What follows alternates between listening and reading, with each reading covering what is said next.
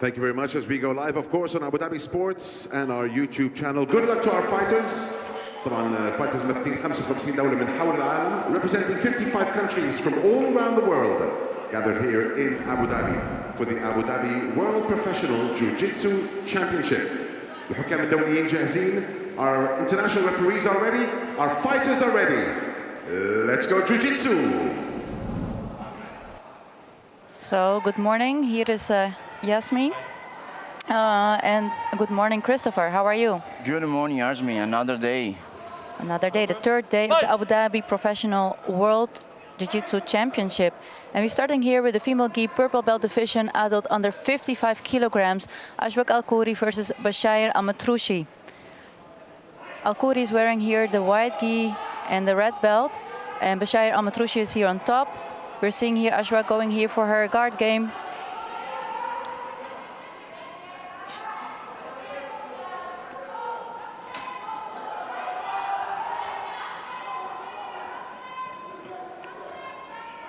And Ashwak just closed her legs for the close down.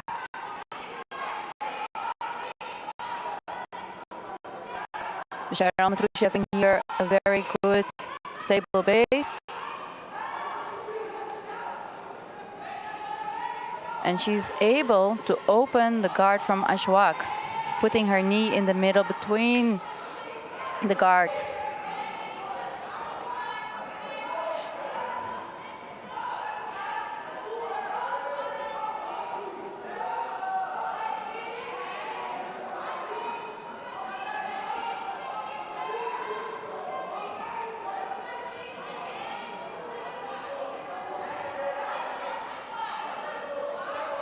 We're seeing here Ashwak Al-Khouri setting up, trying to set up her game, but Bashair is putting here a lot of pressure on top, and she's getting here the advantage for the guard pass. But she's not being able to stabilize the side control, as Ashwak is trying to recover her guard.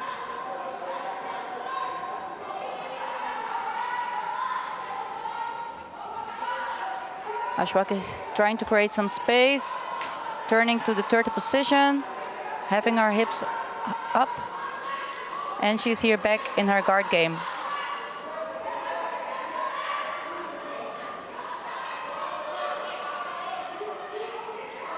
Ashwak is here back in her close guard.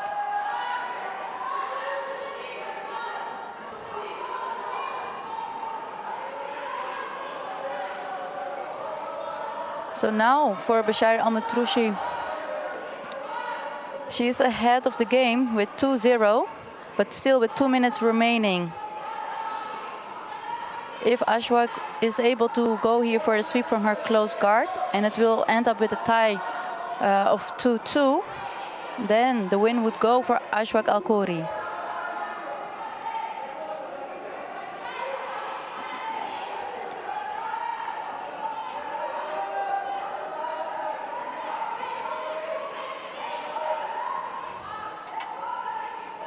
Two points ahead for Bashair Al-Matroushi at 1 minute and 34 seconds to finish this match, the first match of the day of Abu Dhabi World Jiu-Jitsu Championship.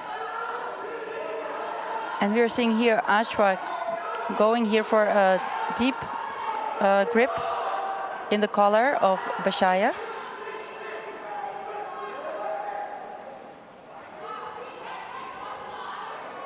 Ashwak is breaking the posture from Bashair. Call for action by the referee. Girls need to be more active. 1 minute remaining.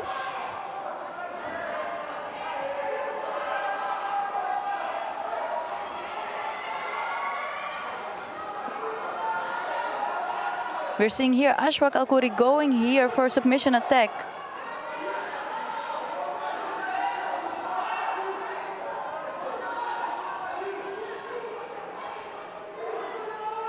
Stop. Referee stopping the fight. Girls are fixing their clothes.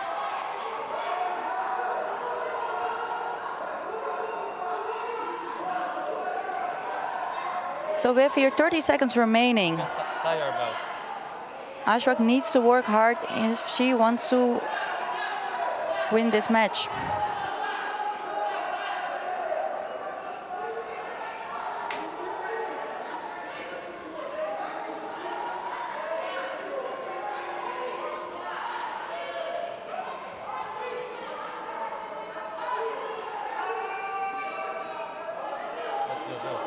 Same position, please. Close guard, underhook on the leg, cross hand. This hand underhook, yeah, perfect. This hand cross grip, here. On the grip, here, yeah. Okay, fight!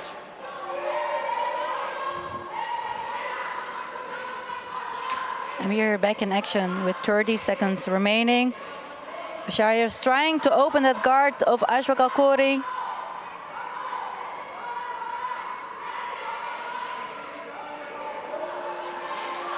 Ashwack is here securing the shoulder of Bashir with the omoplata setup.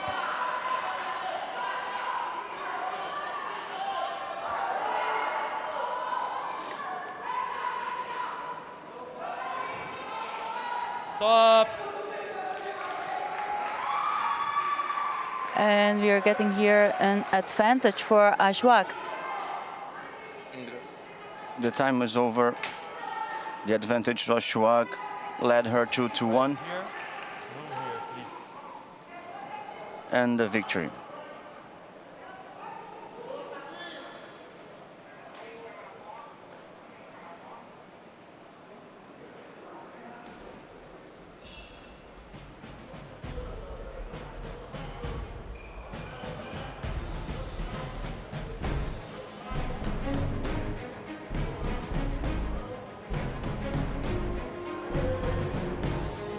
And the win for Bashir Al-Matroushi from UAE.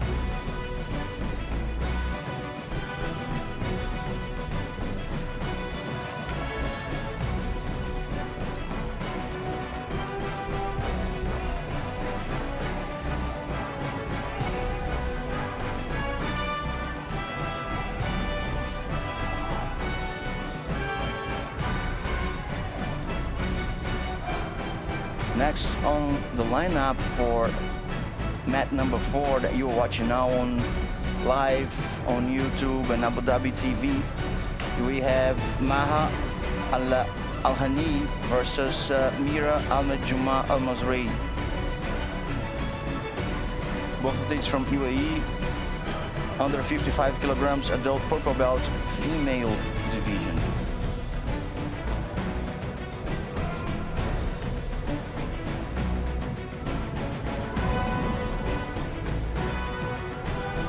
We're seeing here Maha wearing the blue gi and the red belt, and Mira Al-Marzik with the black gi.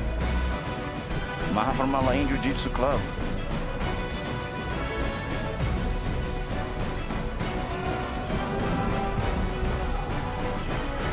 And Mira from Al Dafra Jiu-Jitsu club.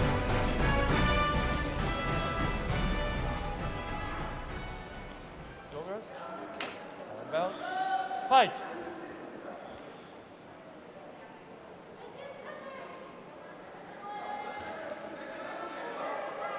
Maha quickly goes for her guard game.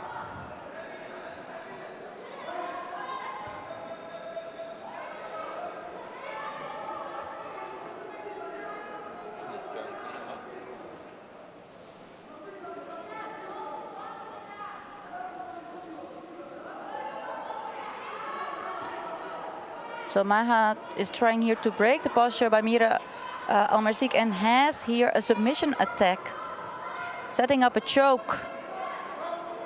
It seems deep.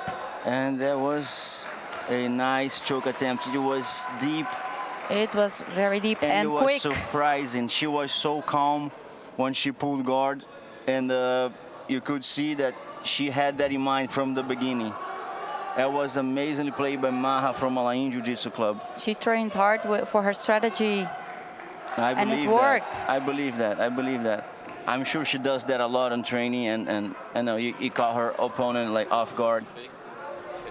And she steps in for the semifinals against Bashir. Next on the lineup for mat number 4, we have Maria Nunes versus Lori de Oliveira. Maria Nunes representing Brazil and Lori representing Swiss.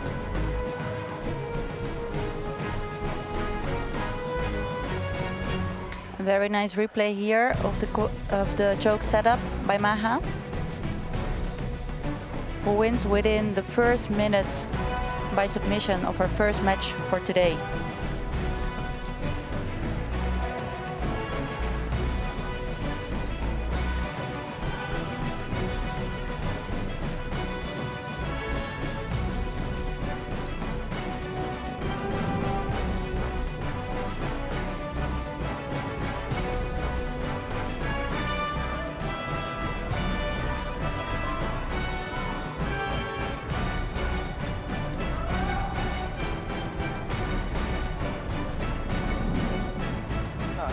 So here we're seeing Beatriz Campos versus Charlene Marceau. Beatriz Campos representing Brazil and Charlene Marceau, Switzerland. This is a female purple belt division, adult under 55 kilograms.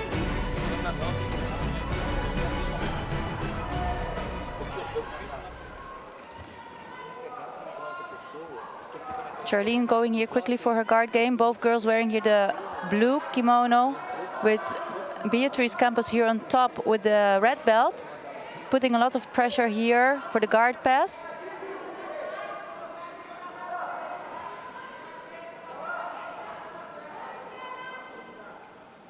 Charlene is now switching here for her spider guard, trying to break Beatriz Campos' balance. You can see Charlene switching her hips. You can see Charlene switching her hips side to side all the time. And then that makes Beatriz work to pass her guard a little harder as she's a little bit off balance. And then she had to lower her base to try to get away from the attacks from Charlene. Charlene very active.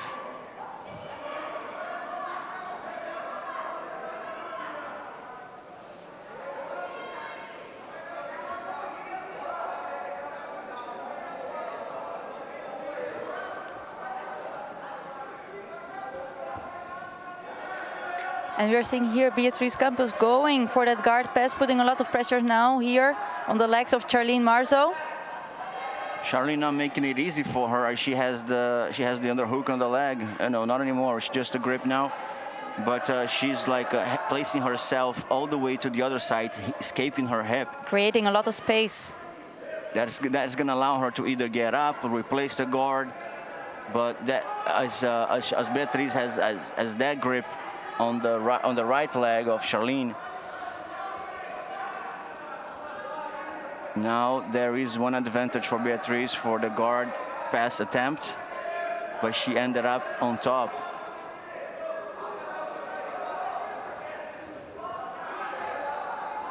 So we have here 3 minutes remaining for the fight. Beatriz has here one hook from the back control, but she needs to put like 2 hooks to control Charlene's back to get 4 points.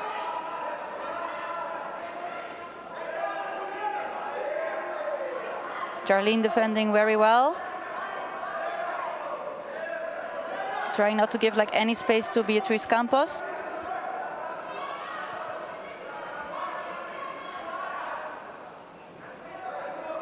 Beatriz Campos trying to set up that choke, going now for the back control, as the referee is awarding her now 4 points.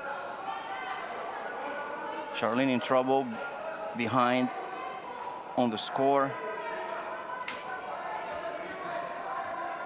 She now has the battle of grips to do not let Beatriz apply that choke.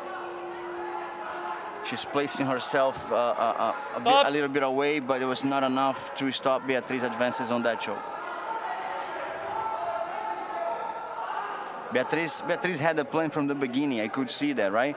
I could see her drive to pass, her drive to get to the side, and then she got to the back, and then the choke, and then you could see the person on a mission, someone who has the submission in mind, not just making points and winning the match. She had the submission in mind. Do you agree with that? Yes, absolutely. Like she wanted to play her top game, and actually Beatriz actually wanted to play her bottom game, but wasn't able to sweep Beatriz. Beatriz passed the guard and was able to control the back of Charlene and work to that submission choke. Both girls fought last weekend also in the Abu Dhabi Grand Slam, and we saw also both girls having a very strong performance, which prepared them really well for the Abu Dhabi World Championship.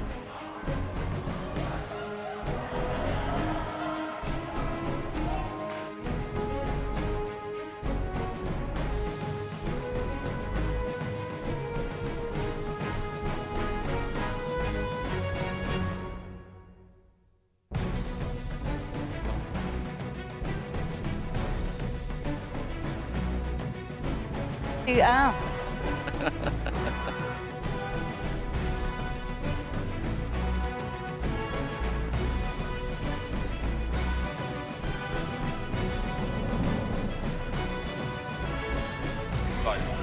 And here we are seeing Maria Nunes versus Lauri Rocha. Swiss fighting again versus Brazil. Both girls wearing here the black kimono. Fight. Maria Nunes is wearing here the red belt. Both girls pulling guard.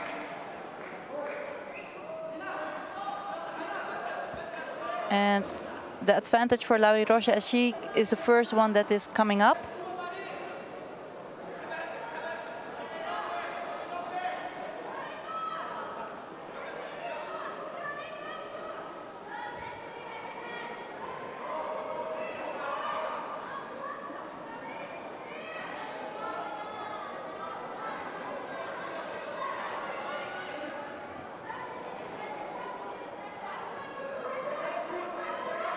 So this is the female division, purple belt adult under 55 kilograms.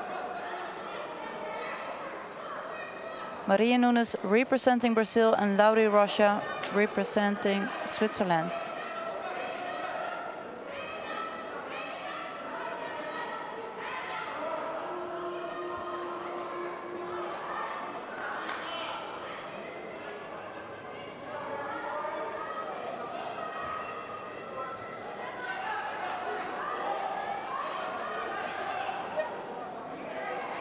We're having here one advantage point for Lauri Rocha, as the girl pulled double guard, but she was the first one that came up.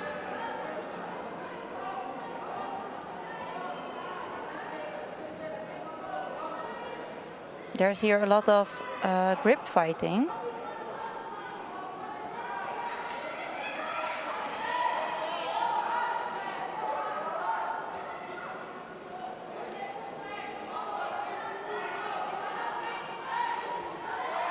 Maria Nunes here in the bottom and Lauri Rocha on top.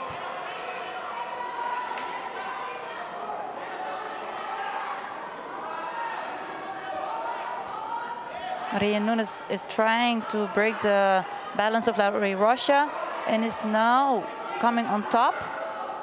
She will need that sweep.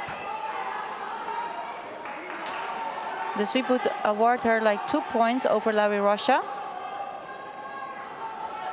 And Lauri Rocha is still ahead of the game with 2.5 minutes remaining.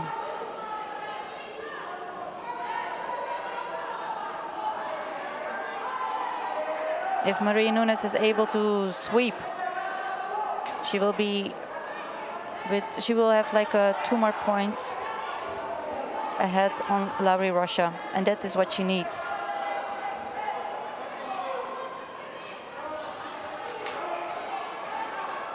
We're seeing here a good balance by Lauri Rocha, and Maria Nunes really trying to get her out of balance. She's trying hard, she's trying hard. Will she be able to manage that sweep from the bottom game? With just 1 minute and 50 to go. And there she goes. She did get it. This is what she was working on so hard. The whole time.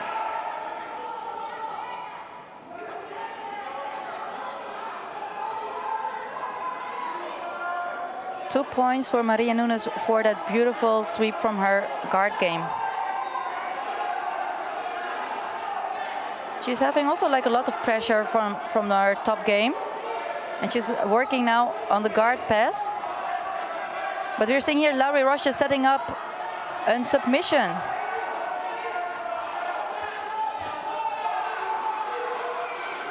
She's getting the omoplata right there. And you can see Lauri trying to avoid that by holding that leg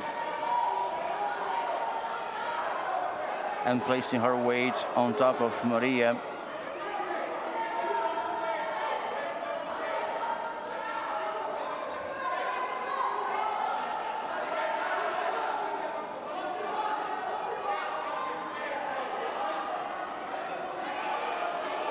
"30 seconds remaining."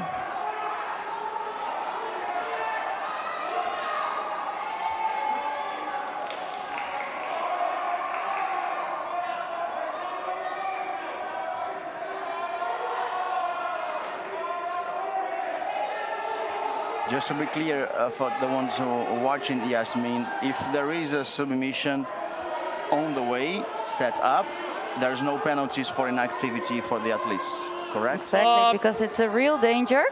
And, you know, like the opponent really needs to work her way out to escape the submission, while the other fighter is really trying to apply the submission. And that takes sometimes some time. Especially if we are having like experienced fighters.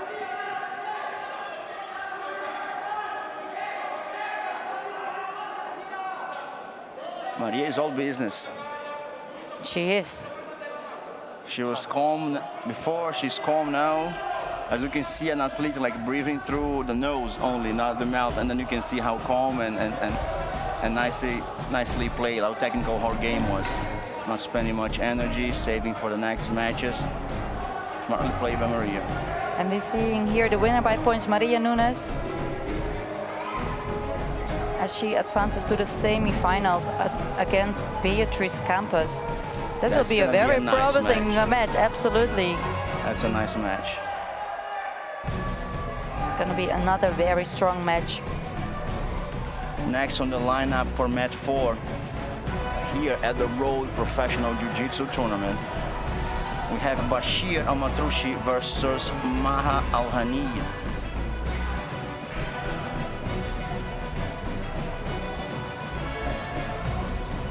Bashir, who won the first match of the day, is trying to advance on her weight class to the final.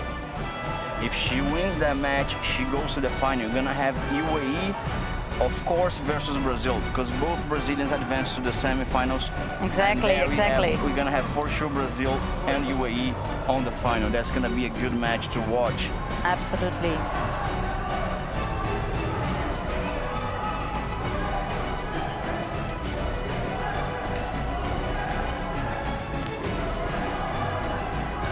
So we saw like Maha Al-Hani previously setting up like very quick that choke from her guard. Let's see how she will do against Bashir Al-Matroushi.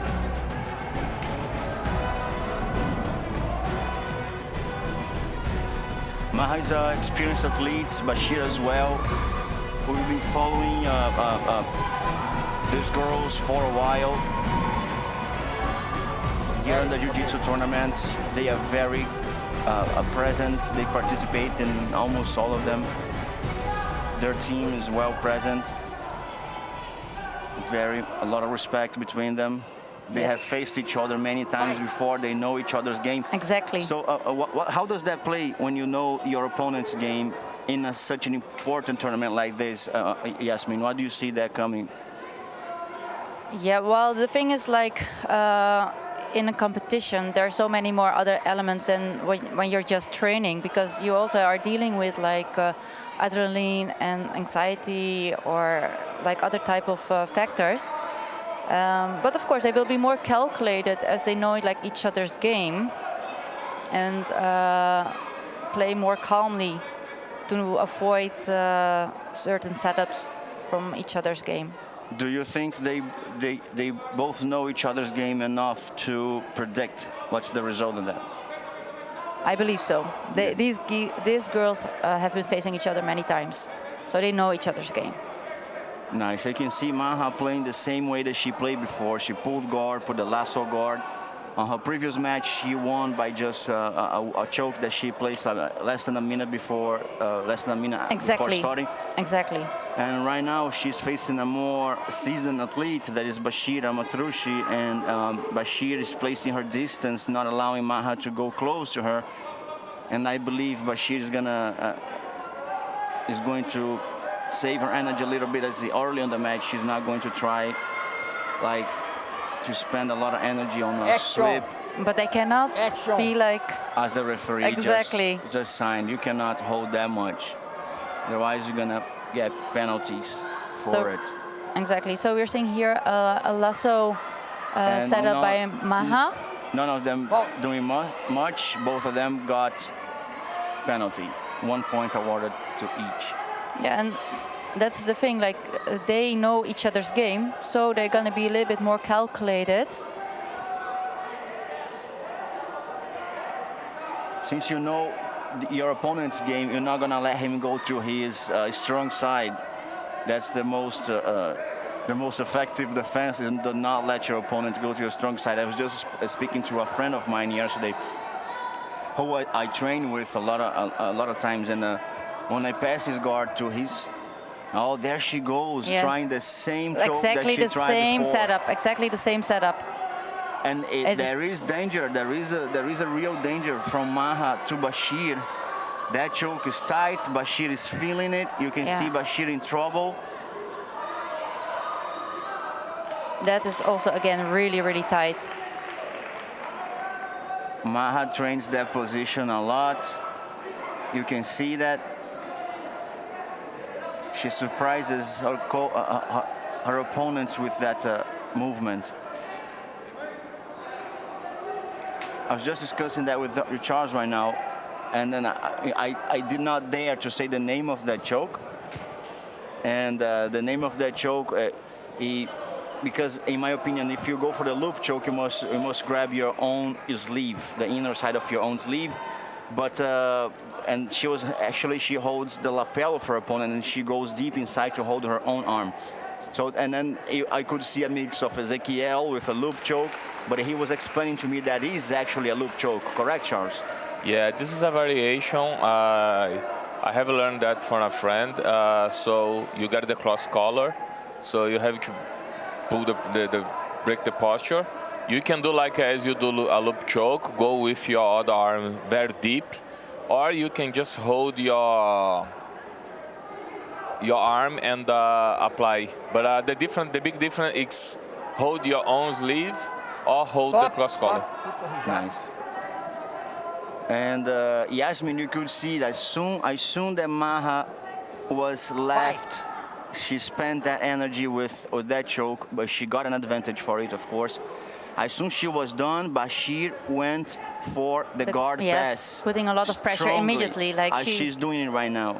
The moment that Bashir just got like space, because like Maha opened her guard, she's going for it.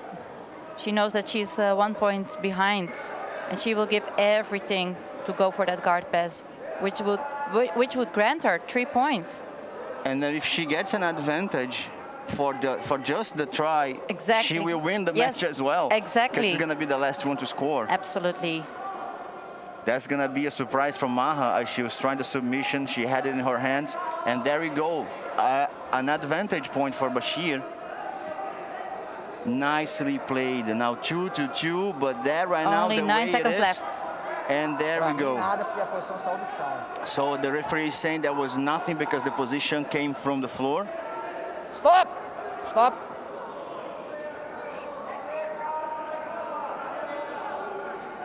Stand up, fix your gi, please. So referee is calling here Pra for mim, a posição veio Falcon do Eye. chão e não teria ponto de queda. Acabou a luta. So fight is over. And Ó, as Bashir, duas estão no 4 apoios. Ela vai ficando em pé. E em menos de 3 segundos a outra pula. I'm with the referee. The referee is saying that did not take 3 seconds. Did not take 3 seconds standing up to award Maha with a takedown point. So he said that was just a reverse because she pulled guard with less than 3 seconds. That's just reverse Red position. belt here. Right. Blue gi here.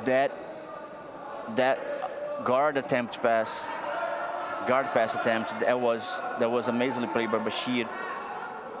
She the last one to score, and now she wins the match.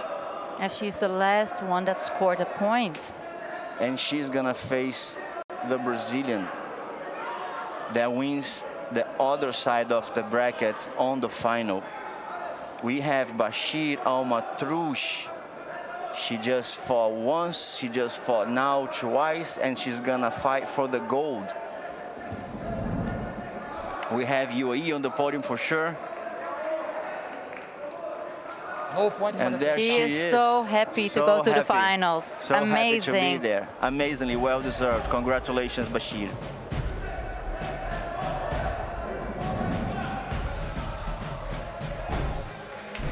And next on the lineup for match number 4. Very exciting match it's gonna be. He was. That one's gonna beat as well. So Yeah. now we have the other side of the bracket semifinal: Beatriz Campos versus Maria Nunes. That's like, you know, Both athletes holding up around the side of the mat right now. yeah, and they're both representing Brazil. So what we have seen so far is that Beatriz Campos is a very, very strong top game player, but Maria Nunes has a really slick bottom game. So they will be really challenged to each other. I think that Maria Nunes will go for her guard game and that Beatriz Campos will try to pass that guard. Okay, good. I like to do that now because we've been doing that for a while. And since we watched both fights from both athletes, and I would like to hear your opinion. Now, this is incredible, challenging question, Christopher. I have my Because take. I have my You take. have your take, right? I do. I think Beatriz is gonna get that one. How about you? Yeah, Gonna go against me or go with me? Let's see. Fight started. It's all a surprise, but And yes, there we see Maria Nunes going here for her bottom game. Oh, that was double pull. We're seeing actually something more surprising now from Beatriz Campos that is not going for her passing game. She's trying a foot lock, right? Yep.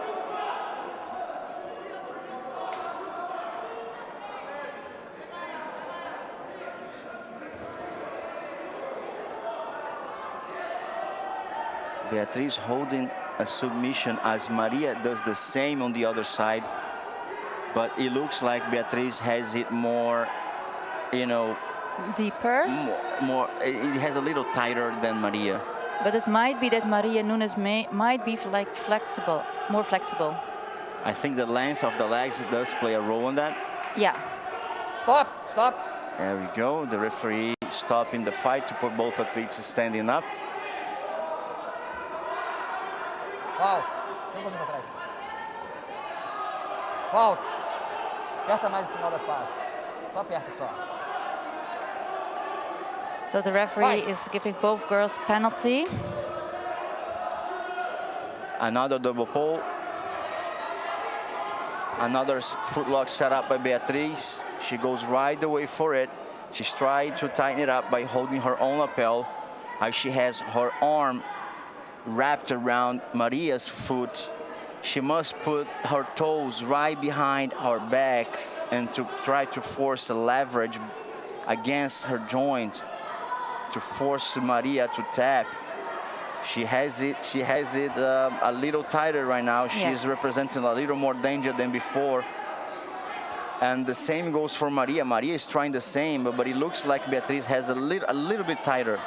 You can see Beatriz's foot is sideways when Maria's foot is actually straight, and her toes is placed right behind her arm. And then, in my opinion, that looks like Beatriz has a bit more of advantage of the submission.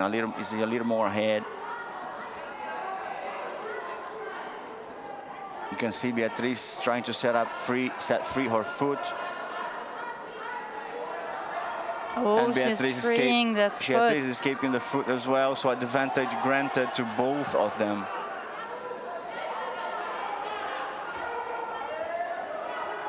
And we are getting here an extra advantage as Beatriz is coming up.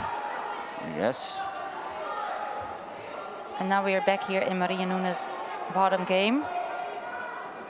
Playing from her guard, setting up here a close guard. Stop! Beatriz dove herself inside Olha sua lapela aqui para dentro. that guard to avoid Maria's attempt to armbar. Did you see that? Maria was attempting an armbar, and then Beatriz saw that danger, and instead of trying to get away, she dove herself even more inside her guard. Right. So that way Maria's leg could not pass over her head. And we're seeing here now Beatriz Campos standing up from the closed guard, trying to open the guard. The guard is open right now.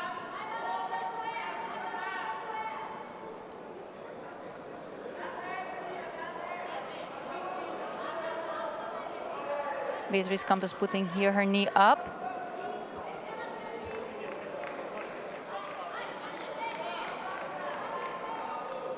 Maria is trying to go here for a sweep.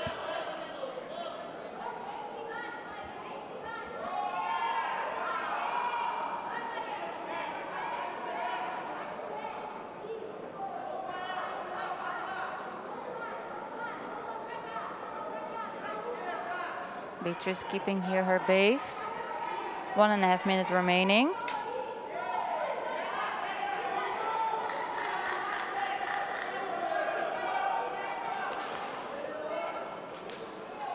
Maria Nunes needs one advantage. You just saw that happening. Right now, one advantage playing on the favor of the last person to score. Right now, Maria Nunes, she's a calculus. She goes for the win, and as she did on the last match against the athlete from where's the other athlete from? Switzerland.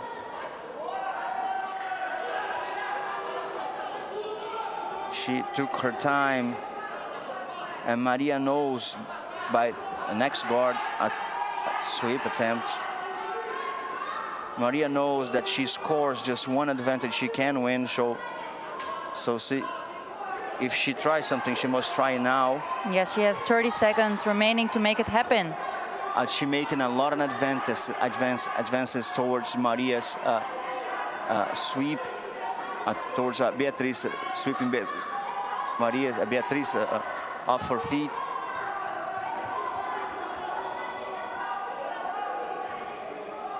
Beatriz not giving any chance for it, placing all the grips, placing her hip very low, not allowing Beatriz to attempt that sweep. Guys, we're seeing here a very challenging match. And there we have it. Maria tried very hard. It was not easy for Beatriz. It was not easy for Beatriz. Not enough for Maria to finish. And it was a very, very well played match. Vamos pra cá, ó. Esse aqui.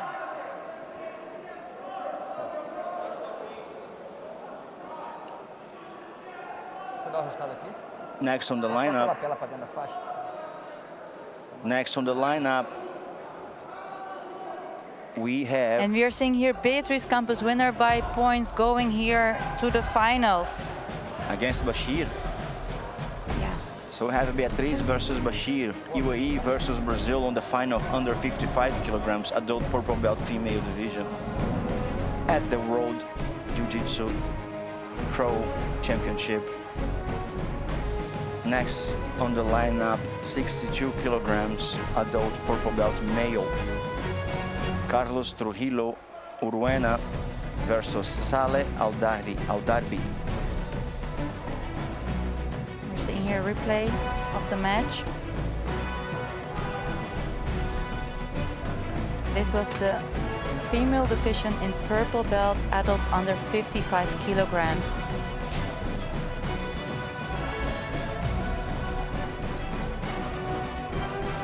A very exciting bracket to start this World Championship of Jiu-Jitsu here in Abu Dhabi.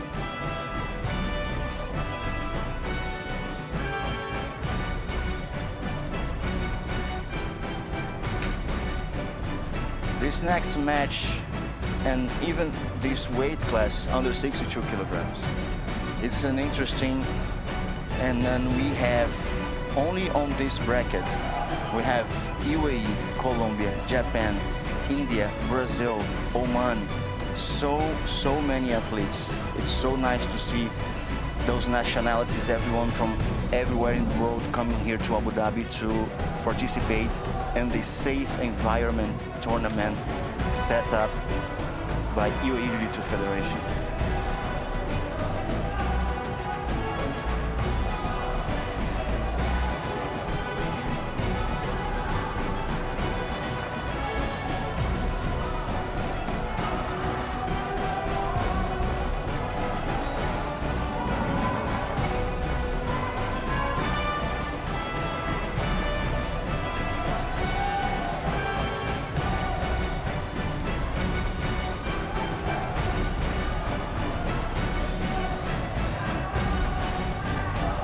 There we have Carlos Uruena from Colombia versus Saleh Al-Darbi from UAE.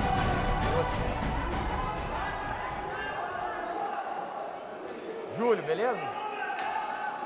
Carlos is wearing here the blue gi with the red belt and Saleh Al-Darbi the white gi. And we have Carlos Uruena pulling guard right away. And Concorda, Júlio? he just pulled the athlete's head. He doesn't look like he had a choke. Ok. So we had 2 points because as Carlos pulled guard, Saleh did have a grip on him. Both referees, the one on the Falcon Eye and the one on the mat, they were talking and they both agreed that Saleh should be awarded the 2 points, even though Carlos pulled guard, because Saleh did have a grip on him.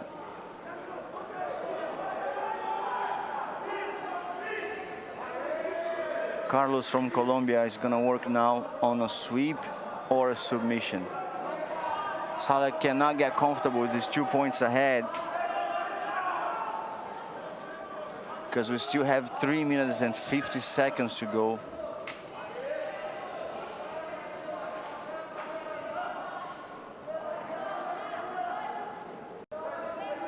We're seeing here Saleh trying to stand up.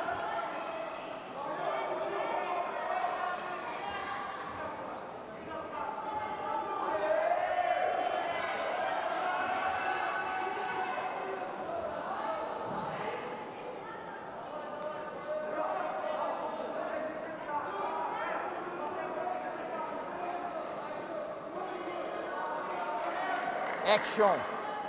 Action. Call for action by the referee.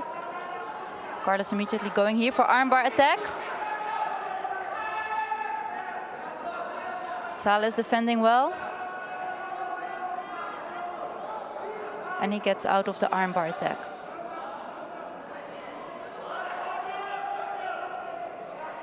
Carlos just got an advantage for that armbar setup. Once again, ladies and gentlemen, a very good morning. Welcome back to day 3 of the Abu Dhabi World Professional Jiu-Jitsu Championship. Live, of course, from the Jiu-Jitsu arena, live on Abu Abu Dhabi Sports and through our YouTube streaming channel. I have to give a big shout out to the team who is doing all the commentary. Let them know that we're watching you backstage. Carlos is again going here for a choke setup from his close guard.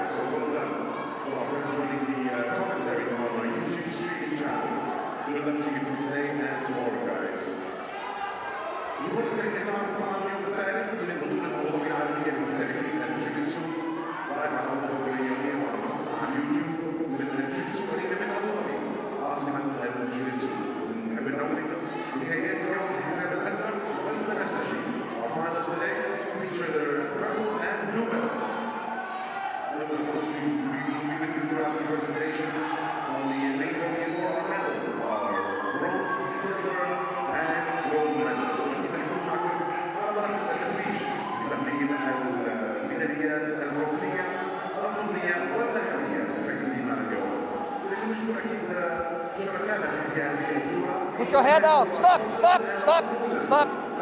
Fixa aqui. Fixa aqui. 1 minute 26 seconds to go, and Saleh Al-Draibi leading 2 points. Over 1 point from Carlos Uruena from Colombia. UAE ahead with 1 minute 26 seconds to go.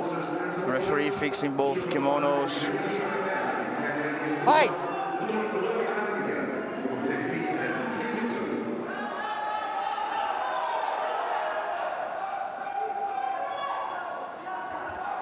We saw again UAE purple belt Saleh Al-Draibi pulling guard, trying to place a De La Riva as Carlos Uruena is working with his knee inside, and now Saleh did sweep Carlos, getting 2 more points, placing him way ahead on the score, getting real chances to advance on this bracket.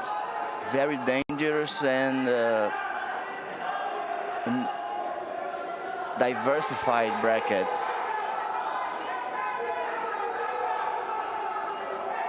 If he wins, he's gonna get the winner from Tomi Iano from Japan and Omar Al-Fadli from UAE. 26 seconds to go. Saleh is ahead on the score, 4-1 from Carlos Uruena. Carlos is trying a submission, a foot lock, as he has the arm wrapped around Saleh's foot. Saleh is playing the same game against him, trying to get the foot lock over him. He's winning, he's celebrating already, and he knows he got it. One advantage for both athletes awarded by the referee for the submission attempt, but that places no difference on the score for Saleh. He's the winner. He's very confident. There was a nice game played by Saleh Al-Draibi, who advances now to the quarterfinals. Next fight on the lineup of mat number 4, we have, it's a 3rd place decision from the 55 kilograms as we just watch it right now, right, Yasmin? Yes, that's right. We will see here Maha Ahani representing the UAE versus Maria Nunes from Brazil, fighting here for the bronze medal.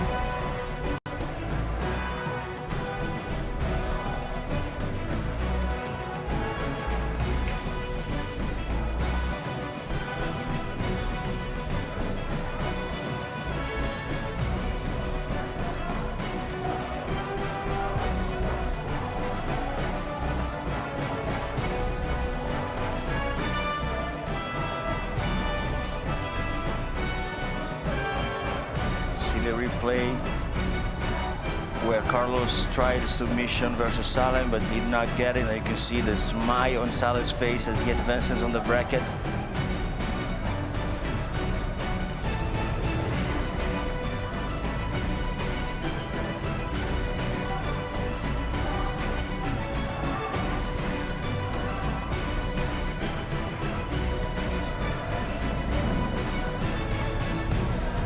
Maha versus Maria Nunes. That's gonna be a good match. It's gonna be a very good match. Let's see if Maha's submission game, loop choke variation goes for Maria.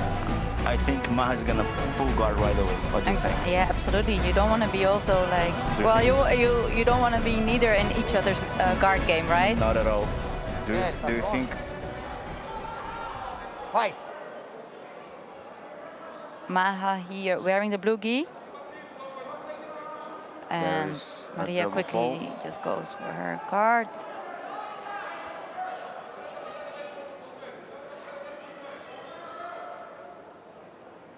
Maha here on top trying to set up the guard pass.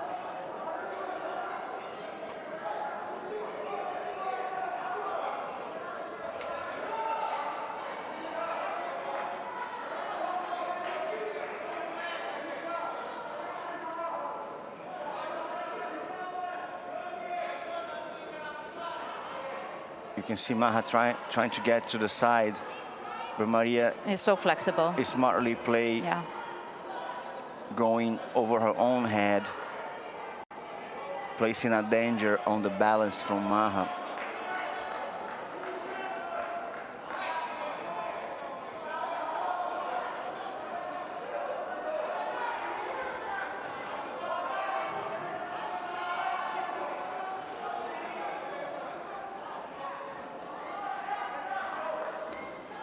We're seeing here Maha Ahani representing the UAE versus Maria Nunes from Brazil, going here for the bronze medal.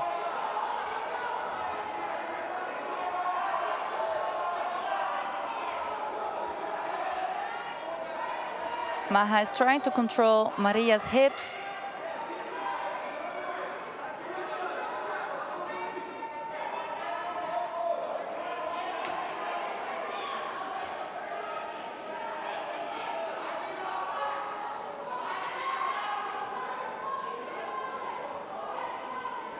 Maha has here a very good posture with very low hips.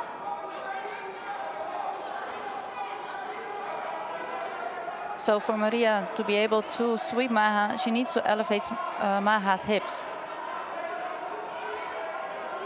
Maha knows that, and she's keeping her hips not just away, but very low. Look at that. Yes, away and Next, very low. very close to that. And when she does not place the hip low, she places a lot of pressure on Maria's leg to avoid the sweep.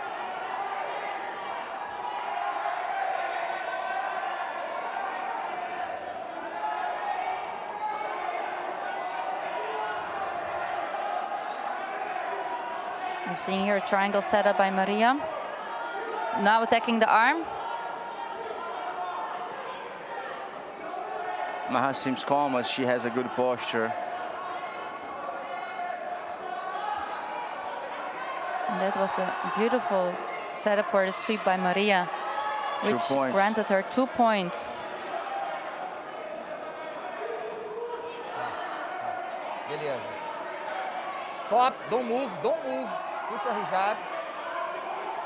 Put your hijab.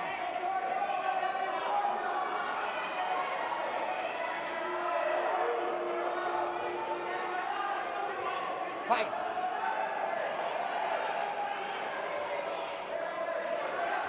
Maria just scored 2 points with a very nice sweep setup from her guard.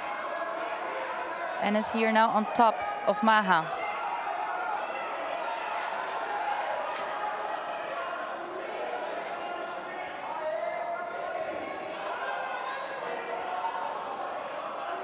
She's gonna try a triangle with an arm bar set up. Just looking here for submission. Maha is defending really well.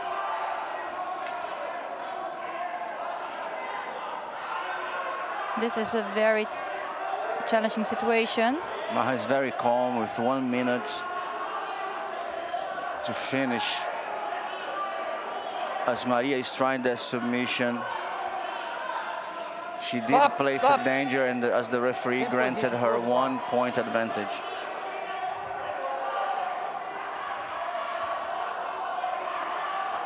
Levanta, arruma o kimono e deita novamente. So we ended so far this fight with Maria in her guard, setting up here a Kimura attempt. Hold on. Vem mais pro meio. Ok.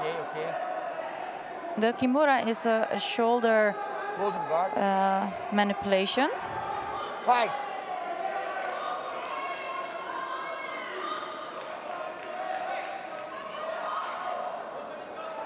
Maha's trying to stand up quickly to open that guard for Maria. A guard pass can save Maha on that game right now. Exactly. There she has goes here with the knee. 33 seconds, 31 seconds to finish, to try a guard pass, and she's gonna get granted 3 points for it. And if she gets those 3 points, she can win the match. There's still time for it. Let's see. 15 seconds remaining.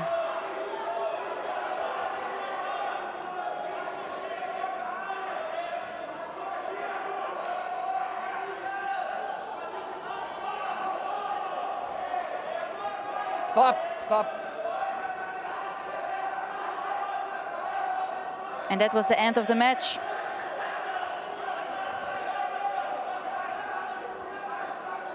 Fix your gi, please. Very technical game. Very technical, very controlled, and strategic.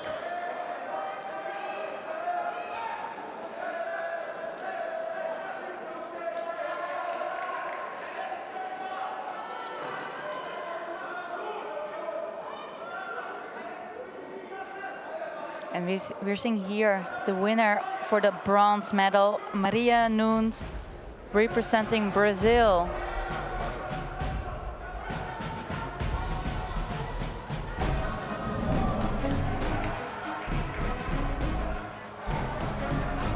Next, we have Saleh Aldrade versus Ali Mohammed Al Rashad. Will that be that match? I don't think so. It doesn't look like this. Both athletes are different athletes right now on the lineup.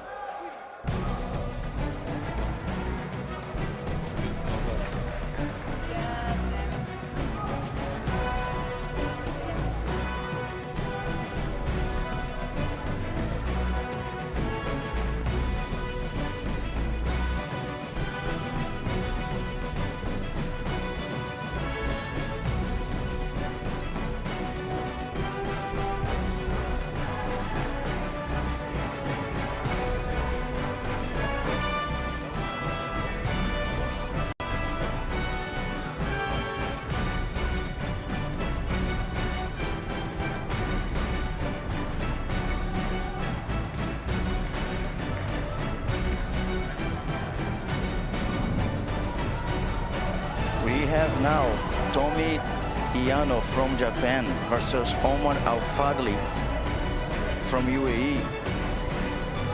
Omar, I believe Omar got gold on the Grand Slam. And then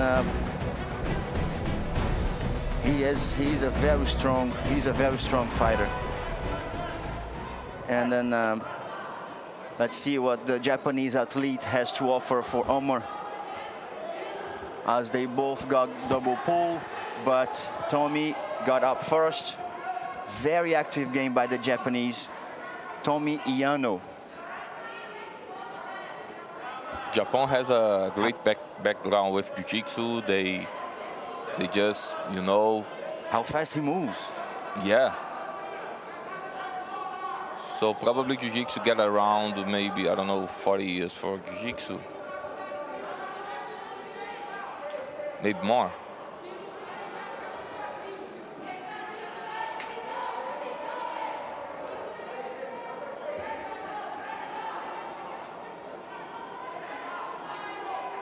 So Omar get the lasso guard, also controlling the leg.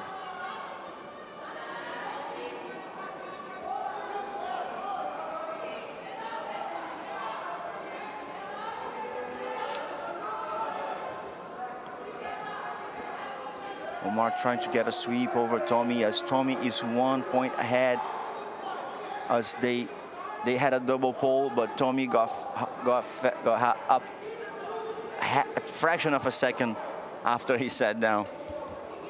Omar is very strong, and Very explosive sweep. And he gets those 2 points as he sweeps his opponent. And there he goes for the guard pass. He's giving it back. He's giving it back with 3 minutes and 3 seconds, 20 seconds to go. Another advantage for the guard pass.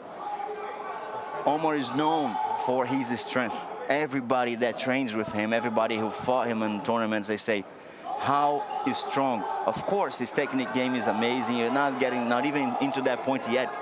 But as one of the pillars of the jiu-jitsu, it is your conditioning. And his conditioning, his strength is amazing. Every athlete that fights him says the same thing. Very nice by Tommy. He plays a guard. He's holding the sleeve until he's trying to go for the. Although Omar has the underhook right there, and long step, and he goes back inside.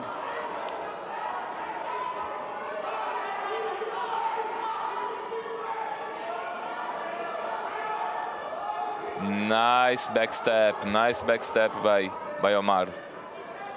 He moves his hip in a way that left Tommy not knowing. I believe that it will be true.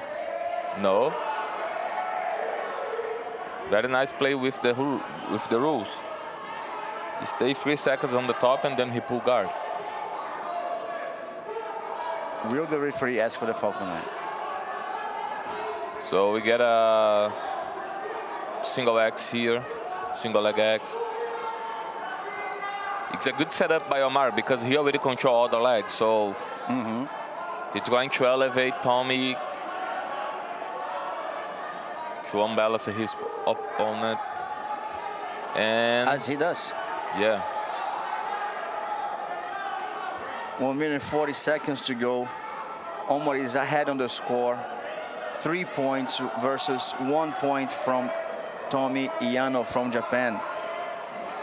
So far, we have UAE advancing on the bracket. Under 62 kilograms, adult purple belt male division. Yeah, we can see here the power of the grip. So Tommy trying to, break the grip, but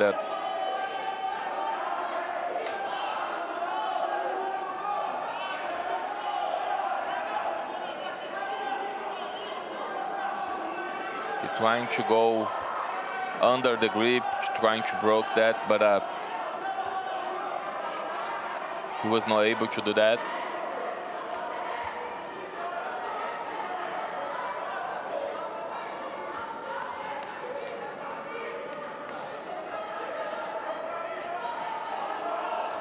$40 seconds left for the fight. Omar is working on the single leg X. Now he gets the transition. He elevates his opponent. He's trying to go for the footlock attack. Also, he can come to the top to conquer the 2 points.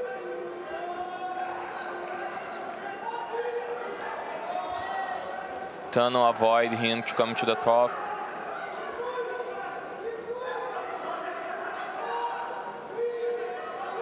Three seconds to go. Stop.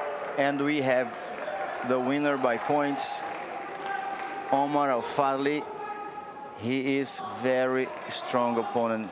Do you agree with me, Charles? Of course. You can see the powers of the grips. So Tommy trying to all the time. We can see, especially in the single leg X, he just controlled the other leg. I saw 2 times Tommy trying to break that. Even he trying to get underhook to get a better grip to break the grip, but he was not able to do that. He was not. Congratulations to Omar Al-Fadli as he advances on the bracket. And we have next on the lineup, as per the schedule, Saleh Al-Draidi versus Ali Mohammed Al-Rashid. Under 62 kilograms. Purple belt male division. That's where he gets the points against the Japanese fighter. The Japanese started really fast in a really high pace, but Omar knew how to control it.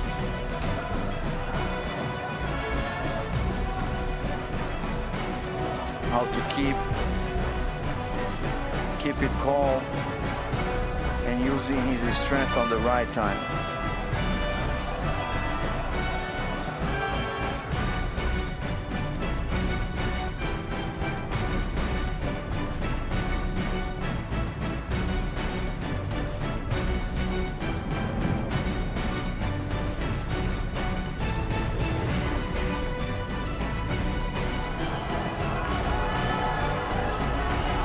And here we have Saleh Al-Draid versus Ali Mohammed Al-Rashid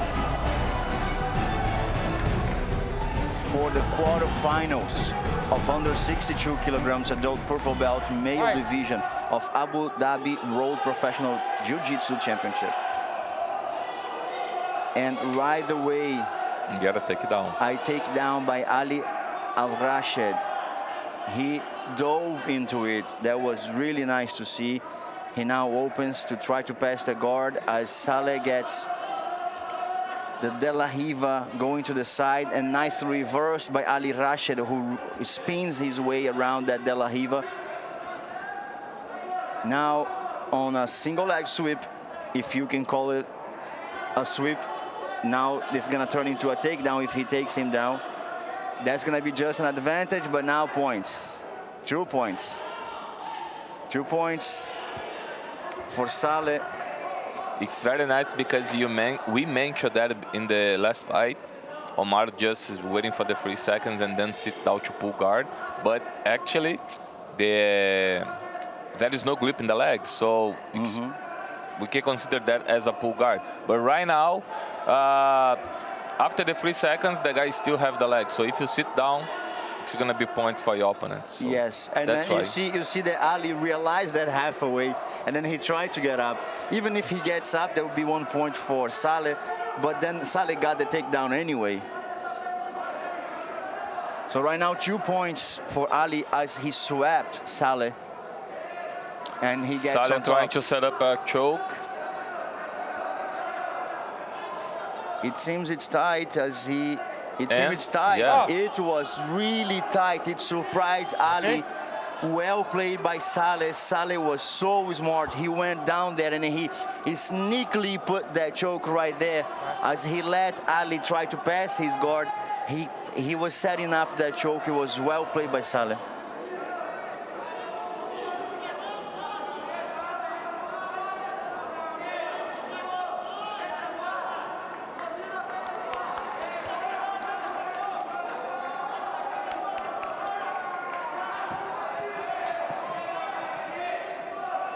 Winner by submission, Saleh Al-Draid.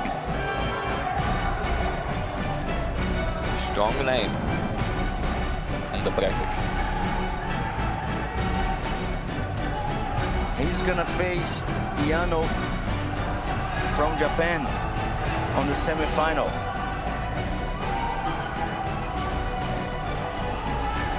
Tommy Yano. Next on the mat number 4, we have Omar Mohammed Al-Shehi. Let's try to read that name together.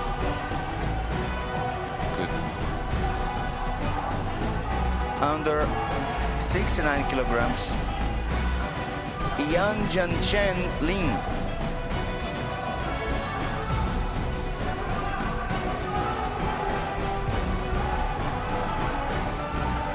Let's see if I read that correctly.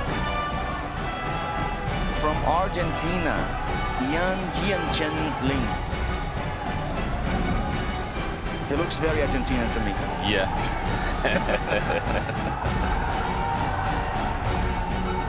Actually, it looks like a Chinese name. Does it? Yeah. Because usually we have the family name like in the end of the name, so Lin.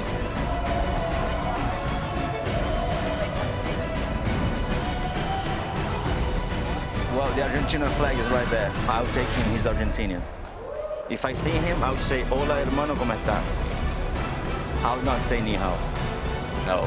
There you go.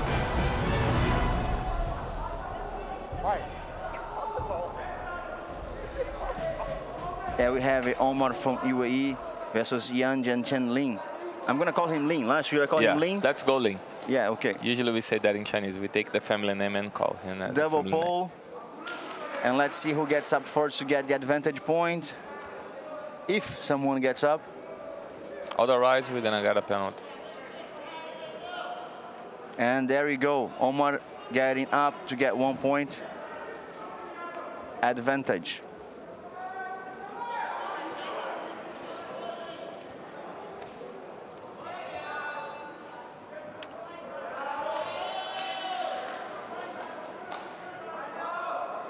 People has been using a lot with the single leg X and transition for the X. Too much. And trying to elevate the opponent and just turn and come to the top and get a sweep. That one you're talking about? Yeah. Nice. All the time.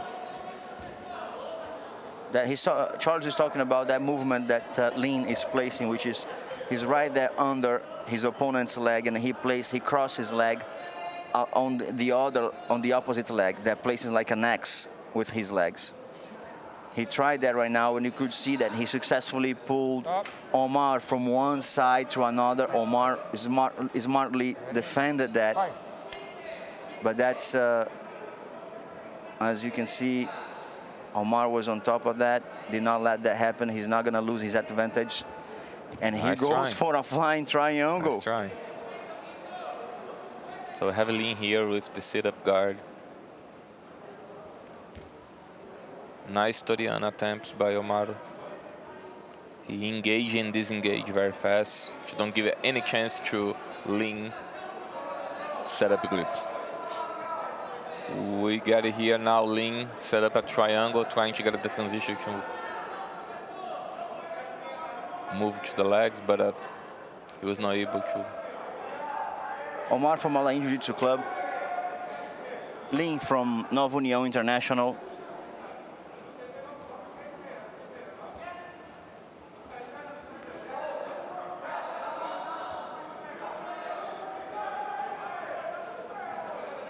Reverse de la Riva. He also used the lapel. It's a good way because if you use the reverse de la Riva, it's very good.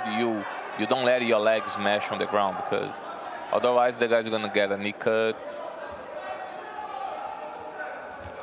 Lin is placing a danger now on Omar's score advantage.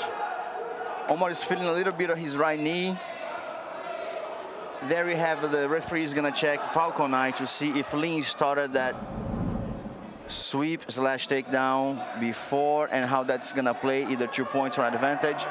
It was reversed by Omar anyway, but let's see what the referee decides. How that sweep / takedown is going to play. There we go. Ready? 2 points for Lin, as he's now ahead on the score. I also believe he gave a penalty. He got a penalty to Omar for running away. So a penalty to Omar and 2 points. And now Omar behind on the score. He's going all out versus Lin. And he got an advantage for the attempt guard pass. And now another advantage for the submission attempt. So if the match stops right now, to remind you at home, if the match stops right now, Omar wins because he was the last one to score. Even though it's a draw, it's a tie on the score, he would win. Correct, Charles? Yeah, exactly, because he was the last athlete to score on the scoreboard. Nice. Now we see Lin trying to get up to stay on top. Resisted by Omar with 1 minute and 8 seconds to go. So I believe it will be 2 points. As he places a dominant position over Omar.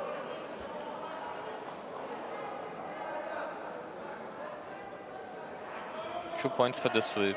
And the 4 points for the back take. Looks like Christopher, I'm not sure, but I think Omar felt something on the knee. Yeah. He's going all out again now to pass that guard. And he almost got it. 29 seconds to go, an advantage for him. Stop. 4 points, he's 5 points behind with 24 seconds to go. I'm gonna fix your gi and go back to open guard, please. Both of you. Looks like, I'm not sure, I think he's feeling something on the knee. Tie your belt, please. Both of you. You have 20 seconds. So the referee just pushed both athletes forward. They just gave to them 20 seconds to tie the belt.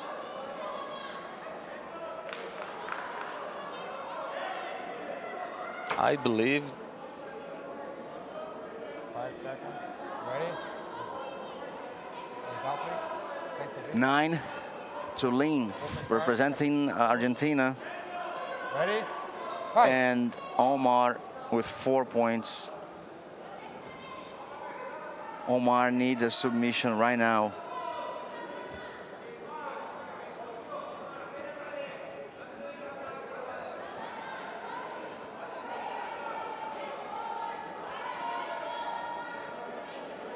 Omar does feel that knee. I am very sure that knee is playing a huge role in his performance today. As I know from a long time that Omar is a well-rounded fighter, very capable of advancing on this bracket. I had the honor to coach him a while back in Alain, and I know his potential, and I know that injury did play a role in his performance. We saw his speed, his strength. Yeah. How he jumped to the side control, how to jump to pass the guard to get to side control. Smartly played by the winner. Yang Chang Lin. From Argentina. Argentina. As far as we know. Argentina. It says the Argentina, I'll go with it. If you say ni hao. So advancing on the bracket, Lin from Argentina, Nova União International. And next on the bracket, mat number 4, here in Abu Dhabi at the World Pro Professional Jiu-Jitsu Championship. We have Saleh Al-Draibi versus Omar Fadli. That's gonna be a good match.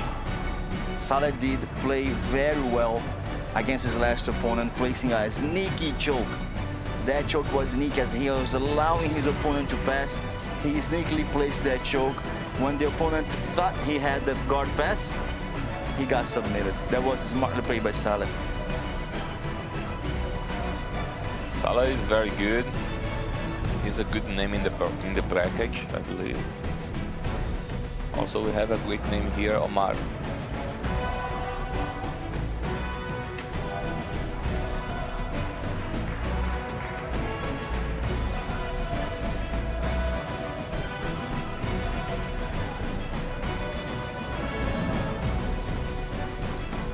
Actually, we have now Saleh against Omar. Omar Fadli, just what I said. Yeah. Omar Fadli, very strong opponent, very technical opponent. Let's see how that plays. It's going to be a great fight.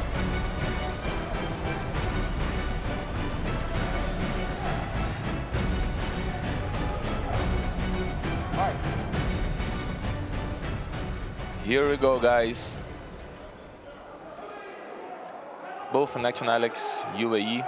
Guard pull and got up. Omar got up first. How fast Omar passed that guard. How fast Omar got up, sweeping him, now passing the guard. How strongly and fast Omar did that. That's one match to review after on the live TV. It was perfect because also he got the underhook. Now he's trying to get a top spin right now. He's setting up a submission. He's going for the kill. He gets the arm bar / reverse triangle. Set up. Also, he got opportunity to finish on the arm, and it was an arm bar with his / triangle right there. Omar finished in less than a second, in less than a minute, that match on the semifinal. He's on fire. That was impressive. It was good to watch. Really, really good Great to watch. performance. And Salah is a strong opponent. Yasmin was It just is. here talking about him, how strong was. and good he is. And seeing Omar doing that to him, that only excites me to watch his final. He's moving to the final now. He's in the final. Yep, Omar on the final. And he's gonna get the winner of, on the other side of the bracket, Maclay Silva from Brazil versus Gabriel Rodrigues from Brazil. Maclay from Awada and Gabriel from Sarja Sports Club.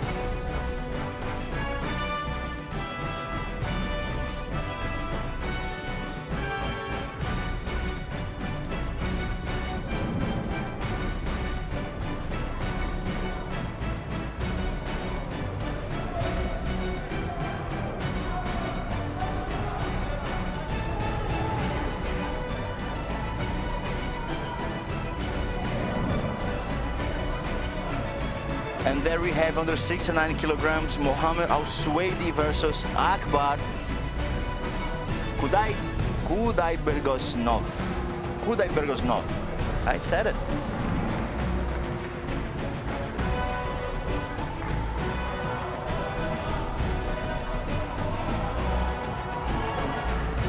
I remember the athlete with the red belt from the Grand Slam? Yeah.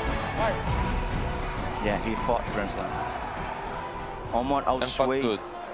He did perform well. Although I think he fought another weight class. And he pulled guard and he goes for the sweep with a De La Deep Riva. De La Riva. And as we reversed, that was smartly played by him. And you can see his opponent was right on it and he was trying to switch sides, but it was caught by Mohammed Al-Suwaidi right there, avoiding him to pass his guard.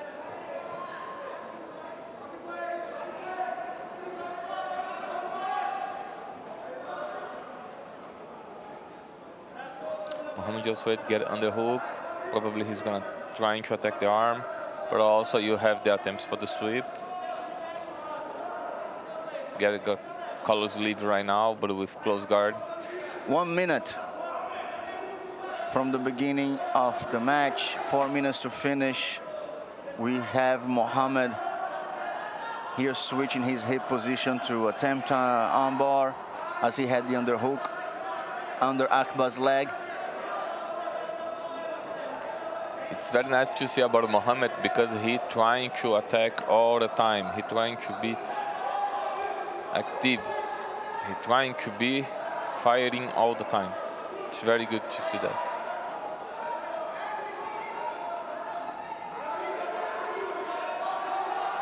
He tries again to go into the back. You're gonna see Mohammed trying to attack his back as his opponent go for his leg. And Mohammed does play a huge threat on that leg, but it was fast and smartly defended by Akbar. But even though he still has Mohammed on his back like a backpack,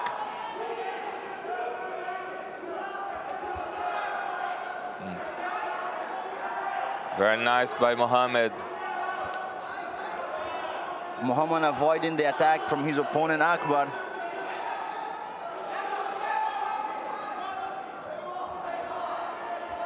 There he goes. From side to side. What an exciting match to watch. Advantage is. for Mohammed as he's now leading. Stack. All of these moves did not award any of them points because there was not enough time securing a position. There was no dangers, nothing, so no advantages, no points so far. Only that guard pass attempt. We got to show advantage. That advantage from Mohammed, it was from the guard pass attempt. Yeah.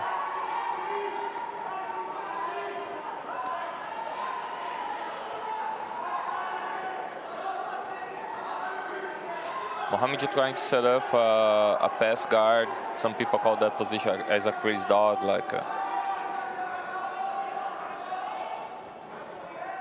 That means he's trying to control the bottom leg and trying to control the collar and trying to stretch the butt of his opponent. You can see that right now.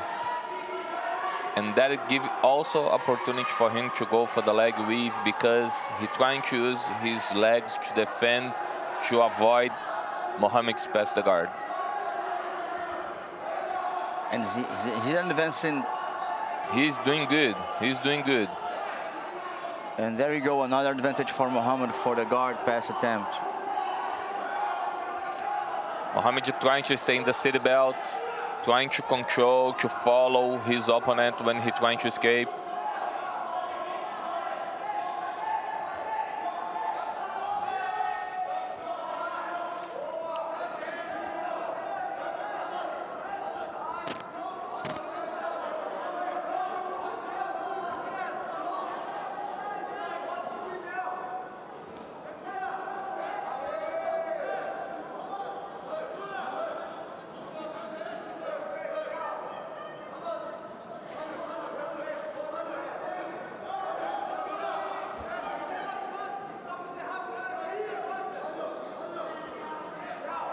Here we go, Christopher.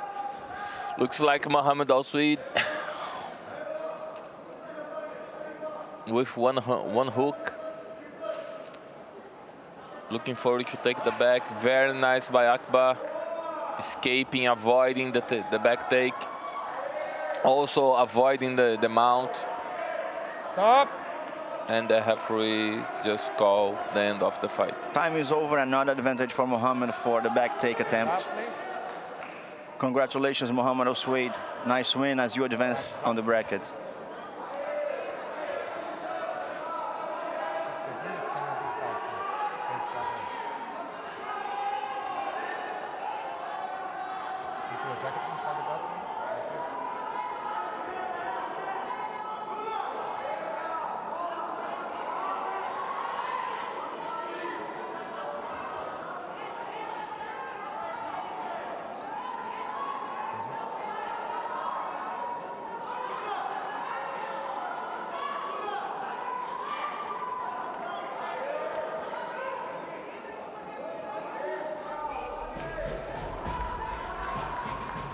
Here we go. Mohammed Al-Sweid just advancing the bracket. Yeah, advance.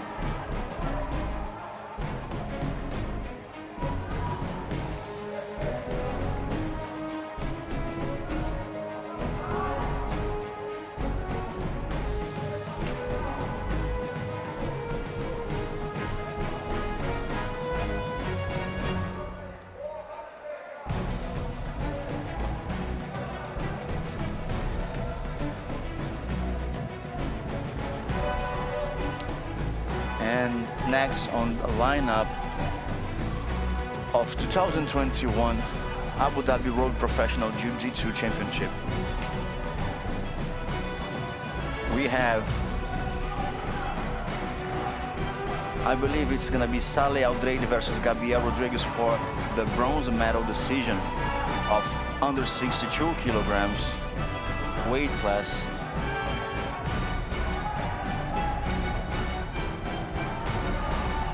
Where we have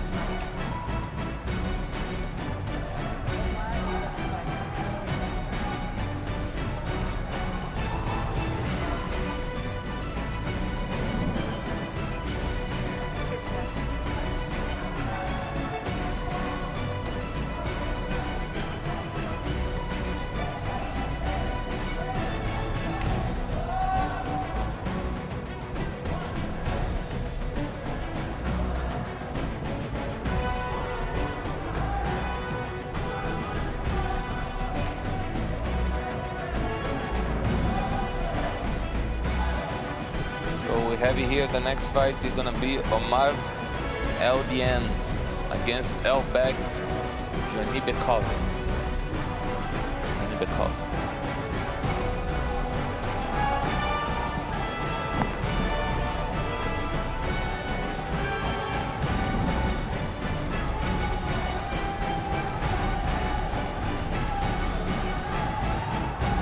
Omar Ahmad LDN from UAE versus Elbek from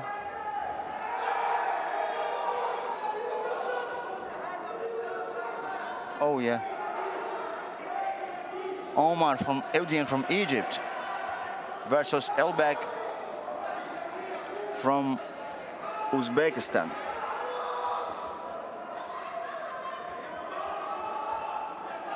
Omar with the blue kimono and Elbek with the white kimono.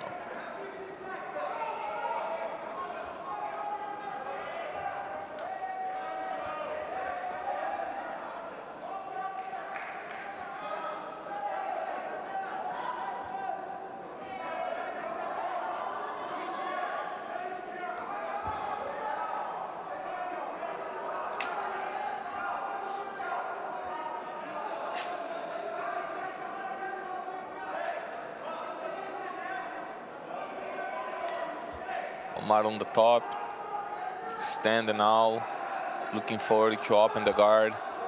Very nice by Elbek. Now it's become a stunt fight, guys. It's more than 3 seconds.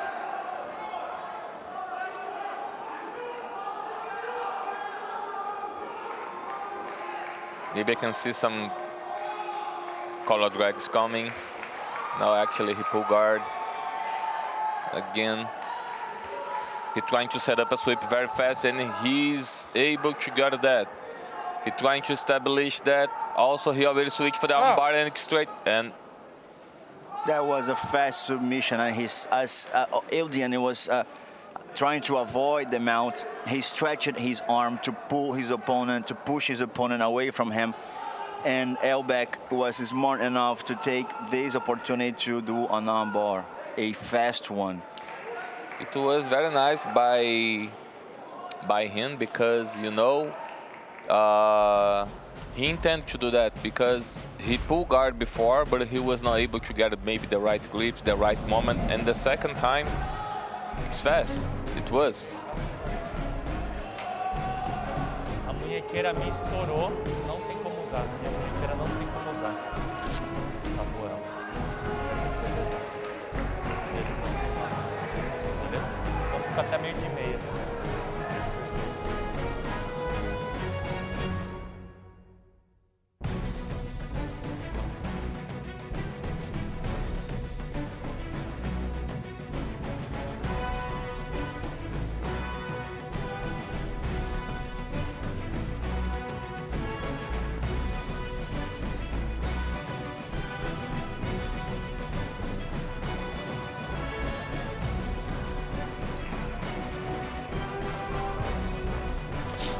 So, Christopher, we already have the final for that division. So the final will be Omar against Matley Silva from Brazil. So it's gonna be UAE, Brazil. Again. And in the third place also we have a Brazilian against UAE match. We're gonna have a Saleh against Gabriel Rodriguez. We have the UAE fighters amongst one of the best of the roads. It's really nice to see that. That is good to see the improvement, how UAE is growing in Jiu-Jitsu. It's very nice to see. It is amazing. It is amazing. I'm really proud to see how these kids advance forward in technique, condition, and everything around them is getting so much better, and that places them way ahead in the game, and how much dedication they place.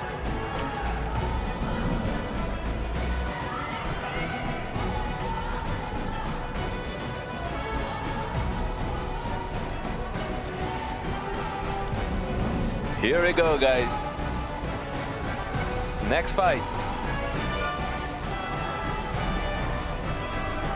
Good luck, sir.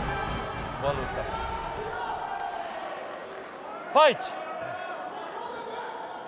And here you go, bronze medal decision. Saleh Aldrabe versus Gabriel Rodriguez from Brazil. Saleh from UAE. Saleh starts pulling guard on Gabriel. This is UAE against Brazil, guys. Bronze match. We have people on our chat on YouTube watching it live, and the comments, and then we see a lot of people going for the Uzbekistan fighter, Elbek, and then he has Ali Shomansurov cheering for him, and that's nice to see it. Looks like Saleh Aldrabe trying to set up a choke. That's the choke that got him advanced on the second fight. He's good at it. Let's see how that plays against the Brazilian. Brazilian get his postures very low. He might get an advantage because it is placing a danger.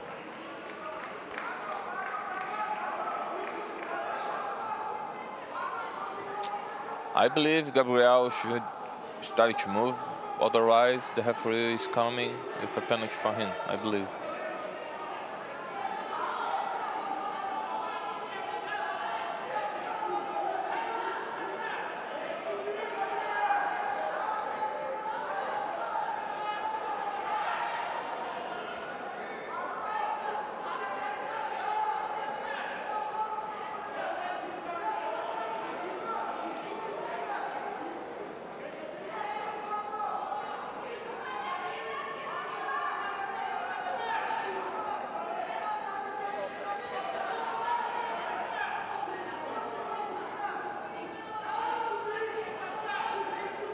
So we have Gabriel here on the top with the black gi, and we have Saleh Aldrabe with a choke setup.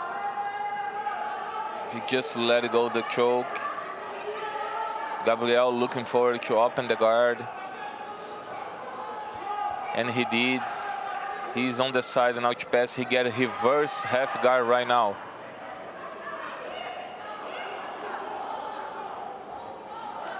Now he switched for a good grip. He's looking forward to the pass. Saleh trying to escape, avoid him to establish the position. The referee already lifted up his hand with 3 points for the Brazilian. So 3 points for Gabriel. We still have a plenty of time, more than 2 minutes.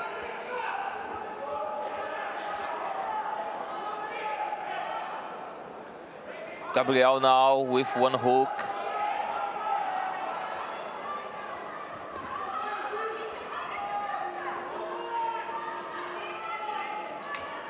Gabriel working on the choke. I believe he got the lapel.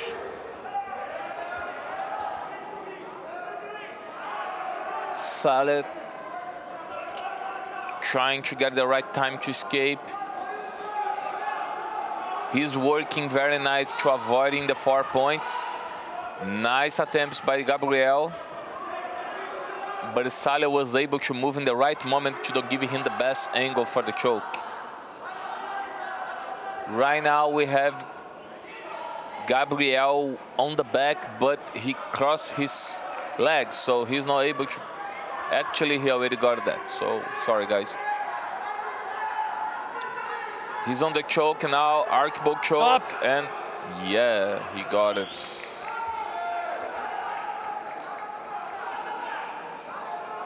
It's amazing. We have Summer on the live chat on YouTube saying that those young folks will make a crazy new generation of black belts in the future. You know, I was talking to a well-rounded fighter in Alain, and then he said, I do not watch black belt fights anymore. I just watch blue and purple belts, because the creativity of the game, the new generation, and it comes from them. Of course, the Miao brothers, you know, they are the most famous, the most known for the berimbolo game and everything. That was made before them, of course, but they brought that up, and they brought that up at blue belt. When they were blue and purple belts, they got very famous. I remember I was in the United States, and I remember watching videos. I was a black belt teaching jiu-jitsu. I was watching videos from the Miao brothers doing berimbolo as purple belts. I will add something about your comments. Also, we have Rafael Mendes and Gui Mendes. Before, I still have the magazine in my house. They are the promise of the magazine. Say something that in the interview.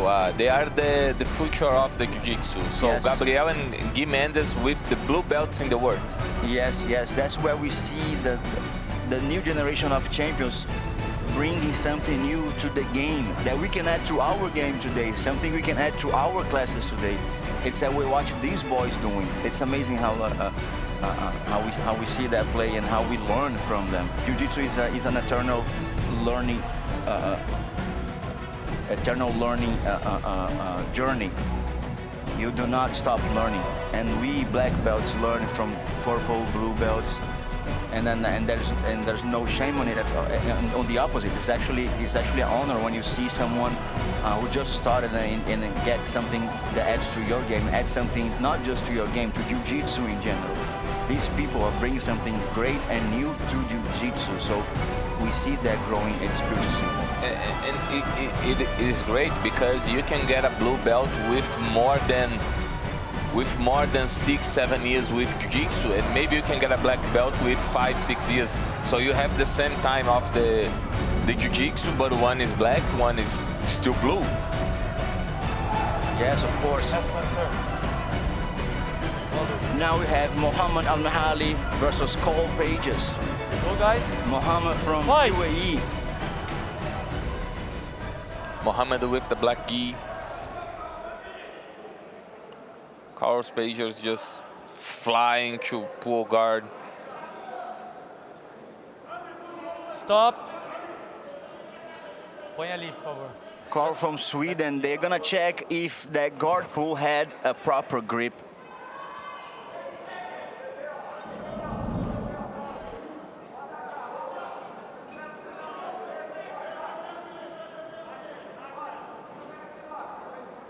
We need grips. Foul. Fight. And as the referees consult the Falcon Eye, they saw the court did not have the proper grips to pull guard, and that awards a point from the penalty from Cole to Muhammad. Muhammad also gets up after the double pull, and he gets another advantage over Cole. He's 2 points ahead now with 4 minutes and 34 seconds to finish. So Carl in the La Riva, his sweep in the La Riva. Stop. So, choo-choo. Same position, please, in the center.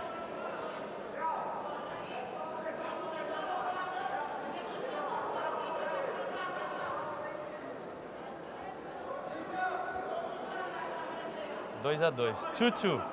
Fight.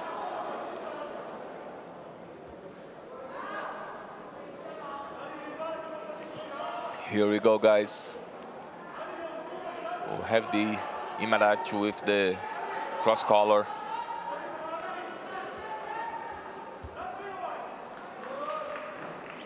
Switching grips very fast. Now he's in the single leg X, trying the sweep.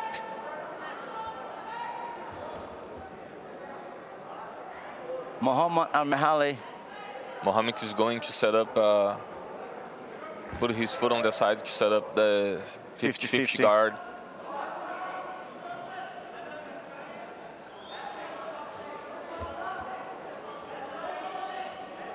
It's very nice by Mohamed. Mohamed trying to come to the top to conquer 2 points for the sweep.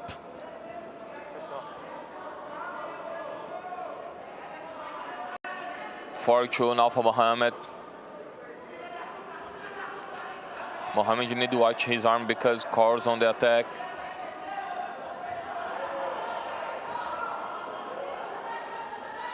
It's a very common position sometimes the people trying the armbar from the 50-50.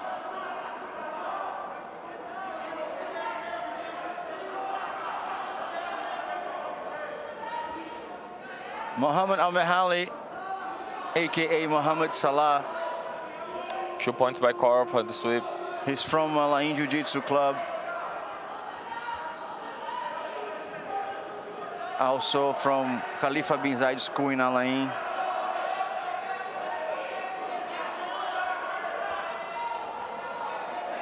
He's now tied 4-4 to call pages. Although he was the last to score, correct? And if the match just finishes right now, it's still, he would be the winner as the untie criteria. But, you know, there's a lot of fight to go, 2 minutes and 15 seconds.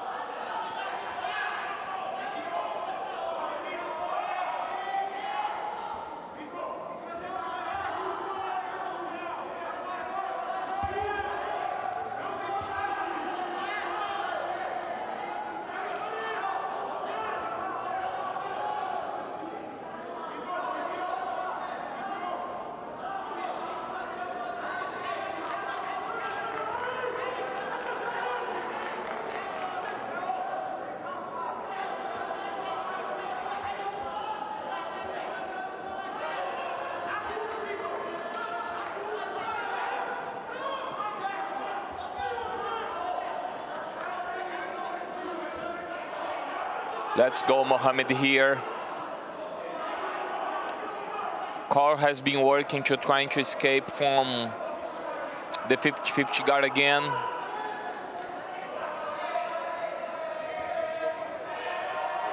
It's very nice to see the kids here inside of the arena.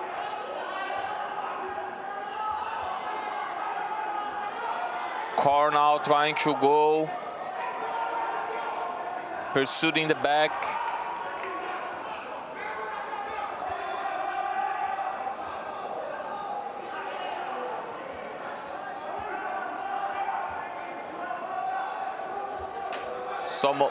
Carl now just escaped from the 50-50.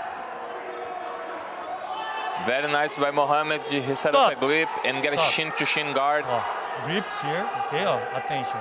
Here, your hand here, and you control the hand here, okay? We go to so shin-to-shin, guys, is very famous because you can use that just to get a transition for the single leg X. This is one of maybe tie your belt, please. Common guard people using in nowadays competition. So it's a big transition. So you use the shin to shin to elevate the opponent's leg, and then you set up the single leg X. Here. So we have a tie on the score here, but one penalty for call. Sit down, sit down. Yeah. Stand up. Yeah. You control the hand. Okay, guys, fight. 35 seconds left here, guys. So Carl need doing something to win this match. He trying to knee cut.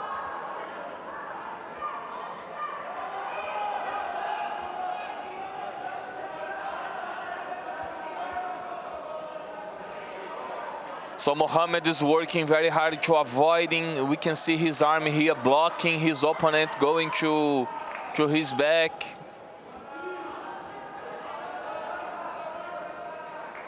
Stop! Stop, stop, stop.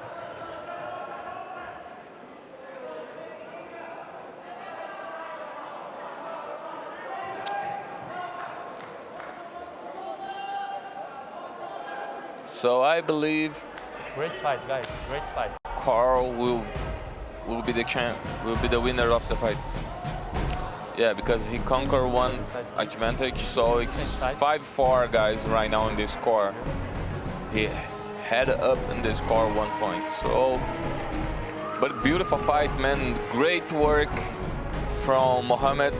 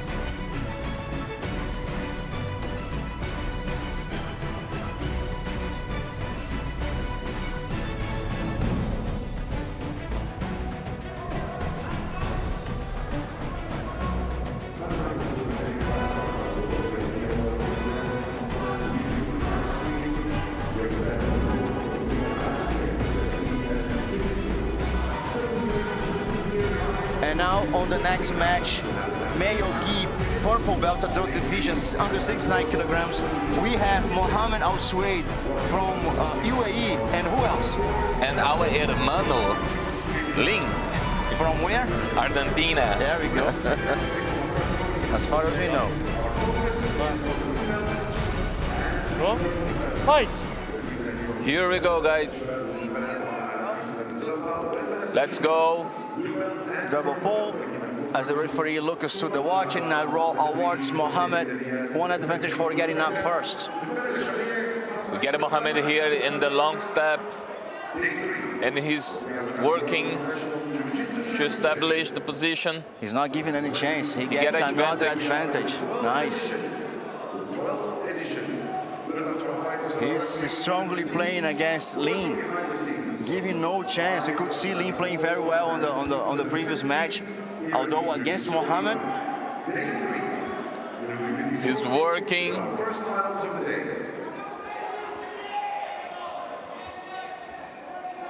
Mohammed is working his way to the side control.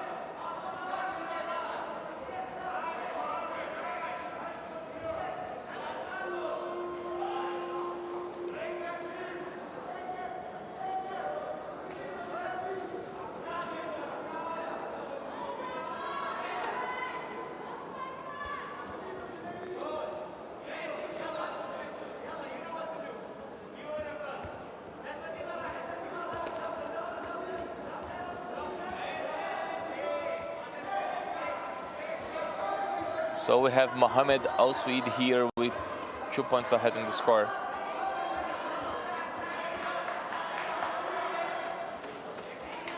So Lin working on the lapel guard.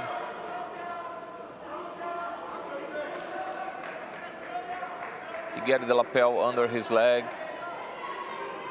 He already set up. A very nice grip.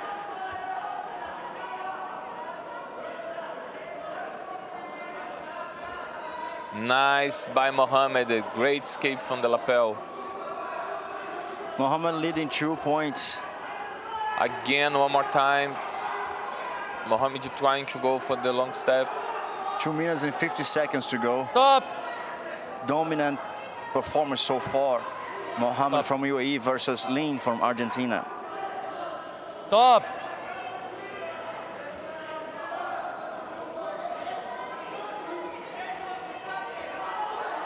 Tire, Gui. Gui.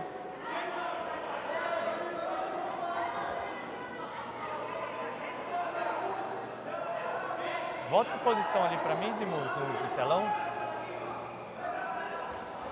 Só para eu ter certeza.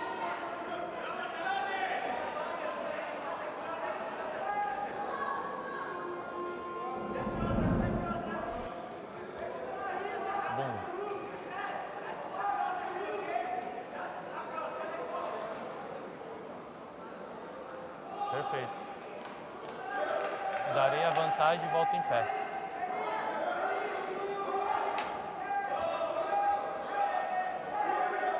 Fight!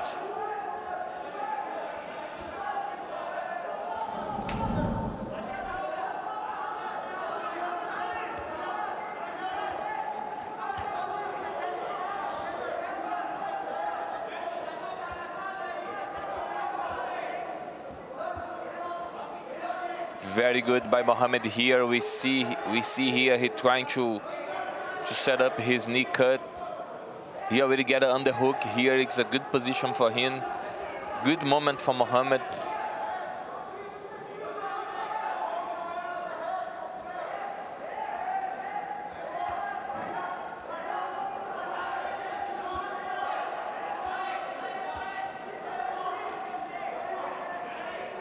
Nice by Mohammed.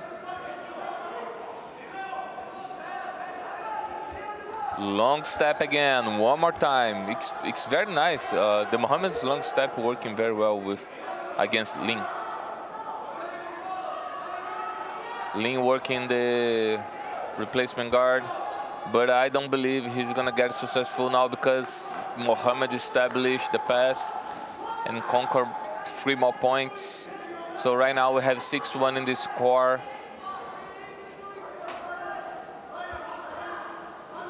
Far away is a great performance by Mohammed.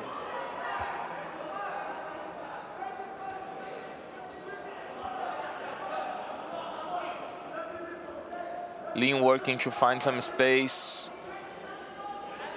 working to avoiding his opponent going to the north-south.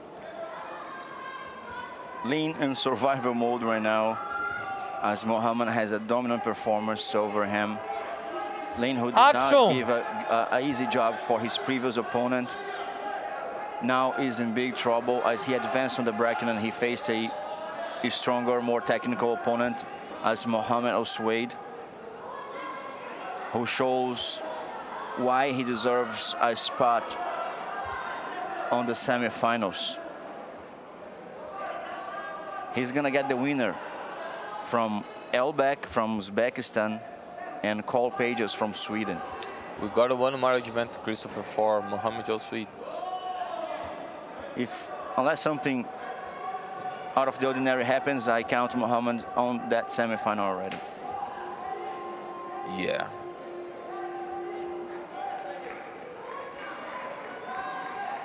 Five seconds left, guys. Stop.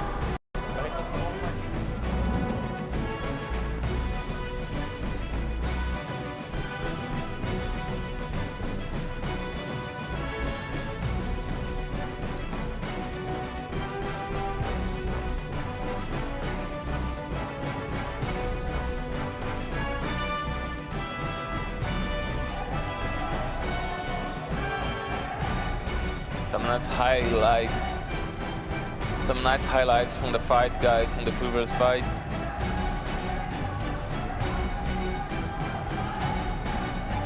Mohammed Al-Suwaid, guys.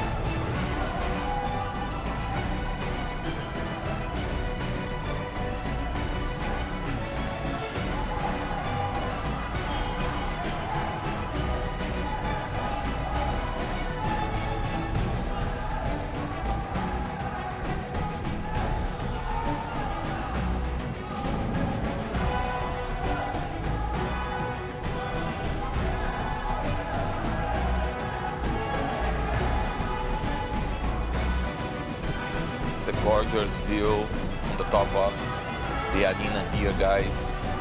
Just flying over the mats here. Beautiful.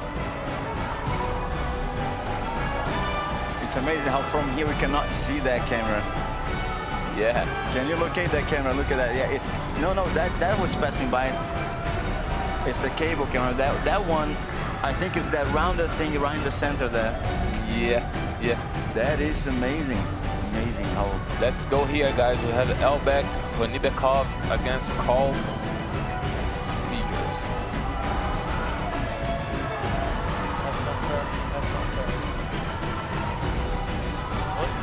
We have a both athletes here with the white kimono, guys, but we have Elbek with the red belt. It's a very fast guys here. Carl trying to attack very fast. But Elbek was able to defend very well. Carl just climbed up, avoiding his opponents to posture up.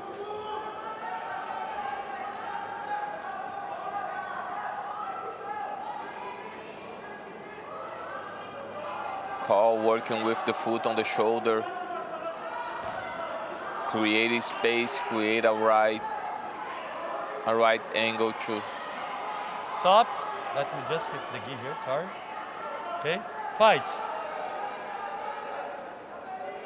Stop, stop, stop. He's bloody. He's bloody. Leave him. Okay. Doctor. Doctor. So the referee just stopped the fight to call the medical team. Yeah. Stand up, please. There we have the fans from Uzbekistan cheering for Elbek. A lot of people.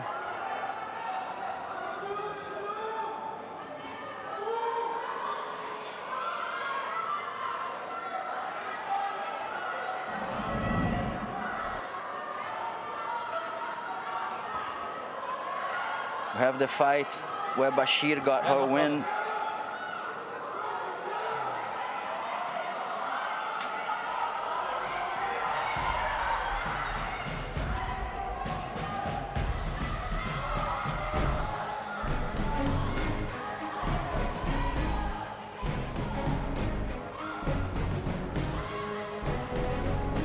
A loop choke here.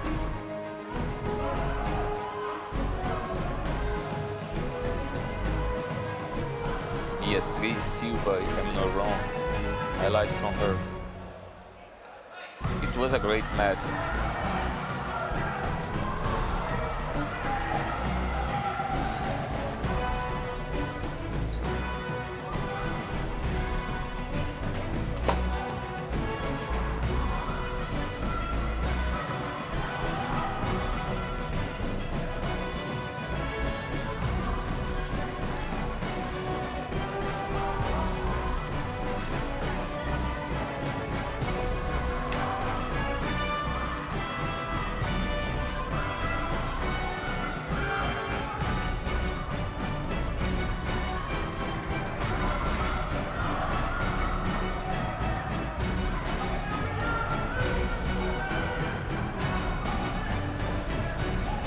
Fight. We are back here. Back on the top.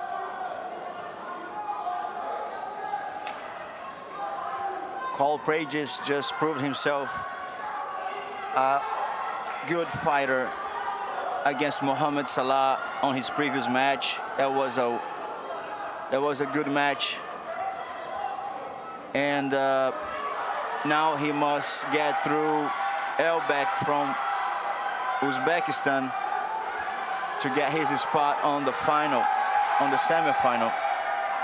Elbek with Toriano pass, switching sides, very strong position right now, very good time for him. His opponent trying to get upside down. Avoiding, looking to set up a omoplata. And he just got the transition for the triangle. But, you know, Elbek got easy back inside the guard. Yeah. Did not place any danger, though. Thus far, not points awarded for the advantage to Pages. And there he goes with a high guard, with the foot locked on Elbek's high on his back. That places a danger for submission. He can go. That can go anywhere. Elbek need to watch out because he already just got his leg over the shoulder, so that can go. Avoid him to get a posture. Actually, sorry, Chico. Stop. That was the choke.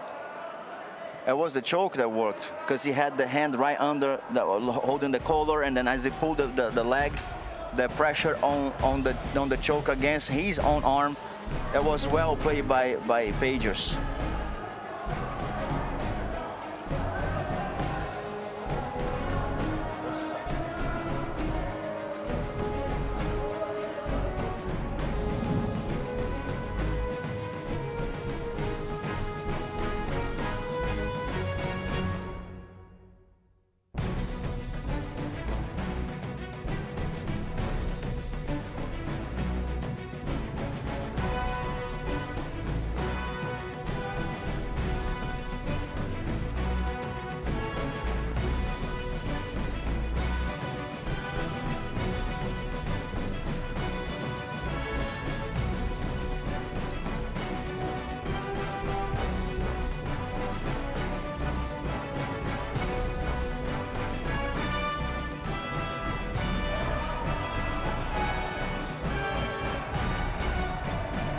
We're just speaking how dangerous to play, to fight someone who does guard, and that guard is high on your back.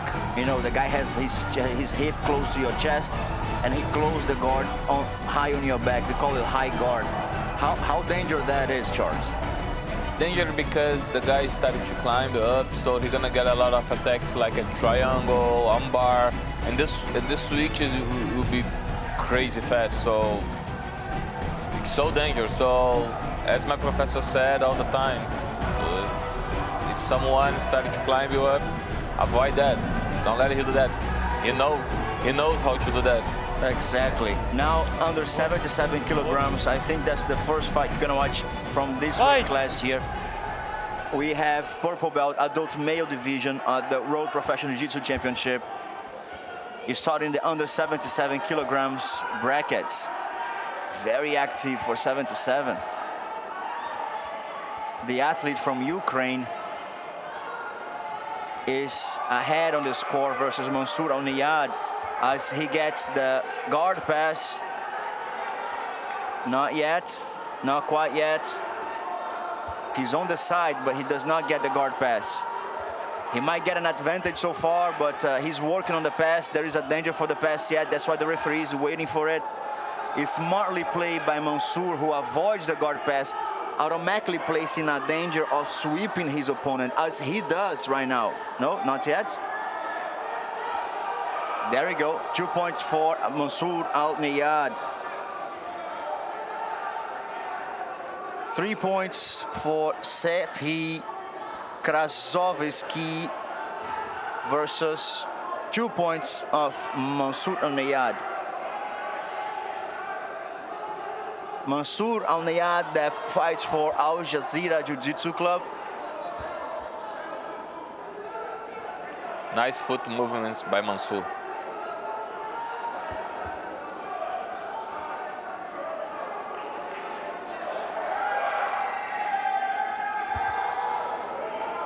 He changes his hip position to pass all the way to the other side. He presses his opponent's legs down to pass that guard. Serhii working the lapel guard.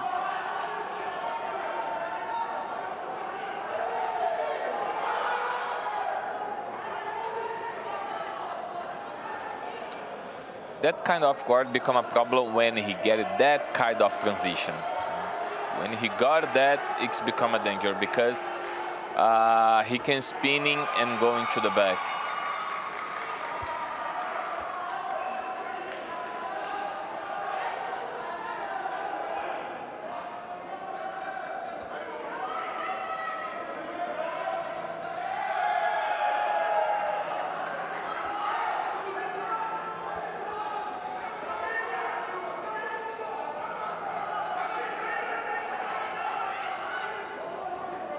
Trying to get a deep de la Riva.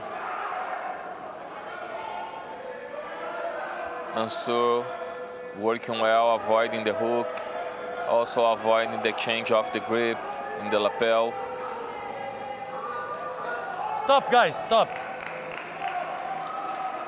Tie your belt, please.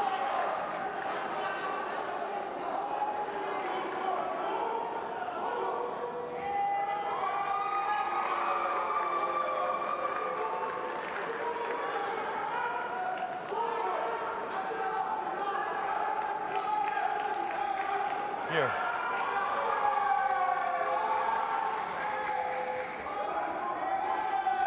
Cross grip, cross grip. Okay. Are you okay? Are you okay? Fight!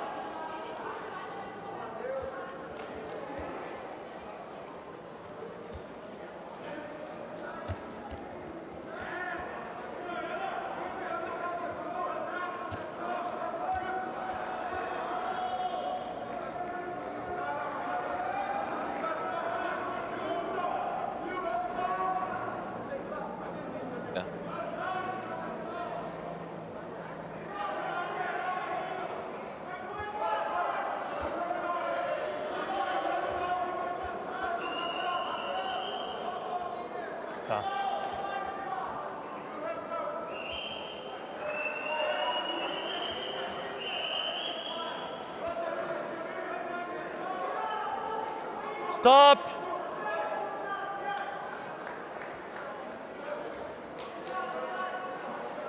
Volta duas. So the referee stopped the fight. He asking for the Falcon Eye to clearize some position. Da posição anterior. Eu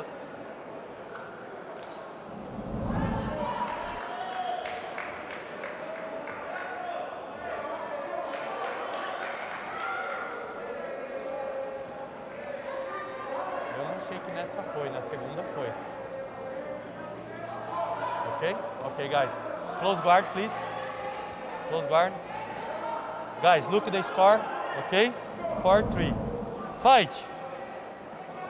Nice by the referee. Just pull the both athletes' attention and show the score.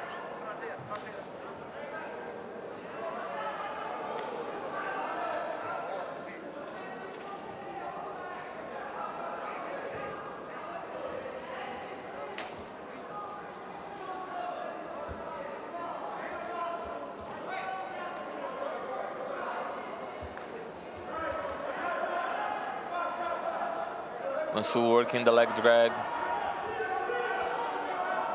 It's very nice by his elbow, he's smashing other leg, don't trying to. But now, Sehil just find a way.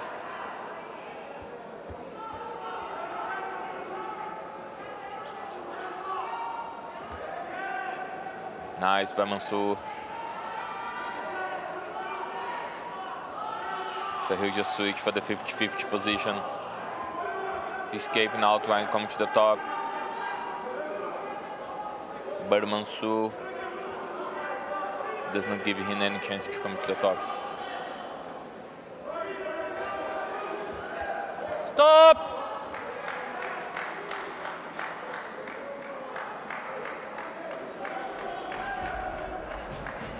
Christopher, you want to do the...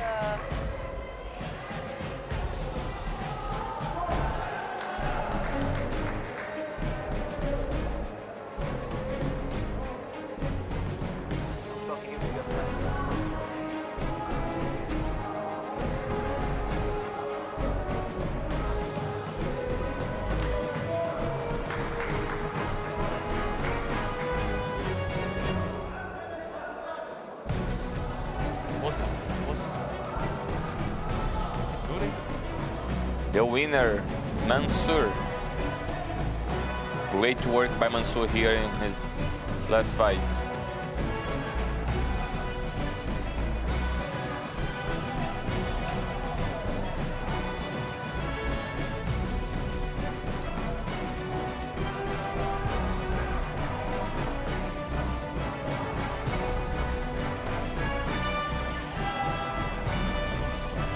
Very good fighter.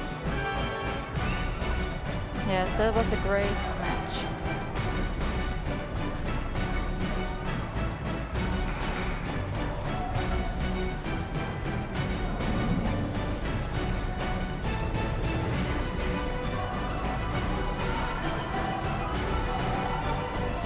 We are here, fly again over the mats. Beautiful view of the top of the arena.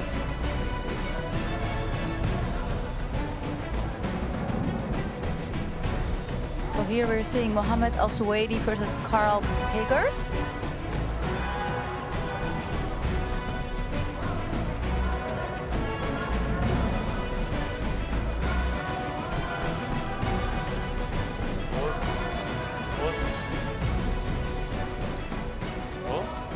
Fight! So we're seeing here both fighters wearing here the white gi, going for a double guard pull. Mohammed Al-Suwaidi is getting the advantage as he's coming up first. He's wearing the red belt. Carl Pagers here in the bottom, on the bottom. Nice grip by Mohammed.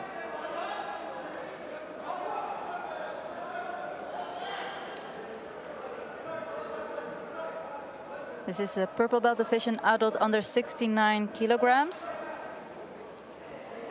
Carlos just got his last victory, very beautiful with a choke.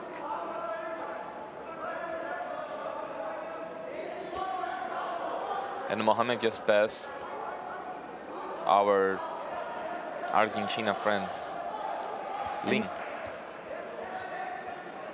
So they are here.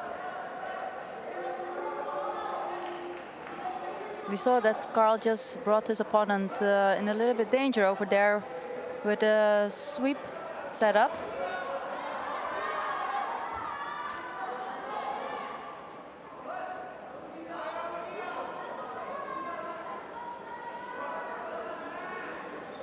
Nice by Mohamed, just use his shin on the top of his opponent's leg.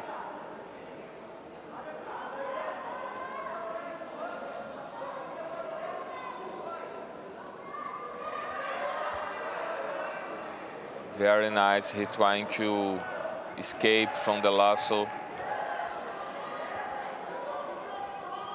Moving side by side.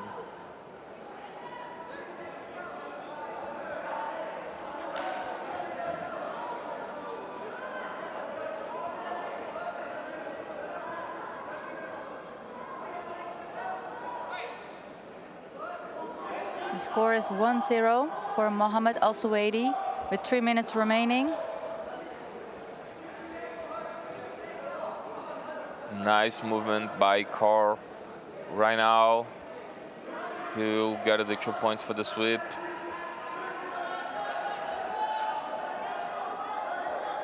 And Mohamed Al Suwaidi just came up again. Nice, so he scored 2. Also, the score right now, it's Mohamed go ahead with 3-2. Stop. Same now- position, guys, in the middle, please. Now I believe, Yasmin, Tie it's your going to be a belt. great moment for Mohamed Sir, because belt, tie. he's free from the lasso guard. So now he go. can put his speed and try and grip. go side by side. He has been using very grip. well, as we mentioned before, his Okay, fight. Doriano pass. Exactly, Charles. But Carl very fast trying to set up again. We're seeing here Carl Pickers going upside down from his guard.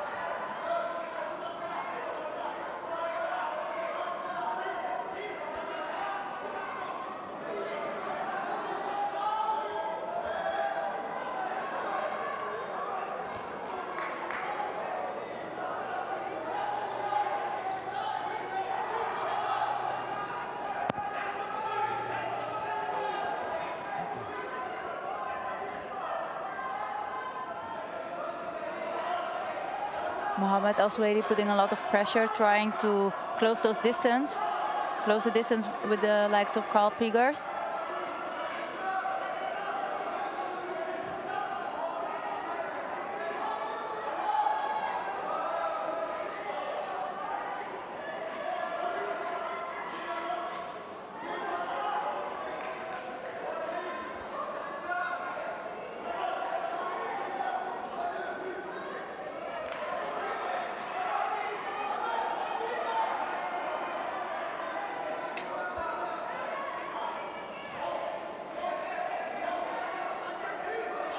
So all Carl needs is one advantage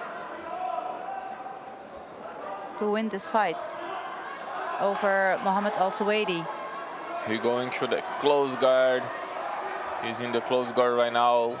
He's looking for the lapel.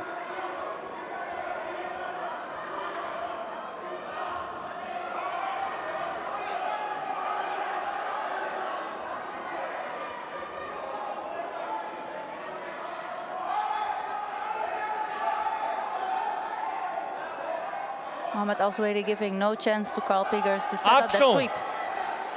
Call to action by the referee. And he called Mohamed Al Suwaidi for action. Nice movement again.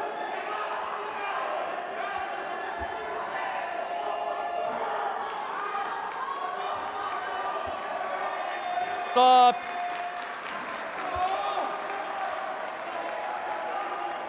Esse finalzinho aí.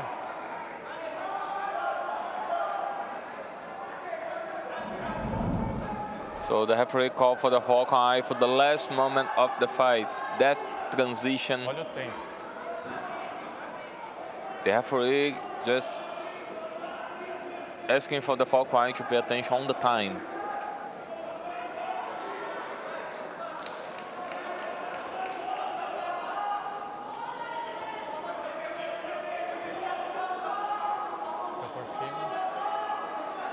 ele ficar por cima. Tá bom? Perfeito.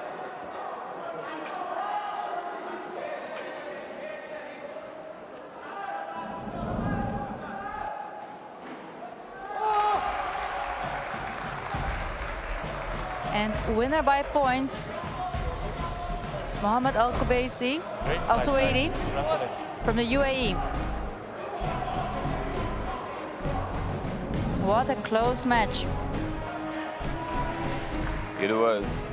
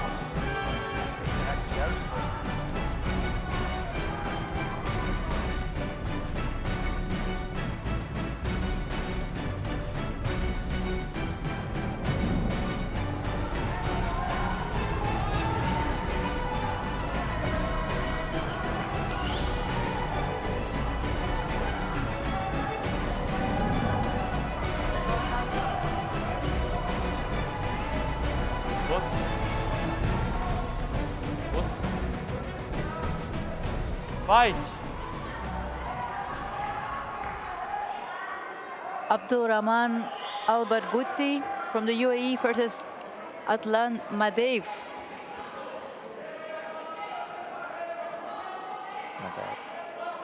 Which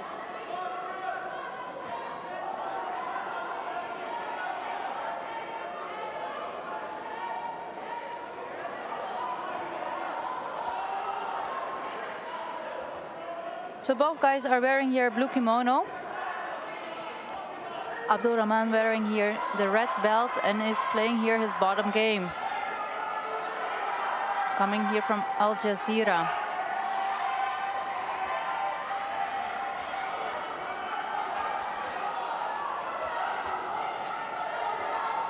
Adlan putting a lot of pressure to pass that guard from Abdurrahman.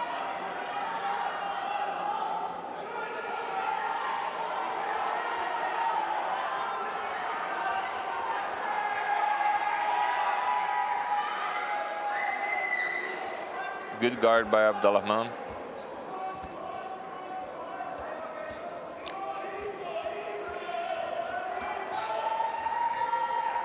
But Madaev looks like he put a lot of pressure to pass the guard. And he's conquered 3 points.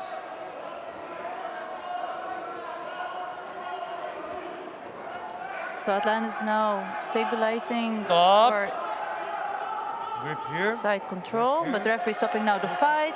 Okay, same position there, guys, please. Come. Your knee. Go. The referee is bringing the fight to the center. Yeah. Grip here. Yeah. Grip here. Okay, guys, fight. And we're seeing here that Abdurrahman is back in the guard.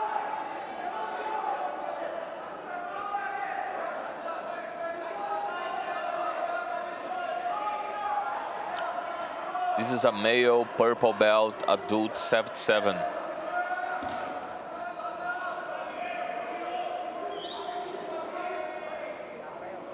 Abdurrahman is using like his foot to maintain distance between his opponent and himself, and controlling the collar and the sleeve of Adlan.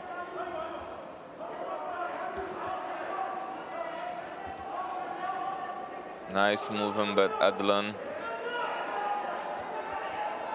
Adlan working again for that guard pass. Going now for the back take.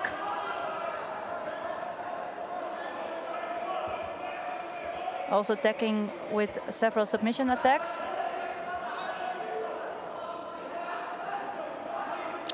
5-0 here for Adlan. With 2 minutes remaining.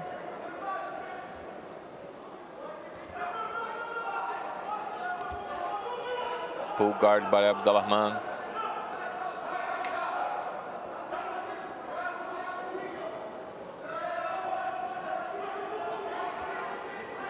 Collar sleeve by Abdulrahman.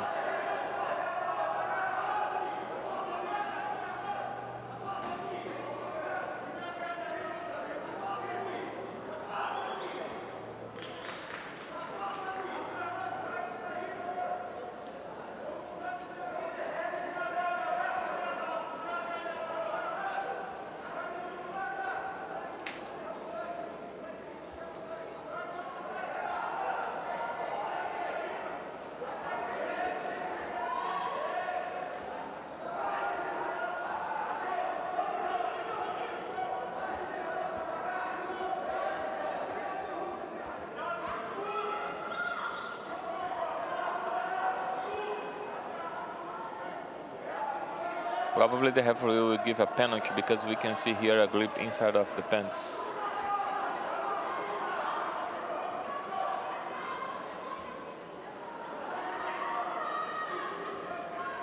Look. Ah, yes. So the referee realized right now. Tava fora. He said it's outside, guys, it's not inside.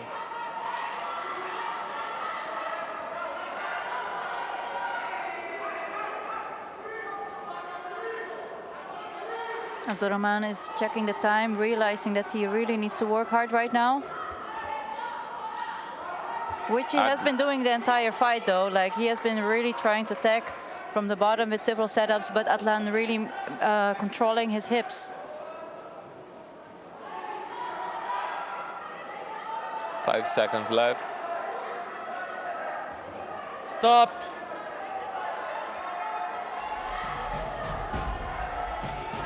And time is finished.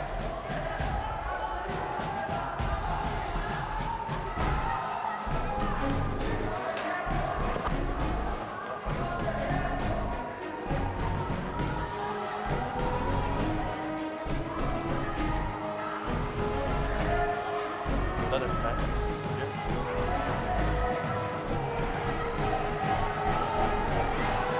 And moving forward on the bracket.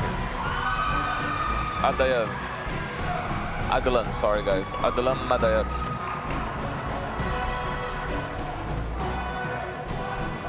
Great fight.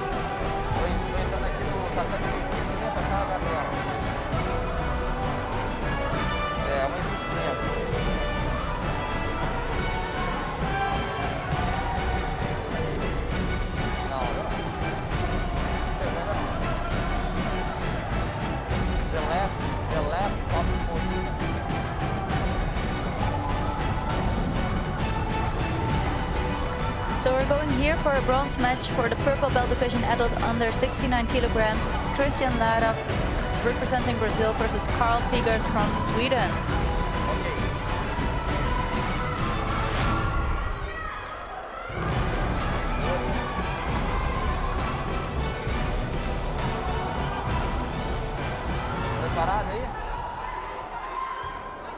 Fight!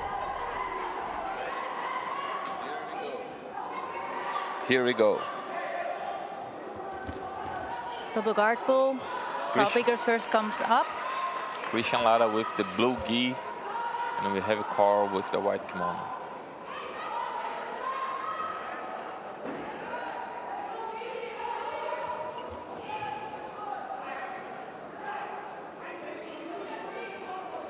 Advantage for Carl. It's a bronze match here. We're seeing here Carl Pickers applying a lot of pressure from top. He is in a good spot right now. He's in the top of the both legs of his opponent.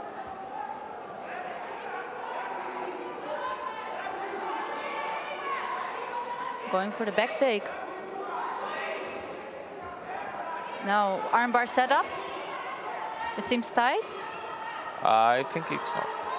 Advantage. It was still like putting enough danger on Lara's arm. Good guard retention from Carl here. It's a good retention.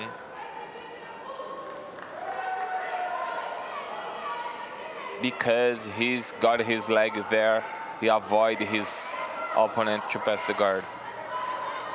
Replace guard right now.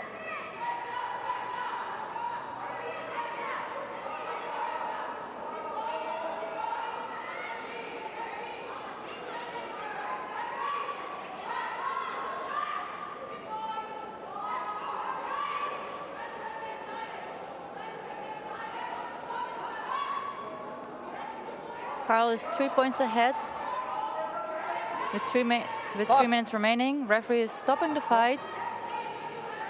Fight. Just checking how Christian is doing, but Christian is saying that he is okay, he's fine, he's good to go.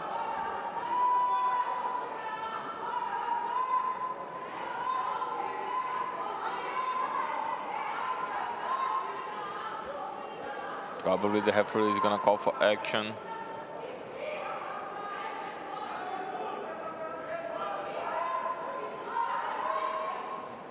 I believe Christian Lara need to watch his arm. Looks like Carl wanna attack his arm. He get a Q1. Some people call that a Q1 guard because when you have a collar, cross sleeve with another grip on the triceps. Oh, that's good to know, Charles. Yeah. So some people call that Q1. 2-1 guard.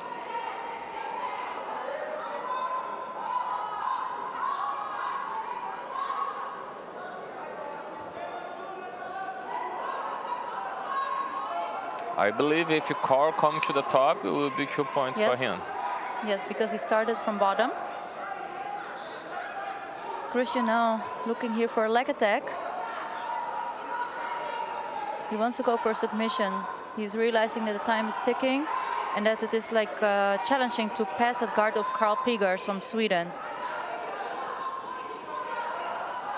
You're working very hard to bring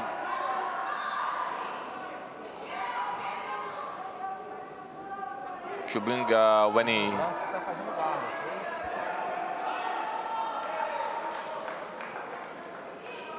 nothing changed here, guys, because as Yasmin said before, Christian was passing guard before, guys, so he's in the top of the game.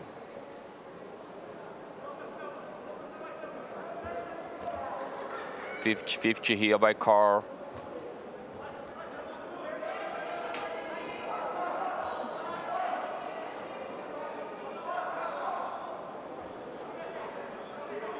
Bringing his opponent out of balance. Nice disengage, almost. Nice disengage from the 50-50. Oh. Nice by Carl. 2 points. Stop! Stop! Fixe aqui. Arruma o kimono. You have 20 seconds, my friend. So guys, it's very nice. Maybe you don't understand why he got 2 points here, but it's because Carl was doing guard before, as we mentioned here. So he stand and he got the leg control, and it's before 3 seconds, so it's considered as a sweep, no takedown, okay? Yeah, I think that is really nice to understand about the rules. What makes something a sweep and what makes something a takedown.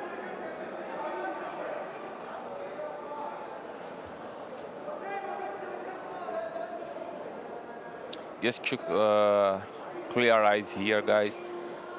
So if you are on guard, you set up a stand like a single leg. It's like a sweep, a sit-up sweep. So let's go for here. You have 3 seconds to put your opponents down. If you are not able to do that, it's becoming a stand game. And then it will. And then if you take your opponent down, it will be a takedown. Yeah. Oh.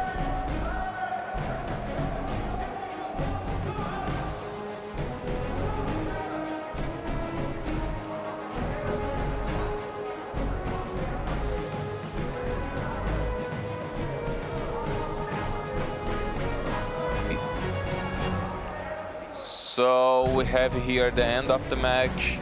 So bronze medal for Carl Pierce. For Carl Pierce from Sweden, congratulations with your bronze.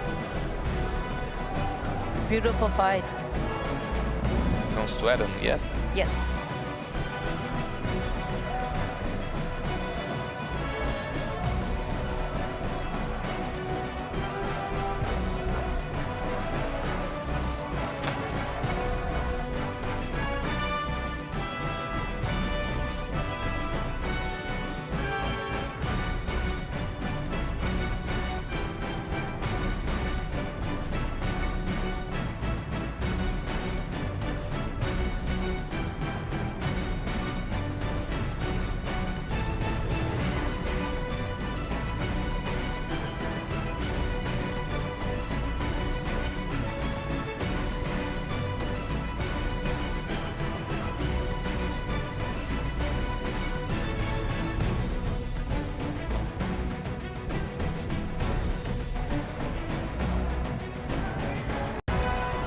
Great performance by Carl here, guys, from Sweden. Right now, coming next, guys, Mohamed Al Mansouri against Saeed Shabnari. I believe from Iran.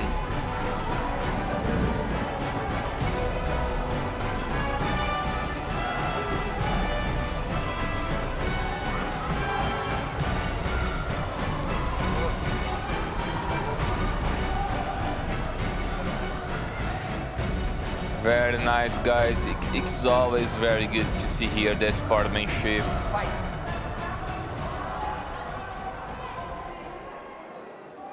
Mohamed Al Mansouri wearing here the white gi with the red belt.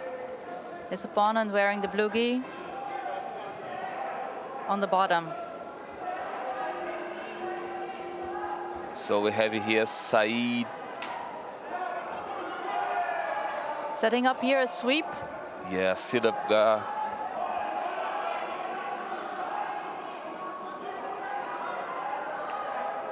Very nice by Mohamed, pulling his elbow. Don't let he using his elbow as a point of support.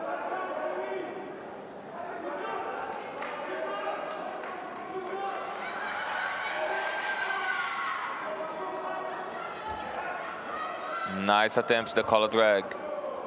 Nice defense by Saeed. Of course.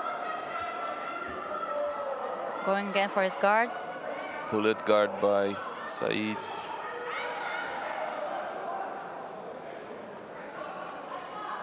Reverse de la Riva.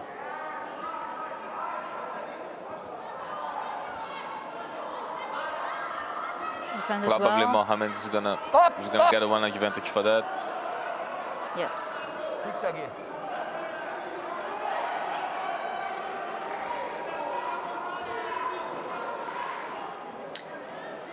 So guys, this is the blue belt division, adult under 85 kilograms. Actually,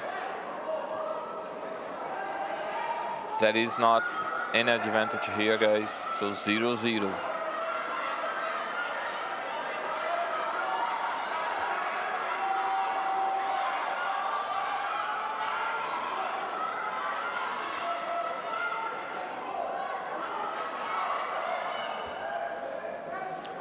Pull guard by Said again. Stop, stop, same position. And he's going now for his close guard.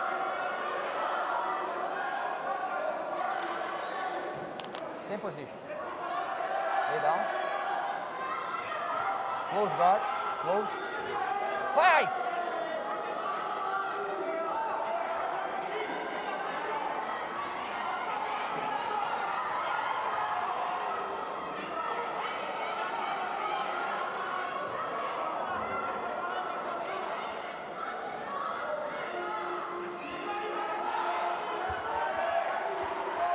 Nice attempts by Mohamed Mansouri.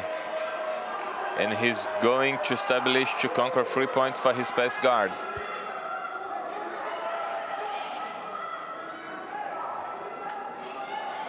We can see here Thiago Barreto just giving instructions for his fighter.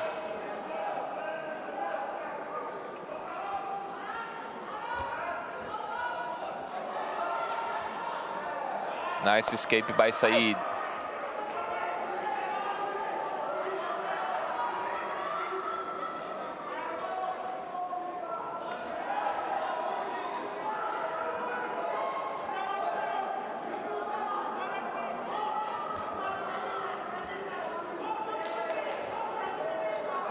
And another guard pass for Mohamed Al-Mansouri. Stop! He established the side control long enough, so he's being awarded 3 extra points. Fight! Both fighters standing right now.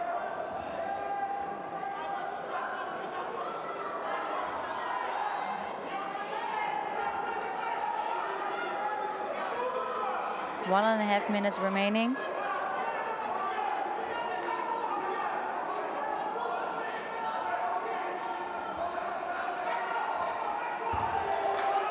Mohamed Mansouri head up in the score of 6-0.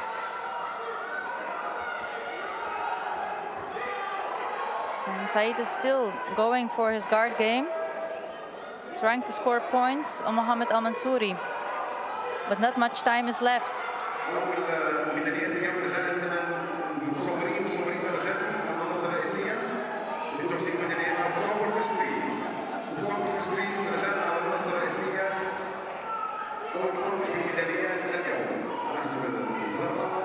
And Mohamed scores again. 3 points for the guard pass and is stepping out his opponent with a choke from the side control.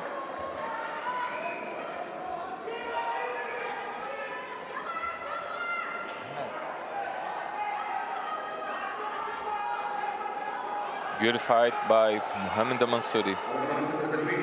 Representing the UAE. It's good to see Mohamed Mansouri again.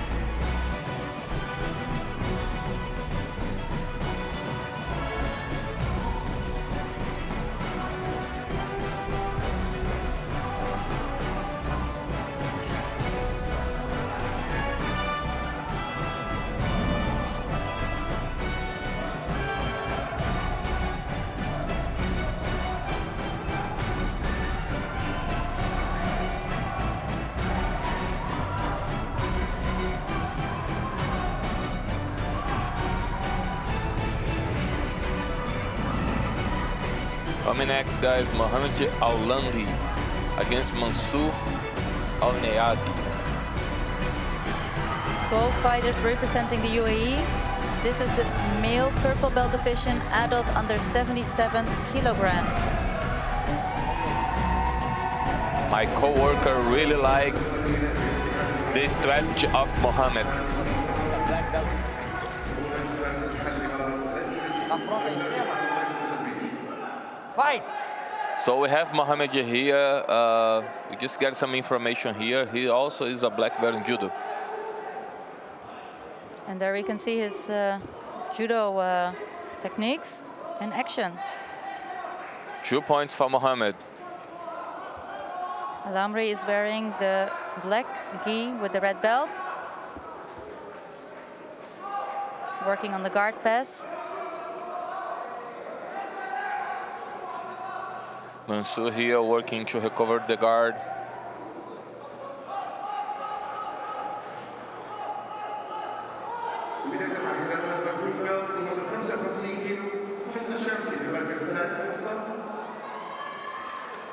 شمسة نبيل بالمركز الثاني، شمسة second place, and Ayla Silva, as always, Ayla in first place.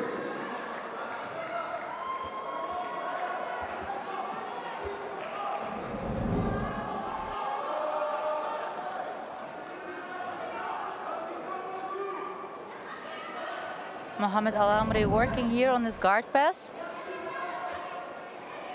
It's a great pass.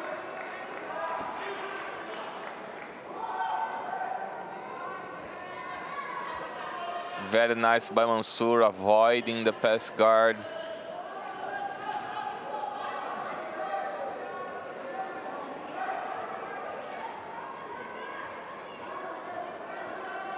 Set up his butterfly guard. Trying And to he's go. working with butterfly sweep. Yeah, so with that butterfly hook, you can nicely elevate your opponent's hip, breaking the balance and go for the sweep. Thank you, ladies. Thank you. Stop, stop, same position, open guard. Very nice here, guys. Mohamed Al-Amri is a black belt judo and purple belt in jiu-jitsu, guys. Open guard, pick a grip. Great game. Roman in third place. رزاق محمد بالمركز الثاني. رزاق وعيسى عيسى first place with 120 kilograms. Mohammed Al-Amri is ahead in points with 4-0 with 3 minutes remaining, a little bit less than 3 minutes remaining.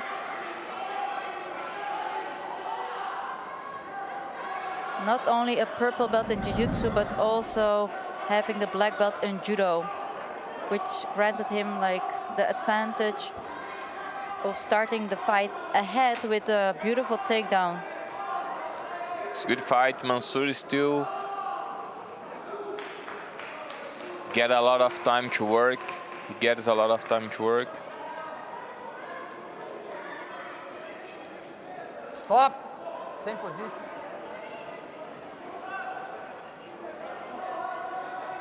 Make a grip, make a grip, make a grip. Fight.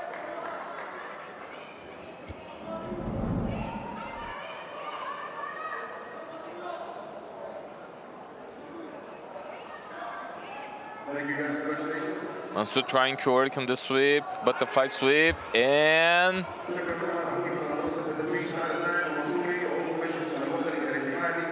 very nice try by him.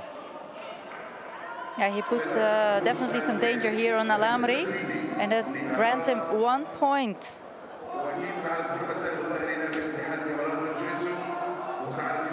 He's going again.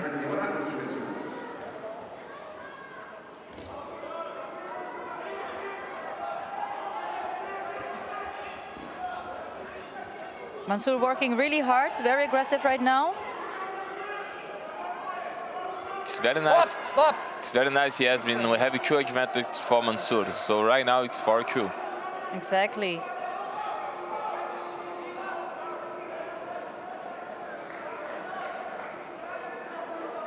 This side here.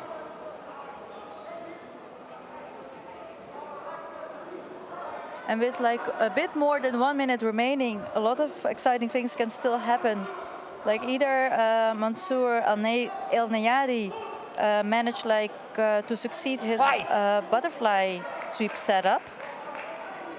Yeah. Let's see if he's gonna go again for his guard game or if Alamri will go for takedown. He has been showing out today. He get a great jiu-jitsu.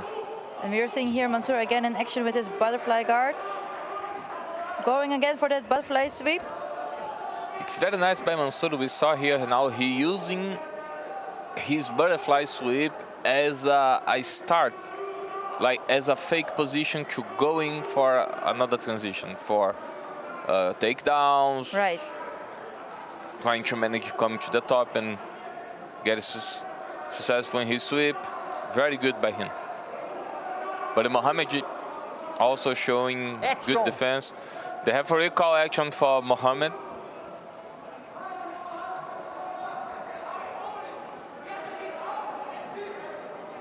And it's also very impressive by Mansour to use this butterfly hook very nicely against Alamri, who has a black belt in judo.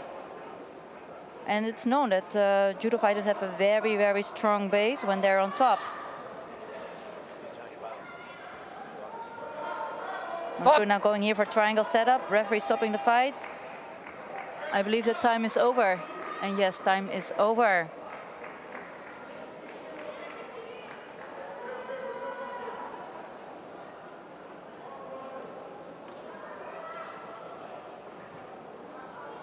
Change, please. Change.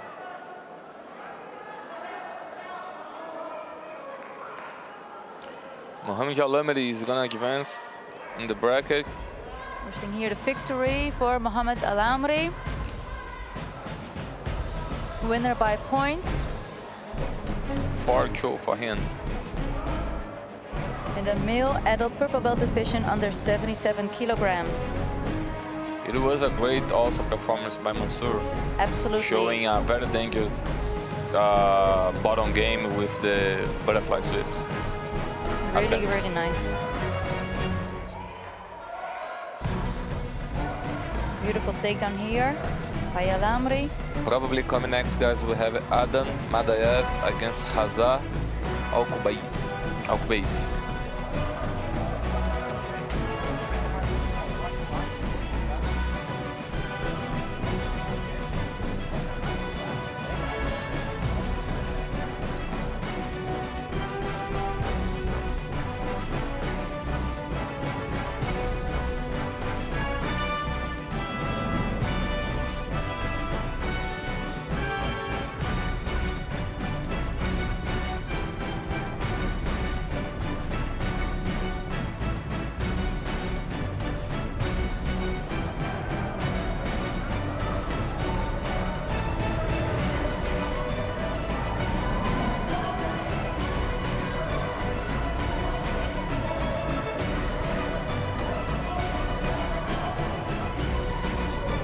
Adam Madayev versus Hazar Alkubeisi.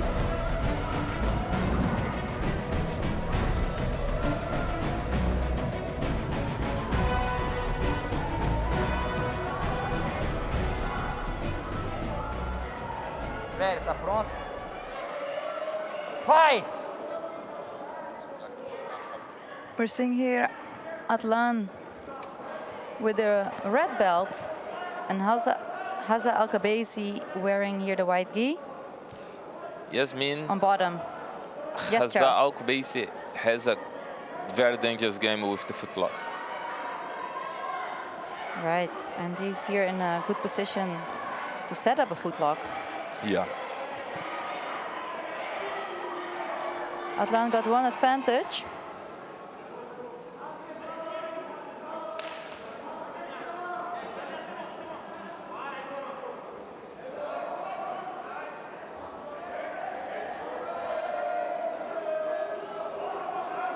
Quem tá fazendo guarda é o de branco. Just to remind you guys here, who is in the bottom is Hazar. So Adlan, he's on the top, passing guard.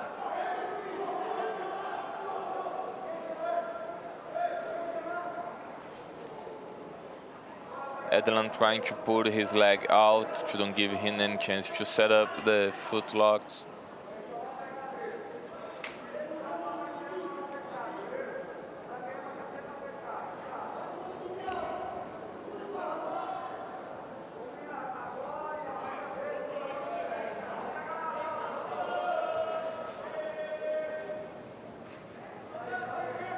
Mohamed working hard, trying to set up. He's trying to go belly down.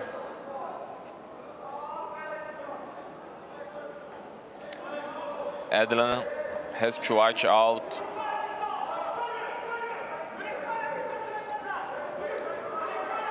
He's holding the collar, so this is one good way to defend. Yes, he's working really nice on his defense. But very smart by Hazard. He coming to the top to manage 2 points for the sweep.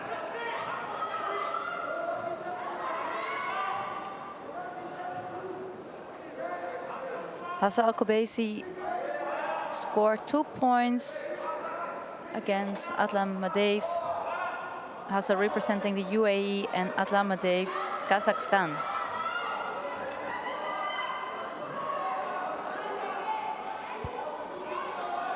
We have 2 points in for Adlan right now.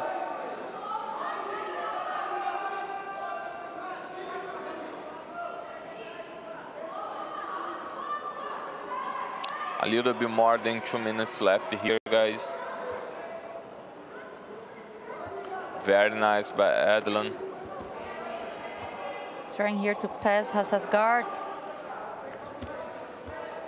Going from side to side, which grants him an advantage going here for armbar setup. And he goes strongly for it. But Hassan pulls out of that armbar. Advantage for Adlan Madev from Kazakhstan. Let it go. The fight is good, guys.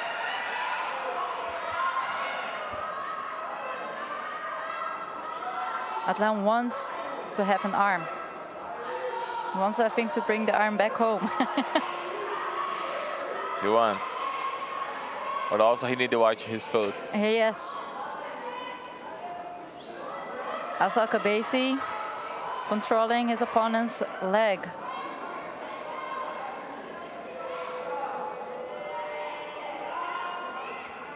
Trying to look here for a guard pass. 1 minute left, guys. Nice by Hazard.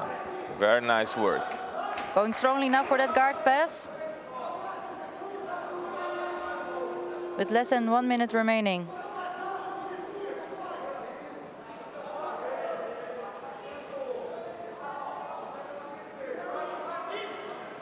The guy is fighting hard.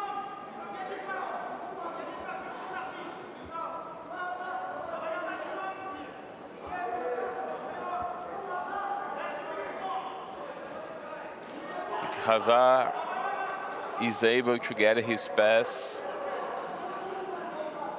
the fight will be tied and he will take the fight because he will be the last person scored. Yes, and he has 10 seconds to make it happen.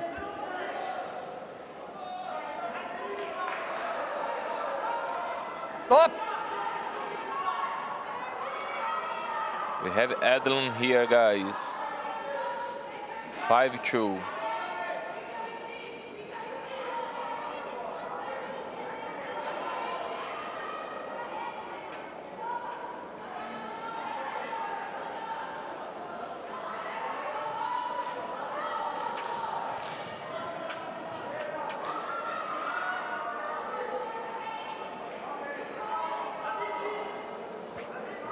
Hassan wasn't able to pass the guard of Adlan.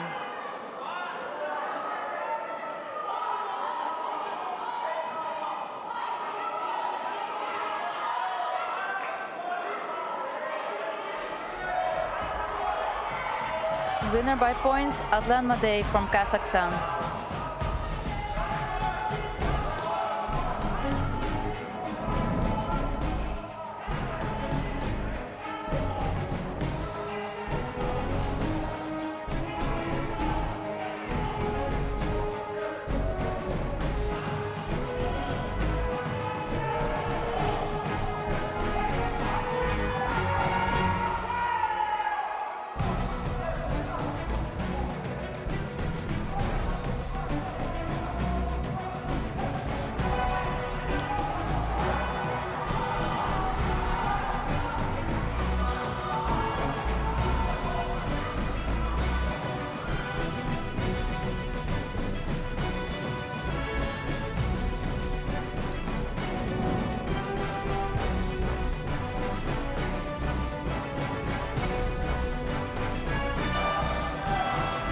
Here we're seeing Ali Al-Banai versus Mohammed Al-Mansouri. Both guys representing the UAE. Ali Al-Banai wearing here the blue gi with the red belt, and his opponent wearing the white gi. It's the third quarterfinal, Yasmin. Velho, tá pronto? Fight! Here we go, guys. We have Mohammed Al-Mansouri again on the mat against Ali. And this is the blue belt division, adult under 85 kilograms.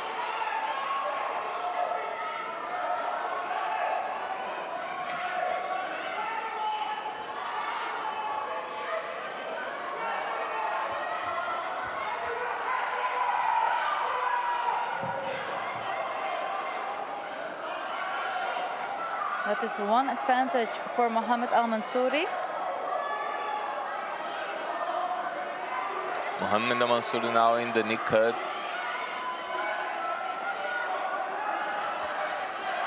This will be very hard to hold on for Ali Al-Banai.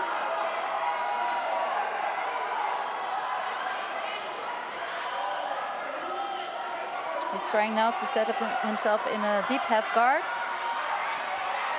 Going.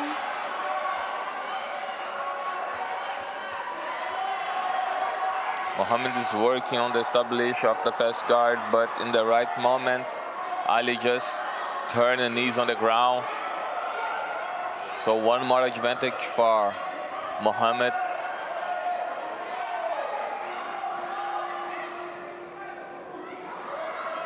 A nice defense by Ali Al-Banai from that guard pass by Mohammed Al-Mansouri.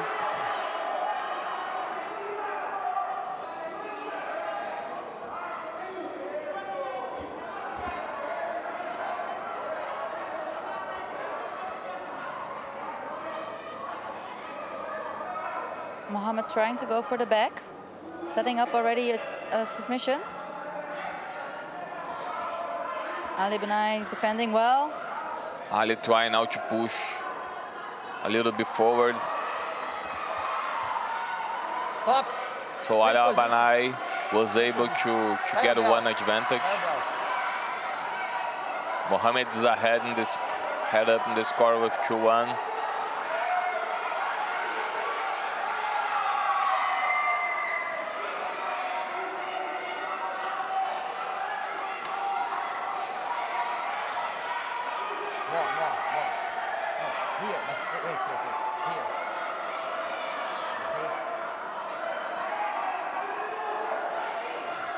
So now we are seeing Ali Al-Banai on top, trying to go for the back. So Ali already get one hook, Yasmin. Probably he's gonna get advantage for that. Fault! You just see that the referee is giving a penalty. For Mohammed. Illegal grip, probably. Probably. We couldn't see it from here.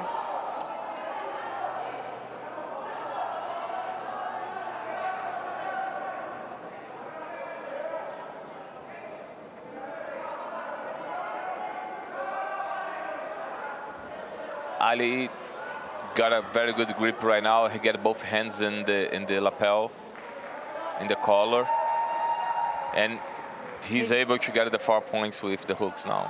So yes, he just established like both hooks, which grants him 4 points for the back.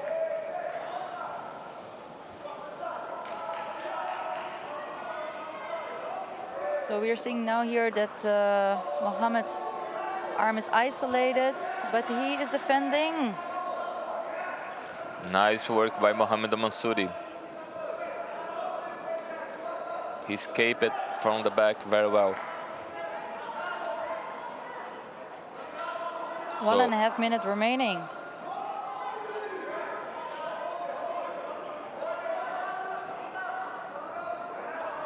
Mohammed is stand. He's going to open his opponent's leg.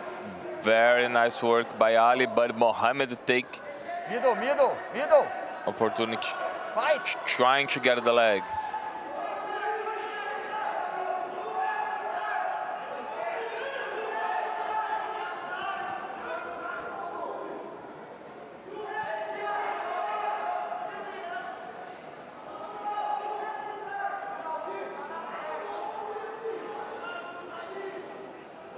Ali Albanai ahead in the fight with 6-2. 40 seconds left to finish the fight.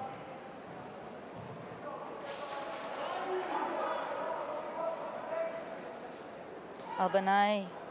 Look, Albanai is going to try opening- to set up a choke. He's opening here the lapel. Going now actually here for an arm attack.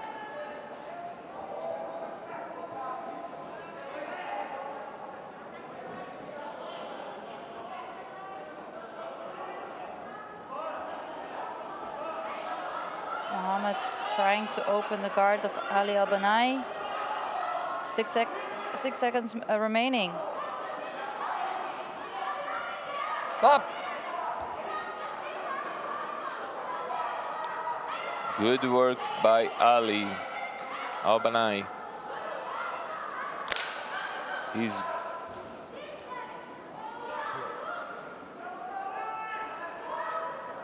advancing the bracket, so he takes his spot in the second semifinal.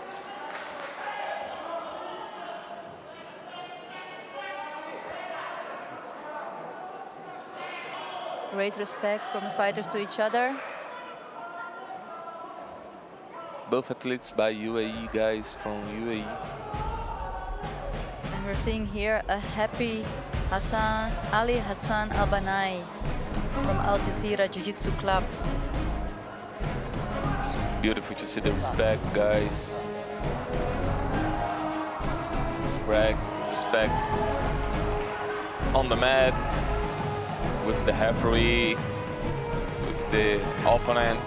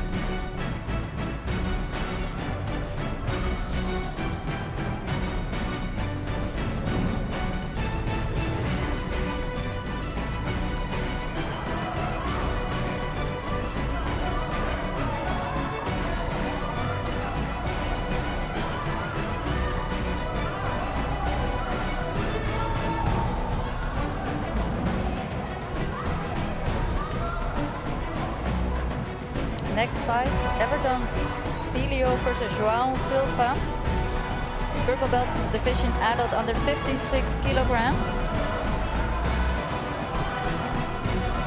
56 kilograms is very light, so I expect a very dynamic fight. What do you think, Christopher?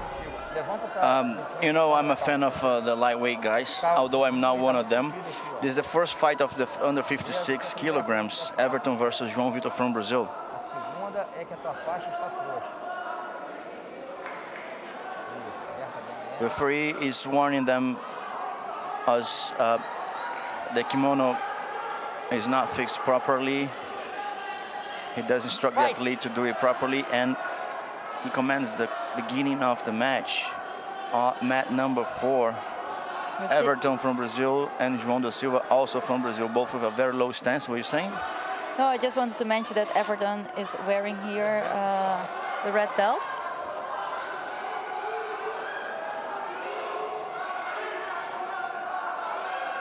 Stop! Na posição, sem posição. As the fight was too close to the edge, if any development from there could finish at the outside of the mat, the referee replaces the fight in the same position, same grips, in the center of the mat. Rightfully done by the referee.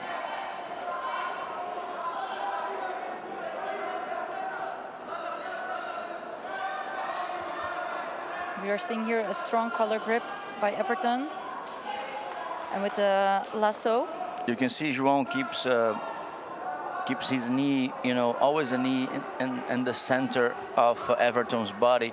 That is to avoid him going to the side. At the same time, he pins down his opponent's hip.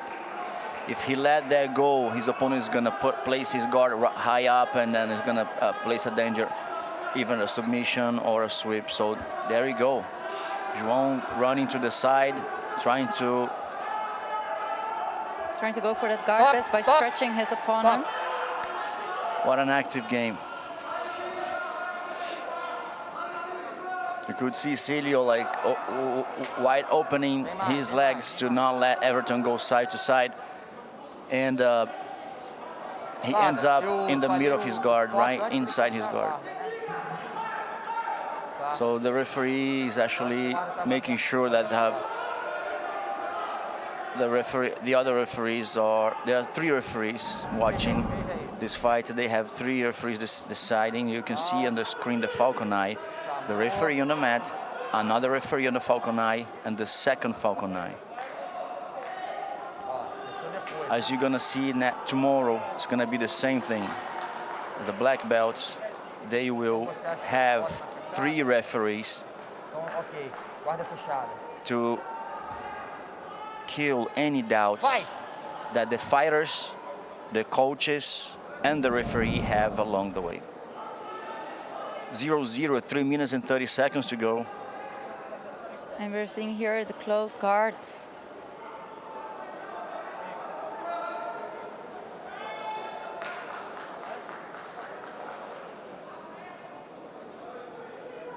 Climbing up here.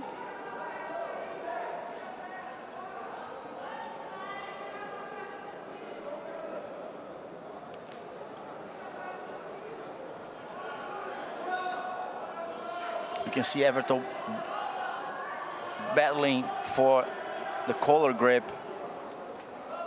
If he had that right arm deep inside, he could reversely place his arm across his opponent's face, and then maybe get the beginning of a choke.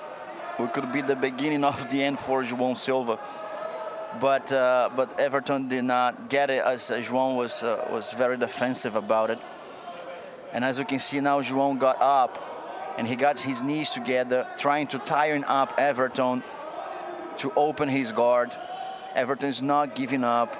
That position is very tiring for the guy, the athlete in the bottom. So that's exactly what happens. He managed to open the guard by just getting up and letting Everton hang on him. That hanging position places a tiring effort for your opponent in the bottom. And that's an effective way to open the guard. The second step is going to be pass, and then the next step is going to be establish the pass, with the right time, chest to chest on side control. Right now, if the guard is open, Everton is trying to maintain control of his opponent's sleeves. That avoids João from going to the side and passing. At the same time, João's job is to control his opponent's leg, as he's doing right now, to try to get an advantage ahead and pass their guard. João does not want to hold his opponent's sleeve or collar. He wants to control his opponent's legs, as he's doing right now. And on these collar belts, level is so high, and you rarely see a mistake that usually happens on the blue and white belts. These guys are competing in a level. They are very close to the next level, which is the brown belt. And we are really inspired by them, by watching how active they fight the tournaments.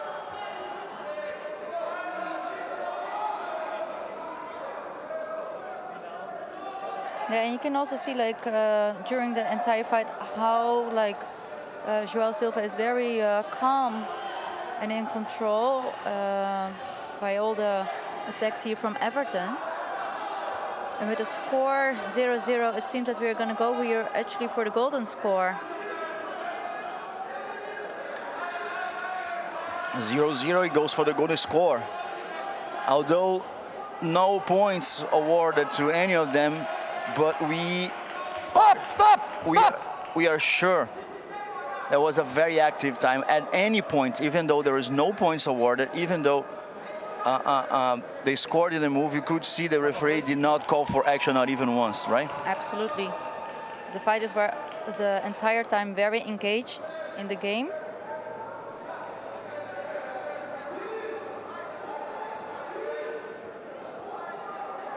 Fight. Stop, stop. And time is over. We go for the golden points. 40 seconds to rest. Vale. Não, a faixa estava boa, por que você tirou? Marca melhor isso aqui. Both athletes fixing their kimonos, catching the breath for a few seconds to restart the game. Golden point, the first one to score wins. Simple as that. If it's an advantage, if it's a point, it doesn't matter. If the fight finishes still after 1 minute and no one scores, we're gonna see a referee's decision. The three of them are going to vote at the same time who were more active during the combat. Both athletes are studying each other, playing very low. Everton looks like he's gonna shoot for a takedown. Coil himself very well.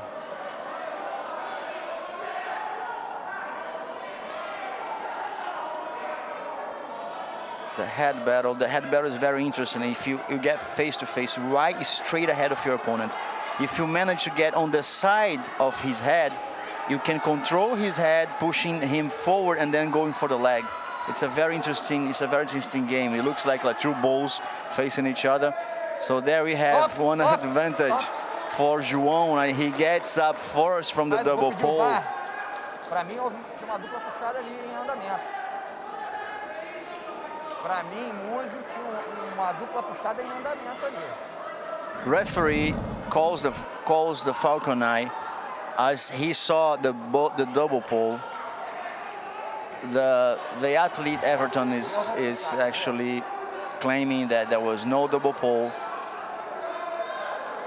and both athletes, both referees on the falcon eye are checking if there was a double pole.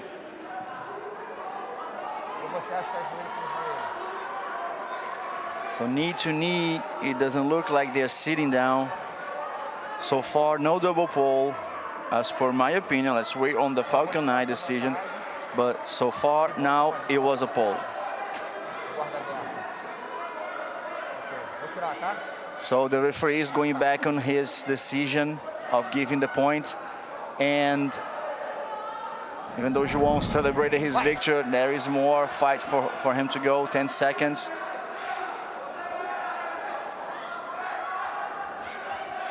Four, three, two, one, done. Stop. It's gonna be referee's decision. The three of them are going to vote who was the fighter who placed more danger against his opponent.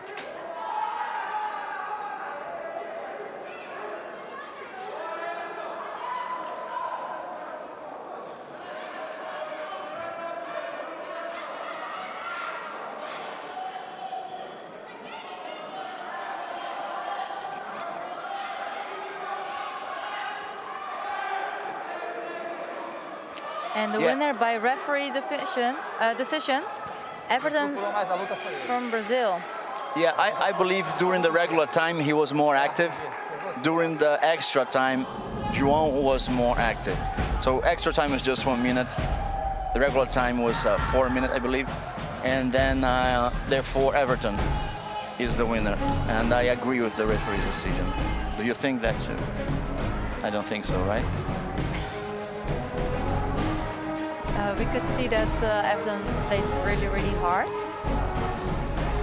Both fighters. And it was a very tough decision for the referees. Always with 0-0, right? Yes, those are the hardest.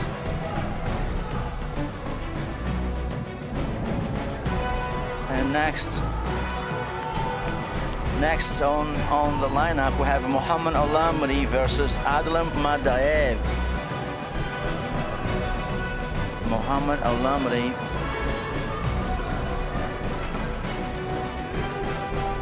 from UAE. And Adlan Madaev representing Kazakhstan national team. Under 77 kilograms. We have seen so far last weekend, now World Pro Jiu-Jitsu Championship, great display of techniques by Mohamed Al-Amri.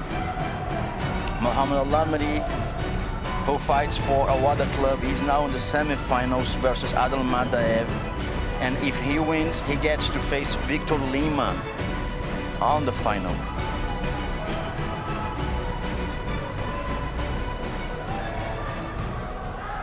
Let's see how that goes. We could see Adlan fighting previously, and he did good on the same division on the weight and 88 class against Hazza Al-Kubaisi. You could see the Mohamed Al-Amri judo background does help him a lot. It does. And not just it's hard to sweep him because he has a very good stance, a very good base. And then he places a danger on the top against his opponents all the time. I was speaking to his coach, Ribamar, and then I was exactly talking about Mohamed's ability to be a dangerous fighter all the time, from beginning to the end. He said like he has 5 foundations, and he works those five foundations very well with them. That before learning anything, you must be good at the bases. And you can see the bases working very well for Mohamed Al-Amri, who is already now placing a danger on the choke. He's not squeezing that tight though. You can see him like buying his time.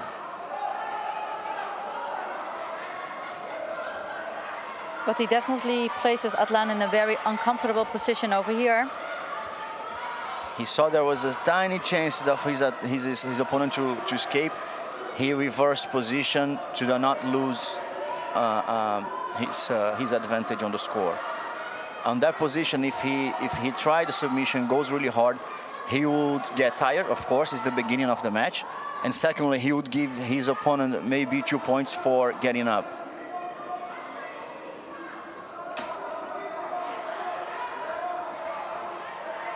Adlan here in the close guard.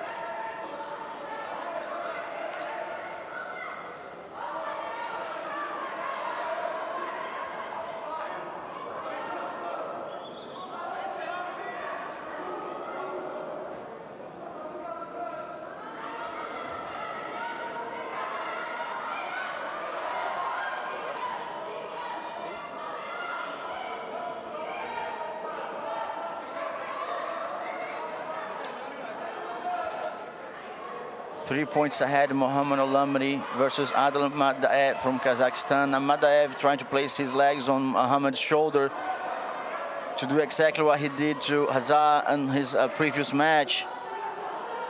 He's going to try to place a danger now on the choke to see if he can get at least one advantage. You're seeing here Adlan switching with several submission attacks from his close guard. Mohamed did not feel the threat from that choke as it was very loose, and Mohamed has a good posture. And Adlan also let go of that choke. You don't want to spend that much energy with 2 minutes to finish the match, and when you are behind on the score. Right. It's either go for the kill or just don't. Mohamed standing up here to open Adlan's guard, getting one fault.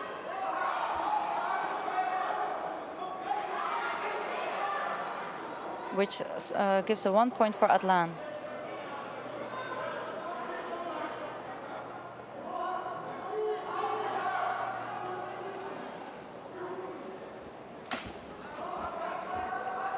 Mohamed working his pass guard, his guard pass game, and he goes back inside. Yeah, Adlan has the right approach with 1 minute to finish the fight. He does not want to close guard. He needs to open to try to sweep, to try to submit, and then to keep that posture while behind the score with 1 minute to finish the match, it's never a good decision. Right now, Adlam is on all or nothing when you're losing by 2 points. If he just sweeps Mohammed, hard test though. But exactly, I just wanted to mention, like, it's not just a sweep, it's like, exactly, a sweep against Mohammed Al Amri is not an easy task. And there you go. He tried. He pulled guard to try to sweep Mohammed. Mohammed it's a hard opponent to fight against. Hard to take down, hard to sweep. Because if you pull guard, you have to sweep or submit. Yeah, we could actually see in his previous fight that his opponent with the butterfly hook, though, was being able to lift his hips up. Now we're seeing here triangle setup by Adlan. 2 seconds to go. Mohammed celebrates already. Nothing much to do from Adam's side as Mohammed moves to the final against Victor Lima from Checkmate International from Brazil. It's going to be Mohammed's opponent. I think so far the greatest challenge on this weight class. That's going to be another final with the UAE versus Brazil. And we're going to be UAE, Kazakhstan versus Brazil on the 3rd place decision, which is going to be Adlan versus Jefferson Alves.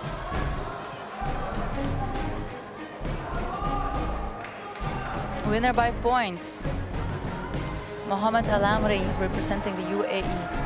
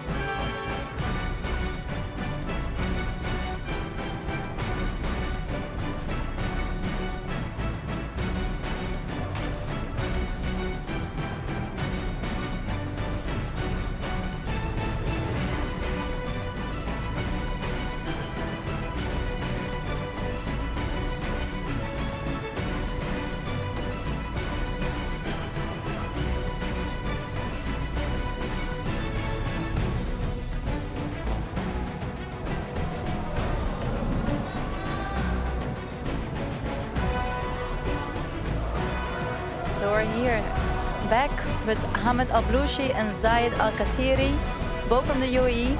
Under 56 kilograms. Yeah.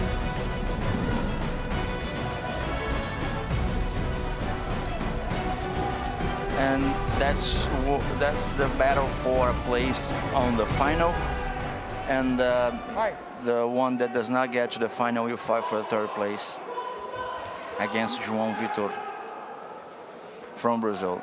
Zayed really going quickly for his guard game, going for a triangle. And reverse into an armbar, but defended by, it's being well defended by his opponent, but there's still a huge threat. Abloushi is wearing here the red belt.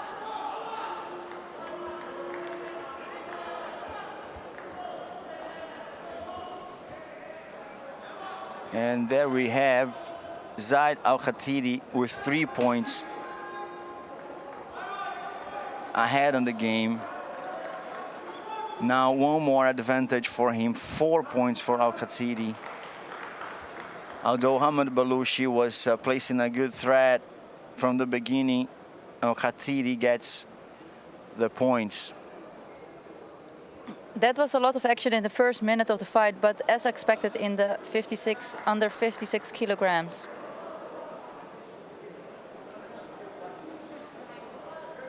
When you talk about strategy and the fighters must have a good one, on these weight classes, you know, 56, 62, 69, they not just need to have a good strategy, but they need to apply that very fast, because at any moment, 10 things can happen in 10 seconds. It's I remember when you out for a second and you just came back, and then there it goes, again. a nice armbar set by Zaid Al-Khatiri.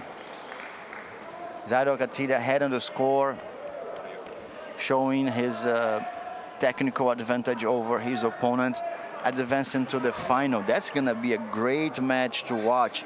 Everton, who had a 0-0 fight all the way to the end against João Vitor. He's gonna face Zaid Al-Khatiri, who just, look how pumped up he is, amazing. Who just showed like a lot of energy right now on this. That's gonna be a good fight to watch. A winner by submission. Zaid Al-Khatiri from Al Wada Club. And he's going to the finals. He's excited.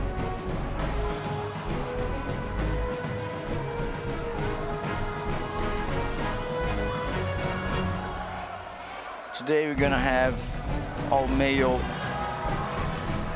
purple belt adult division, men and women. That was a nice armbar. He was tapping, he showed a lot of respect, and then again, the feet crossed. That secured the position and gave him the win. This is gonna show to the people who teach the armbar with a pinch of knees. Something to think about. Absolutely. But you see, though, with like these type of arm bars, that they're really going for a full overarch. Yes.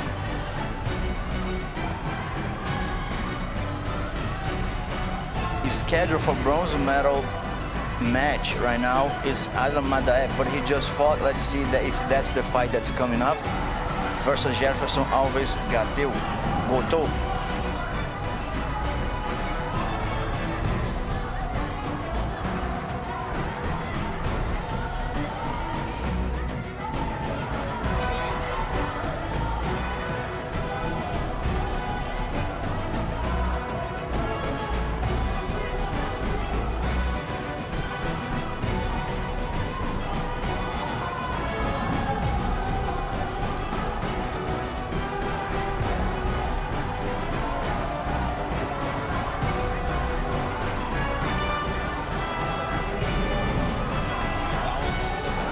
And here we go.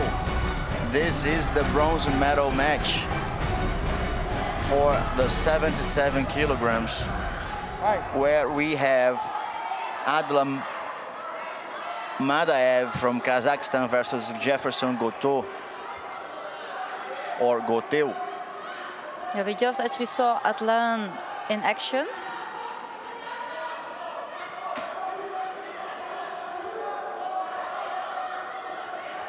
Madaev, he's working his way around, but he's facing a strong opponent who's not allowing him to go, not even close to the side. I believe Adlam should let go of the lapel and try to hold the leg, because that's the leg who's stopping him from going to the side. If he wants to get anywhere near the side, he wants to stop Jefferson's leg from pushing him and bringing him back and up and down. As you can see, that's what he's doing. He cannot just place a threat on sweeping, but he's also he can confuse his opponent to get into a submission. That's a trap. And now he gets up, he sweeps his opponent. Jefferson managed to get 2 points as per the referee confirmation right now. Jefferson works his way to the side because he was holding the legs and trying to get. Now he gets a long step, passing style, not even getting his opponent's legs getting close to his hip. He pushes with his head forward. He places himself on the side. It's just a matter of time to me until Jefferson gets the side control. You can see his opponent's legs not even close to his hip or legs. and he needs to establish that position long enough to get the points. And there you have it. Guard passed by Jefferson Doteu. He's gonna give the lapel to the other hand to control his opponents, keep him flat on the mat. He might go for the mount or a knee on the stomach to get 2 points, and that's what he does.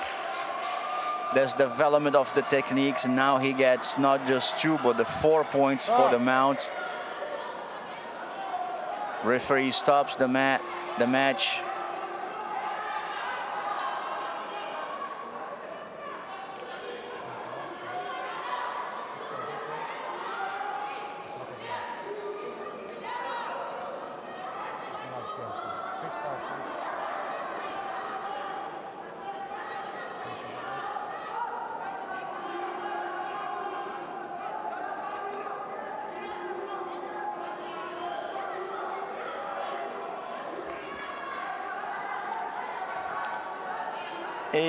A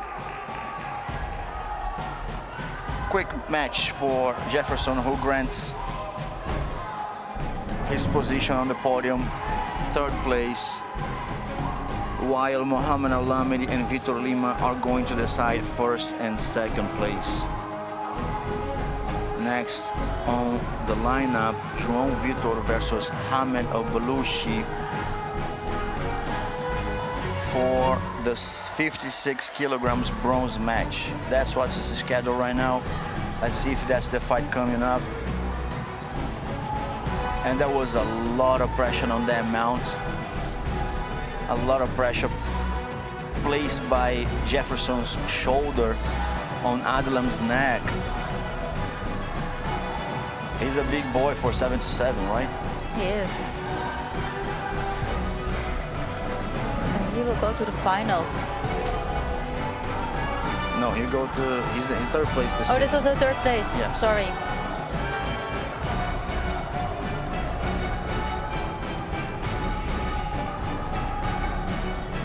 Let's see if João Vitor versus Hamed Al-Balushi is going to be the bronze medal match.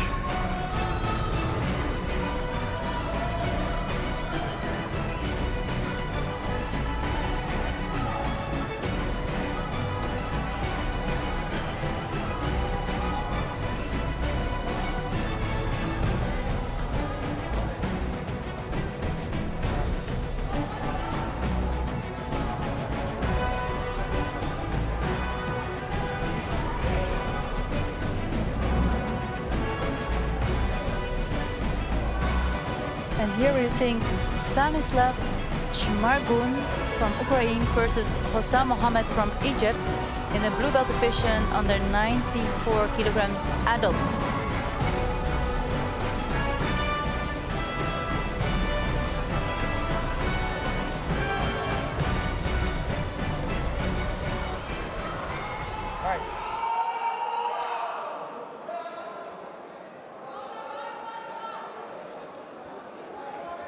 Both athletes switching grips. Under 94, it is a different pace fighting, and that is a blue belt fight for the male adult division under 94.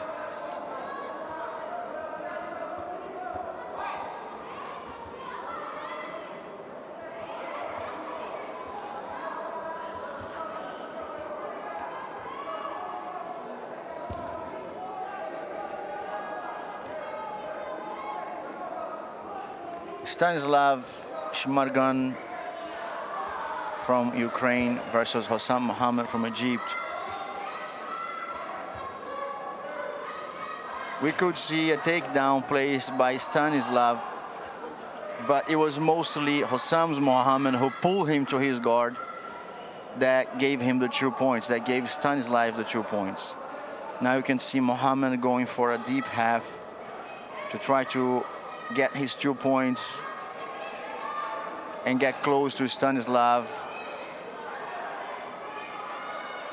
Score advantage.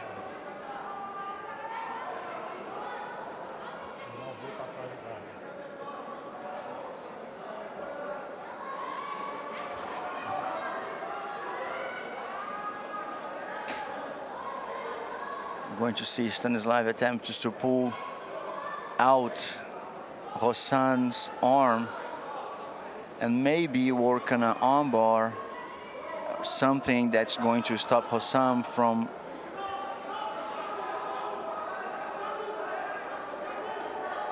working on a deep half guard.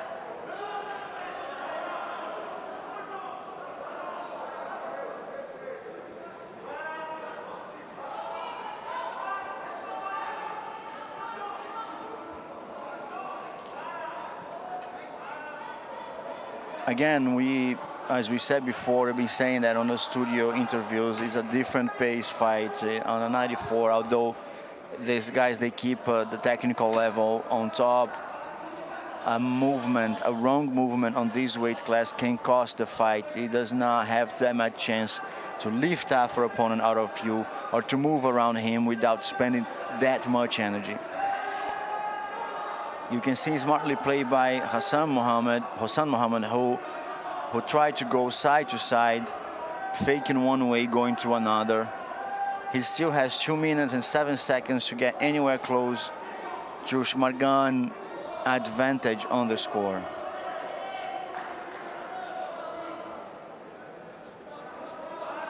He is, though, he did allow, while he was trying, he did allow Stanislav pass his guard when he was trying to sweep his opponent. You can see now Stanislav giving the lapel to his other hand so he can secure his opponent's back against the mat. And that goes as well working for the choke, as some call the baseball choke, as he needs right now his left elbow go deep inside the opposite side of Hassan's neck to make that choke work. That's exactly what Hassan Mohammed is avoiding right now by pushing his opponent's arm away. He definitely managed to do it, although Stanislav got an advantage for the try. Right now, this is a pretty common wrestling move when you're on top and you hold your opponent's leg, avoiding him to stretch his body.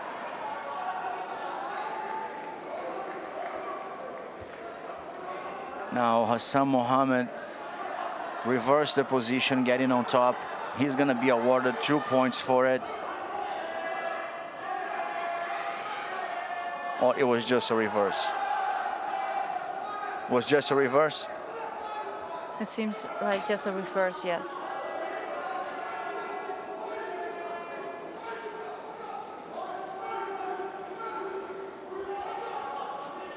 Now here we're seeing Stanislav coming on top. Yeah, he got the 2 points because he was in half guard. Yes, correct. And as the half guard did not develop to any other position that granted him points, therefore the referee gave him the advantage for the half guard. I was just talking to the referees, and then they confirmed that when you are in half guard, not right away you're gonna get this 1 point advantage. Exactly. He needs to confirm that there was no point development after that to avoid, for example, side control, half guard, and then going to side control. If you do not use that rule, he's gonna get 4 points for it. Exactly. Which is kind of unfair because it is a development. Right. So if from the development does not go anywhere, then yes, you get the 1 point. It is 1 point, but you know, Stanislav had 9 points already. And under 94, advancing on the bracket, we have Stanislav from Ukraine.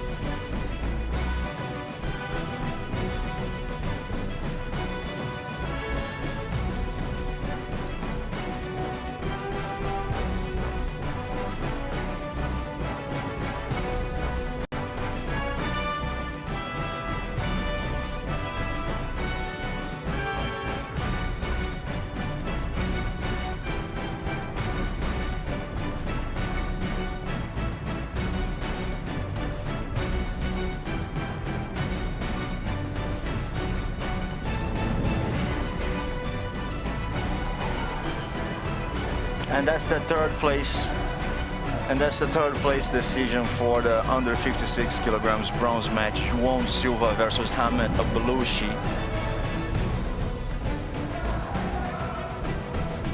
Under 56 kilograms.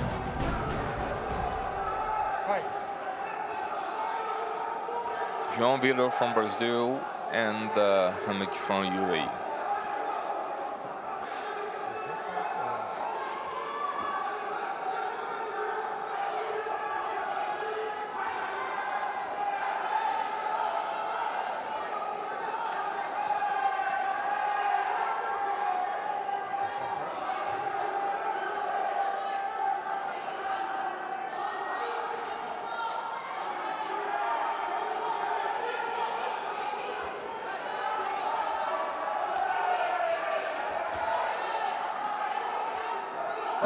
This weight class that has Everton Celio from Brazil fighting Zaid Al-Khatiri for the first place.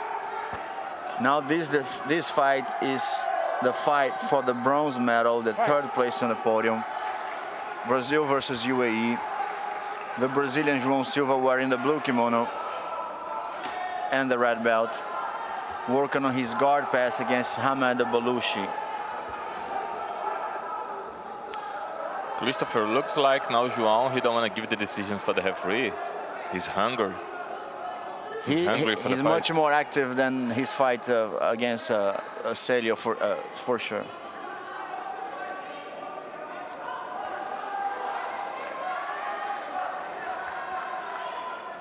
João standing here, he's looking for open the guard.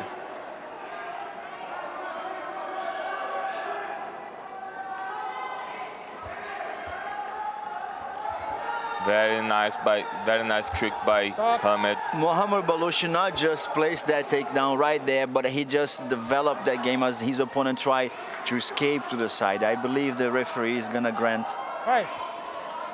Hamed Balushi the advantage for the takedown as he did. Double pull again. The Brazilian gets up first, getting the advantage point. He's trying to run to the side, to the not allowing his opponent to replace the guard. He's pushing his leg away, trying to stretch his body all the way to the other side. What grants him time enough for the referee to give him 3 points for the guard pass.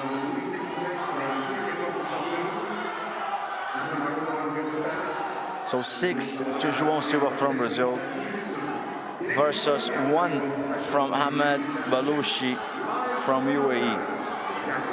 Stop. Stop, please.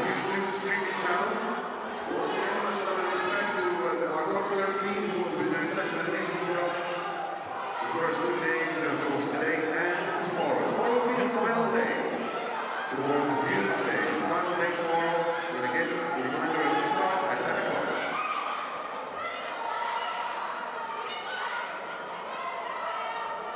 Ready? Fight. 2 minutes and 33 seconds to go. I could see Hamed maybe claiming 2 points because he thinks he had the takedown, but referee did not see it that way. We see João Silva, even though he's ahead, way ahead on the score, he's working on a sweep, maybe a submission. He will not close the guard to maybe being penalized with points taken from him given to his opponent. Looks like he want to set up a omoplata.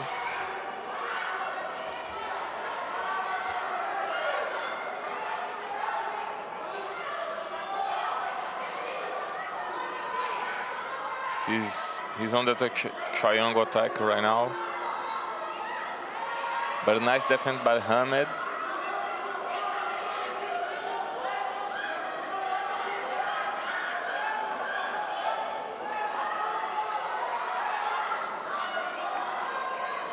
One minute and 27 seconds to go. The score remains the same, and maybe that might be the time for Hamed not just defend himself. He is right now defending that triangle, of course, the proper way, which is crossing his legs across his opponent's body. That's going to stop, of course, João from closing that triangle. But letting it go and go for all or nothing right now with 1 minute to finish the match when you are 5 points behind, that might be the right strategy. Do you agree? Yeah, so I believe he should let it go and try something out, because the time is going fast, and João is ahead, is 5-point score from him, so it's 6-1 right now. And he got 13 seconds left, so inactivity cannot be played because there is a submission, not tied, but there is a submission defended by someone, and then inactivity cannot be claimed by the referee to penalize them, So that plays in favor of João. Yeah, João wants that to stay like that. I'm going to say the same thing. João is kind of happy with that position. He's relaxing. Just waiting for the time to conquer his bronze medal. And there we go.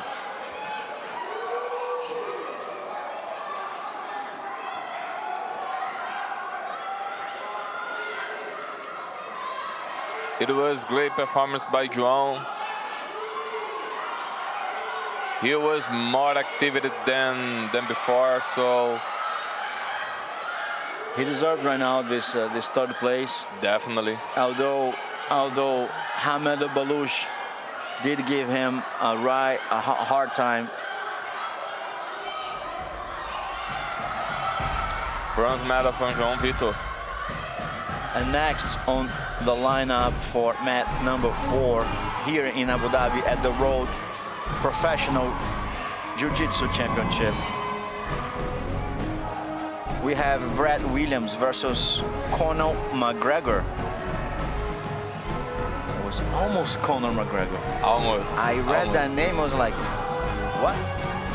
Conor McGregor is fighting for Dubai Police HQ, while Brad Williams is fighting for Team Nogueira Dubai. This is under 94 blue belt adult division.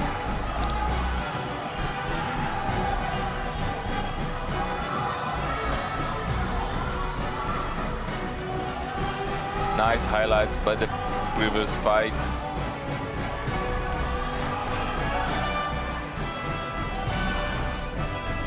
Actually, about the last fight, guys.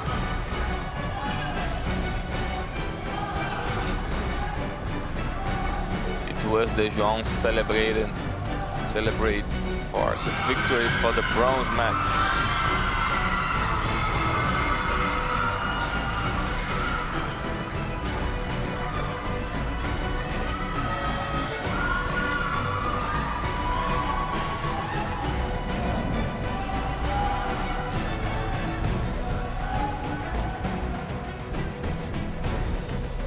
Scotland.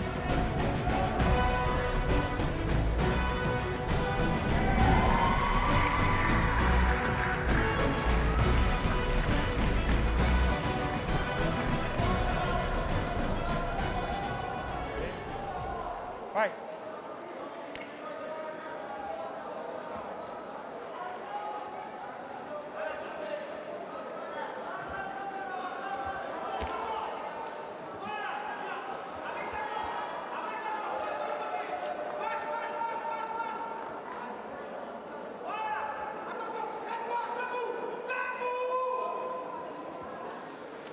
And we have European Super Cup. Yeah. We have Scotland versus Wales. And so far, Conor McGregor from Scotland is ahead on the score with 2 points.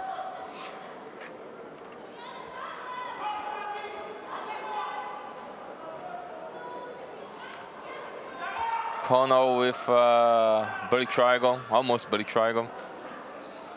He's working on the... Now he has the body triangle, I think. No, not. He doesn't. Trying to work on the choke. Going for the mount and maybe the choke. The switch now. He still can do an armbar though. Conor 6 points ahead on the match. Now 10 points ahead as he gets 4 points for the mount. He has the armbar set up though, and his opponent taps out to it.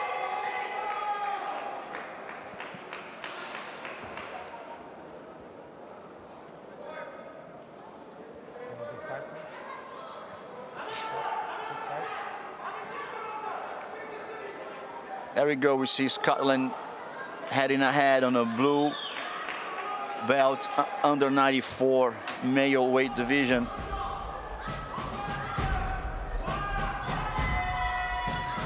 Conor McGregor, guys.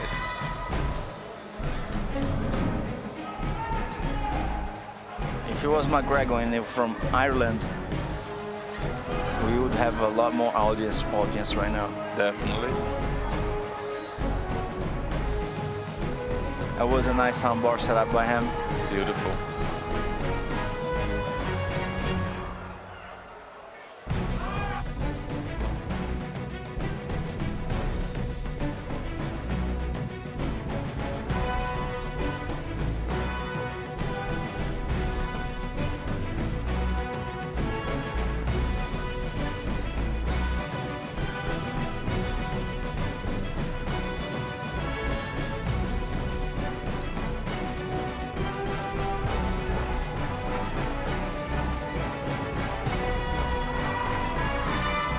There a replay of that armbar played by Conor McGregor. There he goes, all smiles after his victory decision. Next, after this submission by the blue belt from Scotland, we have Mohammed Ahmed Al-Kaabi versus Kamel Al-Ghifri. That's the under 94 blue belt as well. Same division. Mohammed Al-Kaabi versus Kamel Al-Ghifri. Both athletes from UAE.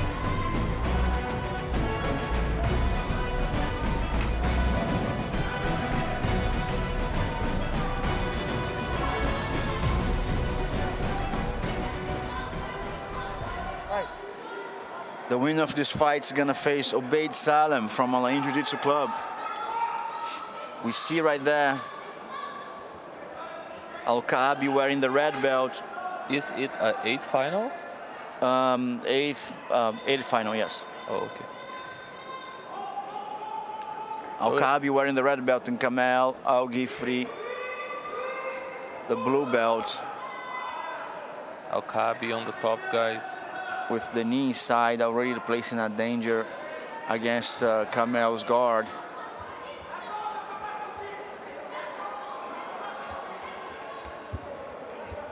He's working fast for that weight class. It was so good to see, although Al-Ghifri did put a stop by holding his leg, but I don't see that holding up for too long. Exactly.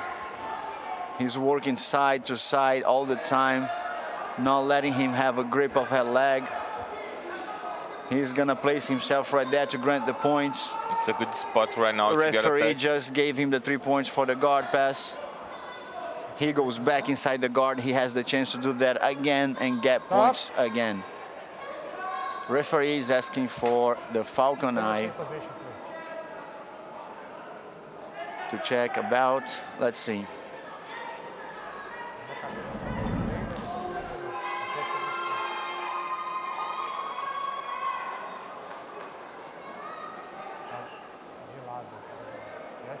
The referee is gonna check about if he's gonna check if it was actually a guard pass and if he was held on the right position. Fix your gi, please.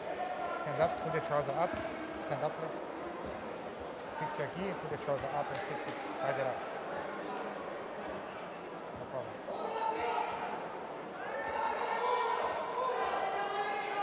Tô contigo, tu acha aí? Eu vou tirar. So the referee is going back on his 3 points decision as he did not see he did not see the opponent of Al-Kaabi going flat with his back against the mat. Thus, it does not give him the 3 points. I don't think the time was enough to establish the position, so I agree with the referee. So it's again. But he went all the way to the head. Yeah, but he went both sides, shoulder to shoulder. The three referees, of course, they have the decision. It's just my take on it. My take is he went from one shoulder to another shoulder. Ready? And then even though it was not enough time in one same position, but it was enough time all the way on the guard.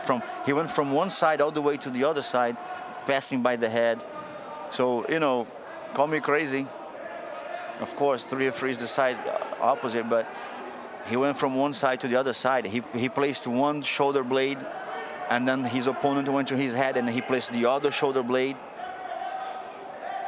So although there was not enough time in one position, we could say that he was enough time on the side of his opponent, without resistance from the leg, without a guard. So without a guard, he was on the side for more than 3 seconds. But the referees decide the opposite. Mohamed Al-Kaabi seems like just a matter of time until he passes that guard. But Al-Ghifri is not making it easy for him, and he might place a surprise, as we have 2 minutes and 48 seconds to finish. Another advantage for Mohamed Al-Kaabi for the guard pass attempt.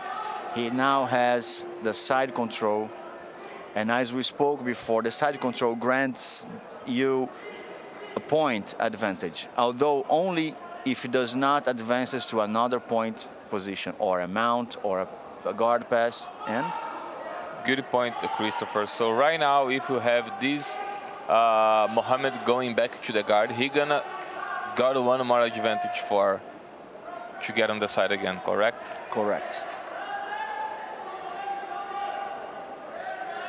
Mohamed on the top, guys, working on the pass.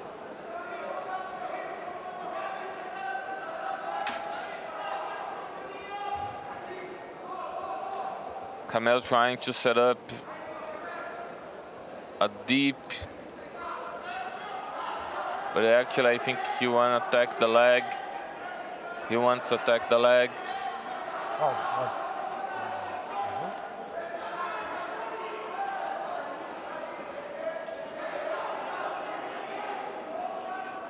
He's got a foot lock there. You can see Al-Kaabi pretty calm. Al-Kaabi is actually holding that lapel to do not let Al-Ghifri stretch his, pull his chest up and stretch his back. And only then Al-Ghifri can play some danger. Right now, even now, it's even worse now for Al-Ghifri as Al-Kaabi gets up. Al-Ghifri is, though, escaping his hip to the side to not stay in front of Al-Kaabi. He needs to go to the side to place and then to try to get his foot, Kaabi's foot, off the ground and maybe work on a submission. As he has only 50 seconds to go, Al-Kaabi is smartly holding Al-Ghifri's lapel, and he's working on a pass right now. He's giving Al-Ghifri something to worry about other than the submission. Al-Ghifri should work in the single leg X sweep, because you can see it's easy to set up that, and also he got a chance to hold the other leg. So he could have, but there's always a danger. And as we always say, if you try something, you leave a window open for your opponent to do something else. So yes, can. But then his opponent might get a chance to pass his guard. But with less than a minute to go, it's all or nothing. I would have gone for it. So, but nice work by Mohamed as he gets the victory and walks to the semifinals or quarterfinals against Obeid Salem from Al Ain Jiu-Jitsu Club.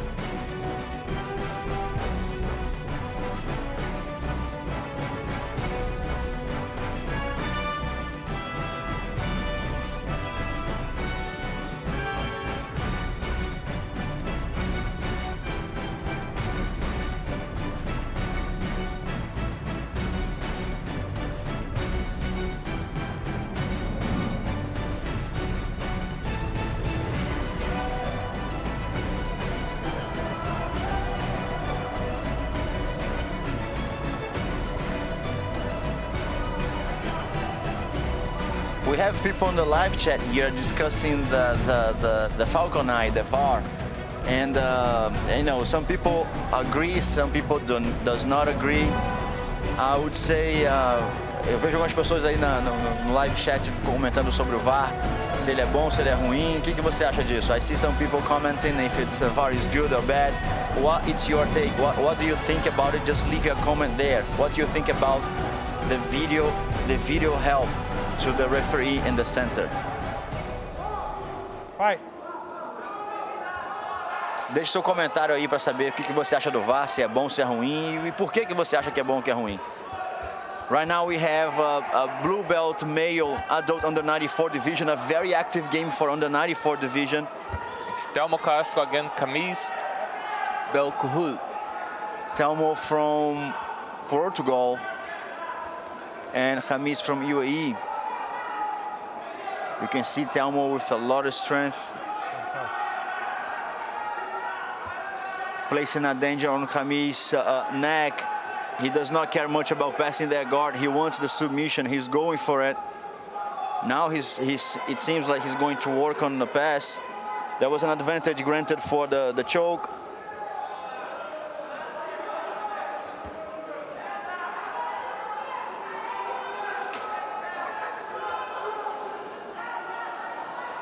Four points by him.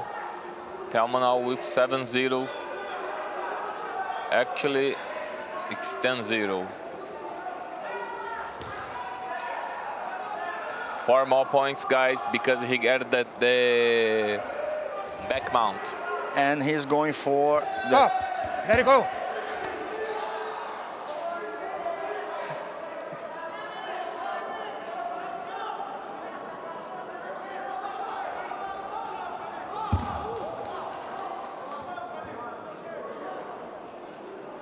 Easy, easy, easy, easy. All good. Stand at this. Massage car. Fix your deep, please. Take your time. Fica calmo.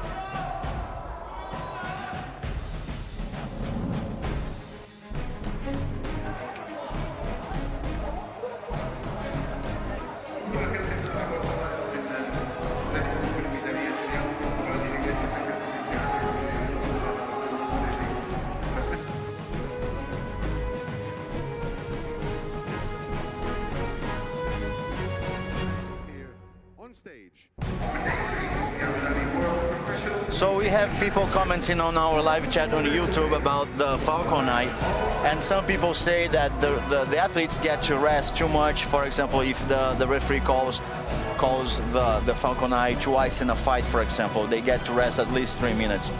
And if an athlete has no conditioning, he has time to rest.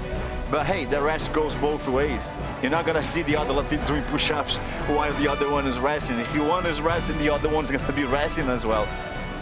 And one more point of view, guys, because if in all the kind of sports, let's go take a soccer because it's very famous and it's spread around the world. Even when soccer, guys, you have a time to rest. I'm not here defending the VAR, okay? I'm not putting my opinion. I just trying to explain because if you said the jiu-jitsu fighters can get a rest, so also the soccers, also the tennis, so let's go. And guys, keeping comment in the YouTube chat. And an update on the under 94, we have now Mohammed versus Obeid. Right.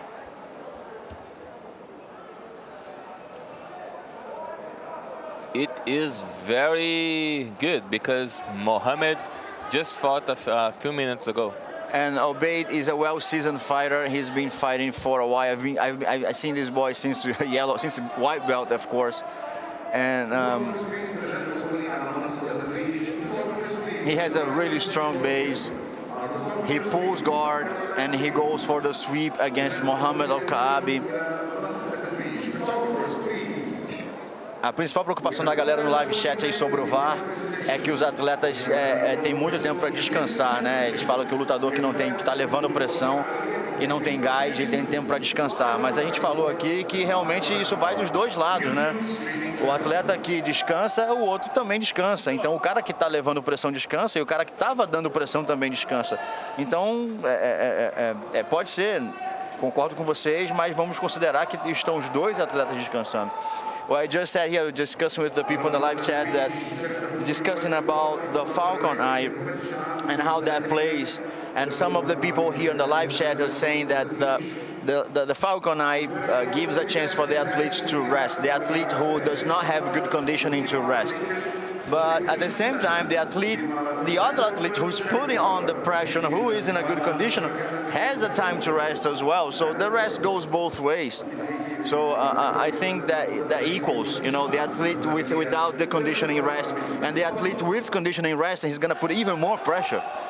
So, yeah. Lembrando também, galera, poxa, vamos pegar o futebol aí, né, que é bem famoso, que já tem o VAR, né?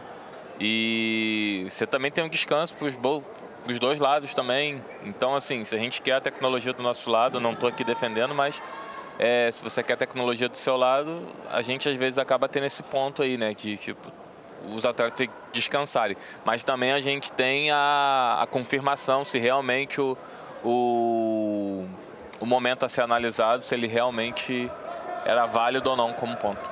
And here we have like a lot of pressure from Obeid, and he places the takedown against Mohamed Al-Kaabi, getting 2 points for it. That was well played. He makes him unstable, he makes him lose the balance, he pushes his opponent forward, he pushes his opponent down, and then he goes for the takedown. Let's see now, the referee calls for the Falcon Eye. What is the claim?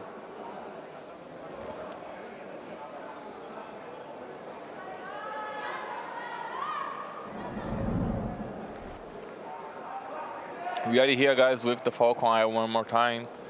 Let's go you check. can see Obeid like pulling his opponent down, down, down, and then he let go and goes for the takedown. Oh, that was the guard pull. Quem fica isso aqui?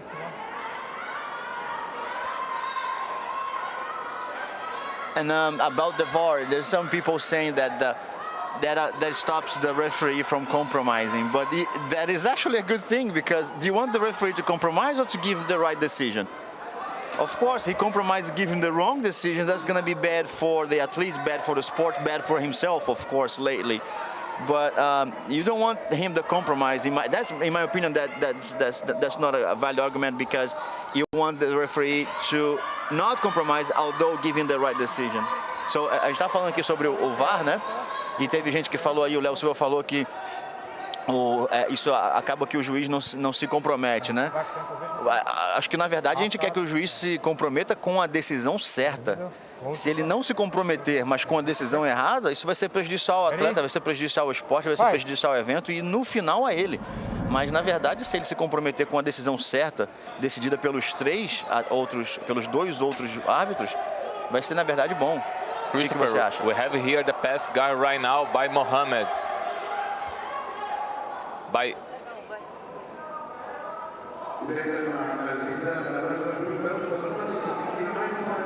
Actually, guys, we have here for Obeid. So Obeid now it's 7-0.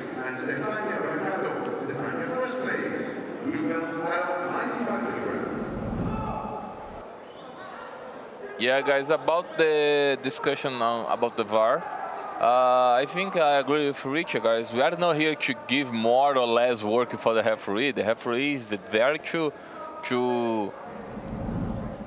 let the fights go in the right way.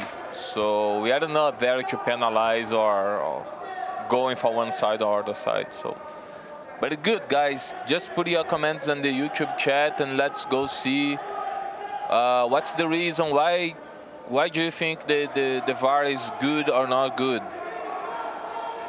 But always, guys, please put your opinion there. Yasmin, do you have an opinion about the Falcon Eye?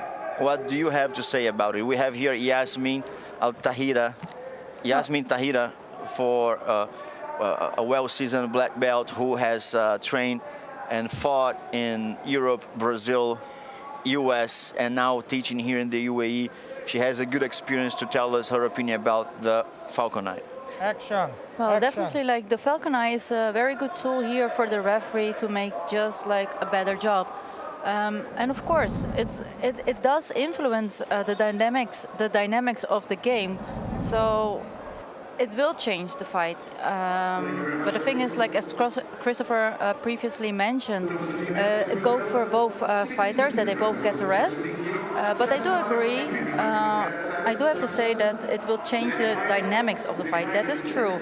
But we want to have here the best form of fair play at such a prestigious championship. So we don't want to have any space, any gaps for any confusion.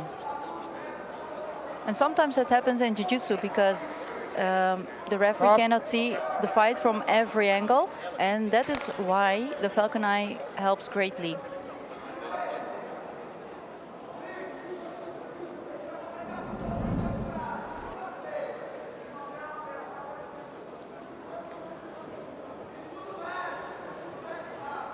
Thank you, Yasmin. A Yasmin estava aqui falando que realmente o que a gente estava conversando antes aqui, a decisão justa sobre a dúvida que o juiz tem ali no meio, ela passa por cima de tudo que qualquer argumento que a gente possa ter, né?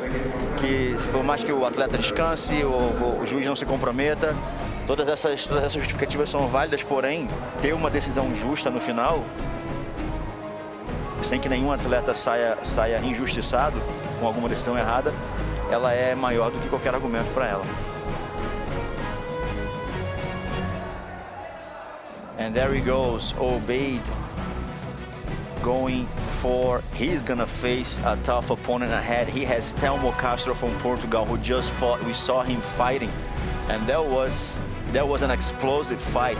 On the other side of the bracket, we had Stanislav from Ukraine, and he's going to face the winner of Ali from Russia versus Conor McGregor from Scotland. Right now, next on the, you're gonna say something. Right now, lining up for mat number 4.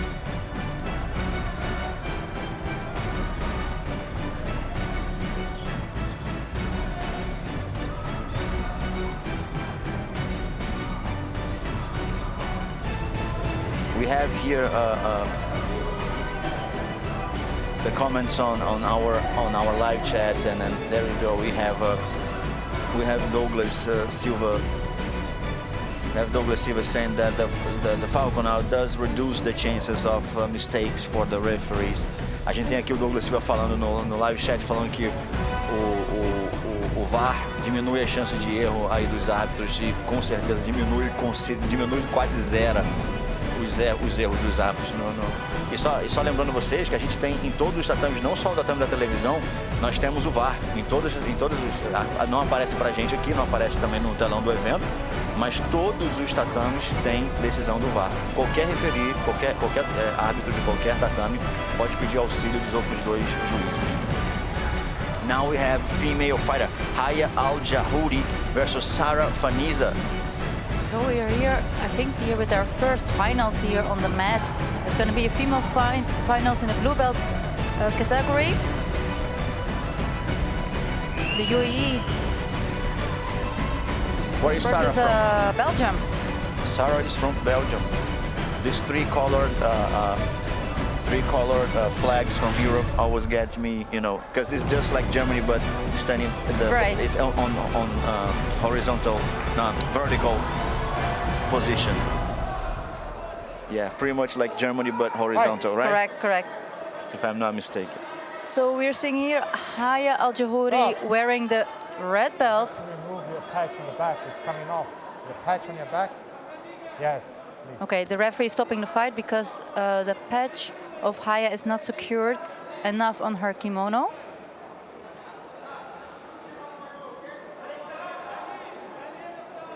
Thank you. Ready? Fight. So this is the finals under the 70 kilograms. Haya going here for the guard.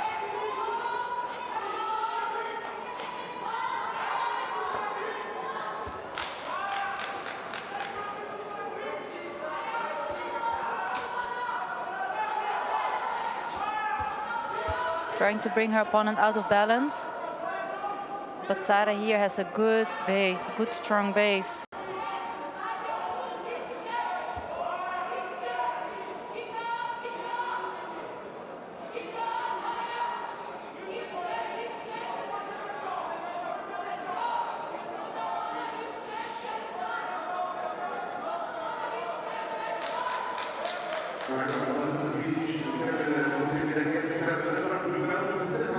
We're seeing here the finals, female blue belt category, adult under 70 kilograms, Haya versus Sara.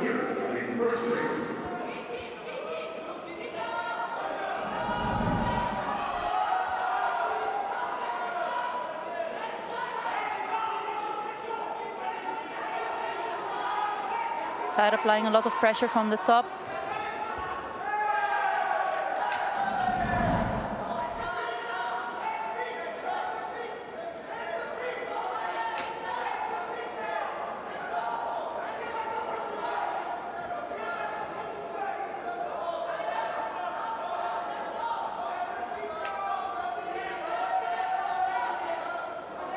So we're seeing here the half guard game, where Haya is trying to create some space so she can set up a sweep.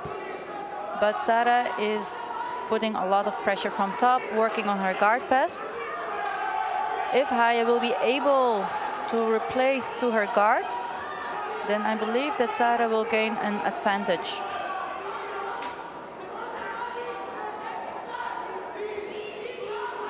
If Sara managed to pass Haya's leg, she will get 3 points for the guard pass if in case she is secure in the side control or if she's going to the mount. And if she will be able to go to the mount, she will get actually an extra 4 points. Referee stopping the fight, bringing the girls back to the middle of the mat. Arm was outside. Ready? Fight.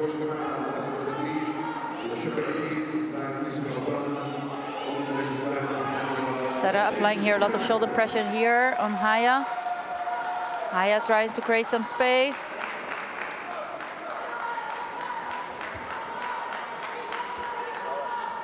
Sara did have her hip high, but he managed her legs away from Haya, so far away that did not give chance to Haya to hold their guard up, as Sara did work on passing that guard.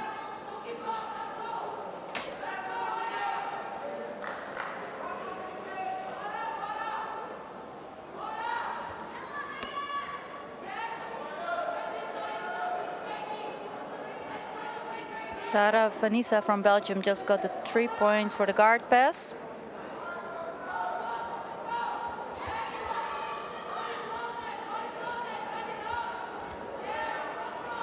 And is now going for Haya's back. Haya defending very well, not letting her opponent immediately going for those hooks. Because if Sara is able to get those hooks on around the hips of Haya, she will get an extra 4 points. You're gonna go back to same position. Fix your hijab, please. Just remind you guys, And this your is knee the as fight well. for the gold. This is the final. Yes. And the finals of the World Professional Jiu-Jitsu Championship here live from Abu Dhabi.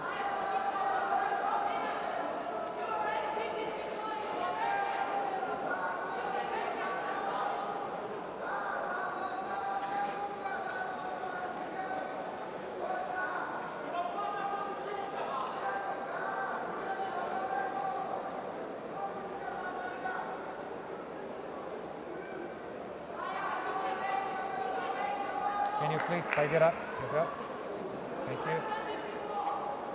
Arm under the arm. Okay, ready? Fight.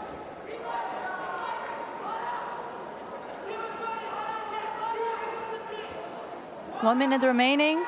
Started working on those hooks.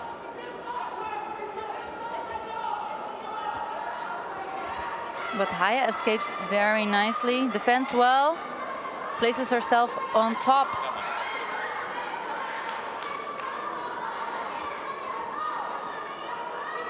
Haya has less than a minute to work on that guard pass. She has a good position. She has the underhook. Applying some pressure on Sara's face with her shoulder.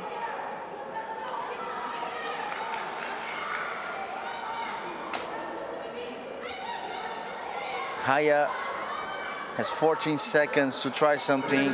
He's gonna try to work that pass. 7 seconds now. Trying everything, going for all or nothing now. Trying to open that guard. She did not get it on time.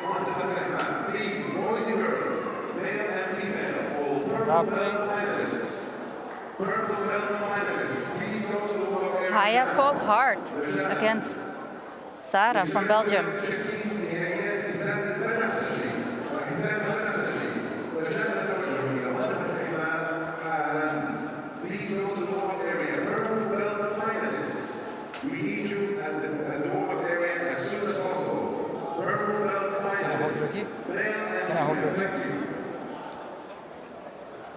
Next, on mat number 4,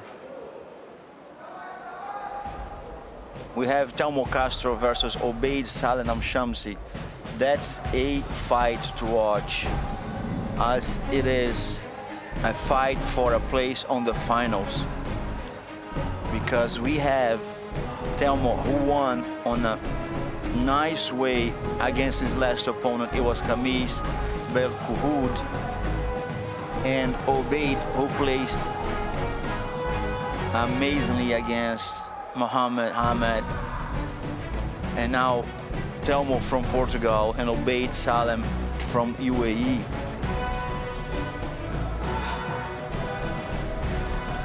We're seeing here a replay from the finals, under 70 kilograms in the blue belt division female. And we are seeing here the new world champion from Belgium, Sara. Congratulations. Well played, well played. It's nice to see nowadays, Yasmin, especially on the girls. Before, first place Brazil, first place Brazil, first place Brazil. And the 90s and the 2000s. And then after that, that started changing. We saw the first non-Brazilian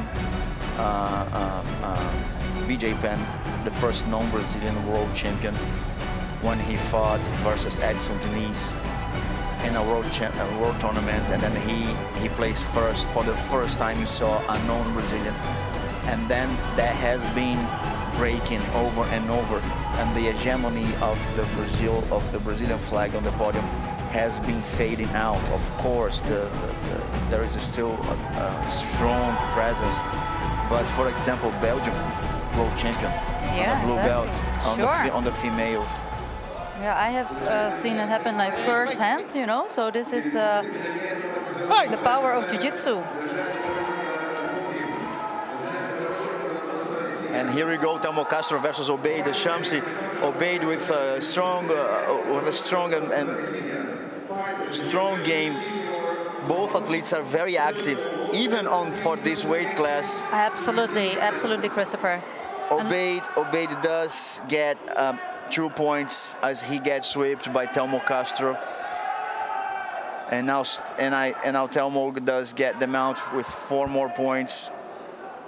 And 3 points for the pass.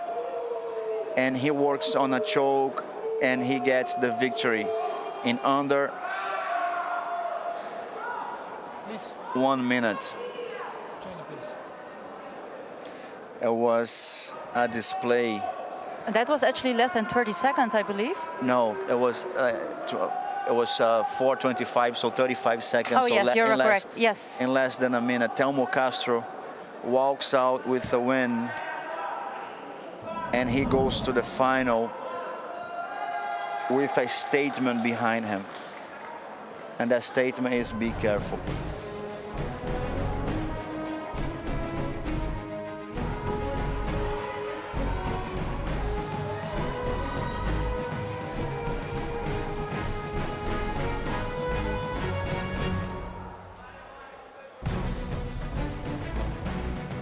Look at this beautiful sweep setup by Telmo from Portugal.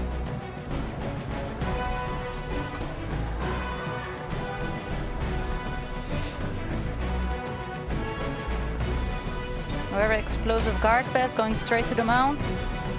And he places his hand against the neck and he goes for the loop choke right away. Look at that, how fast it was.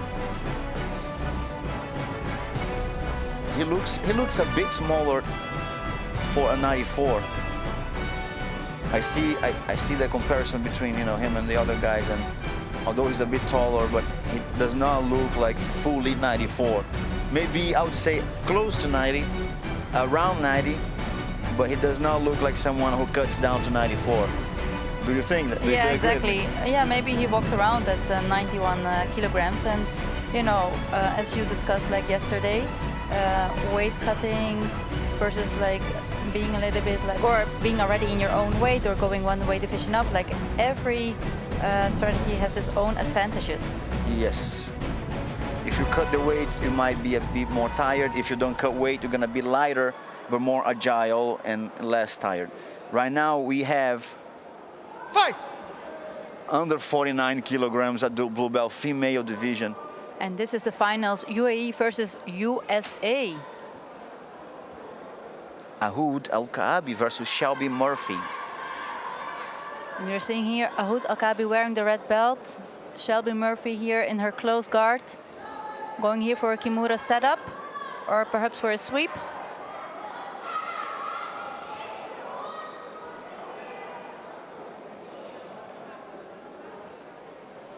As we were saying before, this position allows the one who is standing to push down and place little energy, while Shelby right now is hanging and using her strength, wasting some stamina.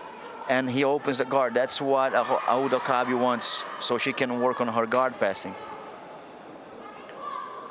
And Shelby feeds nicely the lapel underneath Ahoud's armpit, breaking her posture. Trying to break her posture. Shelby Murphy is coming from Atos in the USA. Going here for the hip bump sweep, but is not able to succeed. Going again for that similar sweep. Hip bump sweep. That's how I call it. No, yeah, it's funny because it does make sense, of course. I've heard the UPA. Yeah, that is how my coach is calling it. There's a UPA and then... And here we're seeing a strong attempt for the Kimura by Shelby Murphy from the USA. Oh! And she gets it. As the referee calls the submission for the American Shelby Murphy.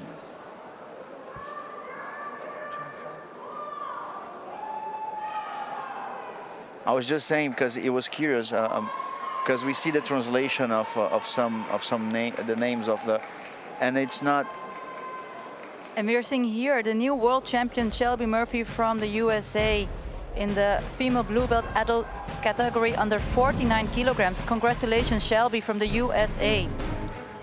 And I was saying that the names, the translation, like we get so attached to the names we learn, and then we hear some different name, we're just like, what? Yeah, exactly. And then hip bump does make, because you bump your hip up, exactly. And then you push your opponents to the side. Does make sense. And then we go and people are UPA. Yes, maybe. Just make an UPA. Just you call your sometimes you're in Brazil, just make an UPA, which is hip bump. Well, we are seeing nowadays much more names for like positions and for movements in Jiu-Jitsu than before. And I've seen people, positions that were actually well known, even from back my time, that people have been saying, other names or even no names at all. Exactly. And now, you see people baptizing the position with one name and calling themselves the creator of that. You might be the creator of the name, but not the position itself, bro. So that. Yeah, or maybe you popularize the name. Yes. That's also an option. We're seeing here the finals under 56 kilograms.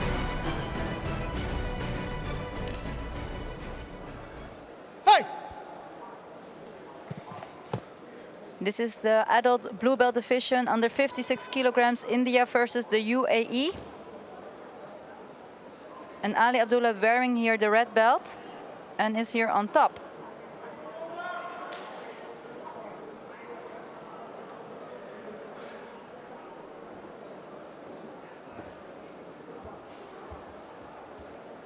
Under 56 kilograms.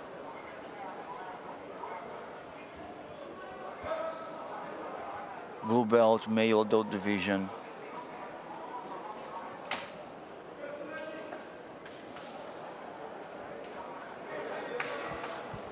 We get to see that bracket on the final.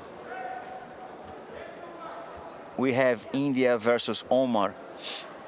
Again, Yasmin, it's amazing to see country like India on the final. Yes, it is absolutely amazing. Definitely. India is catching up.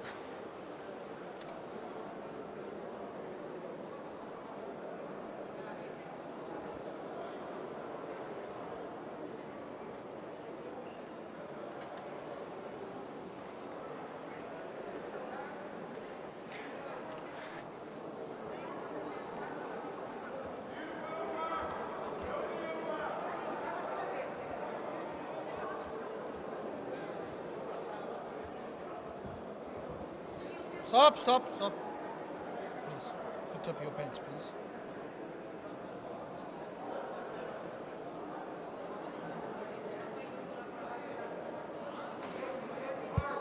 Belt in the middle.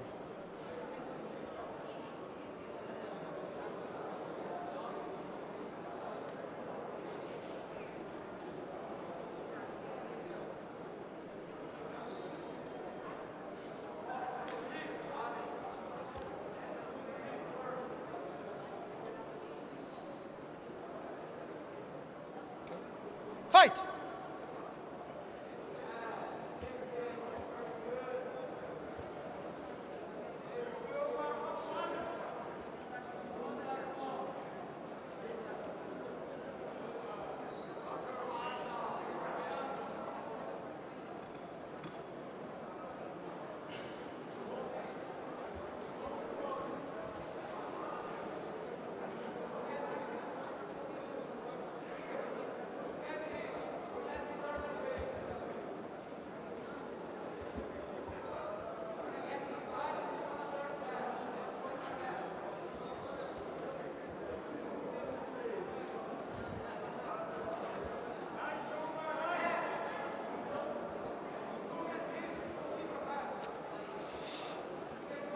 So we're seeing here 1 point here for Omar Al Suwaidi representing the UAE with 2.5 minutes left in the finals of the blue belt category adult under 56 kilograms.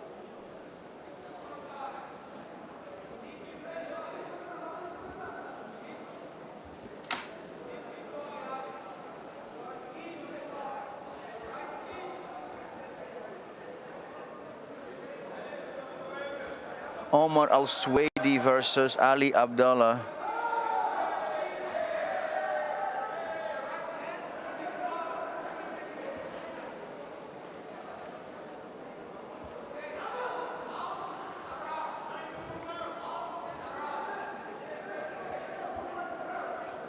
Omar Al Suwaidi trying to go here for a sweep setup.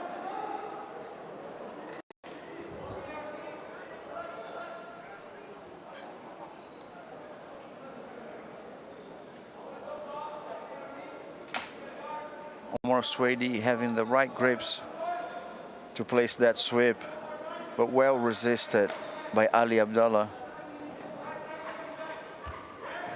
as he gets it. 2 points awarded to Omar Al-Suwaidi for the Ali sweep. Abdullah is looking here to sweep back. Or even going, he can also go for a leg attack. And he comes on top. And get 2 points awarded.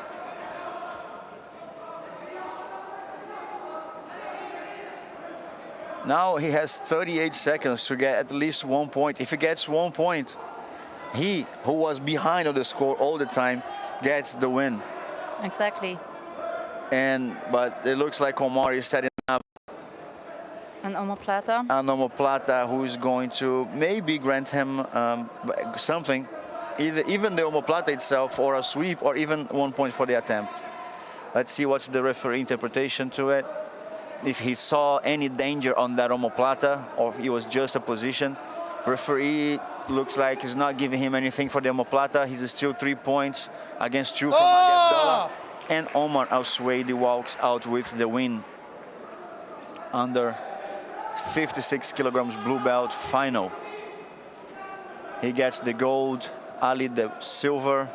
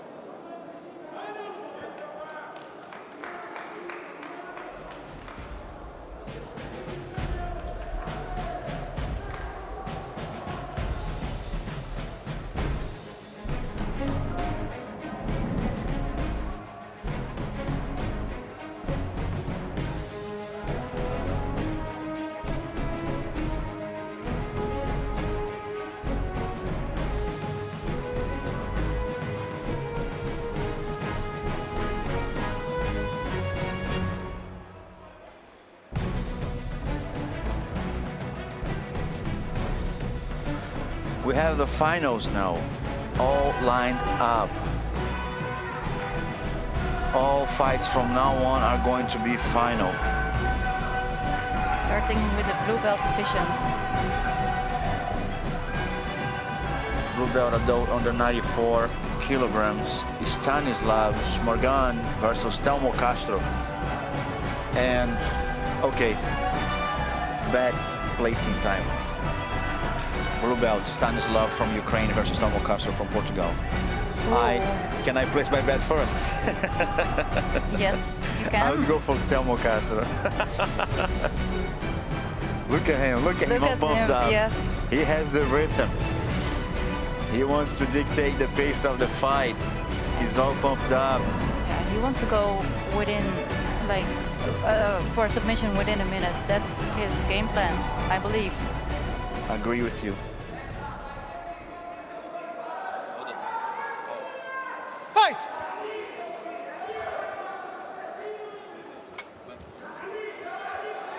He pulled guard against the Ukrainian. Trying to go here for a sweep, but Stanislav is defending well. But Telmo is not stopping. He's unstoppable. Going again for takedown attempt, but he's not managed to stabilize the position yet. And he's back in his close guard game and probably is getting an advantage. And yes, an advantage for Telmo Castro from Portugal against Stanislav Smorgan from Ukraine. This is the finals of the blue belt division, adult under 94 kilograms.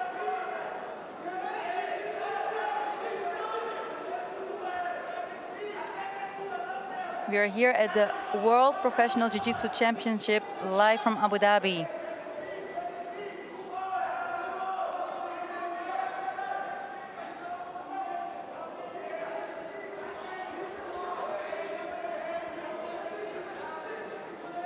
He goes to underhook Stanislav's leg to try to place a danger on his balance. And clearly also Stanislav is a stronger, more challenging opponent for Telmo Castro. So the first minute now has passed of these finals. But Telmo Castro still full under attack. That was a nice hip switch position where he tried to enlace the opponent's kimono around his leg and push it all the way across his face to sweep. But Stanislav did not fall for it. Although the kimono is still, wrapped around his leg, there's still a chance for him. Now he's trying to get the De La Riva, well defended by Stanislav. Stanislav looks pretty calm. With 3 minutes and 12 seconds. And then that's actually the secret. You're going to fight someone so active like Telmo Castro. You don't want to rush. You don't want to get into his game. Stop! Stop! Referee's calling here for Falcon Eye. Let's see what happens. I think the referee saw a tap out. Stop belt, please.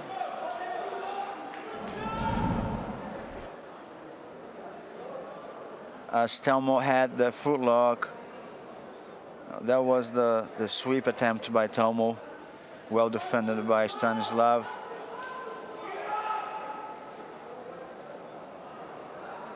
And there you go, we have the foot lock. Or maybe the advantage. Perhaps advantage? Parecia que foi o outro. Dá uma olhada de novo aí, só dá uma ajuda aí, porque tá meio borderline essa situação.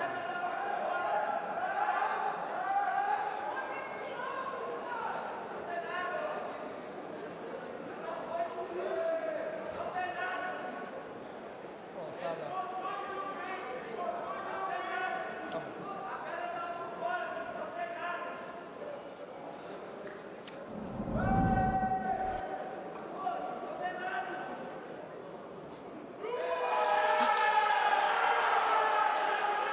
And Telmo is getting disqualified. Because he put his foot Across the hip? across the hip.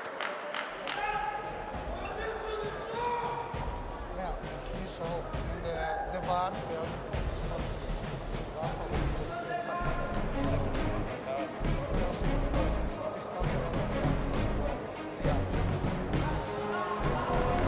Yeah, as the referee decided that as he placed the foot lock, he turned inwards, and you cannot turn inwards, and you get disqualified by it. And Stanislav walks in, the underdog, and walks out with the victory. As Telmo, a dangerous fighter, gets disqualified because on that foot lock, as he pushes his opponent, he turns himself inwards, as you can see, and that is not allowed.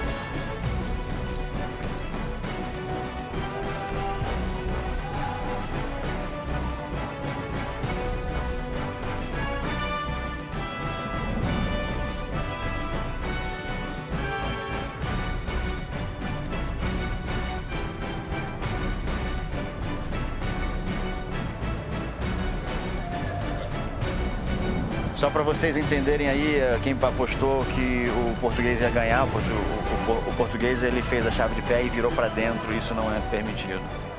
So for you to understand why the disqualification, so the Portuguese fighter, he did turn inwards as he had the foot lock, and he started the inward movement first.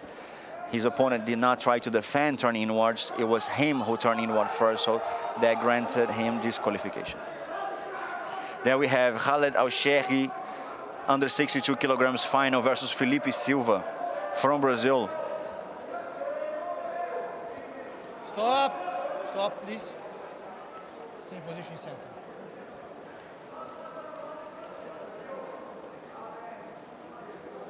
Khaled Al-Sherhi starts with 1 point advantage ahead. Double grip, one here, one And he has so far, there is so far 4 minutes and 32 seconds to end that match. And you can see Khaled working his way to pass that guard.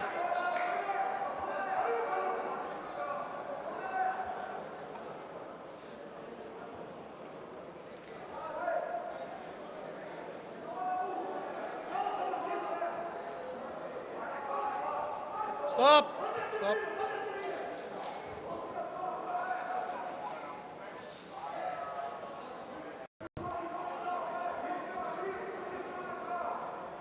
Fight!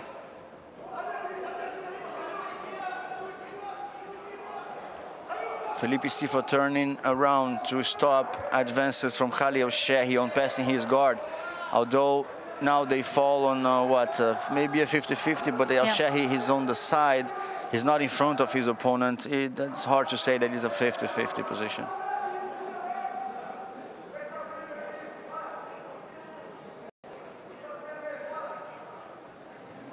Felipe Silva in danger right now, as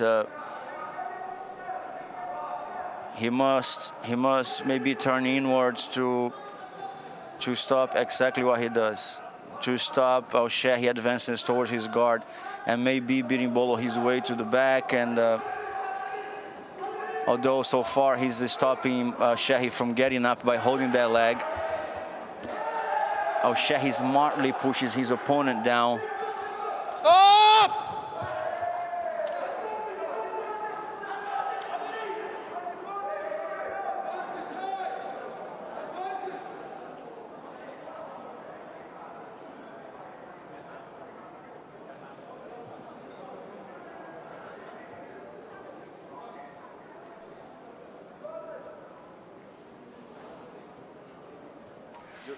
Fight!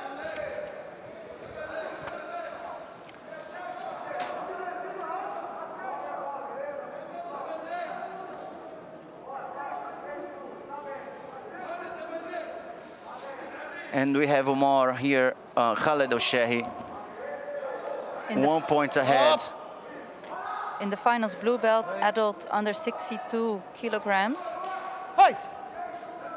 There was a small bump from Felipe on Khaled's nose, nothing serious, nothing that could, allow the referee to stop the fight. That was not a double pull, as both athletes were on their knees. Fight! Khaled El-Shehi is wearing the black gi with the red belt, and Felipe Silva the white gi. We're here at the edge of the mat. Stop! That was an amazing display of technique by both fighters. But well defended, but well countered. Every movement countered by Khaled, as placing a danger on Felipe advances.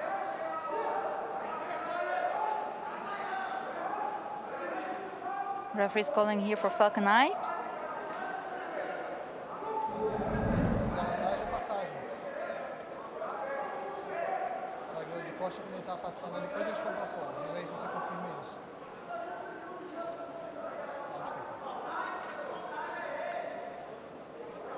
So the referee just said that he granted a guard pass advantage to Felipe, which would equal, but he's actually double checking with the Falcon Eye as he gets to the side, but there was just a fraction of a second.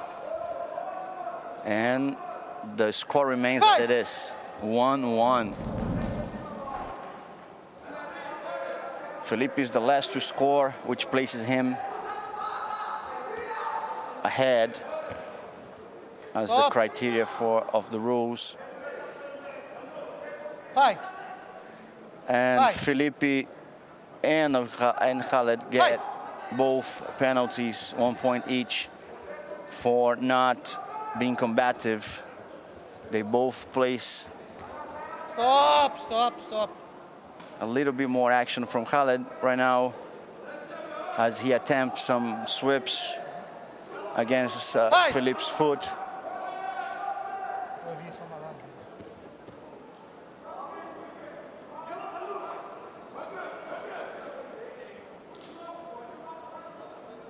You see Coach Eduardo from Alain Jiu-Jitsu Club give instructions to his pupil, Khaled El-Shehi, who now gets a triangle position and looks, it is tight. It is right now tight, and he's putting a lot of pressure on Felipe. And it looks, with 1 minute and 20 seconds to go, Felipe is in trouble, as even his arm is across Khaled's body. Khaled does not look like letting it go for any reason, and Felipe he's reversing right now to tap. There was an amazing display by Khaled Al-Shehi against the Brazilian Felipe Silva.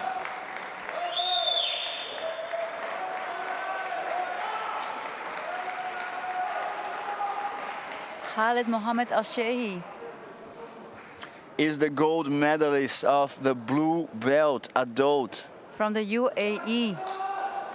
That was finals between the UAE and Brazil. And this is a very big win. Under 62 kilograms, Felipe with the bronze, silver medal, and Khaled Al-Shehi celebrates his gold medal.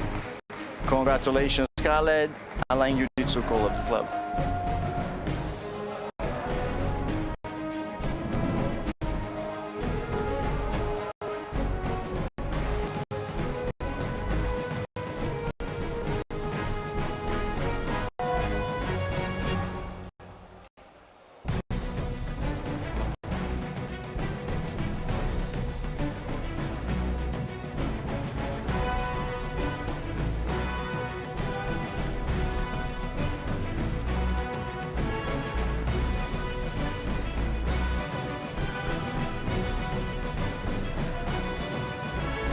We have people in our live chat. Please give your shout out. We're gonna say your name right here. Cheer for your athlete, your team, your country. Vocês estão aí no live chat, deixa aí um abraço para quem você quiser. Manda um abraço pro seu lutador preferido, pro seu time.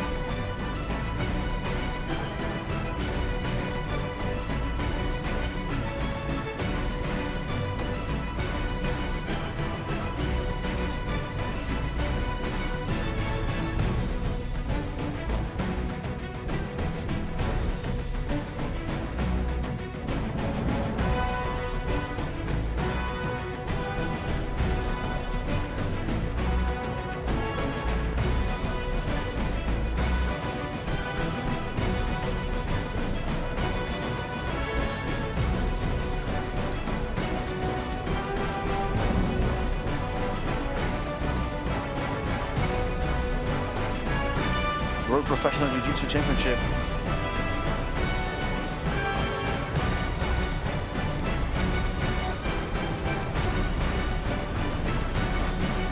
Live at mat number 4 here in Abu Dhabi.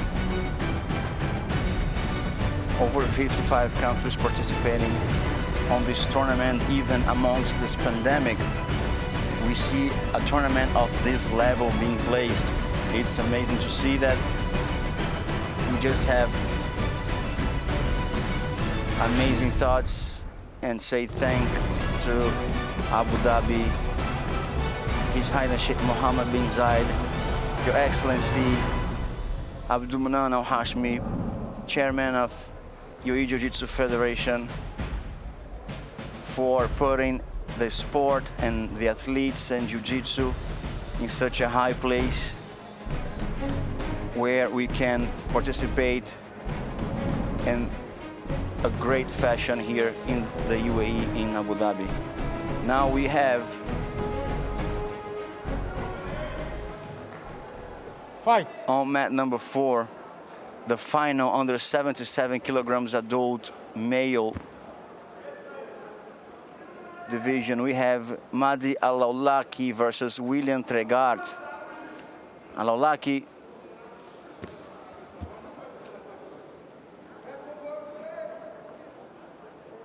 Stop. William Tregart from Denmark, Mahdi Al-Awlaki Fight. from UAE Fight. on the final. Fight.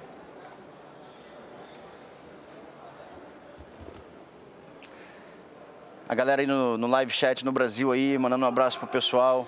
A gente tem o Danilo Barbosa, agradece aí a transmissão, muito obrigado, Danilo. Jiu-jiteiro paraibano, mandando um abraço para Kira Grace, super fã dela. Temos aí participação também do Léo Silva, Nicolás Stel, É isso aí, galera. Vamos participar. Deixa aí seu abraço, torce pro seu atleta. Amanhã temos as faixas preta e grande movimentação.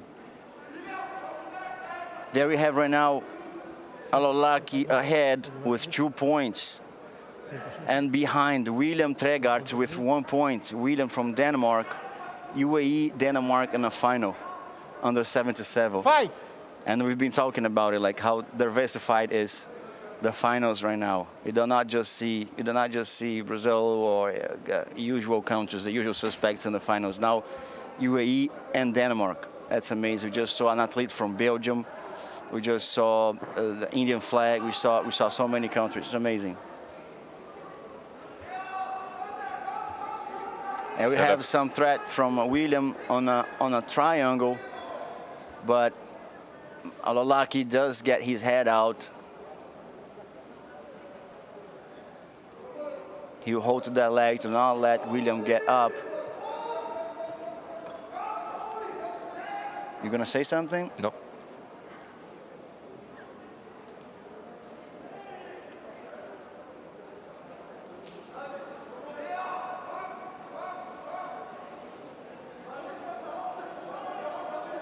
Alolaki holding his opponent's pants, so he has control of his legs and not let him get up. And even if William gets up, Alolaki has a control so he can take him down again or sweep depending on the time.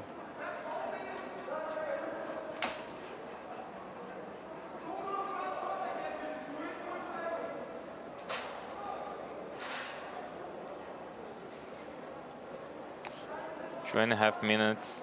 There we go, the advance from William to go to Alolaki's back using berimbolo. He ends up in the same position and he just like 360 his way around his own axle.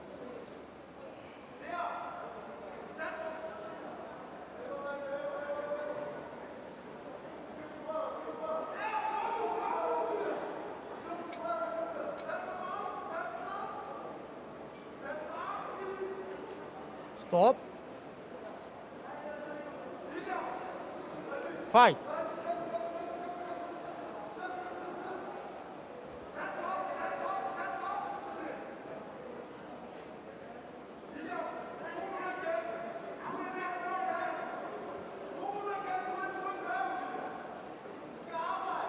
Madi Alolaki listening to the instructions from his coach.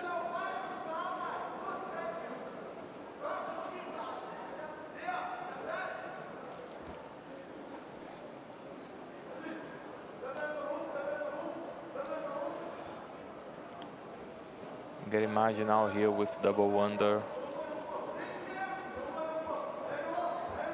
Trying to stack him, stack his opponent.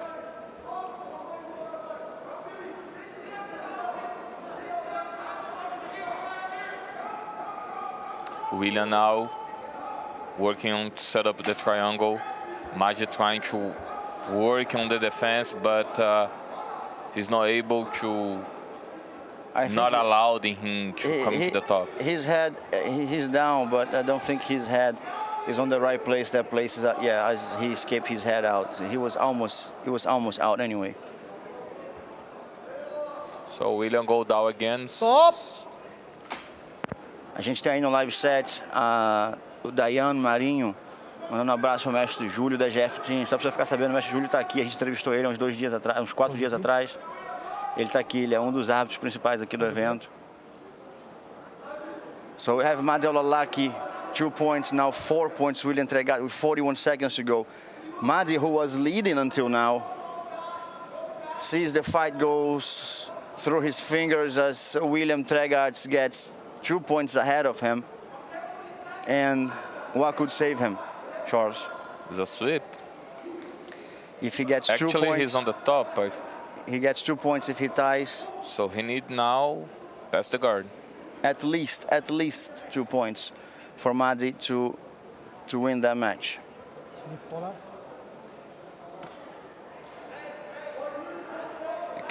41 seconds left, guys. So Madi need to work on the pass guard.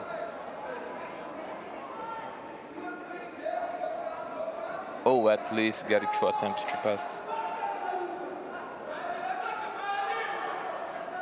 William just broke his posture, bringing him down. William is not going to open that guard. He's going to be working on a submission to let the fight run its course. And with the score with him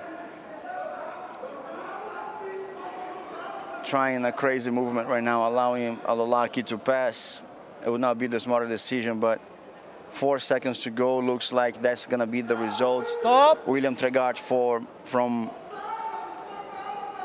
where again? Denmark walks out with the gold. As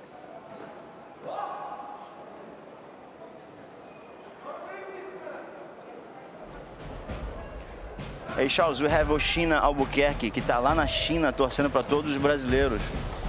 Abraço aí pra galera da China. Se você não sabe, nosso amigo Charles aqui morou na China. Quanto tempo, Charles? 6 anos. 6 anos na China.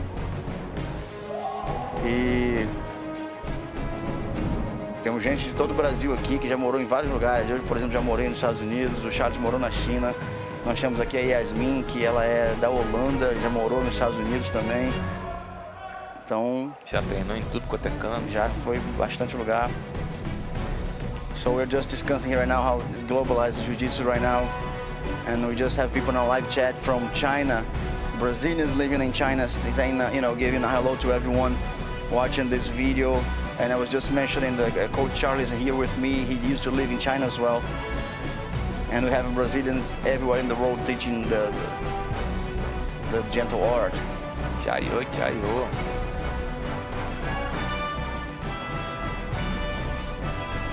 In my opinion, I think, I believe, I hope, like the Chinese people starting to come here for this competition, because I heard, that's the thing I heard, a lot of Chinese people starting to work right now, training Jiu-Jitsu, so it's gonna be very good for the future if the Chinese people start to come here to compete in the World Professional Jiu-Jitsu. Nimanjongoreng Ingai Lai Jobian.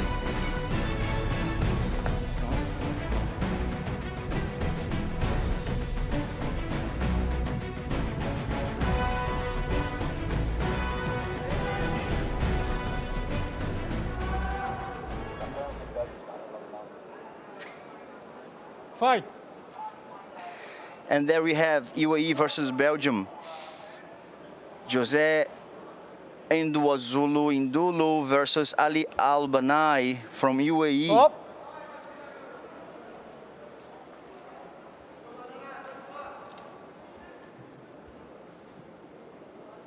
Same position.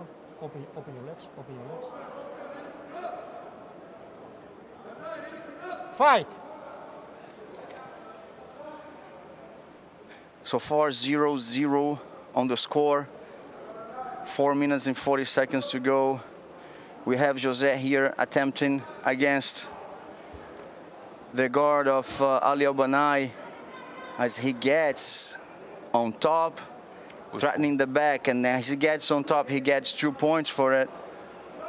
And he works on the submission, at the same time placing the legs, getting the back, getting him 4 points. After he gets 4 points, he secures the position with a body lock. Ali in danger. As you can see, Ali manages to get out. Maybe because José wants to switch the submission. Stop. And that's the end. And we see José from Belgium walking with the gold. Good job by him.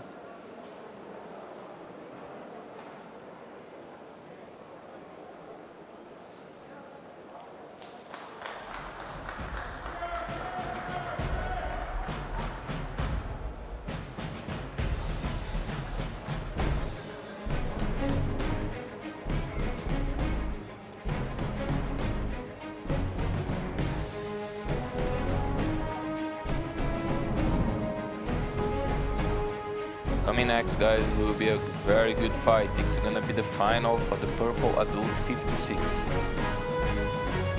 Everton Sier, Célio against Zaid Al-Kateli. That's one fight that I want to watch. Sergio versus Al-Khatiri. I remember the previous fights from both of them, and Al-Khatiri was very, very active.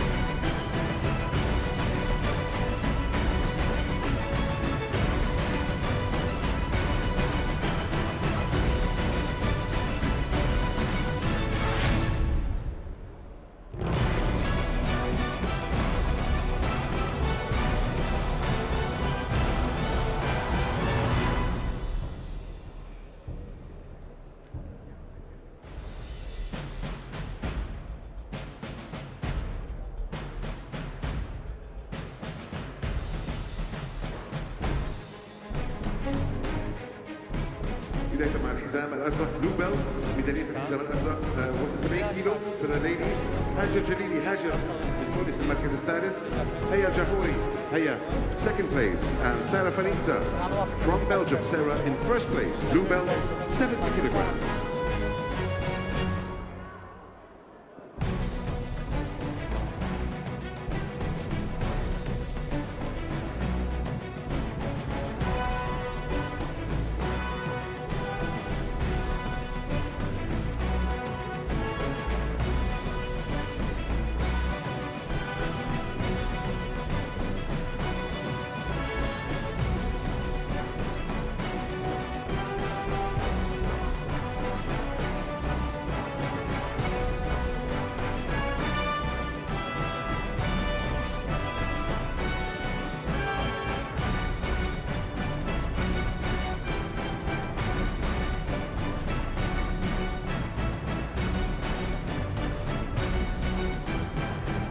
Thank you very much, ladies. Well done. Still with the blue belt. بدنا مع الحزام الأزرق وزن 49 كيلو للسيدات, 49 kilograms. Elizabeth Robles. Elizabeth in third place. عهود خليفة الكعبي عهود المركز الثاني. And Shelby Murphy. Shelby first place. Shelby's got the fans today. 49 kilograms, blue belt.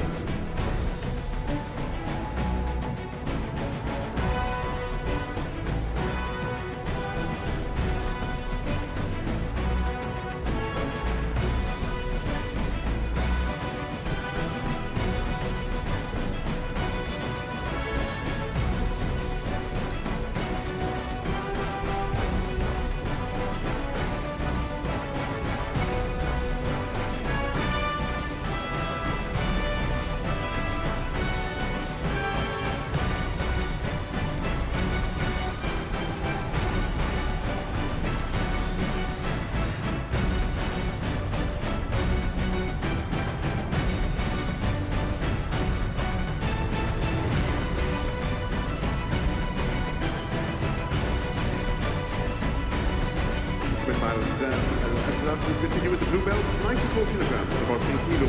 عبيد سالم الشامسي بالمركز الثالث. Telmo Castro from Portugal, Telmo in second place. And from the Ukraine, Stanislav Shmargun. Stanislav in first place. That's the blue belt, 94 kilograms.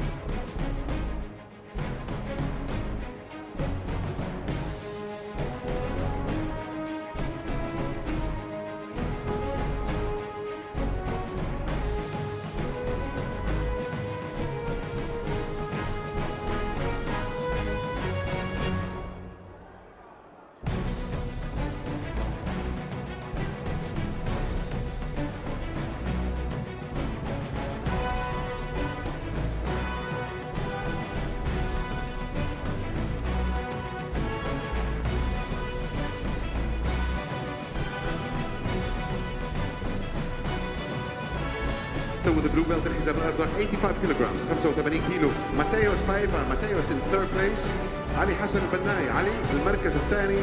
And Jose Steve Ndulu from Belgium. Jose Steve in first place.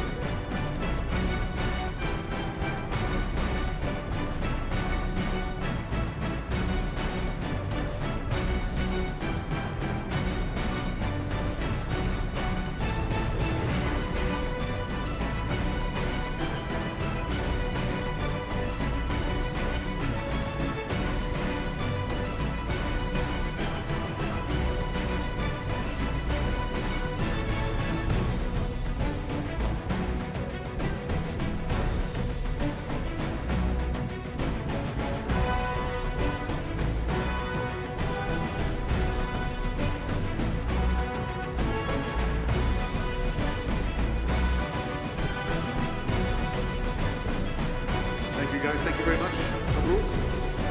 Moving on to the blue belt, 56 kilograms.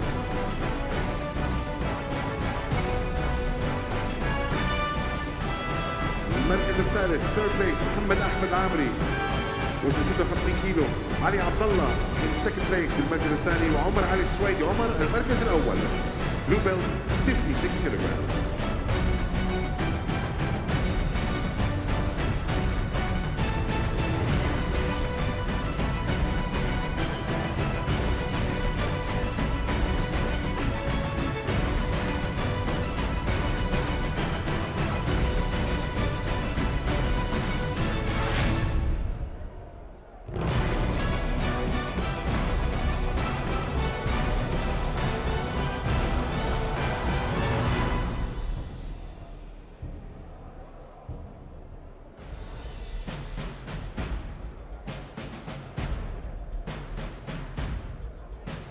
Thank you very much. Moving on to the blue belt, adult 62 kilograms, وزن 62 كيلو. Hosim John Sufiev from Tajikistan in third place. Felipe Gomez da Silva, Felipe second place. وخالد محمد الشحي خالد المركز الأول. وزن 62 كيلو الحزام الأزرق.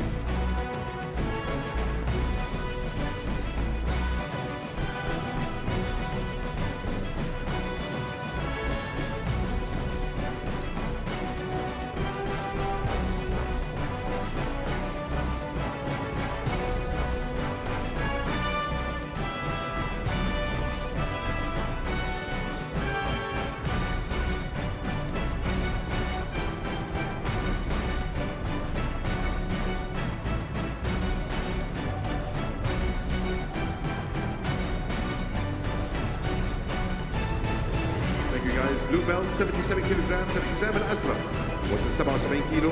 In third place بالمركز الثالث from Brazil Pablo de Oliveira Custodia. Pablo third place. مهدي خالد العولقي مهدي المركز الثاني. And William Tregat. William from Denmark in first place. Blue belt 77 kilograms.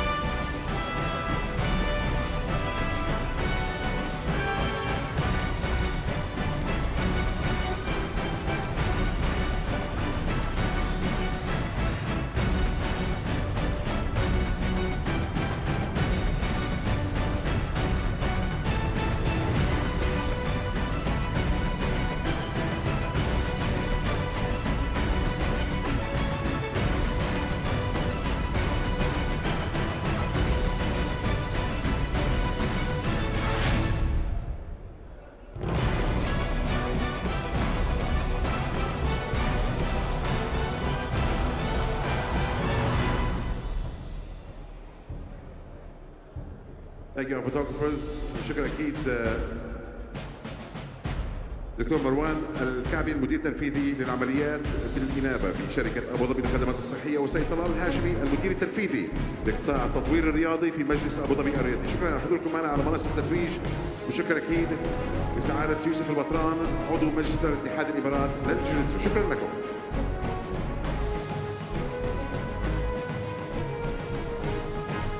معكم لايف بعد على أبو ظبي الرياضية وأبو ظبي سبورتس، وطبعا على محطتنا على اليوتيوب لايف ستريمينج.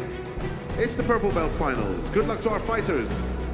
Third day of the Abu Dhabi World Professional Jiu-Jitsu Championship. يوم الثالث لبطولة أبو ظبي العالمية لمحترفي الجوجيتسو. Purple Belt Finals live on Abu Dhabi Sports.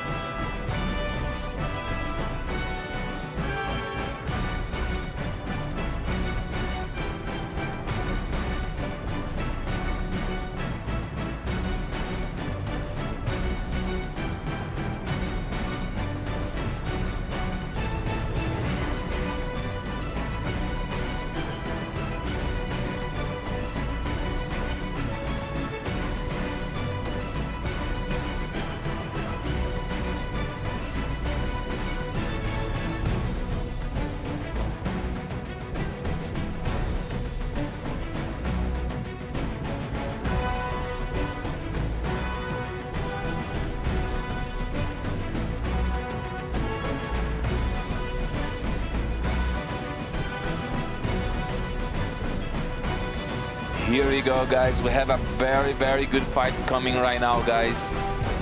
So we have Everton Celio against Zaid Al-Qatari, guys. We can feel and see the tension here, guys. Absolutely. It's the purple adult 56 kilogram, guys. I can feeling right now the energy from Zaid Al-Qatari. I don't know if you can feel it, Yasmin. I can feel it definitely. Also from the Brazilian Everton Celio. It's going to be a war, guys. It's going to be an amazing fight, guys. A very big battle.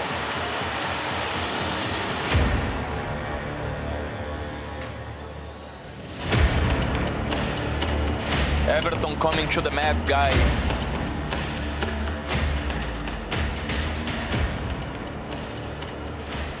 From Brazil. And his opponent in the red corner from the UAE, Zaid Al-Qatari.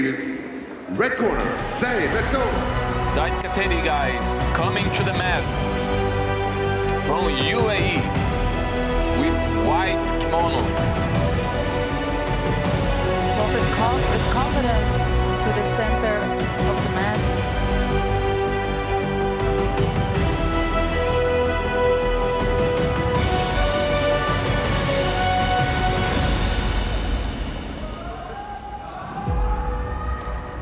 We're seeing here his coach, Ibamar.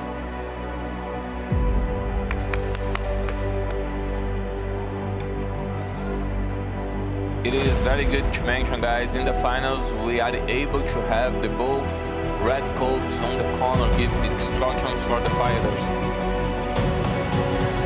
Both athletes just waiting for the call, the referee's call. Side by side, both athletes, guys, both fighters. Everton is wearing here the red belt, representing Brazil, and Zaid Al-Qatari representing the UAE. This is the finals under 56 kilograms here at the Abu Dhabi World Championship.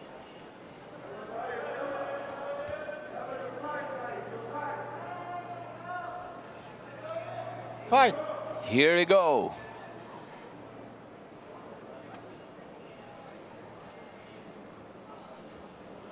It is expected to get a double pull. No, actually, no. And 2 points for Zaid. Yes, Zaid is now ahead of the game within the first 30 seconds of the match. Get out, you have 2-0, okay? You have 2-0, start well. Everton tried to recompose his guard. Take care when he come back. let him control your hands. Zaid controlling Everton's leg. Do not let him control your hands. Okay?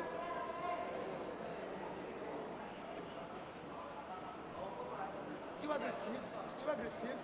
Still aggressive in this beginner. We're seeing here a lasso by Everton. Carry the lasso, okay? Also, he used the cross collar to Right side. That is a tight a little bit Zaid, because Zaid, he is very fast. He is, we have amazing beginner. as we can expect, of course, in the 56 kilograms. Don't stop. Everton is opening Not stop. the gi to Ver- get that lapel. Very nice by Zaid. Zaid control Everton's leg. You can see don't give him too much mobility. Right. You want to fight to the end. You want to fight to the end. Don't let him approach and engage. How He's the way he controlling. start to destroy his position. The left hand is okay. He's trying to escape from the lasso. When he escape, he already trying to set up his pass. Keep there. Keep the pressure. Keep the pressure. Everton working very hard to don't let him It's okay. get the pass. Aí, ó. Keep it doing. Keep it doing. Here it goes. Zaid now just jumping for the triangle. He was not able, and now it's locked. It's a real threat. He adjusts. He just locked very well. He started to pulling the head down. Looks tight. And What a big win here for Zaid Al Khateeri from the UAE.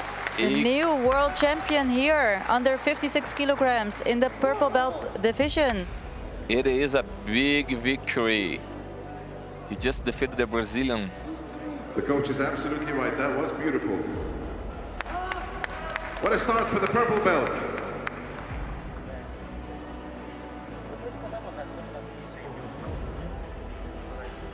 The new world champion here in the adult World category, that's Professional Jiu-Jitsu 56 Championship. kilograms. وزن 56 كيلو الحزام البنفسجي. It was amazing fight, Yasmin. And a good start for Al Wahda Club as well. Nice. Your winner from the UAE, Zaid Khateeri. Zaid Al Khateeri, Mabruk, congratulations with this big win. Big mabluk for him. We're gonna see here a nice replay of this amazing fight against his tough opponent from Brazil.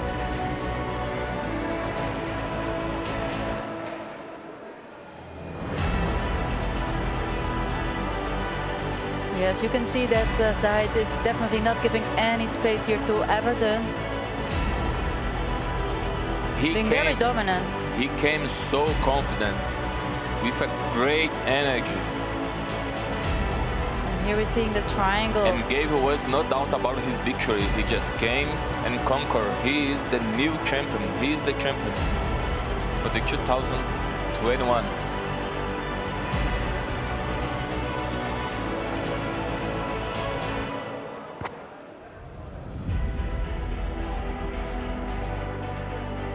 What a match.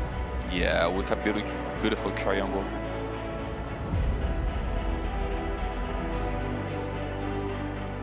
We can see here the highlights, the emotion about him with his coach. They worked really hard. It is the result of the hard working for a long time. So Our next final in the purple belt, 49 kilogram female final. Good luck to the ladies.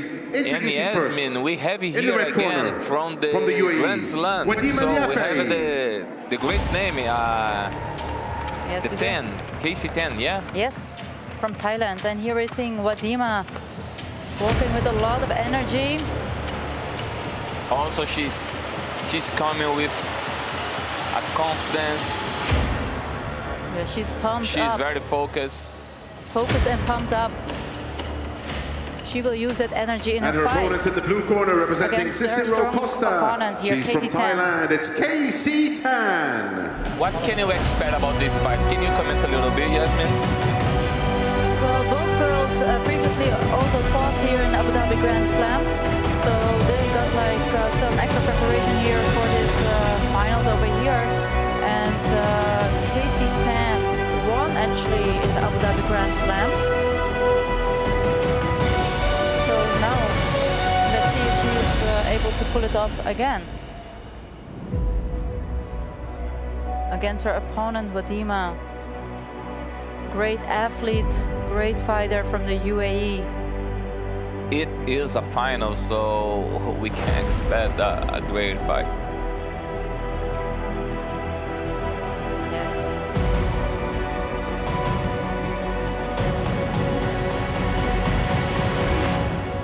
Wadima and Casey. Both girls wearing here the black gi, with Wadima wearing the red belt.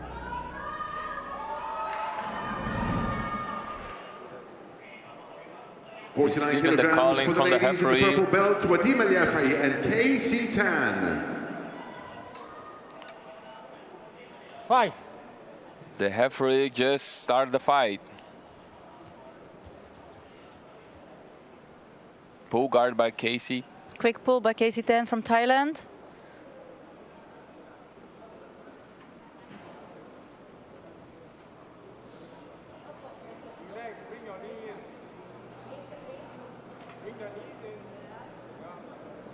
Wadima is here standing up from the close guard from Casey Tan, trying to open that guard. Casey Tan is now opening her guard, closing it again. Wadima has here a strong standing position.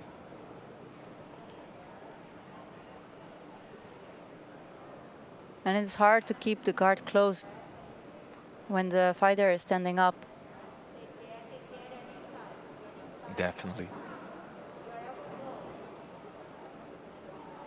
Casey Tan is switching from her close guard to an open guard and is managing here to set up a sweep, which granted her 2 points. She got a leg wave position right now. Wadima is trying here to create space. It's dangerous because when Casey can touch her knees on the stomach, she can jump forward for the mount. So Wadima working very hard to not allow him to do that.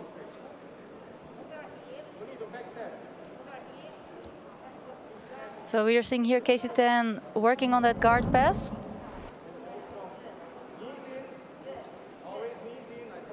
Putting a lot of pressure. But Wadima is replacing to her close guard. Very nice by Wadima Al-Yafai from the UAE. Great job. Casey Tan is now trying to open Wadima's guard with her knee, placing her knee in the middle. Wadima has here a cross-collar grip.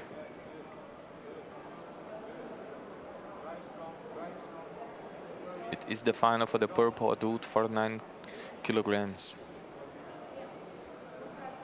And again, Casey Tan is trying to open that close guard from Wadima Al-Yafai from the UAE. Wadima set up a cross grip, cross-collar grip. She tried to climb up in the from her guard game, but Casey Tan is now going with that knee forward, trying to work on her guard pass with a knee cut right now. Wadima is here on her side because she doesn't want to be flattened here on her back. She doesn't want to have her back flattened on the mat.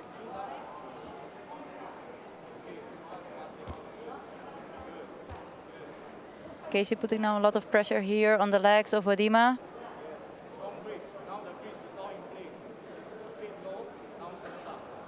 Casey working to trying to put Wadima flat on the ground. We're seeing here a submission attack by Wadima.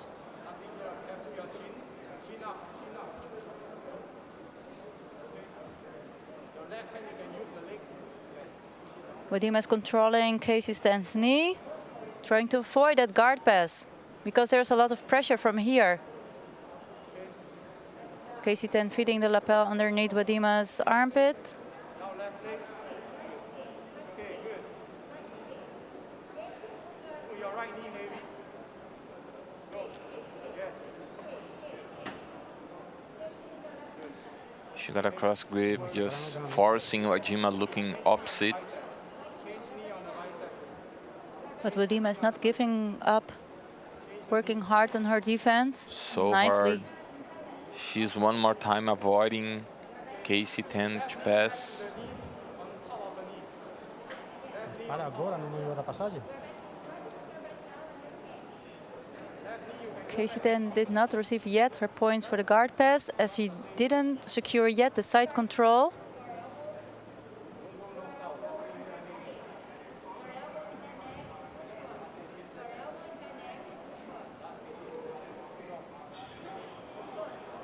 And we're seeing here that Wadima is using her foot to create space, but Casey Ten is defending and blocking that foot. 1 second left. Stop! And one advantage for Casey Ten.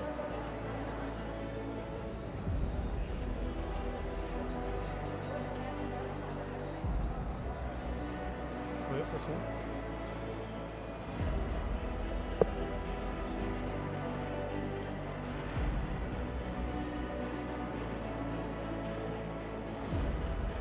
And your winner for the purple belt, 49 kilogram female final, representing Cicero Costa.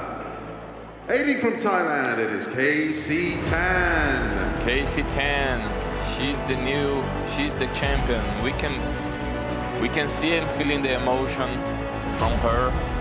Yeah, she's very moving. She's very emotional. Yeah, both girls put like a lot of heart into this fight. It was so challenging for both of them here in this finals on the 49 kilograms in the purple belt division here at the World Professional Jiu-Jitsu Championship here in Abu Dhabi. This is the new world champion on the 49 kilograms female division, purple belt on the 49, Casey Ten from Thailand. It was a close battle against her strong opponent Wadima from the UAE. Here we're seeing a replay from her beautiful sweep from the guard.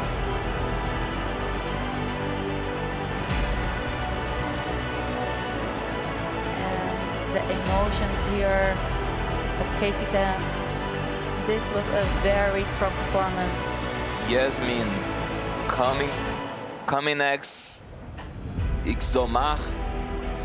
Omar Al Fadli. Omar Fadli against Mackley Silva. Oh my God, that's gonna be another finals here on fire.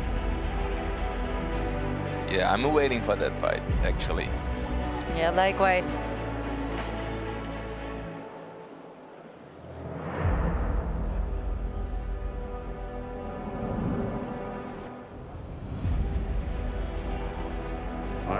And here our next final in the purple belt, 62 kilograms. we have Omar Al Fadli against Mackley Silva. Palm Sports Team 777, the UAE's Omar Al Fadli. Mackley Silva, guys, is from Awarda, but he's from Greenyard.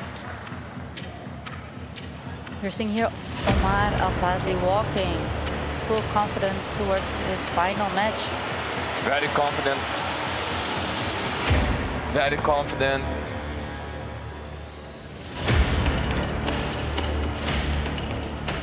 He's looking forward for his title.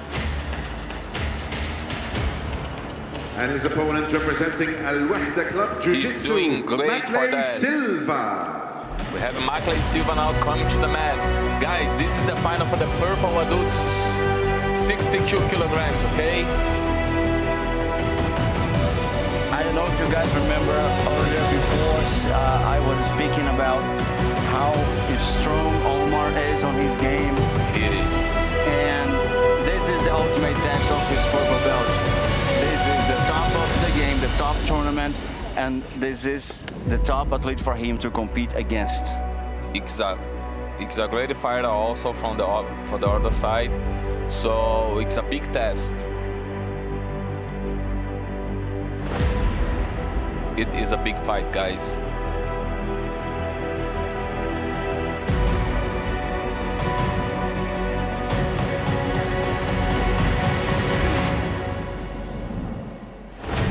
Side by side, guys, we have both athletes here.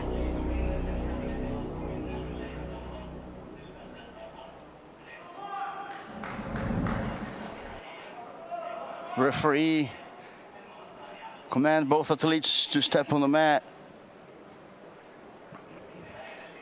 You see the Brazilian against the Emirati. Fight! Mackley Silva versus Omar Al-Fadli. Omar pulling guard. It is going to be a dynamic fight. Look how strong Omar's grips are on the Brazilian. You can see him making him imbalance all the way, making the Brazilian step back and put his hips away all the time. Mackley went down to see if he can biribolo his way to Omar's back.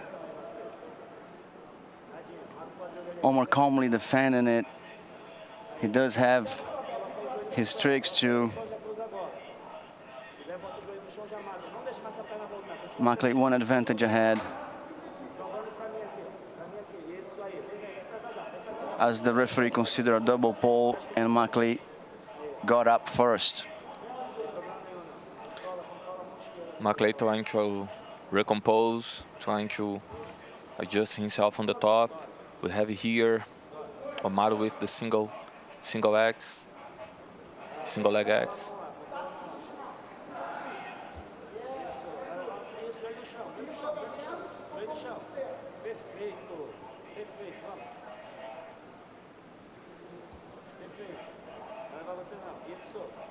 Omar controlling his opponent's arm, which secures him on top of Omar. Mackley controlling his arm, and the only reason that he's imbalanced on top of Omar is because Omar has that grip, and he's trying to either break that grip or control Omar's arm. Every time Mackley almost falls, it's because Omar's grip on that leg. He's now placing that underhook on Omar's leg. Omar's now dangerously placing right now takedown because it passed 3 seconds. That's going to be considered a takedown if he manages to get it.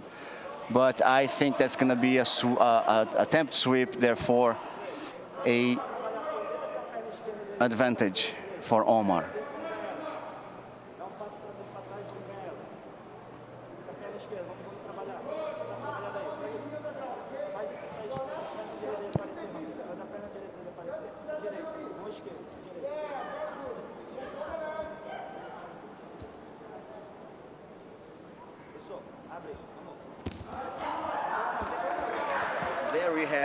There we have Omar's sweep against the Brazilian Mackley Silva.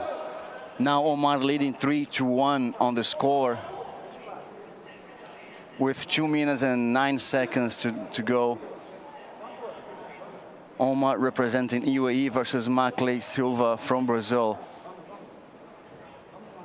Very good by Omar.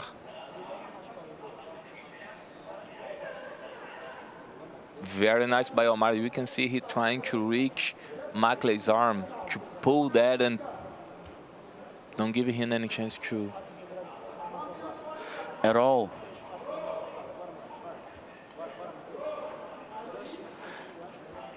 A lot of attention everywhere in the arena, everywhere in the world watching Omar versus Mackley Silva, Brazil versus UAE.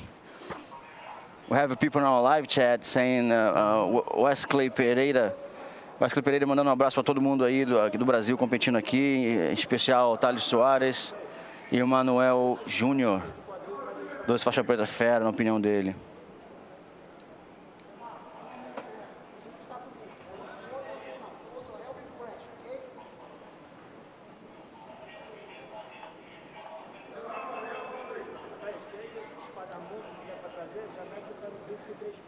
Two points behind. Mackley Silva needs 2 advantages, 1 sweep.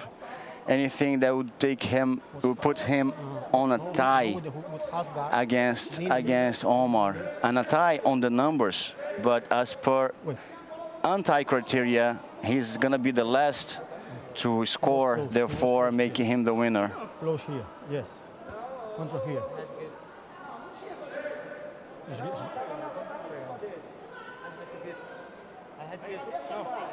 No, here. No, Wait. Fight! Right there, exactly. Omar was claiming that he had the grip, but as he had, but he let go right after anyway. Omar placing his head against Makli's head so he does not coil down under his legs. He's not going to lose balance. He does not want Makli right under him as he sprawl his legs back, putting his hips very low to stop Makli's advance towards his body. Nice, now he opens that grip. That's amazingly played by Omar Al-Fadli with 54 seconds to go. He's leading 2 points ahead Makli Silva.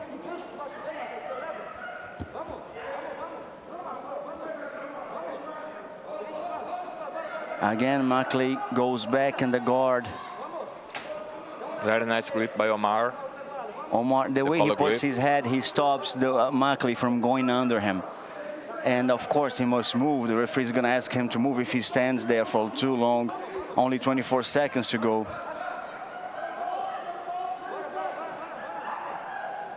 Omar now. He's in a great moment right now. He can now either he's gonna wait a little bit. Now he. Stop! Here in the middle. He did not let 3 seconds pass. Close guard. Close guard. Fight! He did not let 3 seconds pass. So that would grant, Makli a takedown. But Stop! and there we go. Time is up, 0-0 at the time, and we have 3-1 for Omar, who is now a world champion. Walks out with the gold. Look at his smile. He always smiles to his coach, his team, his country, everyone in the world watching him now. Congratulations to Omar. Good fight, guys. Good fight. 62 kilograms in the purple belt. And your winner, in the red corner, representing Palm Sports and Team 777, Omar Al-Fadli. Congratulations for Omar. Beautiful performance.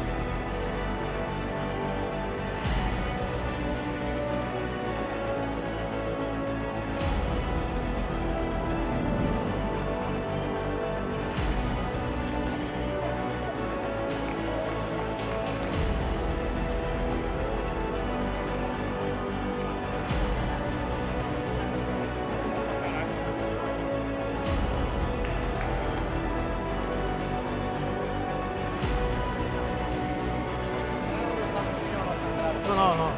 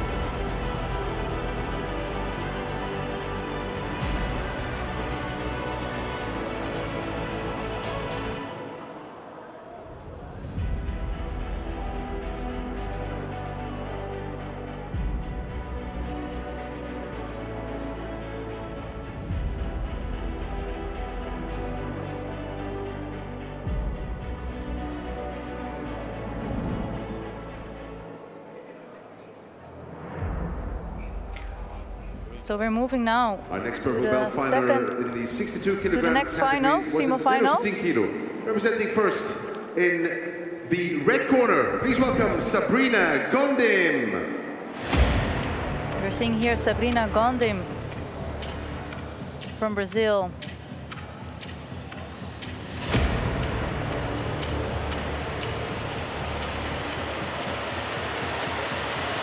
She's wearing the red belt.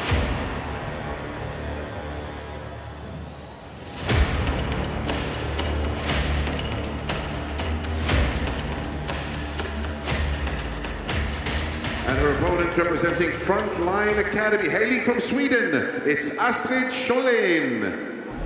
And her opponent, Astrid Scholén from Sweden. This is the finals, purple belt division, adult under 62 kilograms.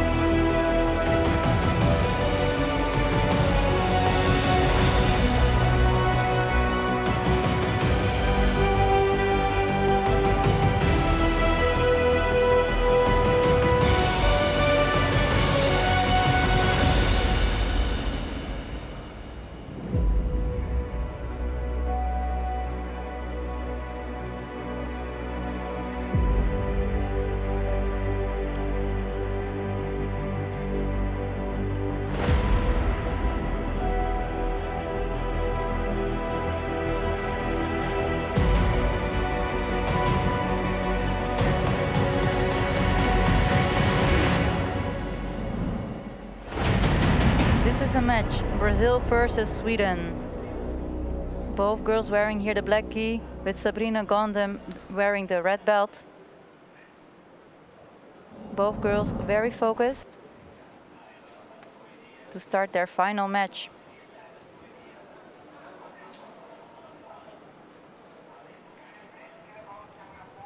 Fight!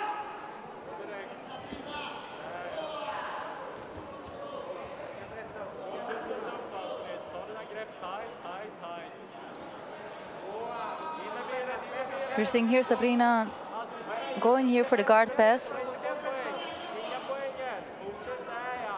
Putting a lot of pressure here from top. As she gets an advantage for that attempt.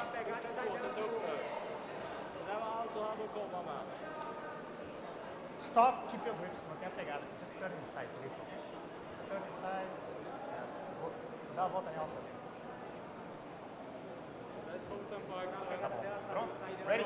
Fight! Sabrina a little bit ahead of the fight. Astrid back here with her bottom game.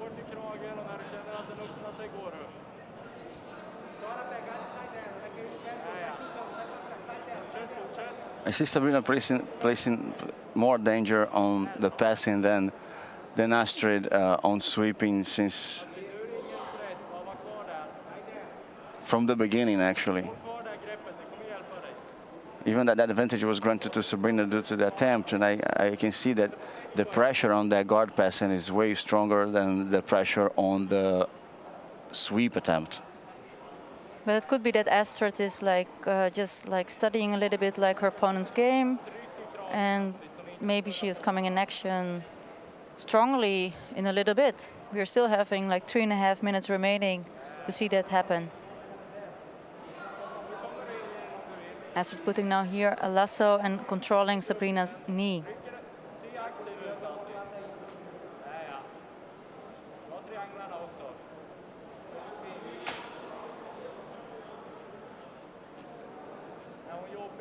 Three minutes and 10 seconds to go. We have Sabrina from Brazil 1 point ahead versus Astrid Scholén. So we're seeing now that Astrid feed the lapel underneath Sabrina's Gondem, but now we're in her close guard. And we might have a submission attempt there, which could we could put Astrid 1 point closer to her victory. Well defended. Do you think there was dangerous enough to be granted an advantage? I think she let go of that attempt.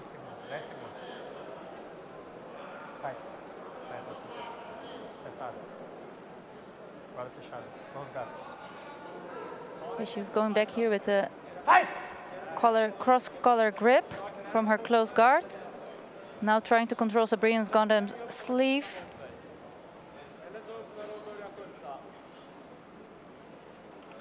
And she tries to break her posture, but Sabrina managed to open the guard with her knee and is attempting again for that guard pass, and she gets the guard pass. Is she stabilizing the side control from here? 3 points for her. Yes.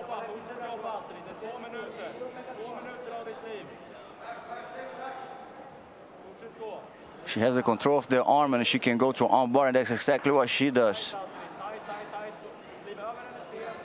Let's see how much can Astrid defend that strong on-board position. She must keep the pressure on Sabrina and not let her arch her hip forward. Yeah, this is a real threat here on Astrid's arm. Who's defending? That's the thing about jiu-jitsu, like deep inside an arm, by the way she is right now. Deeper in is the way to defend that, because if she tries to pull it out, she's going to give Sabrina the chance to arch her hip forward. And then pulling out might not be the right decision, but she only did it because she could twist her hand just a little, placing the joint risk against.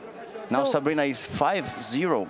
But we're seeing that Astrid actually defended really well that armbar and is now here on top from the half guard, trying to set up here the guard pass. So if she's managing to pass this half guard from Sabrina and go to the mount, she'll lead. She will lead the fight with 7-5. She has both underhooks though. And it she's is going possible. for it. It is pretty possible that she can get it. She has 1 minute to make it happen. She needs to free that foot. She needs to free that foot. One movement away from victory. How tense it is for Sabrina to resist that foot inside her half guard. And as she gets the foot back inside, that was just maybe an advantage for Astrid. Yes. She has 30 more this seconds is left. Half a guard, and Astrid must give it all right now. Guys, this is a very exciting match. 20 seconds, just an advantage for Astrid. Just like we said, she needs to get that foot out and pass and mount. Sabrina is holding on that foot strongly with only 10 seconds left. Sabrina holding that foot for her life. And for the gold, and she gets it. She gets it. What a resilience by Sabrina. How close Astrid was to get the gold. How emotional fight it was, Yasmin. It definitely was. I saw Yasmin right now with her hands on her head. Absolutely. Amazing to see that. It's great. What emotional fight. What great danger poses Sabrina in the end. And that's the thing with jiu-jitsu, right? Like even you're like leading the fight with 5-0. A guard pass and going to the mount can just like change that situation. Good fight, ladies. That was a close fight. And it was just a matter of 62 kilograms. And your winner with a score of 5-2. With tears of joy, no doubt, in the red corner, Sabrina Gonde. And we're seeing here the new world champion Sabrina Gonde from the purple belt division, female adult under 62 kilograms. What a close match it was. The girls fought really, really hard.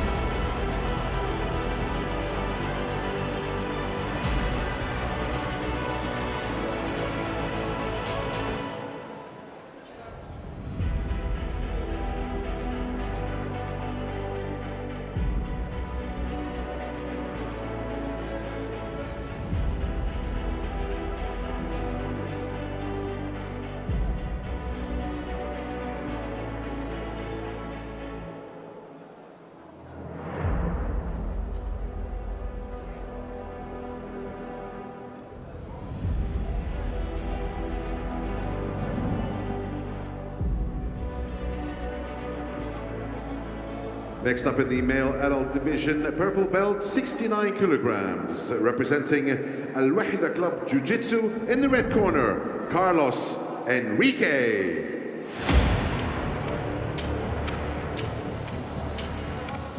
We have under 69 kilograms adult purple belt male division. This is the final. We have in one side of the mat wearing the red belt and the blue gi, Carlos Henrique from Brazil. He is from Brazil, he is from Green And his Arts. opponent in the blue corner from the UAE, Muhammad Ali Swaidi. Muhammad Al Swaidi from UAE under 69. And a purple belt. We have again UAE and Brazil at the highest decision of each weight class.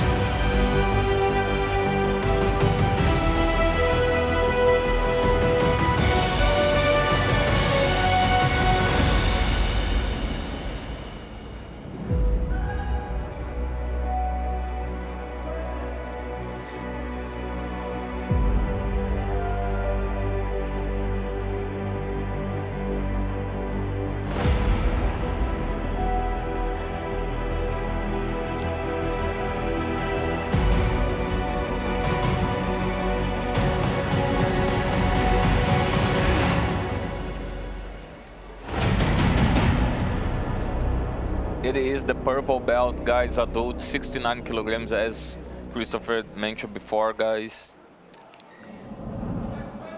The scale.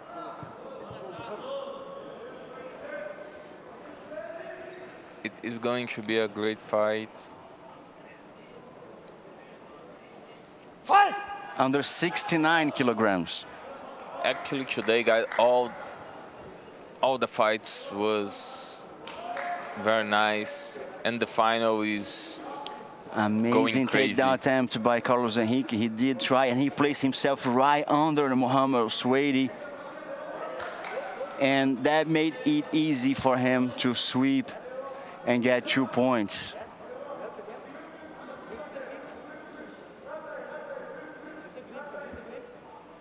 He was now time enough to grant the 2 points as the referee awaited him to establish the position long enough. Now it's Muhammad's time to get under him. And maybe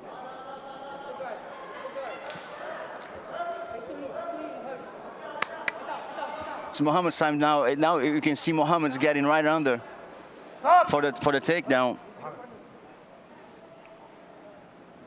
Carlos Henrique has 2 points ahead with 4 minutes on the dot. very good by the referee. Referee just give a time for also Eddie to tie the belt. 10 seconds.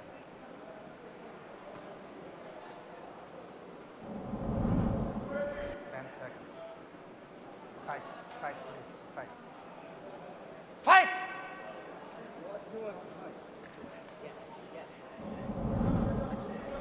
There we go, both athletes standing up.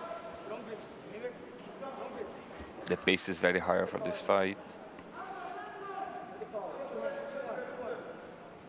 We see the Brazilian fixing his grips to better allow him to defend Muhammad's attempts to take him down and also do exactly what he wants to do, which was pulling guard and place himself right under Muhammad.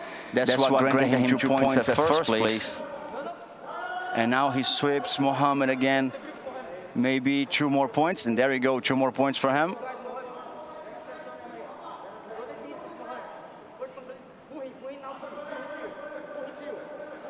Breaks the grip, not allowing Muhammad to place the grip on his kimono, so that allow him to pass the guard, or at least attempting, as what he's trying right now. Muhammad smartly gets up, avoiding the guard passing.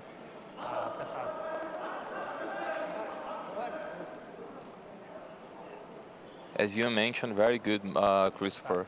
Carlos Henrique avoid all the time the grip. Fight! All the time.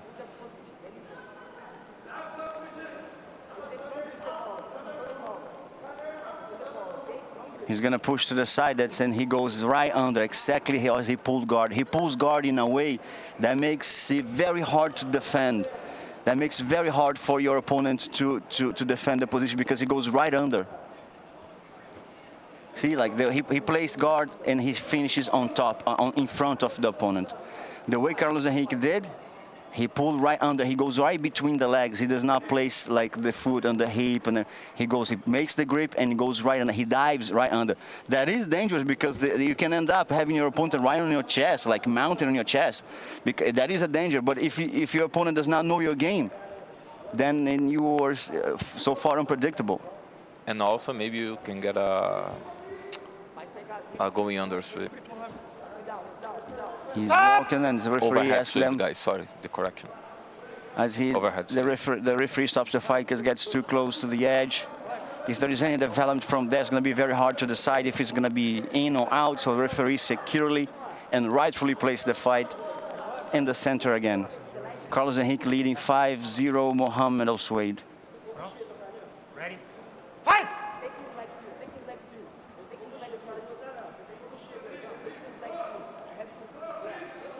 Again, Carlos Henrique avoided the grips. Just broke that.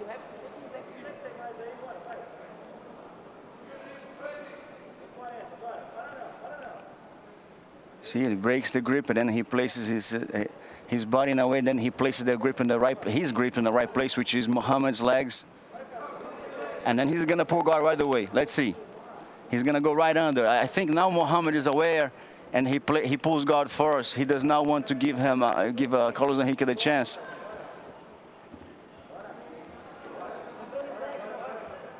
Stop! Now 1 minute 17 seconds to go.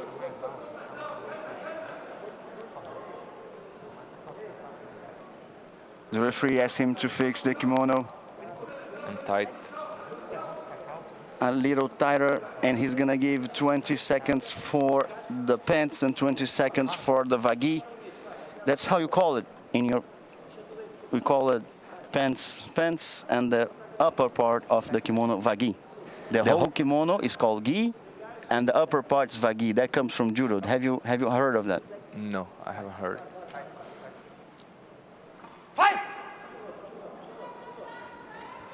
And there we go. Takedown attempt by Mohamed. Yes. But in the old school jiu-jitsu, we call that as a gandola. Yes. Yeah, I've heard that too. It's beautiful, both athletes moving very fast, breaking grips. Nice attempts by Carlos Henrique.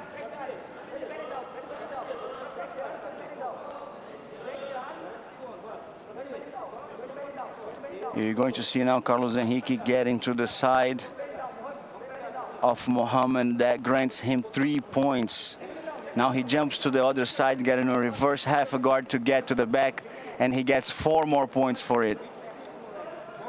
And there we go. 12 points for Carlos Henrique, leading with 20 seconds to finish.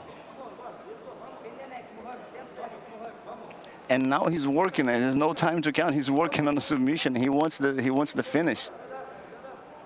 He wants to finish in a style, and he's pulling that with 5 seconds to go. He's pulling it with 1 second to go. Mohamed Al-Suwaid resists as long as he could.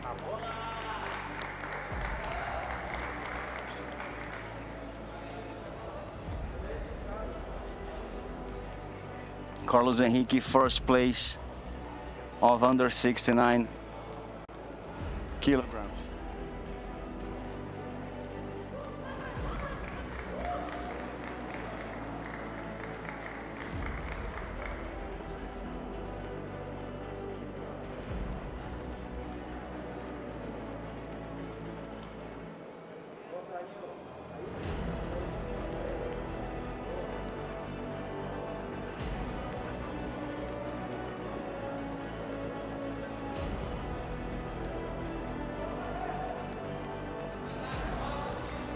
And your winner for the adult purple belt 69 kilogram category in the red corner, representing Al Wahda Club, is Carlos Henrique.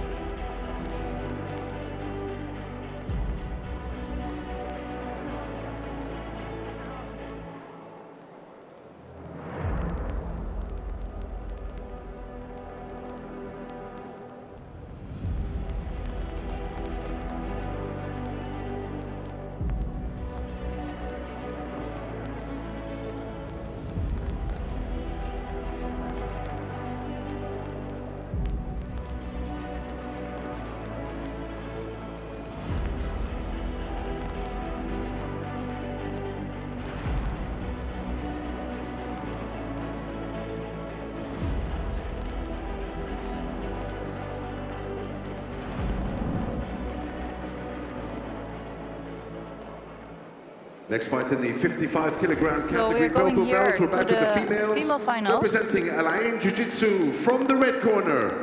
Hailing from the UAE, Bashair Al-Matroushi. We're seeing here Bashair Al-Matroushi wearing the black gi and the red belt.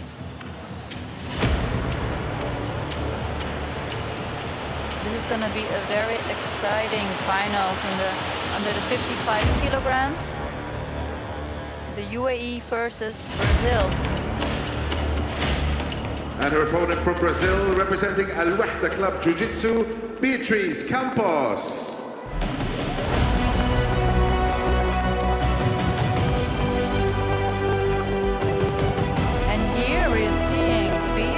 Campos, very concentrated, very focused, walking slowly through the battlefield.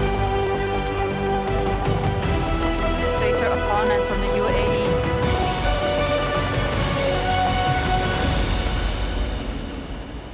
Can we securely say that's the first competition? Can we securely say that's her first competition as a purple belt? Actually, she also fought in the Abu Dhabi Grand Slam. So the second competition as a purple belt. That is very possible. From what I know, she graduated purple belt only maybe 3-4 weeks ago. Yes, last month, I believe.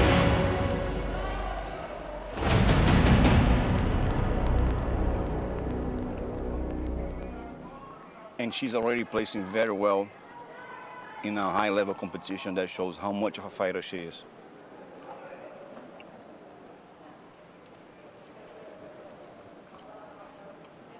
So we're seeing here Bashair. Fight!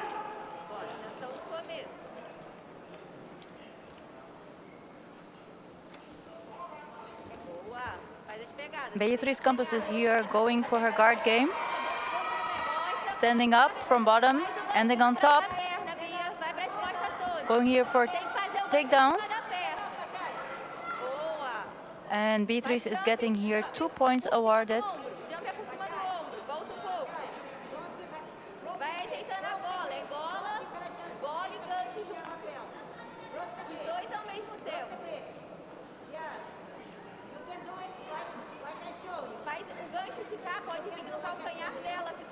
She's putting here a lot of pressure here on Bashair's neck.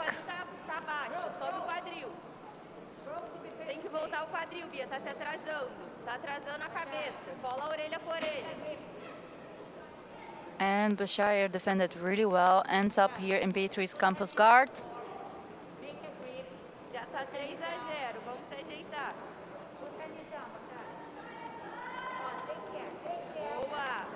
Campos setting up here a triangle setup. Bashair has here a posture to defend like anything from this triangle setup.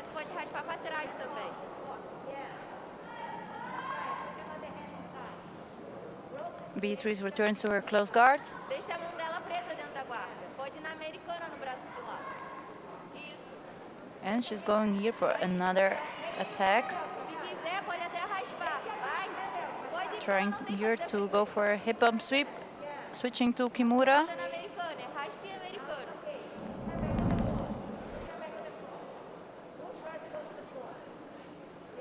Stop! Center. The referee is stopping the fight, bringing the girls back to the middle of the mat.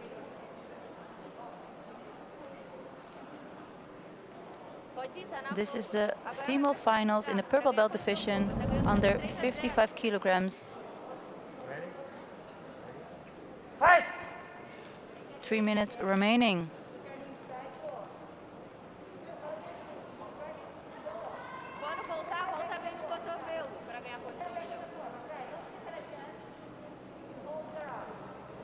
Bashair maintaining a nice strong posture from the close guard from Beatriz Campos.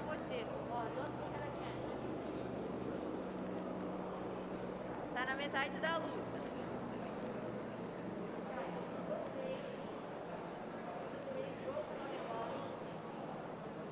Isso, 2 contra 1. É uma na mão e outra no cotovelo. Isso, cotovelo. Call for action for Bashair. She needs to start to work on opening that close guard for Beatriz Campos. She's 3-0 behind. Tá, bate embaixo.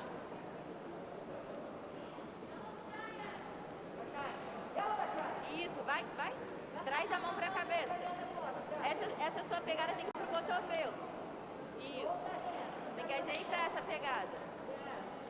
Pra poder abrir a guarda sem risco. And we are seeing here that Beatriz Campos just placed here an underhook under Bashayar's leg, trying to set up here a sweep.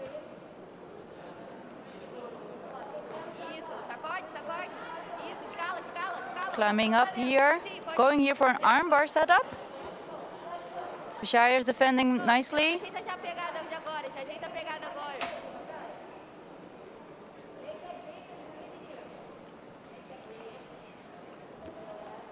Boa, segura, segura a gola. Isso. Vai So now we're seeing Beatriz going here for triangle setup. a mão até o seu joelho entrar. Bashayar trying to control Beatriz's hips.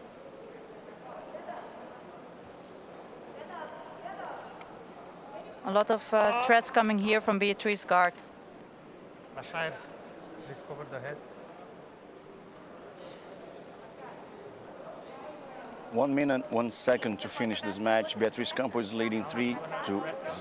Bashayar Amatrushi from UAE. Ready, both? Bashayar is resisting all submission attempts from Beatriz, defending herself very well, placing herself Hold it, hold it. out of danger all the time. Like you would. Hold it.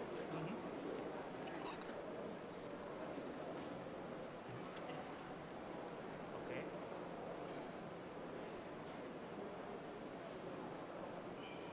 How were you holding before? Okay. Good now? Now she's gonna wrap your arm, okay? And she's gonna wrap this. She's gonna hold too. Now you ready? Fight! Beatriz had an overhook from a guard, but she's switching to different grips. Both athletes fix their grips the way it was before. Acelera ela, Bia. Faltam 45 segundos. Ela não vai sair daí. 42 seconds to go. Okay, so now Bashayar is standing up, trying to open that guard, but Beatriz Campos opened her guard actually. Sobe, Bia. Sobe. Vai cruzar aí não. Cuidado com a pé.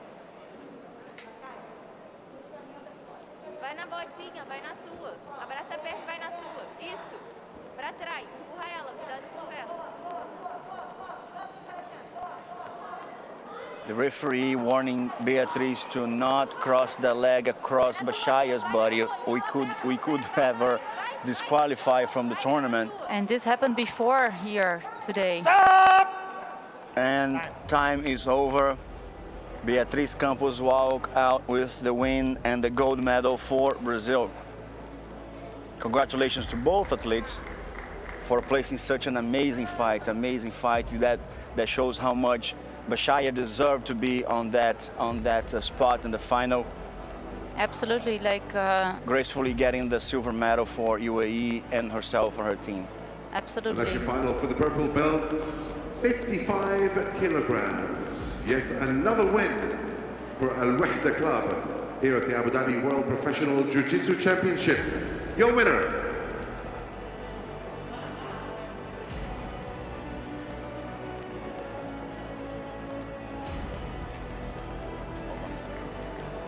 Next on the lineup, we have Mohamed Al-Lamri versus Victor in Lima. the blue corner, it's This is, in my opinion, representing Yasmin, Al Wahda Club Jiu-Jitsu.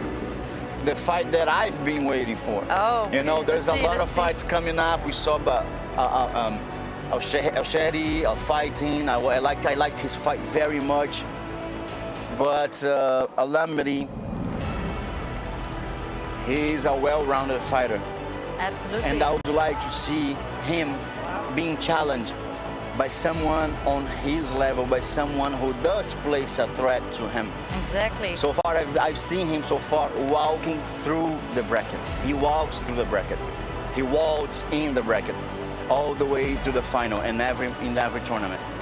Right now, I want to see him in an international level how he places himself. And again, of course, regardless the result, we're gonna have always the win or learn mentality. If he does not win, he's gonna learn from his opponent. But of course, I would like to see him. You know, he's a product of our work here in the UAE, and I would like to see him winning. Although, you know, the heart is torn because, you know, Brazilians, we are commentating here, but we have our hearts placed somewhere. Of course, we can put your flag in any territory, but of course, your heart belongs somewhere, and you can openly talk about it. My heart, of course. We are still live as a Brazilian, I can say, no, you're going to be happy to see a Brazilian winning. But I would like to say that I'll also be happy to see Al-Lamri winning this match. 77 kilograms. That will be putting a crown on his hard work. Not that his opponent does not work hard, but I closely follow his work and his the way he fights in his tournaments, and admire that. So that's a fight that I am excited to watch. I'm also very excited to see this finals. And how about you, Charles? It is going to be an amazing match because we saw Al-Lamri. He has been doing great here in the world, also in the Grand Slam. Yeah. So we expect to be an amazing fight. Victor Lima has his road to the final, also his show up, his jiu-jitsu here. So, as I said, it is a great fight. It is a great match. So, let's go waiting and see who will be the next purple adult 77 kilograms champion. One thing I know, Christopher, it is always a great fight. No, for sure, for sure. You know, the work that both of them put all the way through the bracket. And then I like to say that they are rightfully placed there.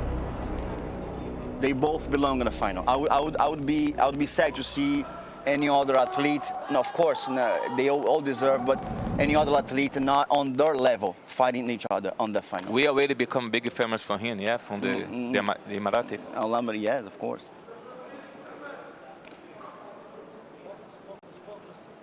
Fight!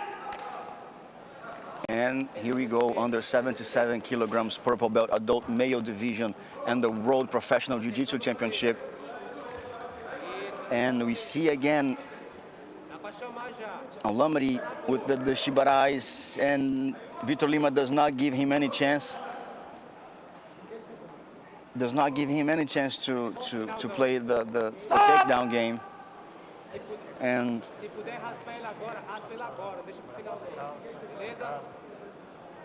fight placed back in the center, in the same position they were in the edge of the mat. 4 minutes and 35 seconds to go. 0-0 on the score. There is a tense moment right there where you know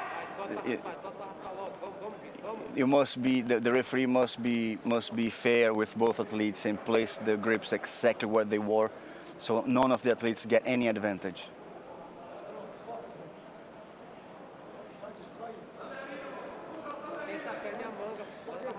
Vitor Lima here with the X guard, kind of. I think he wants exactly that. He wanted Al-Lamri to get up. Al-Lamri smartly escapes from that game from Vitor. Vitor goes back inside, and he tries to make Al-Lamri unbalanced. He sees it better fit for him to close the guard on Al-Lamri.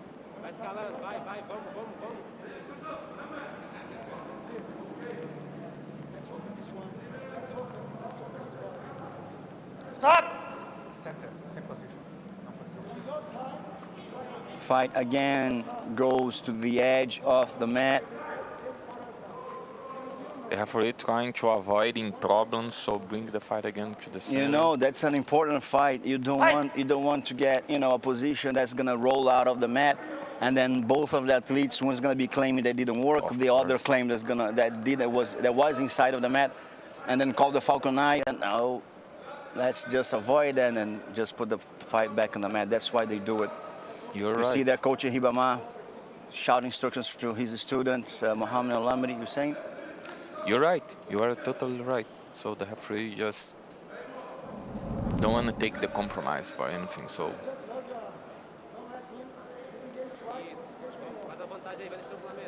you see they're both coached on the edge of their seats, watching a fight for the gold, under 77 kilograms weight division on the purple belt.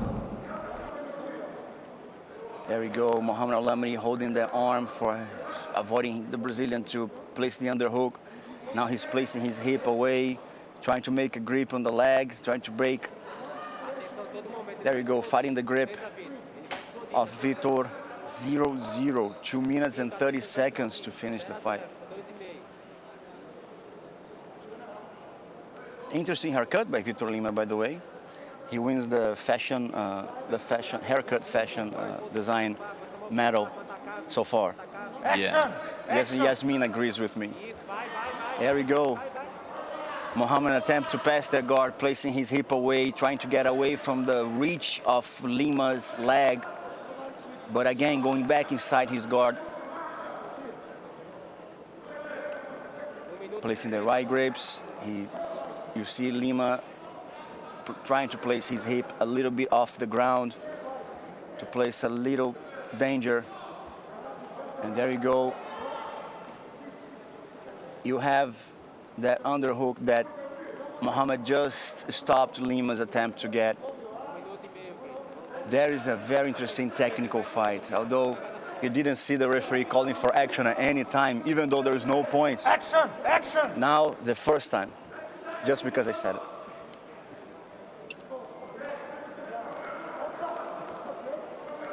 Now, referee calls back the action request because both athletes did move. Mohammed is trying to pass, but not without a threat from Lima to sweep him. It's the old rhetorical game. If you try to pass, you open yourself to a sweep or even a submission. And if you try to sweep, you open yourself to a pass. It's always like that. It's always like that. It's whoever plays the safest game, whoever does has the best training, best conditioning, and right strategy. Now 39 seconds to go 0-0. The way it is right now, we would go for the golden score, right, Charles? Yeah. Now we saw more activity and Vitor looks trying to get sweep. Also, Lamed is trying to take down. So if there is an attempt for, if there is an advantage attempt for the sweep, there is also an advantage point for the takedown. So the referee calls the Falcon Eye, and you can see there 2 referees watching the screen on the Falcon Eye, and they both will check if is there anything to be scored. That's what the referee in the center calls.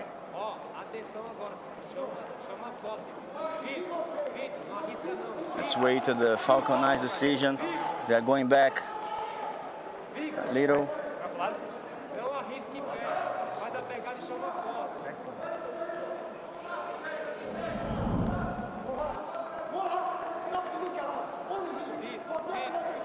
Both athletes quickly placing their belts back so they don't get penalized. And no points awarded to anyone, no advantages, so we are back on the clock. 19 seconds to go.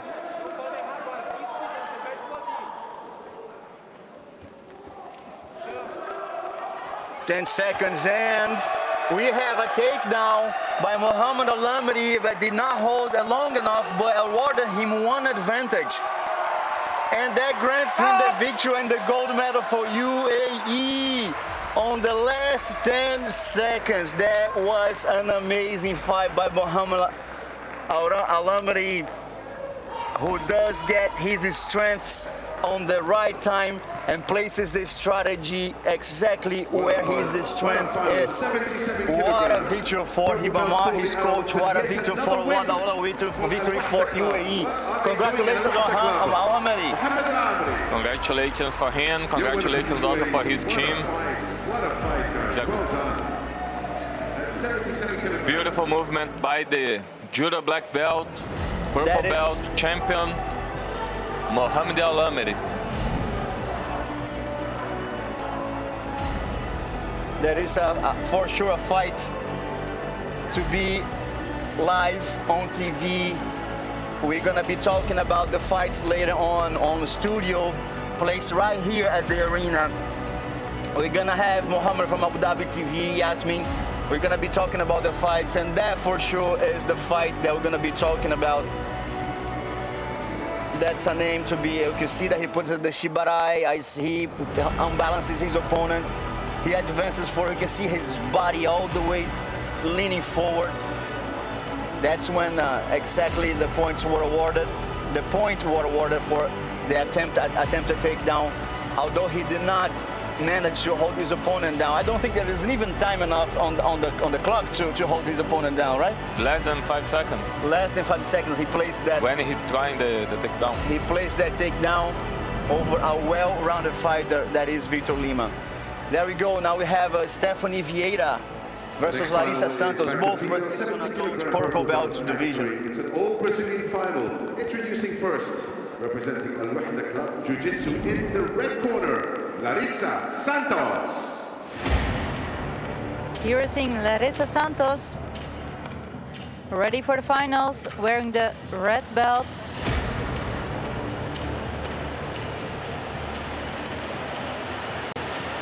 Representing Brazil.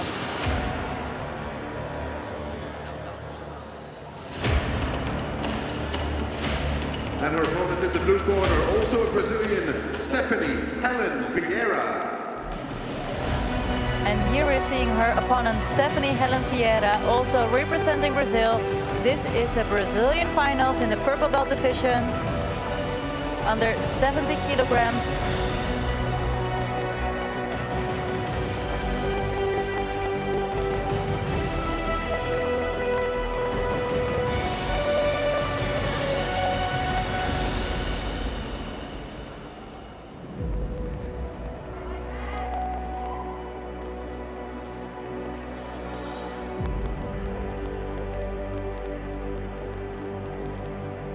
The girls are ready to face each other.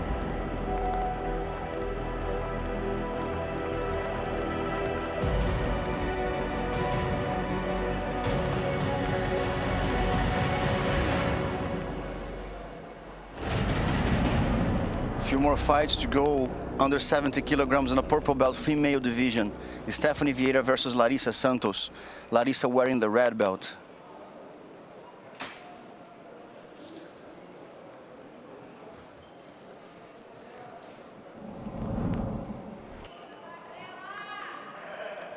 And referee commands entering mat number 4 here in Abu Dhabi. Live for you on YouTube channel Abu Dhabi TV. Fight! That's the fight for the gold. We're seeing here Larissa going for her guard game. Stephanie is trying to make posture, but it is a very quick armbar setup by Larissa Santos, who just in Abu Dhabi at the World Professional Jiu-Jitsu Championship. Fastest submission of the event, for sure. That was the fastest submission of If this the event. opponent, if the fighters before them were trying to rest a little, they're gonna rest less. In the red corner, Larissa didn't give any space to Stephanie.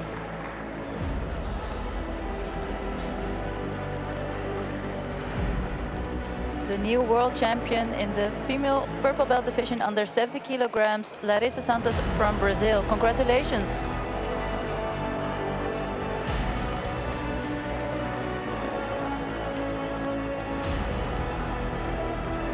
She left no time for her opponent to defend the armbar. As we were discussing before, that high guard that she placed right there, when she pulled guard, you could see she climbs her opponent's back, placing her chest right close to her opponent's, her hips right close to her opponent's chest. Then she squeezes the shoulder, she twists her hip, and then places the leg right in front of her opponent's head. That's 101 armbar, and again, legs crossed. Exactly.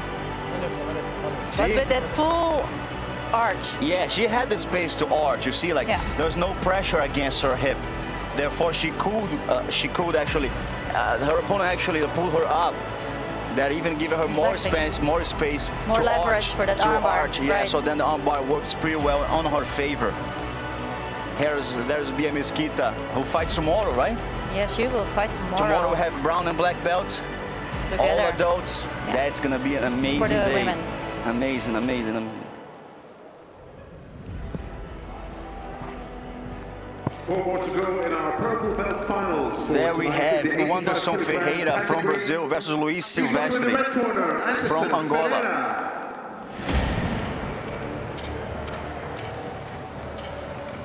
There he is, Anderson Ferreira, always smiles, so happy to be here.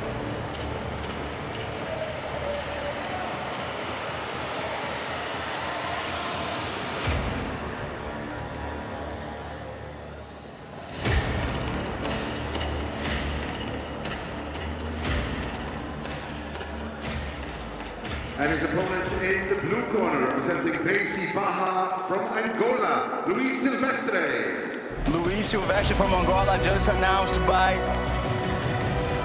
the announcer here in the UAE. Hear his name in one of the most important fights of this evening. We have Luis Silvestre from Angola, under 85 kilograms adult purple belt male division at the Abu Dhabi Road Professional Tournament.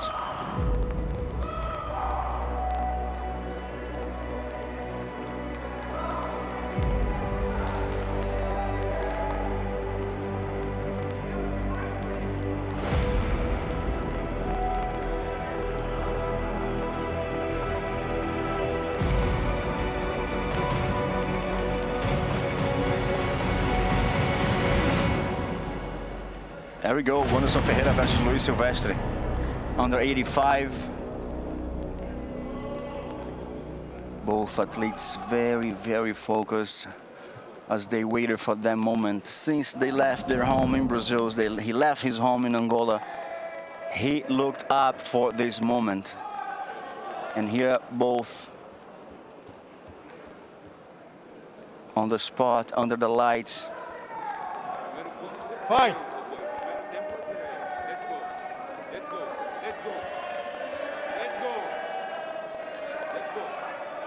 A lot of people, alô a galera do Brasil aí que vai mandar um alô pro Anderson assistindo, manda um alô aí que a gente vai falar o seu nome aqui. Vamos torcer aí pro brasileiro, se você quiser mandar um alô, só falar aí que a gente manda um alô para ele aí. Here we go, we're just talking to people on the live chat on YouTube. If you are participating, just say hi, cheer for your athlete. A lot of people supporting Ferreira here. A lot of people in Brazil, as Brazil just woke up, I believe. Let's just see. Right there, right now, East Coast, we have, it's 9:48. Yep, 9:47 a.m. Stop! Stop! Everyone just woke up and they're watching o Anderson Ferreira's fight. Aí a galera, Luan Ramos, do Japão. Everybody cheering for o Anderson. There's nice, everybody. People, Leonildo Carneiro dando um alô para Angola.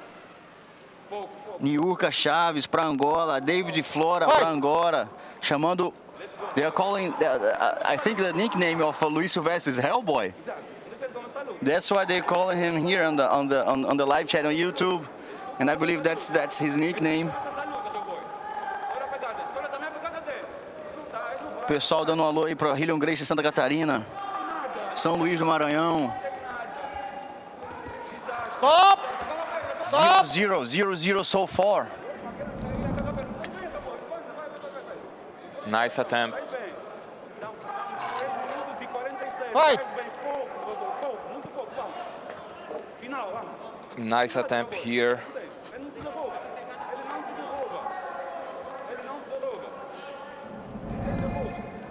Yeah, people just confirm that it is his nickname.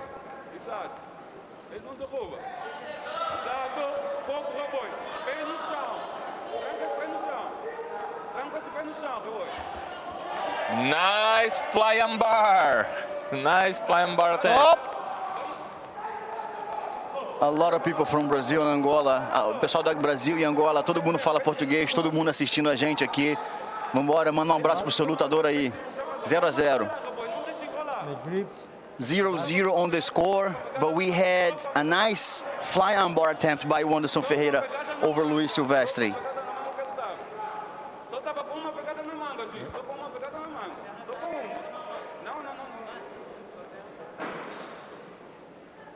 Um abraço do Wesley Pereira para todo mundo do Rio Grande do Norte, do projeto Jiu-Jitsu. O Divaldo Ribeiro manda um abraço para todo mundo de Angola. Jostan, pessoal da Alavanca, João Pessoa, Campo Grande. Manda um abraço para o Anderson. Mas por fora, por dentro, né? The referee is checking something with the Falcon Eye, I think for... Fight!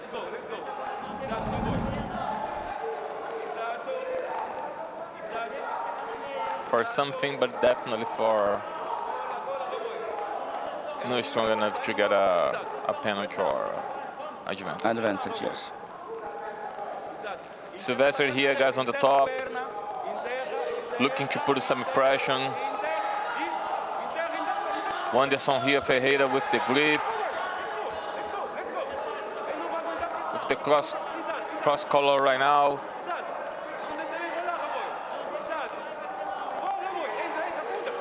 Ana Paula mandando um abraço do Rio de Janeiro para o Anderson.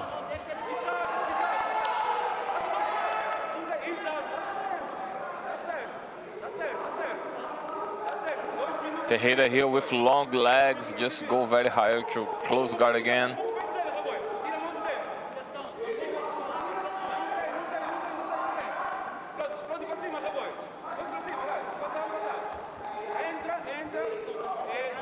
We have Luiz Silvestre trying to pass Wanderson's guard, but he's unbalanced enough.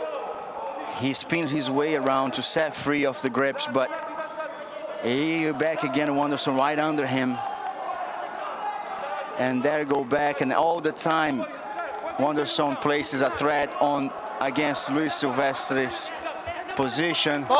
And referee asked them both to stop the fight. He tried to take down after the referee says stop, so there's nothing awarded there.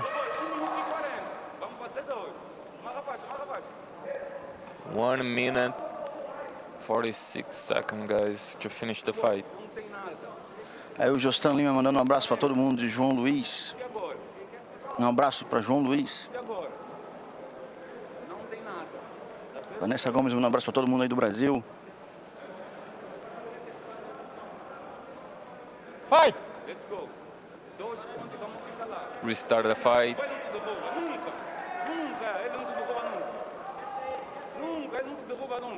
É agora que tu vai entrar. É agora, meu boi. É agora. Ele vai puxar, vamos acelerar. Ele vai puxar. Silvestre need to watch again because he can fly again for the armbar.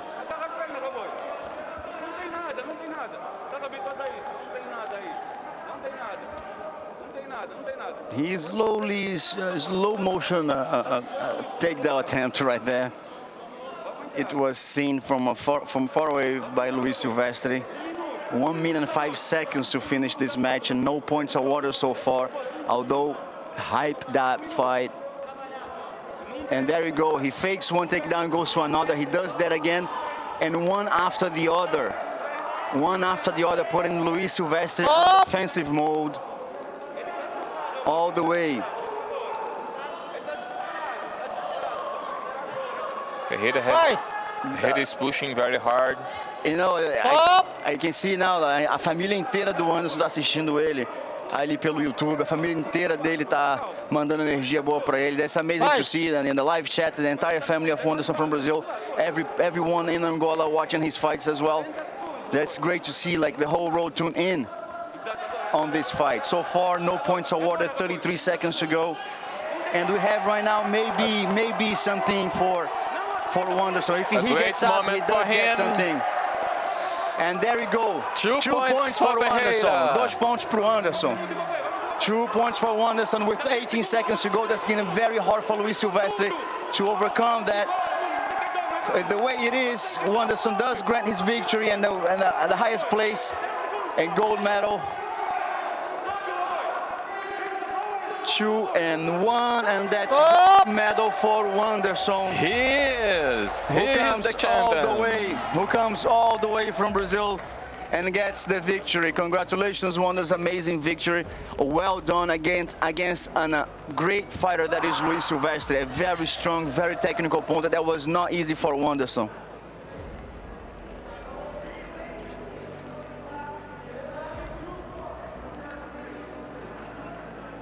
He pushed it so hard to get that. He pushed it all the time in the fight. He try, he attempt. He go for the takedowns. Luis did also a great job here.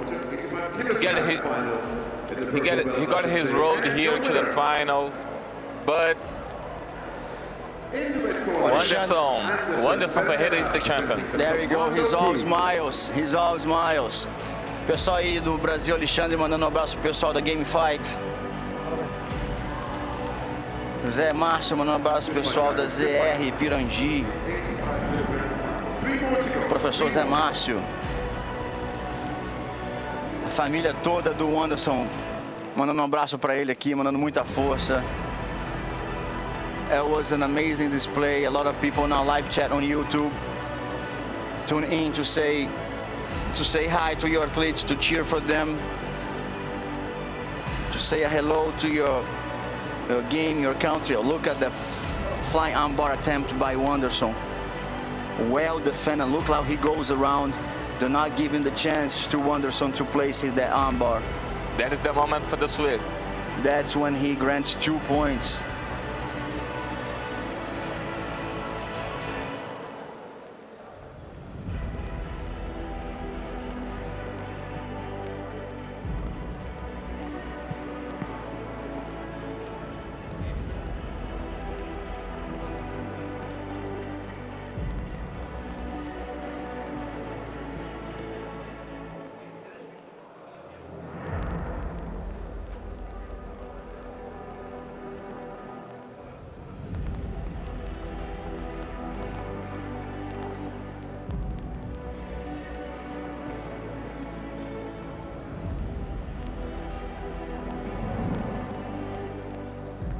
And here we go with the final female finals. Next final in the 95 kilogram purple belts. We're back with the ladies, and we introduce first in the red corner, again representing JIU-JITSU, Tamira Silva.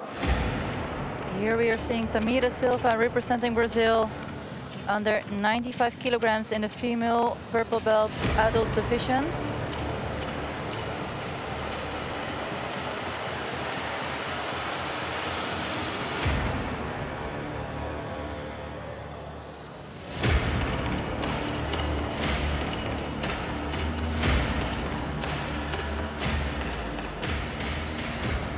And her opponents in the blue corner, hailing from the UAE and representing Al Wahda Club Jiu-Jitsu, Mariam Al-Amri. And here we have her opponent, Mariam Al-Amri, representing the UAE female division under 95 kilograms in the purple belt. This is the last female final fight.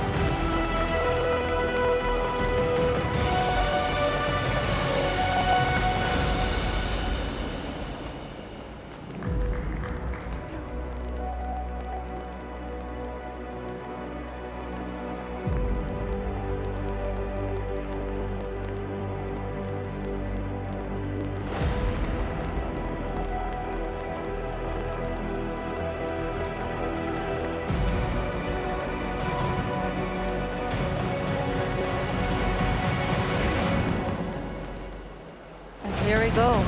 Tamira Silva wearing the red belt and Mariam Alameri in the black gi.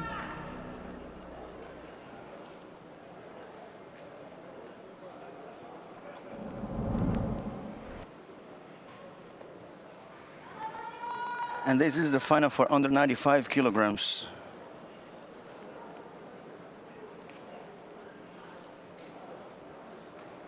Fight!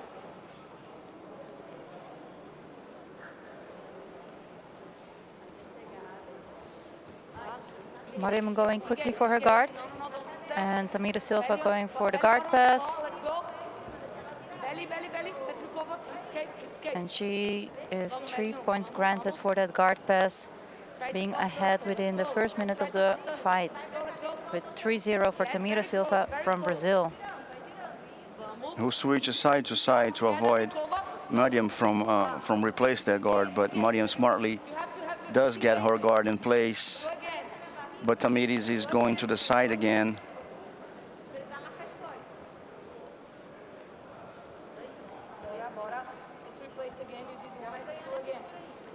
And that counts as another guard pass. So 6-0 now for Tamira Silva.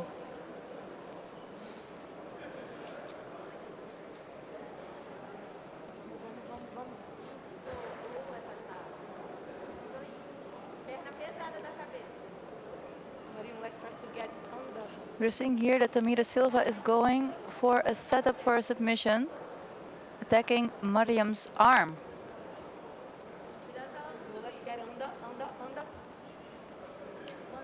Mariam is trying to defend her arm. Tamira Silva 6 points ahead with 3 minutes and 30 seconds to finish this match. She has an arm bar set up in place.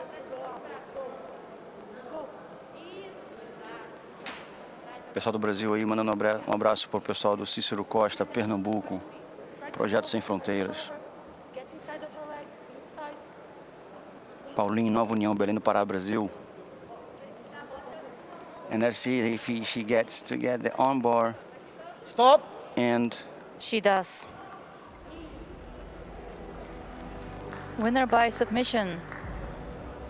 Tamira Silva, the new world champion in the purple belt division, adult under 95 kilograms. Gold for Brazil. Yet another win for Al Wahda Club Jiu-Jitsu in the final of the 95 kilogram purple belt. And your winner, in the red corner, Tamira Silva.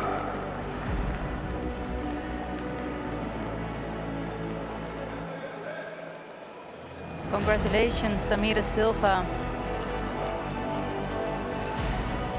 next, here on the main mat, mat number 4, at our World Professional Jiu-Jitsu Championship, Abu Dhabi, we have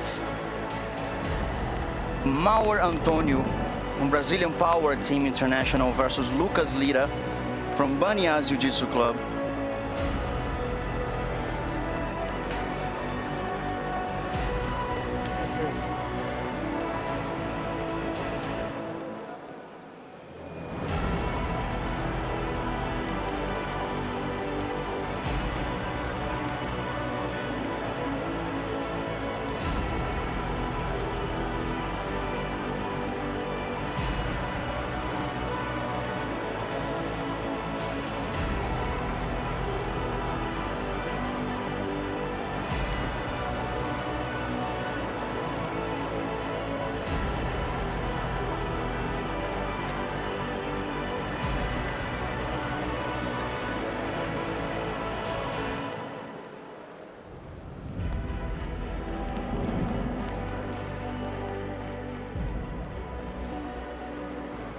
Mauer Antonio from Angola versus Lucas Lira from Brazil.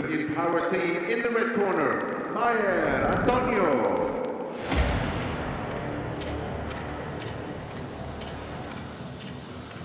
Purple belt male adult under 94 kilograms division here at the World Pro Abu Dhabi. Here we go, guys, for one more final. This is taking place in the purple adult 94. Mauer has his entire country watching right now live on YouTube. Have people all over the world watching them, but mostly Lucas Lira. we have Angola watching it closely.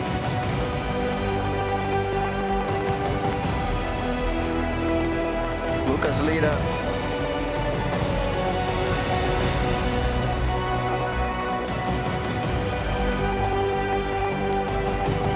A gente tem aí o pessoal torcendo pelo Mauer, o Elton Carneiro, o Divaldo Ribeiro, Eli Beats, Stênio, Elton, Kátia, todo mundo torcendo aí pro Mauer. Vamos botar agora aí a torcida do Brasil.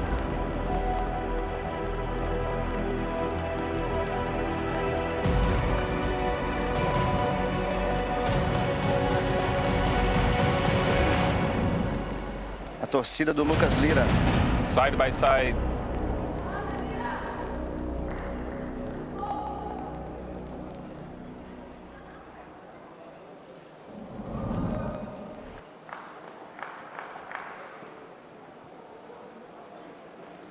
Boa, tá aí o pessoal.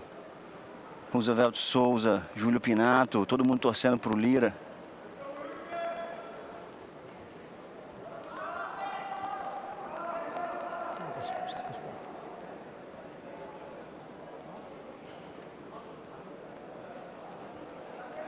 Fight! Galera do pessoal do YouTube, não se esquece de deixar o seu like ali no joinha do vídeo. Isso aí, galera, você ajuda a gente aí.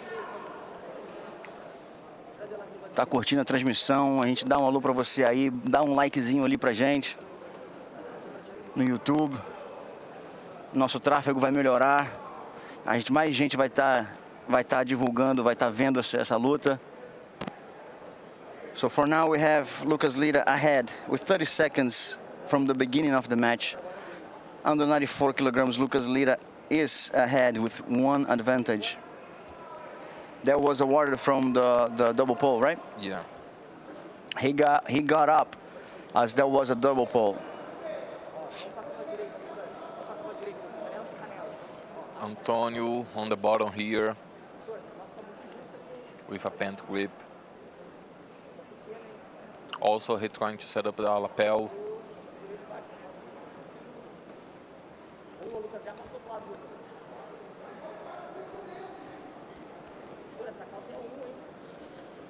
Thank you so much for the likes, guys.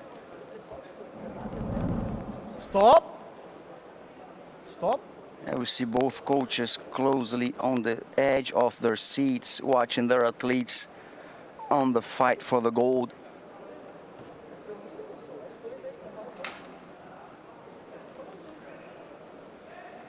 Dá pra praticar o kimono do atleta? Eu acho que é muito curto.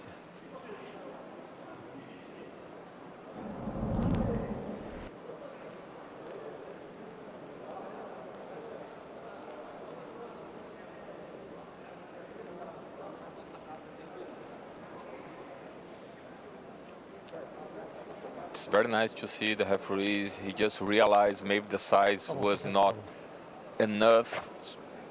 So he checked it out again, but it looks like everything's okay.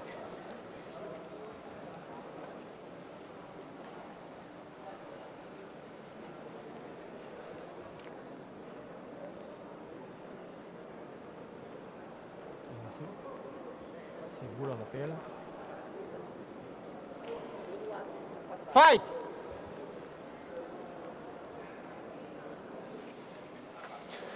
We are here with Antonio trying to set up a lapel.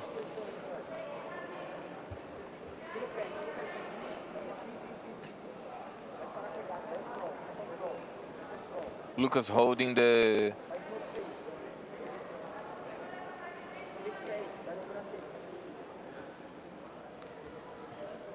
Lucas standing now, holding the pants, controlling one leg. Stop! Tem que tocar. So, guys, as we mentioned before, the referee just stopped the fight, and now he's going to to He measure. already asked for Antonio to change the pants because It's too short, it's too short. and he might get a penalty for it, if I'm right. I'm not sure, but one thing, we have 5 minutes right now. That is the time to allow him to change the pants. That's the Dá time. pra checar de He novo has. esse bolo que ele vai mudar? Ele vai tocar agora a calça, mas tem que ter praticado, tá? So the referee is actually asking the coach that regardless he's going to change the pants that's a bit short for the occasion, and that pants is going to be checked again as he returns. Lembro.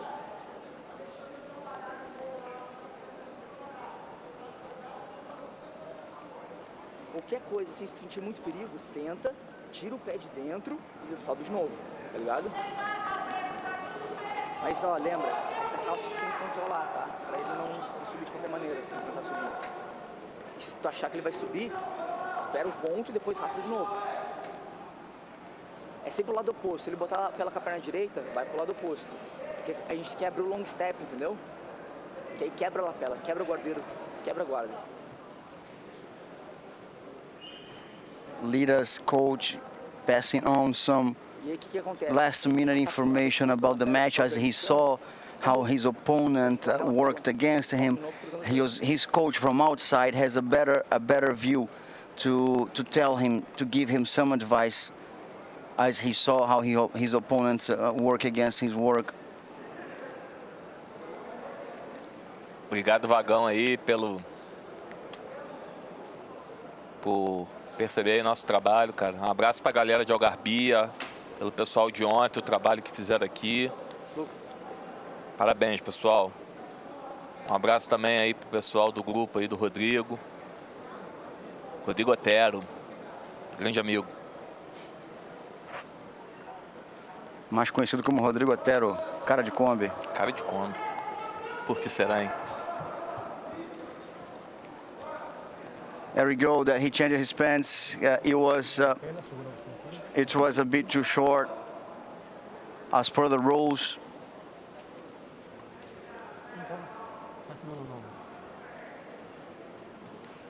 Fica de pé, professor. Estava segurando aqui. Referee placing the grips exactly where they were. Fight! And fights resume where it started. Tira o pé agora, Lucas.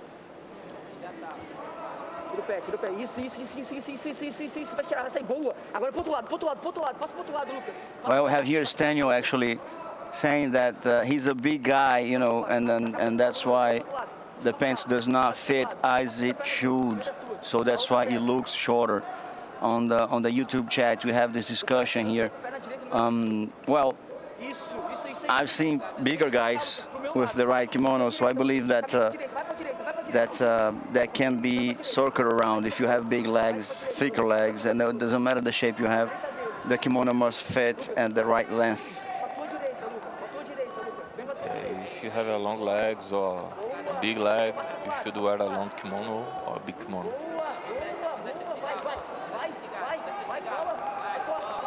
Very nice, guys. Another advantage for Lucas Lira for the guard pass attempt that was well defended by Mauer Antonio.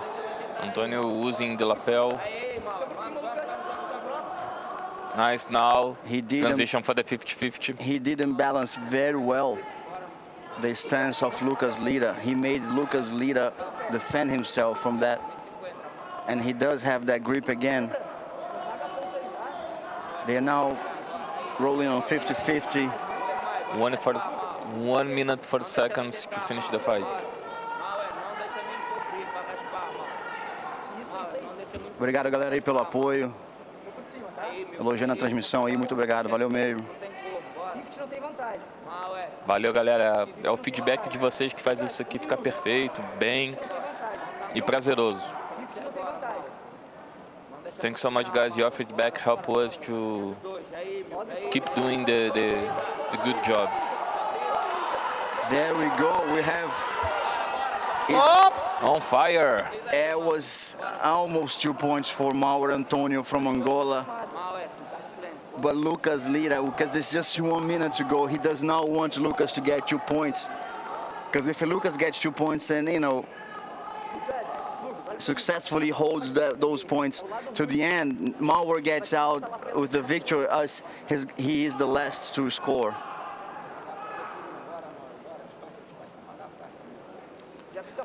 Professor Márcio Nazaré, um abraço para todo mundo aí do Cícero Costa, Pernambuco. Christopher, looks like in the end of the movement, Antonio put his hand on his shoulder. I hope everything's okay with him. See, that's when he felt on his arm. Looks like he's okay. So no points awarded to anyone. Mauer with 50 seconds to finish the match, post guard. Now he needs 44 seconds to sweep Lira or submit this fight. Antonio with the lasso, spider guard. He placed himself right under. Again, one more exactly time. Exactly what he did before. He cannot cross that leg over Lucas Lira's body though, but he does. And he gets up. If he takes him down right now, that's gonna be the end of it. He does, and he must hold it. Lucas Lira will not allow him. It was just an advantage for Mauer Antonio. One advantage. Just 1 point. He has 7 seconds to place that takedown. At least 5 seconds. Attempt that takedown to get one more point. And the fight is stopped with 1 second to finish. Mauer Antonio explosively tries everything with 1 second to go. They both just touch hands. Stop! It was amazing, amazing, amazing final. Fantastic. So guys, remember here, looks like now we have Antonio asking for the Falcon Eye, but actually only his referee is able to ask for that. He's asking, please, let's check the screen, but I don't believe that's gonna be the case. It looks pretty clear. Let's see what the referee decides though.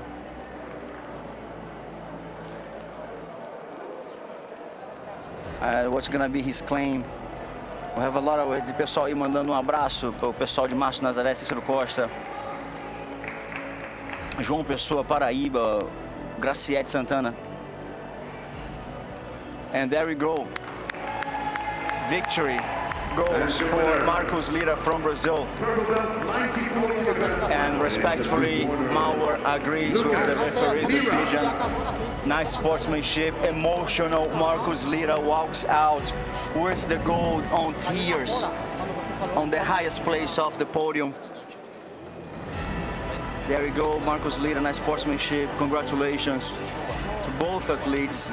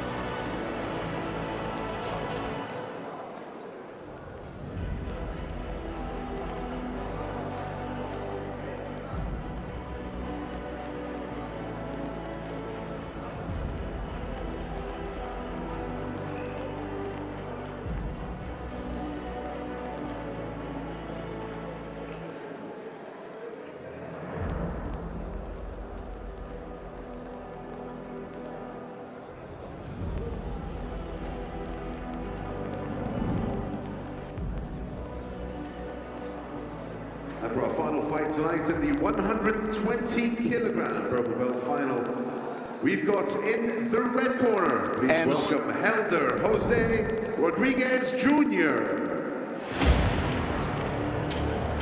We have now the last fight of the night. Helder Jose Rodriguez Jr. versus Abdullah Alkubeis, under 120 kilograms.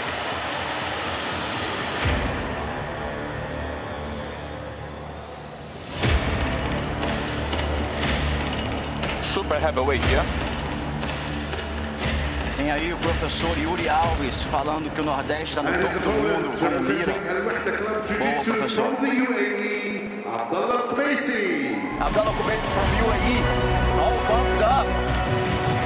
Look at him. Abdullah Kubaisi's own business on the last fight of the 900 and 120 kilograms, representing UAE. He's walking and hopefully getting the win.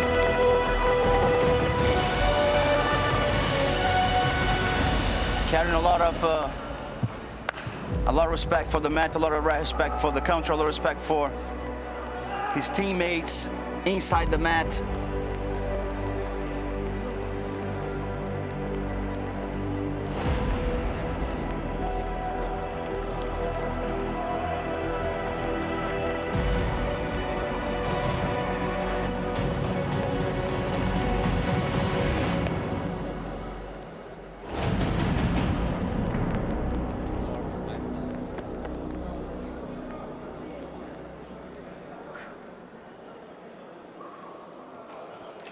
And then we have Elder Jr. from Brazil versus Abdullah Kubaisi from UAE, under 120 kilograms. Side by side.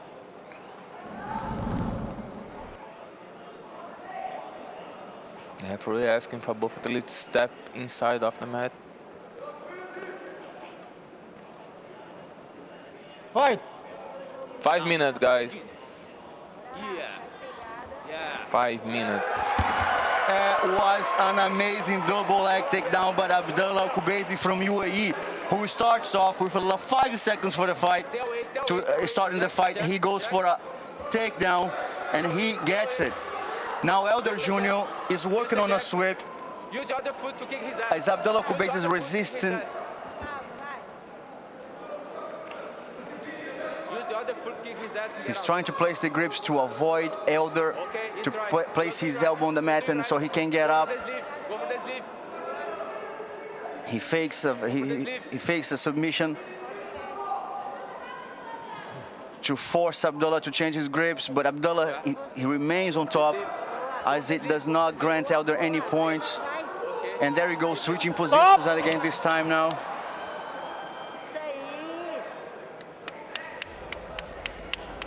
There was a submission. Abdullah Kubaisi.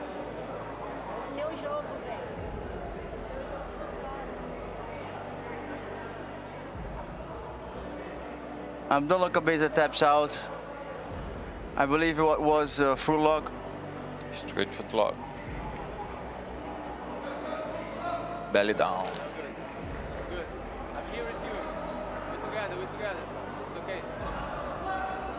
We're together. Fine. The final fight for tonight in the 120 kilogram purple belt division. Christopher, nice fight, man.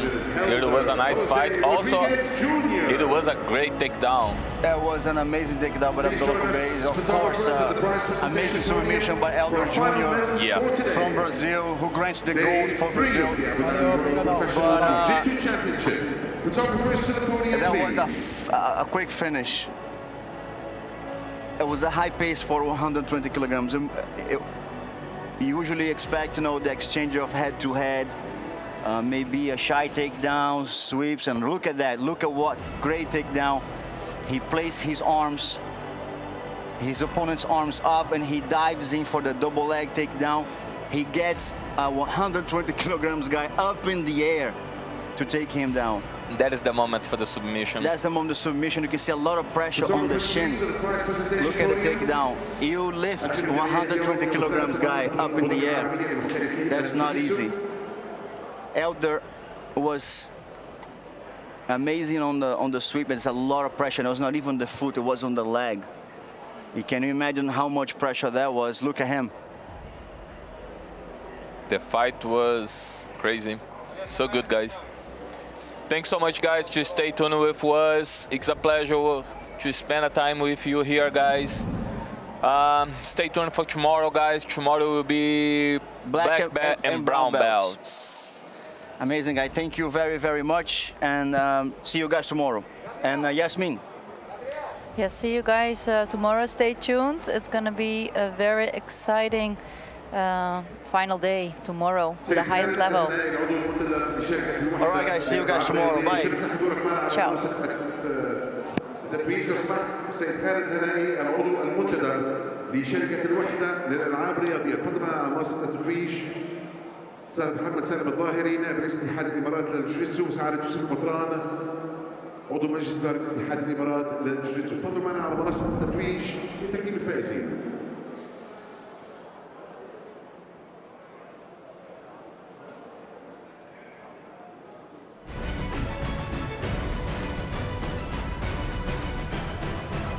We start with the purple belt, 56 kilograms, João Vitor da Silva. Representing the Commander Group in third place, Everton Senio, Everton in second place, Zaid place. From the UAE, that's the purple belt, 56 kilograms.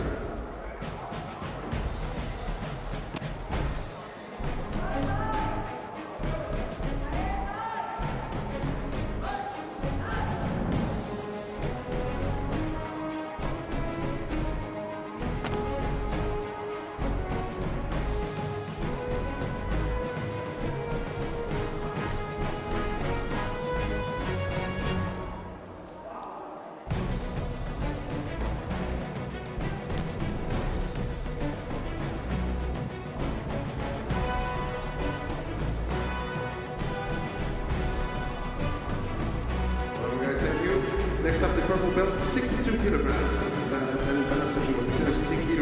Gabriel Rodriguez, Gabriel. In third place, Maclay Silva. In second place, وعمر الفاطمي بالمركز الأول. عمر first place.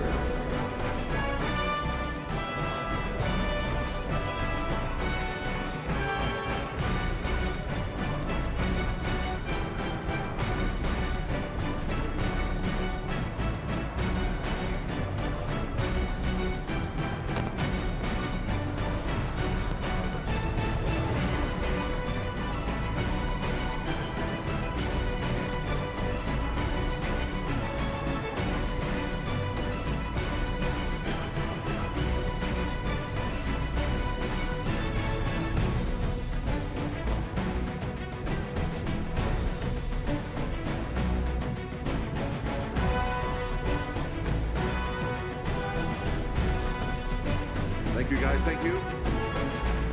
Bravo. Bravo Omar. Next up, the purple belt for the ladies, 49 kilograms, 49 كيلو. شريفة النعماني بالمركز الثالث، شريفة وديما اليافعي بالمركز الثاني، وديما and Casey Tan in first place.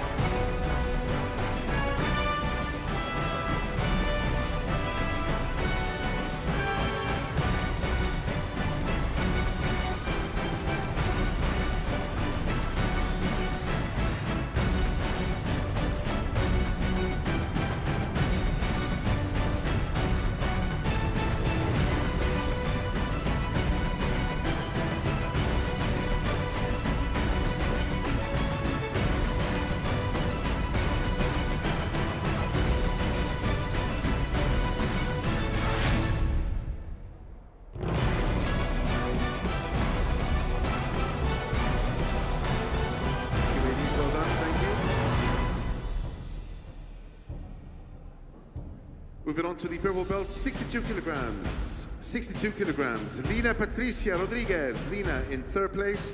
Astrid Schollen. Astrid in second place. And Sabrina Gondim.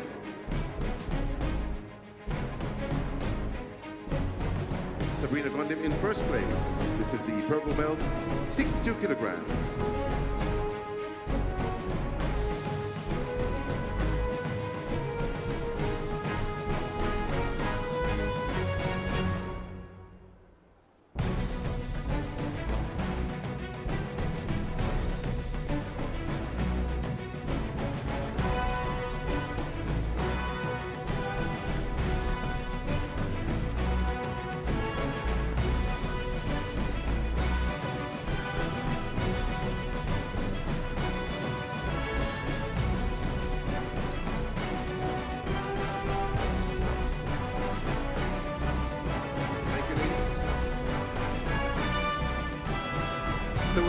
belt for the 69 kilogram division. Carl Pegas from Sweden. Carl in third place.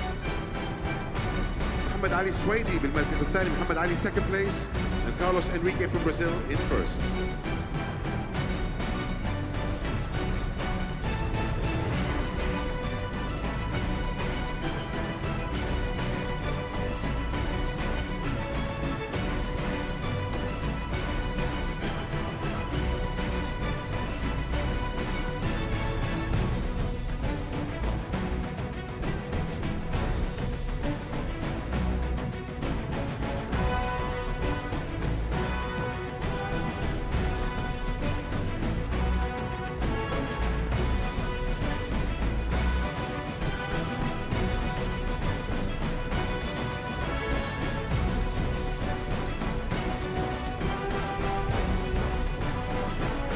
Purple belt, 55 kilograms.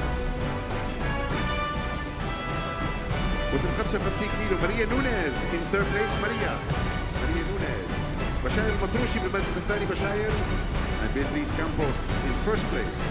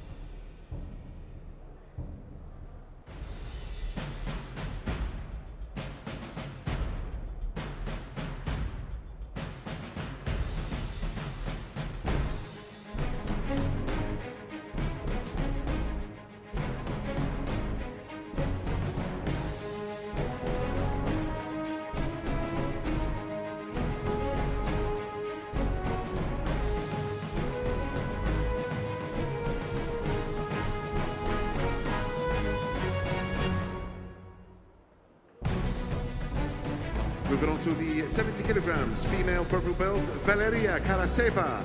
Valeria Karaseva in third place. Stephanie Helen Vieira in second place. Stephanie and Larissa Santos first place. 70 kilogram purple belt for the female.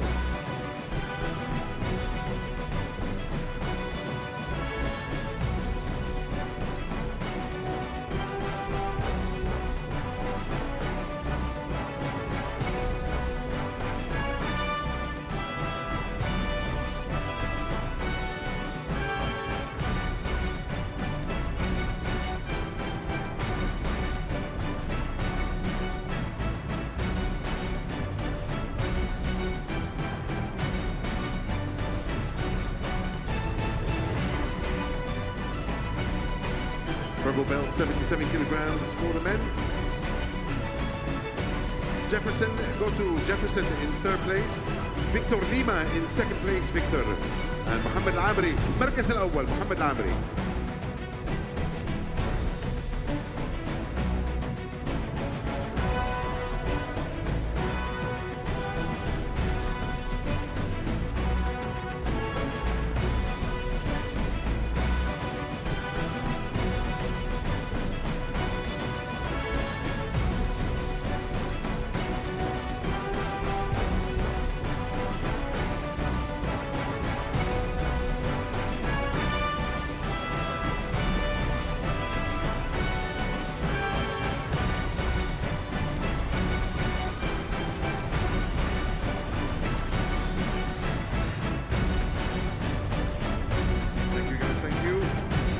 Purple belt, 85 kilograms, was 85 كيلو. Joao Silva in third place. Joao. Luis Silvestre from Angola in second place. And Anderson Ferreira, first place, 85 kilograms.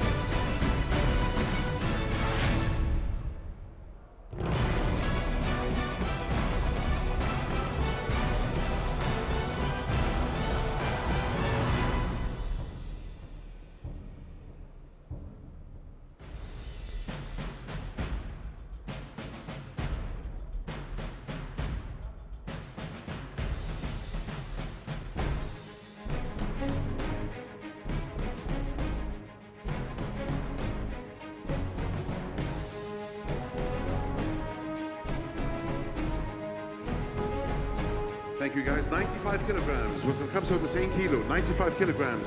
جوليانا دي أوليفييرا. جوليانا third place. مريم العامري بالمركز الثاني. مريم. And Tamiri Silva. Silva first place. 95 kilograms.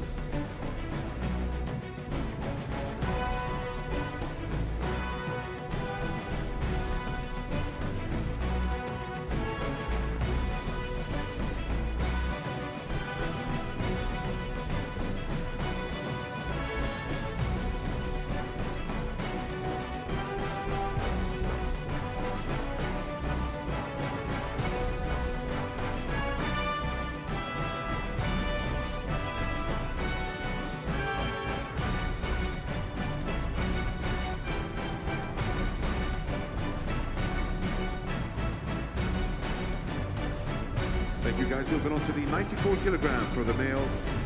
We're still with the purple belts. Gabriel de Souza Ribeiro. Gabriel de Souza Ribeiro in third place. Our Antonio from Angola. Antonio, second place. And Lucas Lira in first place. Lucas, 94 kilograms.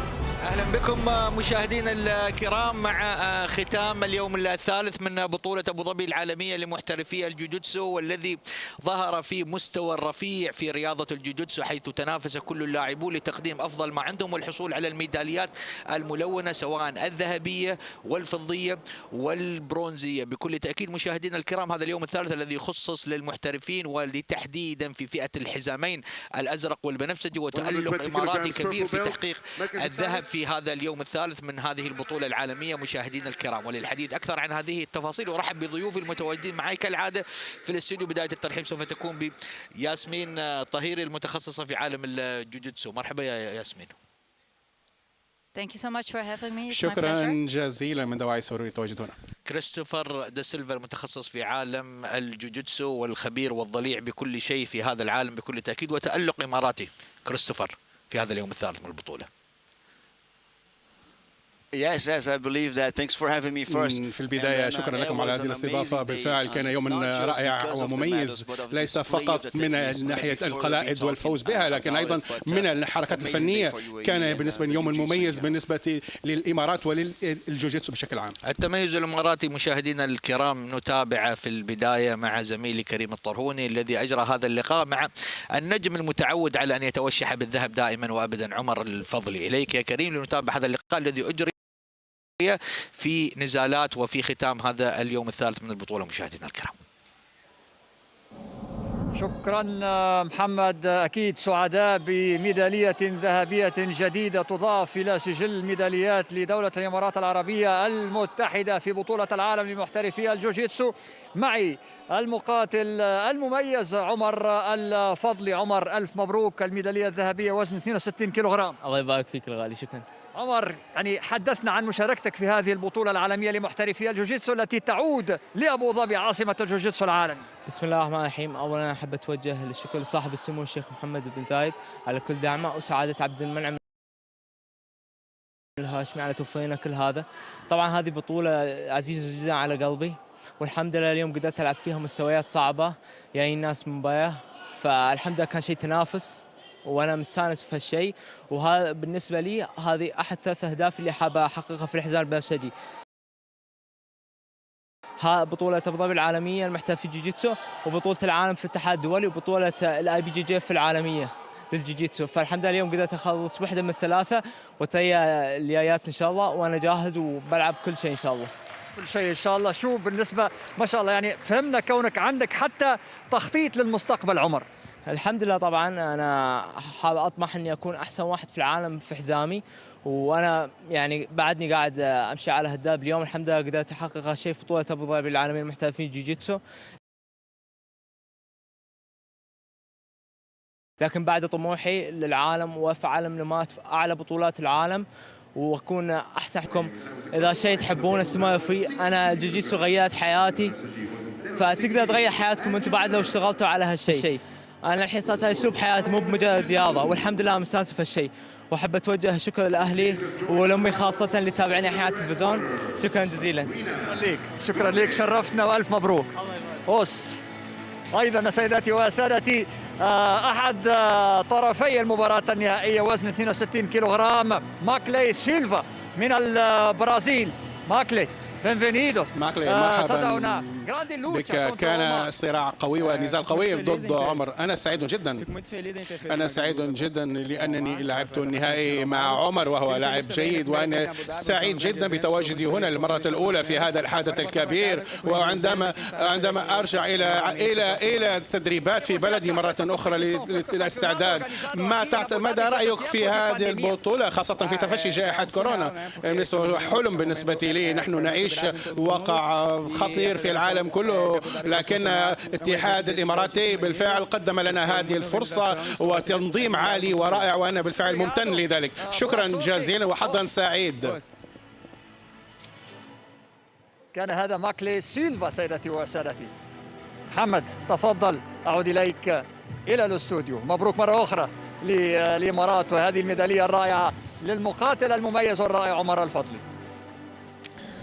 شكرا يا كريم. بكل تأكيد عمر دائما وأبدا معودنا على التألق وتقديم المستويات الكبيرة والحصول على الذهب دائما. كريستوفر، الجميل في عمر أن من بطولة إلى أخرى اللاعب يتطور، لا يكتفي، عنده جوع وعنده رغبة في تحقيق الميداليات.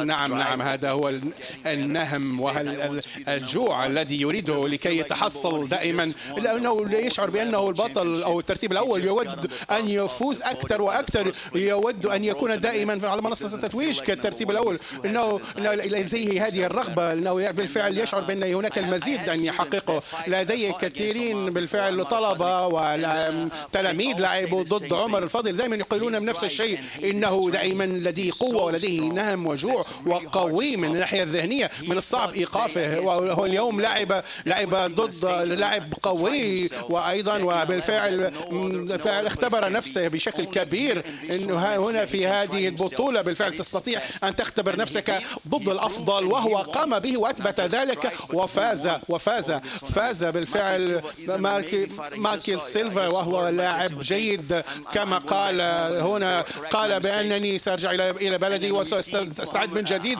وأصحح من أخطائي. وأيضا قال نفس الشيء عمر الفضلي، سأذهب لأتحصل من جديد وأود أن أكون دائما في الترتيب الأول. إنه بالفعل شيء رائع، نتوقع أكثر من ذلك. هنا نشاهد عمر الفضلي عندما يفوز هنا في هذه النزال، والفعل يقوم بهذه الحركات واعتلائه على ماكلي سيلفا، وبالفعل ثبته بشكل جيد.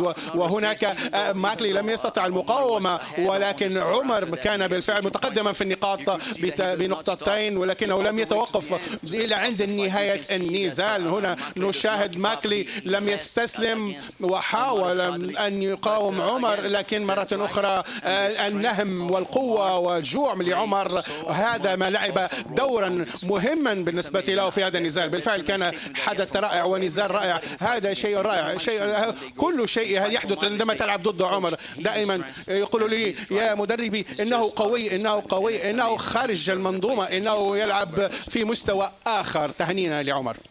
رأينا كثير من التقنيات ياسمين، السواب اللي قام فيه عمر، الجراب، الماونتن، يعني كثير من التقنيات رأيناها من عمر. وقد يمكن تكمن قوة عمر في القوة الانفجارية من البداية، دائما ما ينفجر ويقدم أعلى مستوى فيه من بداية النزال إلى نهايته، رتمه واحد.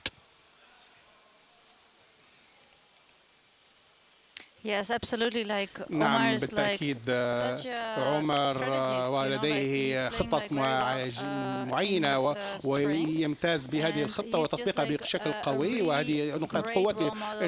إنه بالفعل لاعب جيد بالنسبة له كرياضي جوجيتسو. وكريستوفر الجميل أن عمر يتطور على المستوى الذهني من ناحية الذكاء، من ناحية الاستراتيجية، من ناحية الاستيعاب.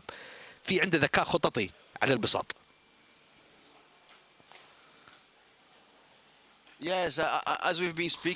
نعم كما أسلفت بأن الخطة والقوة وطريقة اللعب وأيضا النهم، وهنا شاهدت عمر منذ أن بدأ يلعب في الحزام الأصفر، وأستطيع أن أقول لك بأن لديه النهم والجوع ليتحصل على القلائد، وهو يتدرب بشكل جيد وقوي، والخطة التي يعتمدها وتطبيقها مع مدربه هي من أجل الفوز بالقلائد. دائما ليست هناك نقاط ضعف، لكن عمر دائما يعرف ما يقوم به خاصة في المستويات العليا، وعندما تكون في الترتيب الأول يجب عليك أن ليس من الغريب أن نشاهده في الترتيب الأول، لأنه دائما بعض الأحيان يحاول عمر لديه نقاط عالية في جميع النواحي. إنه بالفعل شيء رائع أن نشاهد مثل هذا البطل. تألق إماراتي كذلك مشاهدينا الكرام تواصل مع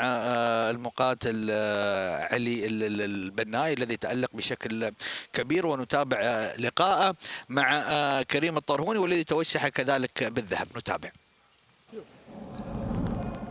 شكرا محمد. من المقاتلين الإماراتيين الذين أبلوا بلاء حسنا في بطولة العالم وفي هذا اليوم الثالث لبطولة العالم علي حسن البناي. علي أهلا وسهلا بك. مركز ثاني، ميدالية فضية، وزن 85 في البلو بيلت. يعني كيف كانت المنافسات قبل أن نصل للمباراة النهائية؟ والله المنافسات كانت منافسات رائعة وقوية جدا وفي مستويات عالية، يعني الشباب مواطنين ومن برا بطولة العالم، فالمستوى كان جدا جدا عالي ومنافسة كانت جدا قوية. المباراة النهائية مع جوزيه أبليت بلاء حسن، حصلت على الميدالية الفضية. يعني لو تحدثنا عن المباراة الدورة النهائية. قوية مع زميلي جوزيه لعبت وياه كذا مرة وفاز علي في كل المرات، لكن إن شاء الله في المستقبل بيننا منافسة، بس منافسة طيبة إن شاء الله. لكن علي هذه المناسبات اللي المرء والرياضي خاصة يتعلم منها لاستغلال كل الخبرات بالنسبة للمرات الجاية وللمستقبل. نعم، يعني في الجوجيتسو ما في خسران، في فايز وفي متعلم، ما في خسارة في لعبة الجوجيتسو. شو رأيك في هالبطولة هذه؟ يعني 4 أيام من أرقى مستوى، أنت شو رأيك شخصيا علي؟ الصراحة حبيت أشكر اتحاد الإمارات للجوجيتسو على التنظيم الرائع، لأن نظموا البطولة من الألف إلى الياء، والتنظيم والفحص وكل شيء كان شيء دقيق. يعني أتمنى لك حظ سعيد، وإن شاء الله المرات الجاية مزيد من المشاركات وميداليات، حتى الفضية زينة لكن حتى الذهب أيضا يكون أفضل بإذن الله. بإذن الله إن شاء الله. شكرا، جزاك الله. المقاتل الإماراتي علي حسن البناي. سادتي وسادتي، محمد تفضل، أعود إليك إلى الاستوديو. شكرا كريم. يعني علي البناي وبداية الميداليات بكل تأكيد مع الميدالية الفضية، وإن شاء الله نتمنى أن يتوشح بالذهب حاله حال كل أبطال الإمارات بكل تأكيد. جميل الحديث اللي تحدث فيه، وتحدث عن جمال لعبة الجوجيتسو، أن ليس هناك خسران، هناك فاز وهناك متعلم.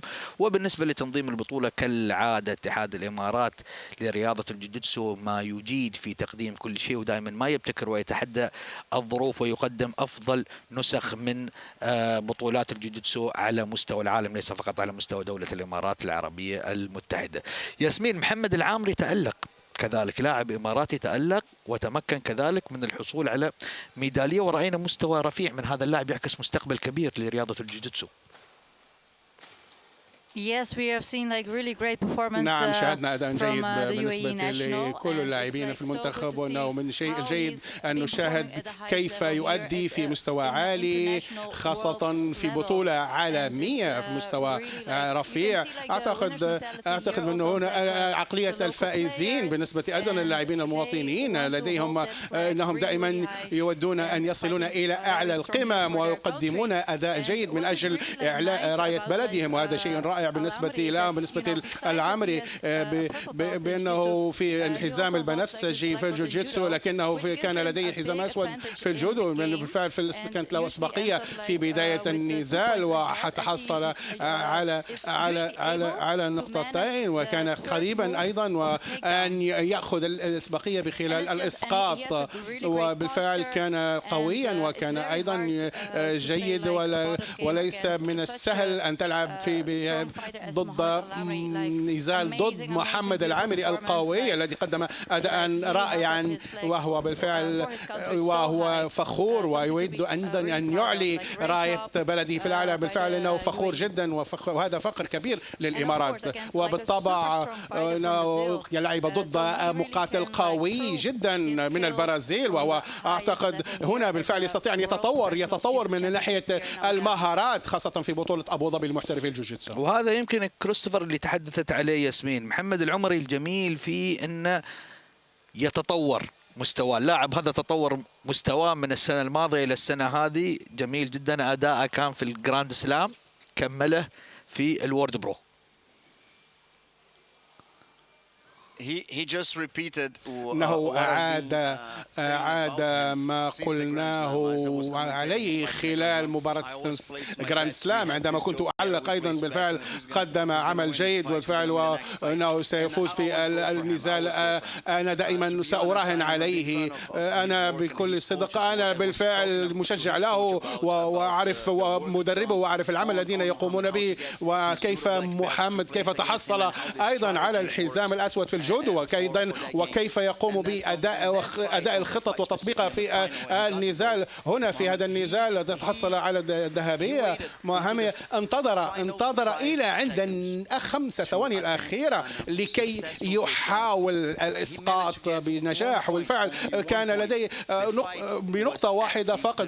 النزال كان نشطا وحركيا منذ البداية إلى النهاية. أعتقد فيتور ليما حاول أن يستثمر وأيضا وحاول أن يأخذ الأسبقية، لكن محمد عرف كما قالت ياسمين، عرف كيف يسقط، لأن الخصم وبالفعل حاول الإسقاط بقوة وأن يلعب بعملية الإغلاق وبسرعة. ماذا عليك أن تقوم مع محمد؟ فيتور ليما كان عليه أن يمسكه أكثر، لكن 5 ثواني للنهاية أن تقوم بهذه الحركة بالفعل وتنهي هذا النزال لصالحك، وكان في وضع الوقوف واسقطه الارض بالفعل وتحصل على النقد. انا مشجع للعمل الذي يقوم به، وايضا العمل الذي يقوم به مدربيه، وهو يستحق هذا المكان، وهذا عمل كبير للفريق باكمله. كريستوفر هذه مش اول مره يعملها محمد العمري كتكنيك، ولكن انت ما تشوف ان نوعا ما هناك ريسك، هناك مخاطره انك تذهب الى الثواني الاخيره من النزال لكي تنهيه؟ قد تكون هناك مخاطره، هي مخاطره محسوبه بكل تاكيد وقد تندم عليها. أنا أتفق معك، هناك مخاطرة كبيرة، وأيضا عندما تخاطر كبيرا بالفعل تحصل نتيجة كبيرة وتتحصل أيضا على ربح. إنه يعرف ويؤمن بقوته. عندما تكون هذه القوة لديك لا تخشى الخصم، وتخشى أيضا تخشى اللاعب الذي لديه حركة واحدة ولكنه يعرف أن يقوم بها في الوقت المناسب، وهو يعرف ذلك، وهو يؤمن بإمكانياته، ويؤمن أيضا ما عليه أن يقوم به. وأعتقد بأنه أيضا درس خصمه بشكل جيد ويعرف ما يقوم به في الوقت المناسب، وهذا كان 0-0 النتيجة، ولكنه الطريقة هذه اللي قام بها وتحصل على النقاط. هنا تستطيع أن تأخذ بنقطة واحدة أن تفوز بالبطولة وتفوز بالنزال، وهذا ما حدث. إنه لم يتركه يذهب، وفي آخر 5 ثواني طبق وهي حركته القوية التي يمتاز بها، وهي حركة الإسقاط، وأيضا لم يتركه بأن يفلت من هذه الحركة لكي يتحصل على النقاط. بالتأكيد هناك مخاطرة، لكنك تخاطر عندما هناك ضمانات بأن لديك الفرصة الكاملة بأنك ستتحصل على النتيجة كاملة. أعتقد أعتقد ربما هذه هي الطريقة التي اعتمدها، وهو اعتمد على إسقاطه وحركته التي يمتاز بها وقام بها في 5 ثواني الأخيرة. بالفعل هذا شيء رائع قام به. تألق كبير لهذا المقاتل واللاعب مشاهدينا الكرام بعد ذهبية في أبو ظبي جراند سلام، يكرر هذه الذهبية في بطولة أكبر بكل تأكيد، بطولة أبو ظبي العالمية لمحترفي الجوجيتسو. نستمع إلى ما قال محمد العامري مع زميلي كريم الطرهوني بعد حصوله وتوشحه بالذهب اليوم. شكرا محمد. سادتي وسادتي، ميدالية ذهبية جديدة تضاف إلى سجل الميداليات لدولة الإمارات العربية المتحدة مع المقاتل الإماراتي محمد العامري. محمد، ألف مبروك، هذه الميدالية الذهبية وزن 77 كيلوغرام ونادي الوحدة ومنتخب الإمارات، شو شعورك؟ الحمد لله على كل حال. هالسنة تعتبر ثاني سنة لي مشاركة في الحزام بنفسجي. الحمد لله قدرت قبل في الحزام الأزرق حصلت على الميدالية الفضية، وهالمرة في البنفسجي والحمد لله الذهبية، والحمد لله على كل حال. وأشكر كل من شجعني وجمهوري وأهلي والنادي وأكيد قيادتنا الرشيدة اللي دائما دعمتنا نحن وكل الرياضيين، خصوصا في مجال الجيجيتسو وكل المجالات الحمد لله، والحمد لله على كل حال. محمد، يعني شاهدنا مباراة قوية جدا ضد البرازيلي سيلفا، إلى غاية اللحظات الأخيرة استطعت أنك تكسب نقطة في اللحظات الثمينة جدا. الحمد لله. كنت أريد أن أجهز مع المدرب على على ستايل اللعب اللي ضدي البرازيلي، فكنا عارفين أنه هو يريد يسحب أول، لأن أنا لعبي أقدر أطيح فيه، وفي البداية ما حالفني الحظ إني أطيحه. الحمد لله في اللحظة الأخيرة، يمكن لأنه هو تعب وأنا يعني كنت تعبان شوي، بس قدرت أستغل الفرصة هذه وأخذ النقطة من تيك داون. الحمد لله. ألف مبروك. الله يبارك فيك. شكرا. مشكور. ألف مبروك مرة أخرى لجوجيتسو الإمارات بعد هذه الميدالية الذهبية لمحمد العامري. محمد، تفضل، أعود إليك إلى الاستوديو مع التحية. شكرا يا كريم. بكل تأكيد الذهب مش غريب على لاعبينا، والذي يعكس العمل الكبير في منظومة ناجحة بكل تأكيد يقودها اتحاد الإمارات للجوجيتسو. ياسمين، خلينا يعني نحن نتحدث بكل صراحة، وتحدثنا سابقا ولكن يجب أن نكرر نفس الكلمة. القوانين الجديدة خدمت رياضة الجوجيتسو وطورتها بشكل كبير من خلال ما نراه من مستويات في هذا العام. نعم بالتأكيد أحب ذلك. بالفعل هذه اللوائح الجديدة التي طبقت هنا في هذه البطولة، وهذا يدفع الرياضيين لكي يقدمون نزال حركي ونشط، وهي أيضا حركات مختلفة بالنسبة للمقاتلين خاصة الشبان، وهم من أجل الحصول على نقاط وعدم الانتظار، لأن الخصم ربما يحقق نقاط ونقاط أقل، ربما عندك أيضا منافسك يستطيع أن يفوز، لكن هنا يجب عليك أن تكون متأكدا أن تأخذ الوضعية الصحيحة لعند النهاية وتفوز. أعتقد وهذا الطريقة الصحيحة بالنسبة للنزالات. كيف نقيم الحضور النسائي في هذا اليوم الثالث الذي خصص للأدلز بكل تأكيد للحزامين الأزرق والبنفسجي؟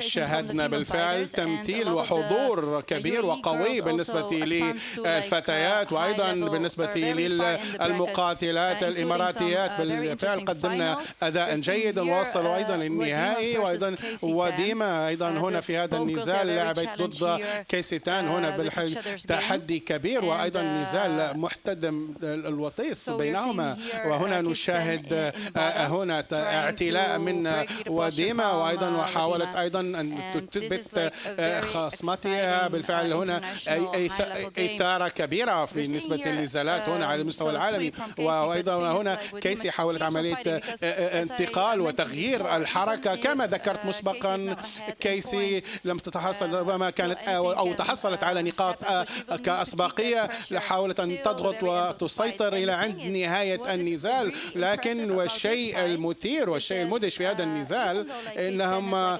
بالفعل هناك ضغط كبير بالنسبة لكيسي من الأعلى، لكنها وديما قامت بحاولت أيضا أن تقاوم وأيضا تحصل على تلعب من أجل تقوم بحركة الإغلاق. هذا ما يعني أن وديما لديها خطة دفاعية جيدة ضد قوة وأيضا مهاجمة كيسي تان. أعتقد أن النزال جيد بين كلاهما وأداء كبير بالنسبة لكلا المقاتلتان. كريستوفر، يعني يجب أن نلاحظ أنه رغم أن لاعباتنا الإماراتيات لم يحققوا ميداليات، ولكن يجب أن نتحدث أن المستوى تطور بشكل كبير جدا.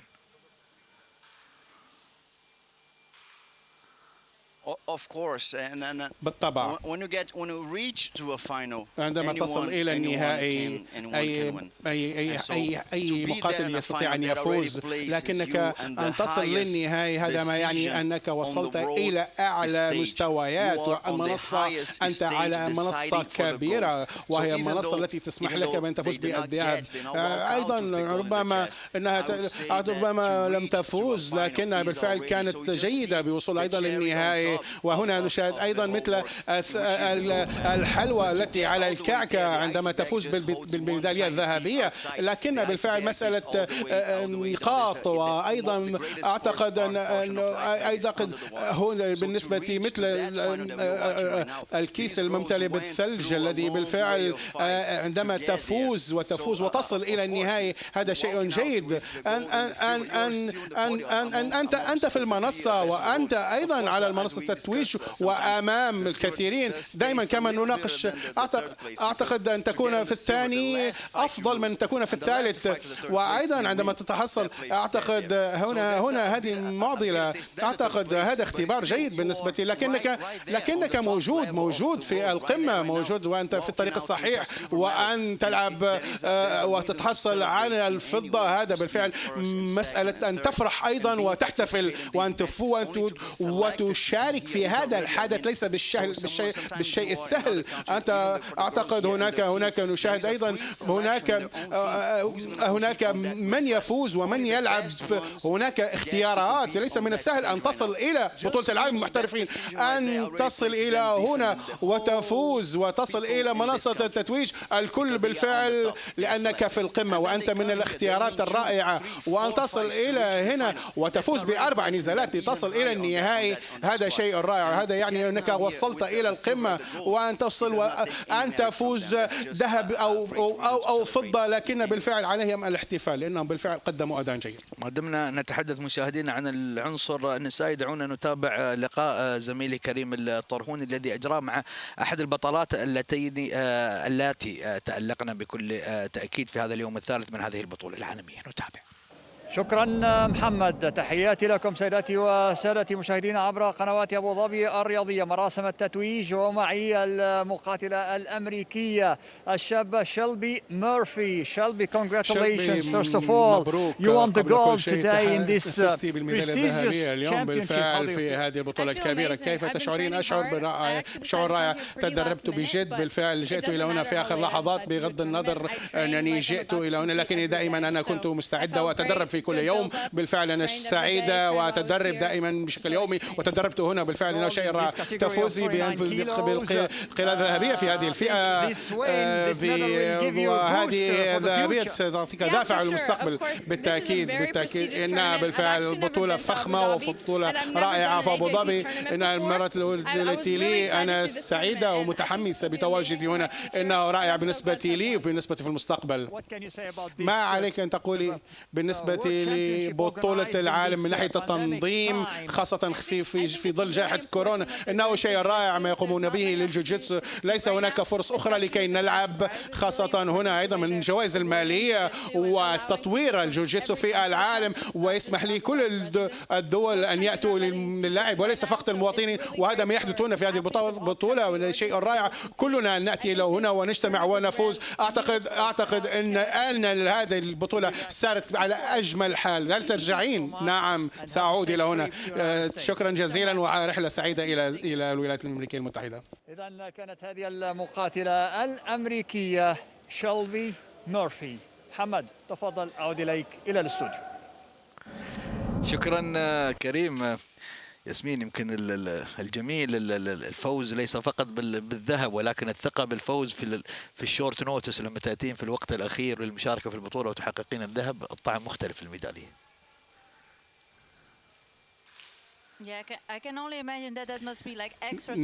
نعم هذا يجعلها أكثر حلاوة بالفعل، لأنك لم تكن جاهزا للعب أو لمدة أشهر للاستعداد. هذا ما ذكرته، لكنها قالت إنها مستعدة وتتدرب بشكل يومي من المشاركة في كل بطولات. هذا العمل الجاد اليومي وما تقوم به دائما لكي تكون جاهزة للعب في البطولات.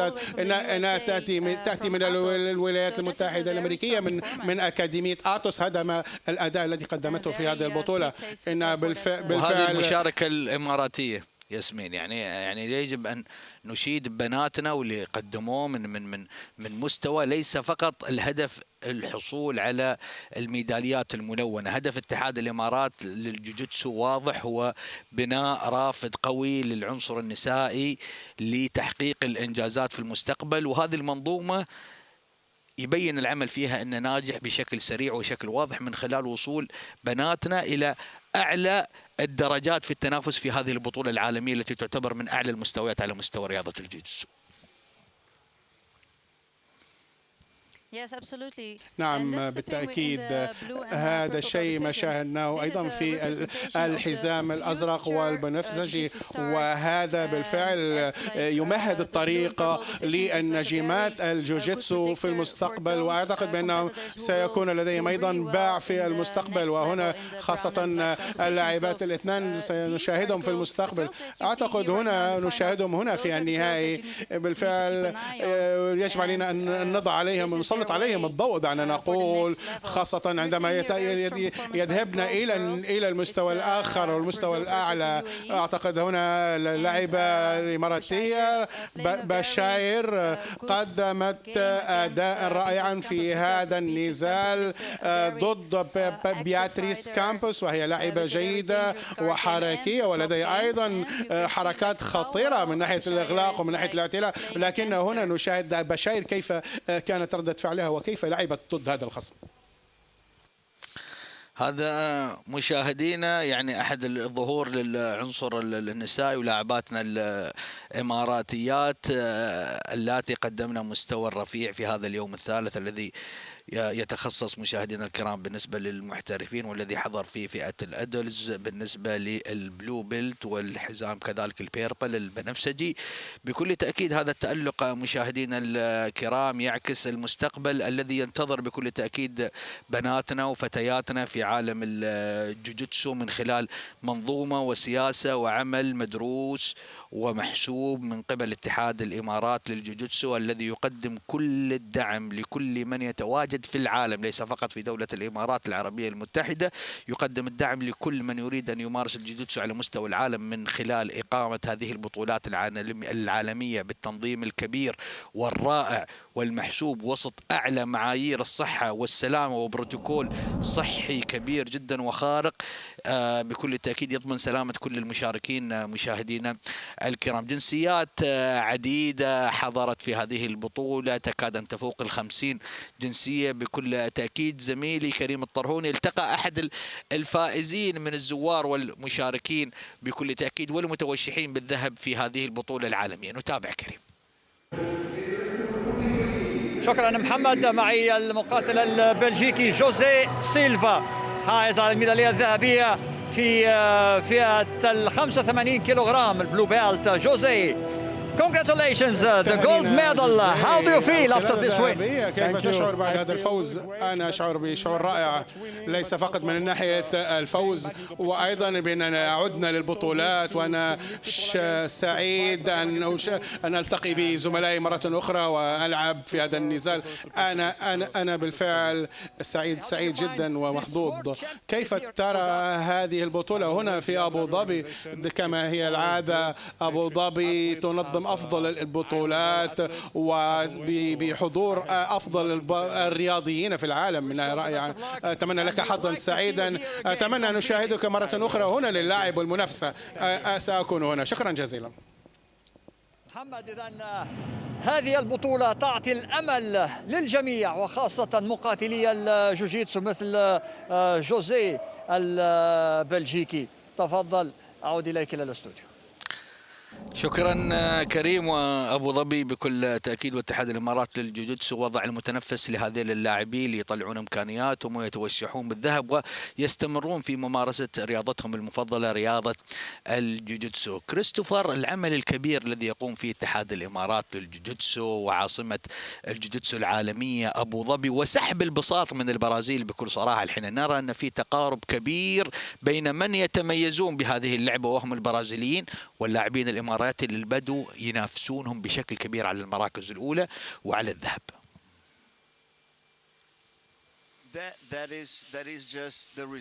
هذه هي النتيجة، نتيجة العمل الكثيرون الذين يقدمون بالفعل ما هو ما قام به صاحب السمو الشيخ محمد بن زايد، وكل العمل من سعادة الأستاذ عبد المنعم الهاشمي وأيضا رئيس الاتحاد الإماراتي والاتحاد اليوسوي. أعتقد عندما تضغط وتعمل وتقوم وتضع الخطط بالفعل سوف تجني ثمار هذا العمل، ليس هناك أي اختلاف. عندما تقارن مع بلدان أخرى بالفعل هنا نشاهد، أعتقد هنا المكان المناسب، المكان المثالي. عندما أيضا هذه أبو ظبي تعطي الأهمية لكل الرياضيين في العالم. أعتقد هنا بالفعل في هذه الجائحة بالفعل وهذه الاحترازات وكله، وهو أفضل وآمن مكان في العالم أعتقد، واستطيع أن أقول من أجل قيام مثل هذه البطولة. الكل بالفعل أخذ التطعيم والكل يقوم باختبارات في كل يومين. هذا شيء رائع، وهذا بالفعل واحترام مسافة التباعد الاجتماعي، وأعتقد شيء رائع. هذا ما نجح وأنجح من هذه البطولة أن تأخذ صداها. وهذا أحد الأمثلة الإماراتية الناجحة. زايد الكثير يتألق بكل تأكيد ويتمكن من الفوز كالعادة ووضع اسم الإمارات عاليا.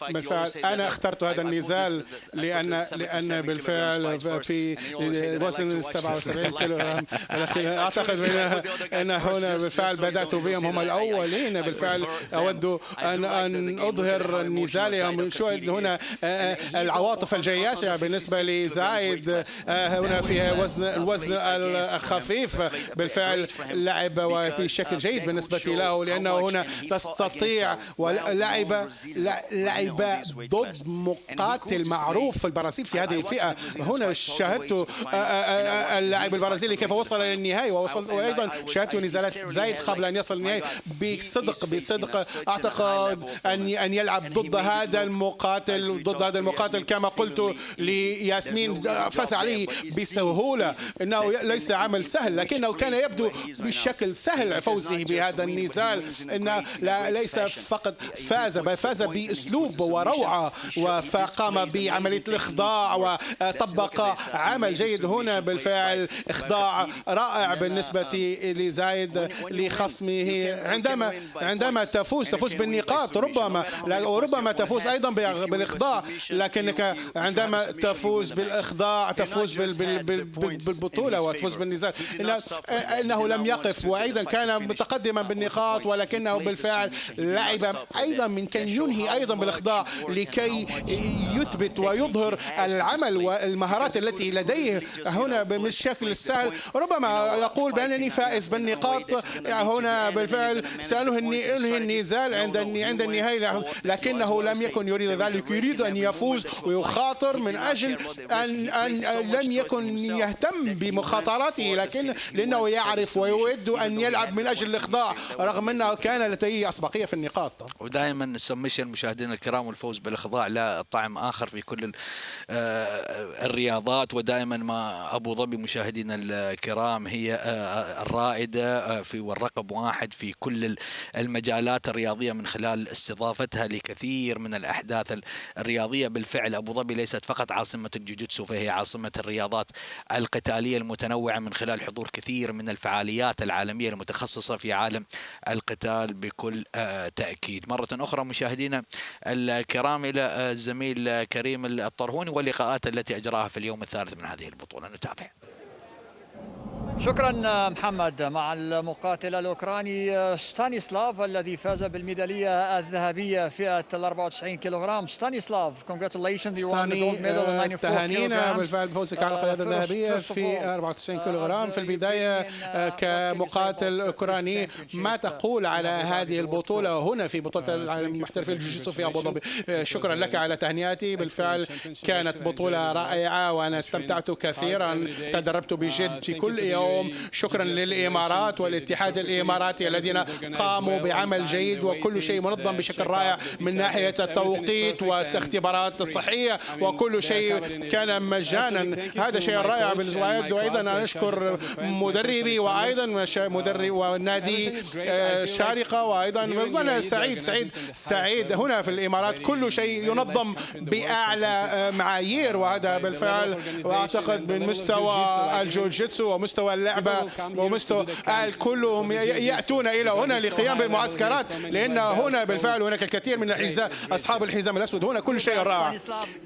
كمقاتل الحزام الأزرق هذه القلادة ستمنحك دافع في المستقبل لكي تستمر للتدريب والفوز بالكثير من البطولات. بالتأكيد أنا متحمس وأود أن ألعب في البطولة القادمة في إسرائيل وأيضا، وأعتقد ستكون بطولة جيدة. وهذه القلادة بطولة العالم بالفعل شعور رائع وأنا متحمس. ماذا عن النزال؟ كيف كانت البطولة بالنسبة لك هنا من ناحية شخصية؟ النزال الأول أستطيع أن أقول بأنه أكثر صعوبة. كانت لدي خطة من المدرب كيف أقوم وكيف أدير النزال من ناحية الوضعية السفلى أو وضع الوقوف، لكن بعدها النزال الثالث والرابع كان أسهل. أعتقد من الناحية الذهنية عليك أن تحضر بشكل جيد وكل شيء سار على ما يرام. شكرا لك، تهانينا. شكرا. إذا كان هذا المقاتل الأوكراني ستانيسلاف. محمد تفضل، أعود إليك إلى الاستوديو. شكرا كريم. يعني شعور دائما كبير للفائزين الذي وجدوا أبو ظبي تقدم هذه البطولات والمتنفس لهم بكل تأكيد وسط الإجراءات الاحترازية الكبيرة والبروتوكول الصحي القوي الذي يضمن سلامة الجميع. ويمكن هذه النقطة اللي ياسمين يجب أن نتحدث عنها. كل شيء وفر اتحاد الإمارات للجوجيتسو، وضع آمن الأرينا وجوجيتسو أرينا آمنة لكل المتواجدين فيها، مركز فحص يعني يستقبل الجميع الزوار واللاعبين، فحص مجاني لكل من يريد أن يفحص، إجراءات احترازية، تعقيم في كل مكان، إجراءات تعودنا عليها في دولة الإمارات العربية المتحدة. بالضبط. هذا شيء فريد من نوعه.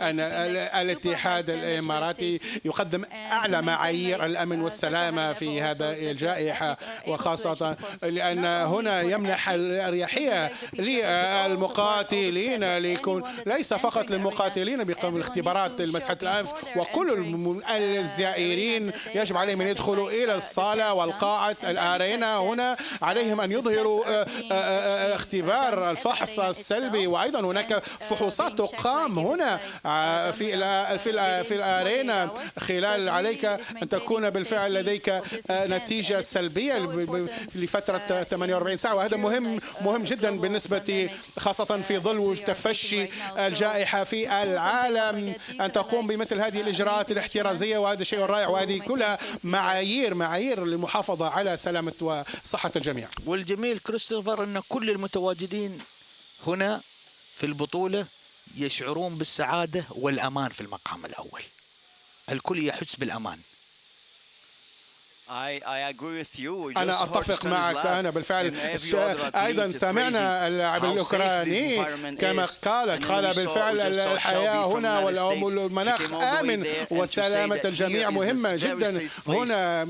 أعتقد من أفضل الأماكن الآمنة. أعتقد هذا هو المكان الآمن والمثالي أن تقوم فيه بطولة مثلها، وهذا ما قاله اللاعب الذي الأوكراني الذي تحصل على قلادة ذهبية، وقال بأنني سهذا يمنحني الدافع لكي أمضي قدما في المستقبل في البطولات القادمة. هذه البطولة تعطي بالفعل، تزرع النبتة في كل رياضي أن لا تستسلم، ودائما أن تبحث عن المستقبل وتقدم الأفضل لتطبيق أفضل الفنيات. بكل تأكيد، وهذا الأمان مشاهدينا الكرام الذي نصل له لا يأتي إلا بالأوامر وتوجيهات قيادتنا الرشيدة التي وصلت إلى أرقام قياسية في عدد الفحوصات وتوفير اللقاح وتوفير كل شيء مجانا لكل من يتواجد على أرض دولة الإمارات العربية المتحدة، أرض الخير والرخاء بكل تأكيد. مرة أخرى مشاهدينا الكرام إلى زميلي كريم الطرهوني، واحد أبرز الشخصيات التي حضرت اليوم إلى الجوجيتسو أرينا والتي تعنى بكل تأكيد بصحة الجميع وتوفير الفحوصات. نتابع.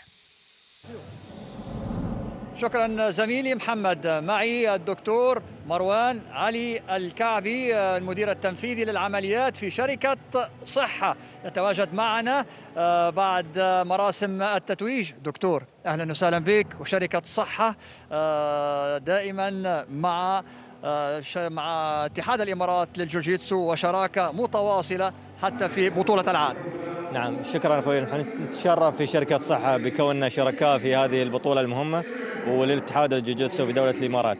طبعا هذه البطولة استثنائية حظيت بشكل دعم كبير من القيادة الرشيدة، مما تسبب في نجاحها وتسليط الضوء على الإنجازات وقدرة دولة الإمارات على استضافة هذه البطولات حتى مع وجود الجائحة. فنحن سعيدين كوننا شركاء وقدرنا نساعد في دعم في هذه البطولة. دكتور، دولة الإمارات قامت بمجهودات جبارة والعالم كله يتحدث على نجاح الإمارات في التعامل مع جائحة كورونا. شركة صحة أيضا قامت بمجهود كبير فيما يخص الفحص، فيما يخص الفاكسينيشن التطعيم، وأعتقد أن هذا يحسب لكامل الإمارات. صحيح، وشركة صحة تشتغل ضمن منظومة وطنية مش لوحدها، والحمد لله كمنظومة وطنية نجحنا في التصدي لهذا الوباء، وقادرين إن شاء الله على توفير الدعم الطبي اللازم للبطولات ولمجتمعنا في كل الأوقات، ومع وجود أي نوع من البطولات أو الرياضات اللي ممكن تستضيفها دولة الإمارات. شكرا لك دكتور. العفو، الله يسلمك. إذن كان هذا الدكتور مروان علي الكعبي من شركة صحة. تفضل محمد، أعود إليك إلى الاستوديو.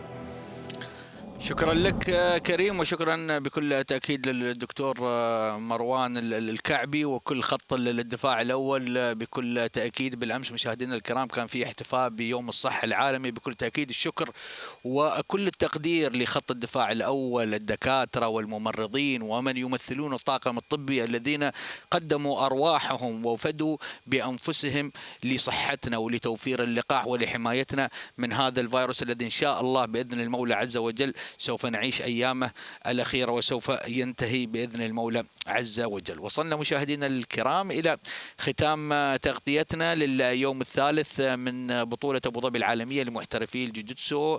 غدا سوف يكون اليوم الأخير ومستوى آخر بالنسبة للمحترفين. الحزامين الأسود والبني سوف يكون حاضرين في منافسات اليوم الأخير بكل تأكيد. في ختام تغطيتنا أشكرك ياسمين، شكرا لك. My pleasure. Thank you for having me. شكرا لكم على هذه الاستضافة. كريستوفر شكرا لك. شكرا محمد. Thank everyone here for having us here. شكرا لكم جميعا ونلتقي بكم غدا. You promised me that you will speak Arabic. You did it today. شوية أنا أقول عربية شوية.